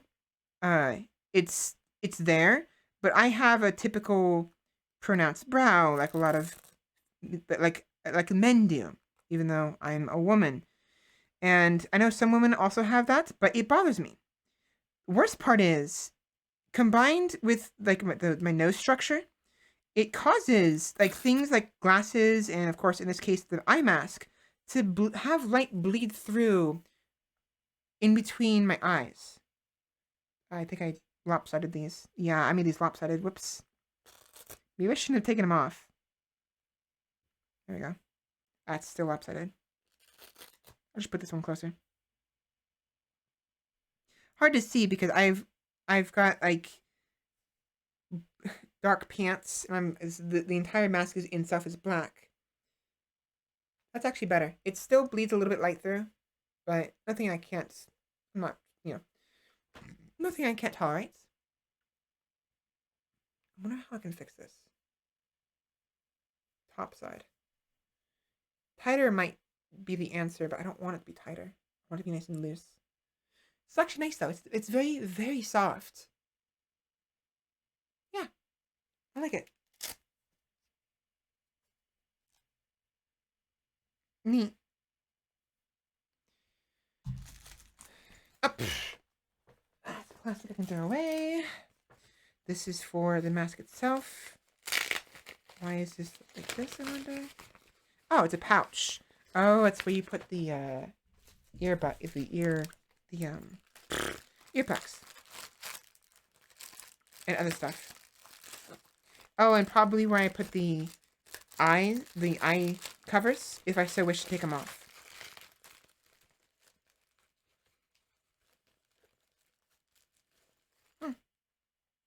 What fit? Oh. Oh, okay, I see. Never mind. I think I'm supposed to take them off. Maybe not. Let's see. Will it fit like this? I think I'm supposed to take them out. That's fine.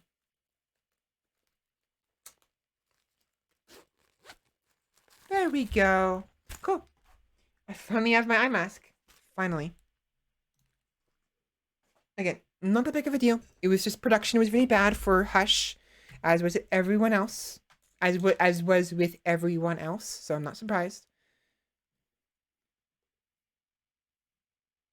Now, I don't know for sure how well it's going to work out.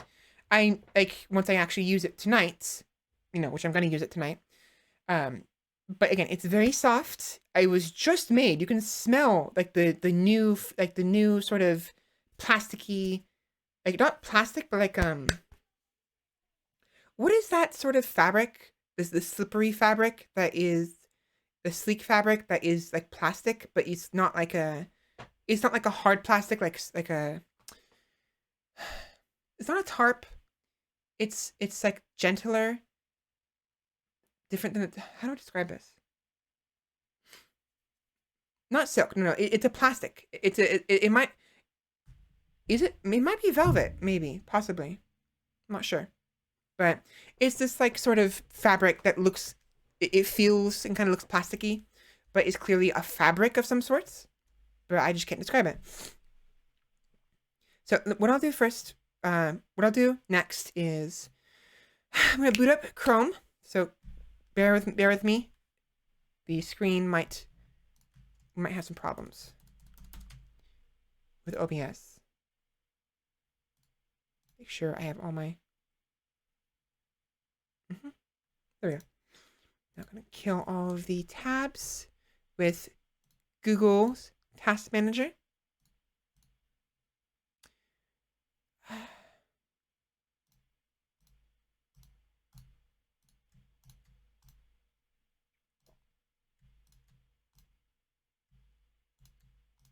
There we go. There we go. Awesome. I'm tired. You know what I could do? Hush. No, not humankind. Hush.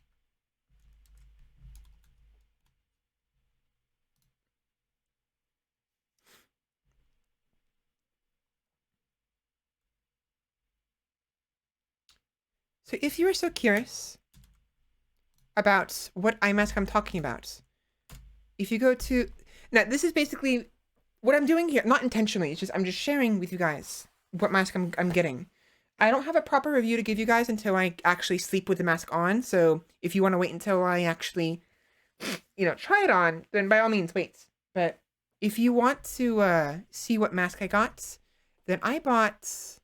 Make sure this doesn't change. Yeah, it doesn't change this. This one. So the Hush Blackout Eye Mask is supposed to be all fabric with the exception of the Velcro that keeps the eye pads on the mask itself. And of course the Velcro on the back of it that keeps the strap, together. Again, it feels soft. It feels nice.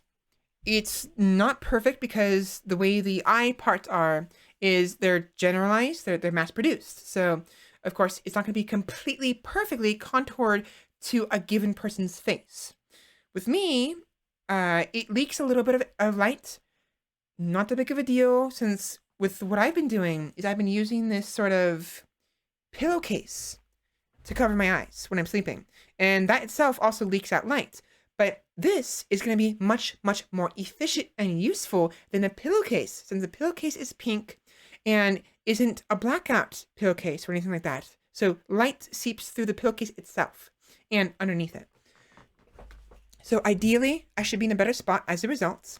And more importantly, I can take it with me to the dentist and I can actually, go to the dentist and cover my eyes without freaking out because how bright the fucking light is. Because that's one of the reasons I can't deal with, I have a hard time with dentists, aside from the fact that it hurts if the numbing stuff goes away. And just, it's a little nerve-wracking. But, I'm talking too fast again. But yeah, good mask so far. At least it feels nice. So I'll try it on later. All right, so who am I going to raid tonight?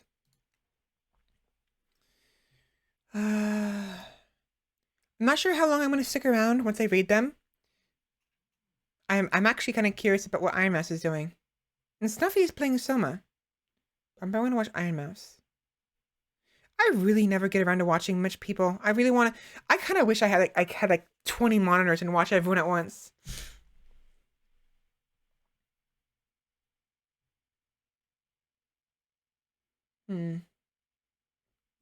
I think I've already rated Cornog before, but I'm not sure. Tatsuri. Excuse me. Have I rated Tatsuri?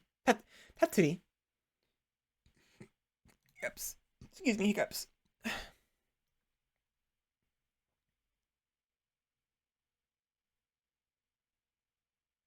Or Chubbabubs.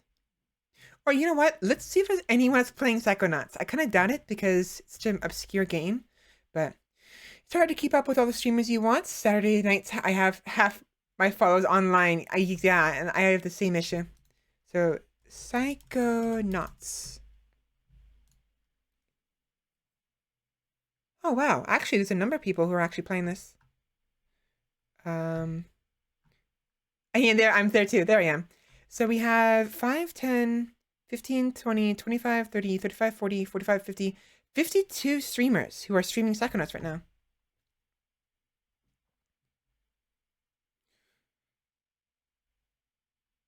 I'm still nervous about rating people I don't know. And I know I rated Vivi, but that was at the recommendation of Sheppy. Actually, in that regard, how about this? Does anybody have anyone you guys would want me to raid tonight? A recommendation.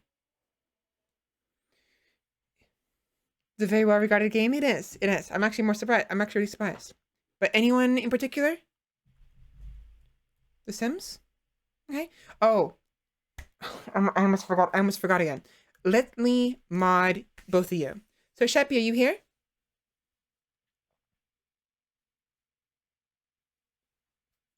Shep.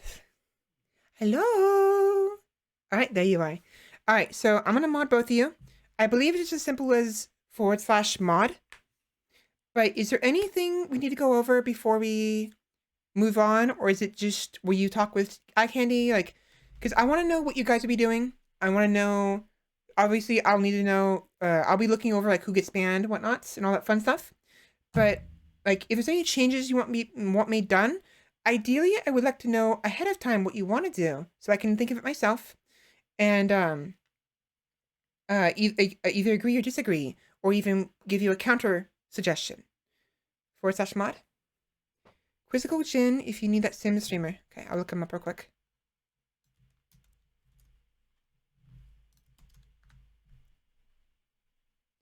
Bum ba da da da da da da da da.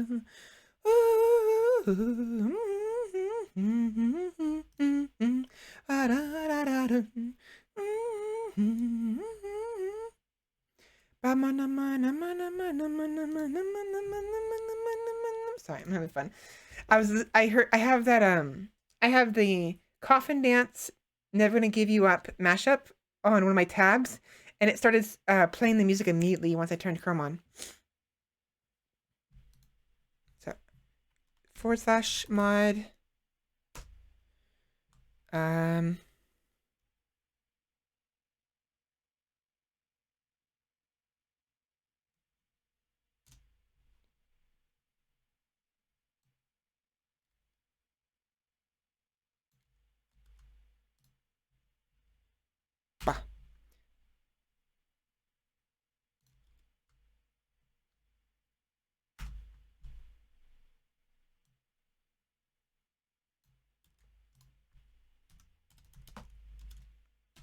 All right, so both of you should be mods. If you both want to type, I believe it should give you a unique flair for your name, I think. Yeah, there it is. So, again, talk to each other. If there's anything you like, Sheppy, lots of beeps. If there's anything Eye Candy needs to know, by all means, let them know, Sheppy. And again, like, if there's any changes you want to do, like what's happening here is I'm giving you guys a lot of responsibility, a lot of power too, which is honestly like something I'm not used to, because I'm not used to being a lead, I, as a streamer, an independent streamer, I am an employee, I'm a manager, I am the CEO of this company that is Svela. So I'm giving you guys managerial status. I'm not used to doing that. I'm not used to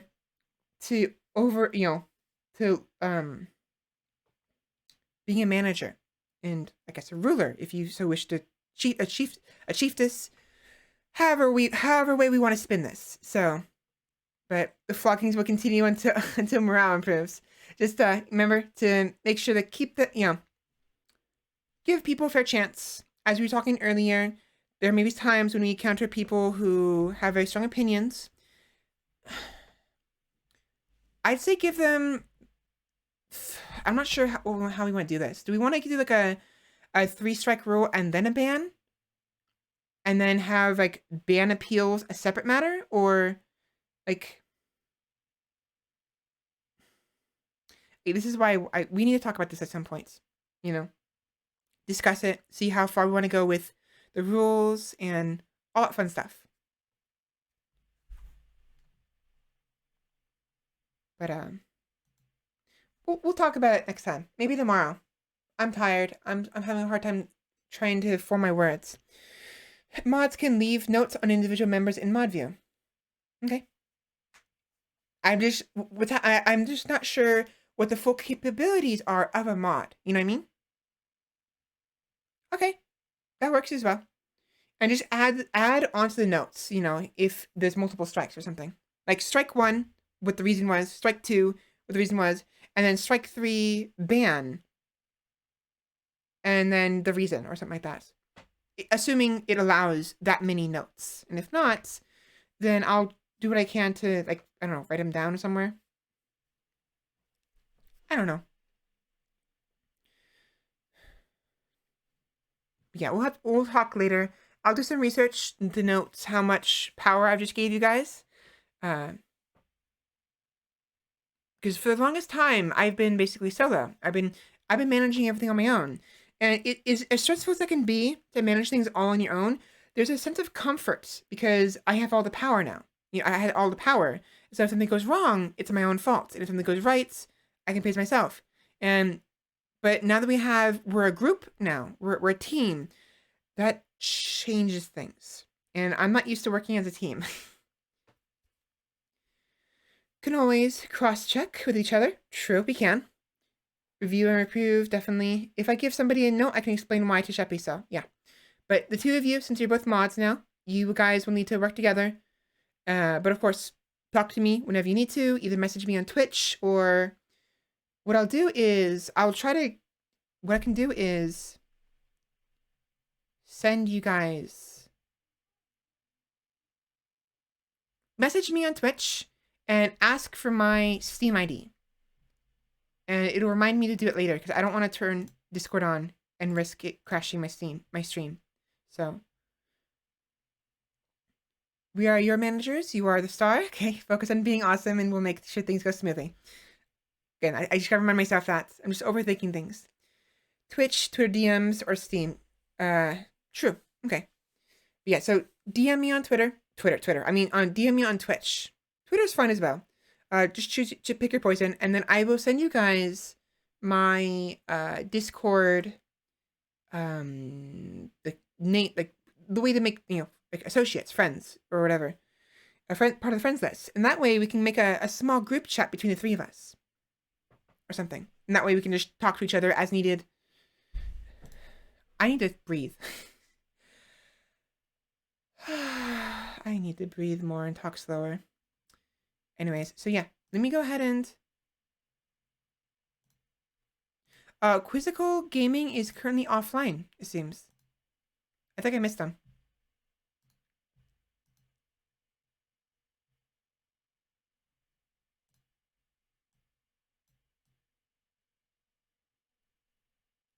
How do you guys feel us rating Tatsuri, who's currently playing Genshin Impact, and they have 25 viewers. I know it's good to like raid smaller VTubers and give them support, but I have them on my page right now. Unless you have someone else for me to raid.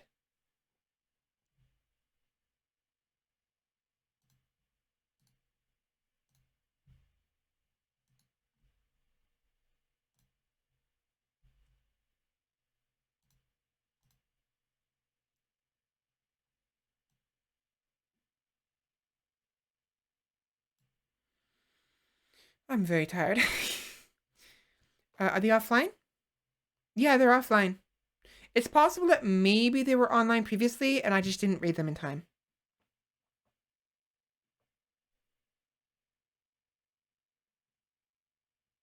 Okay. then I will go ahead and raid Tatsuri. Tatsuri. Again, I'm not used to raiding people I don't know or I'm not already following. I've been following Tatsuri. I don't think Tatsuri is going to know me very well, which is perfectly fine. And we'll watch her for a little bit. At some point, I will raid Chubbabubs and maybe even Digital Vagrant one day, possibly, because I like Digital Vagrant. And maybe Snake. So / raid. Can you go away with that? Bah. Tatsuri. Okay. All right. So without further ado, let's get this raid on the road. Ah. There we go. All right. So thank you all so much for coming today. A lot of fun playing with my friend. Tomorrow, we're just going to chat and chill and play a game afterwards. I might share some more recordings or maybe not. I will figure out what to do tomorrow. But yeah, I'm very tired. So I'm going to try to get to bed early. Unless I get stuck playing games. We'll see. But yeah, play nice. You know, play nice with Tatsuri. You know, make sure not to bully her too much. And have fun. Yeah, try to sleep, right? Have, anything else? No. If there is, we'll talk about it tomorrow. All right. Right. Emote only mode. I'll put, actually, yeah, I'll put emote only mode right now. Emotes only. There you go. Have a good night, everybody, and I'll see you tomorrow. Bye!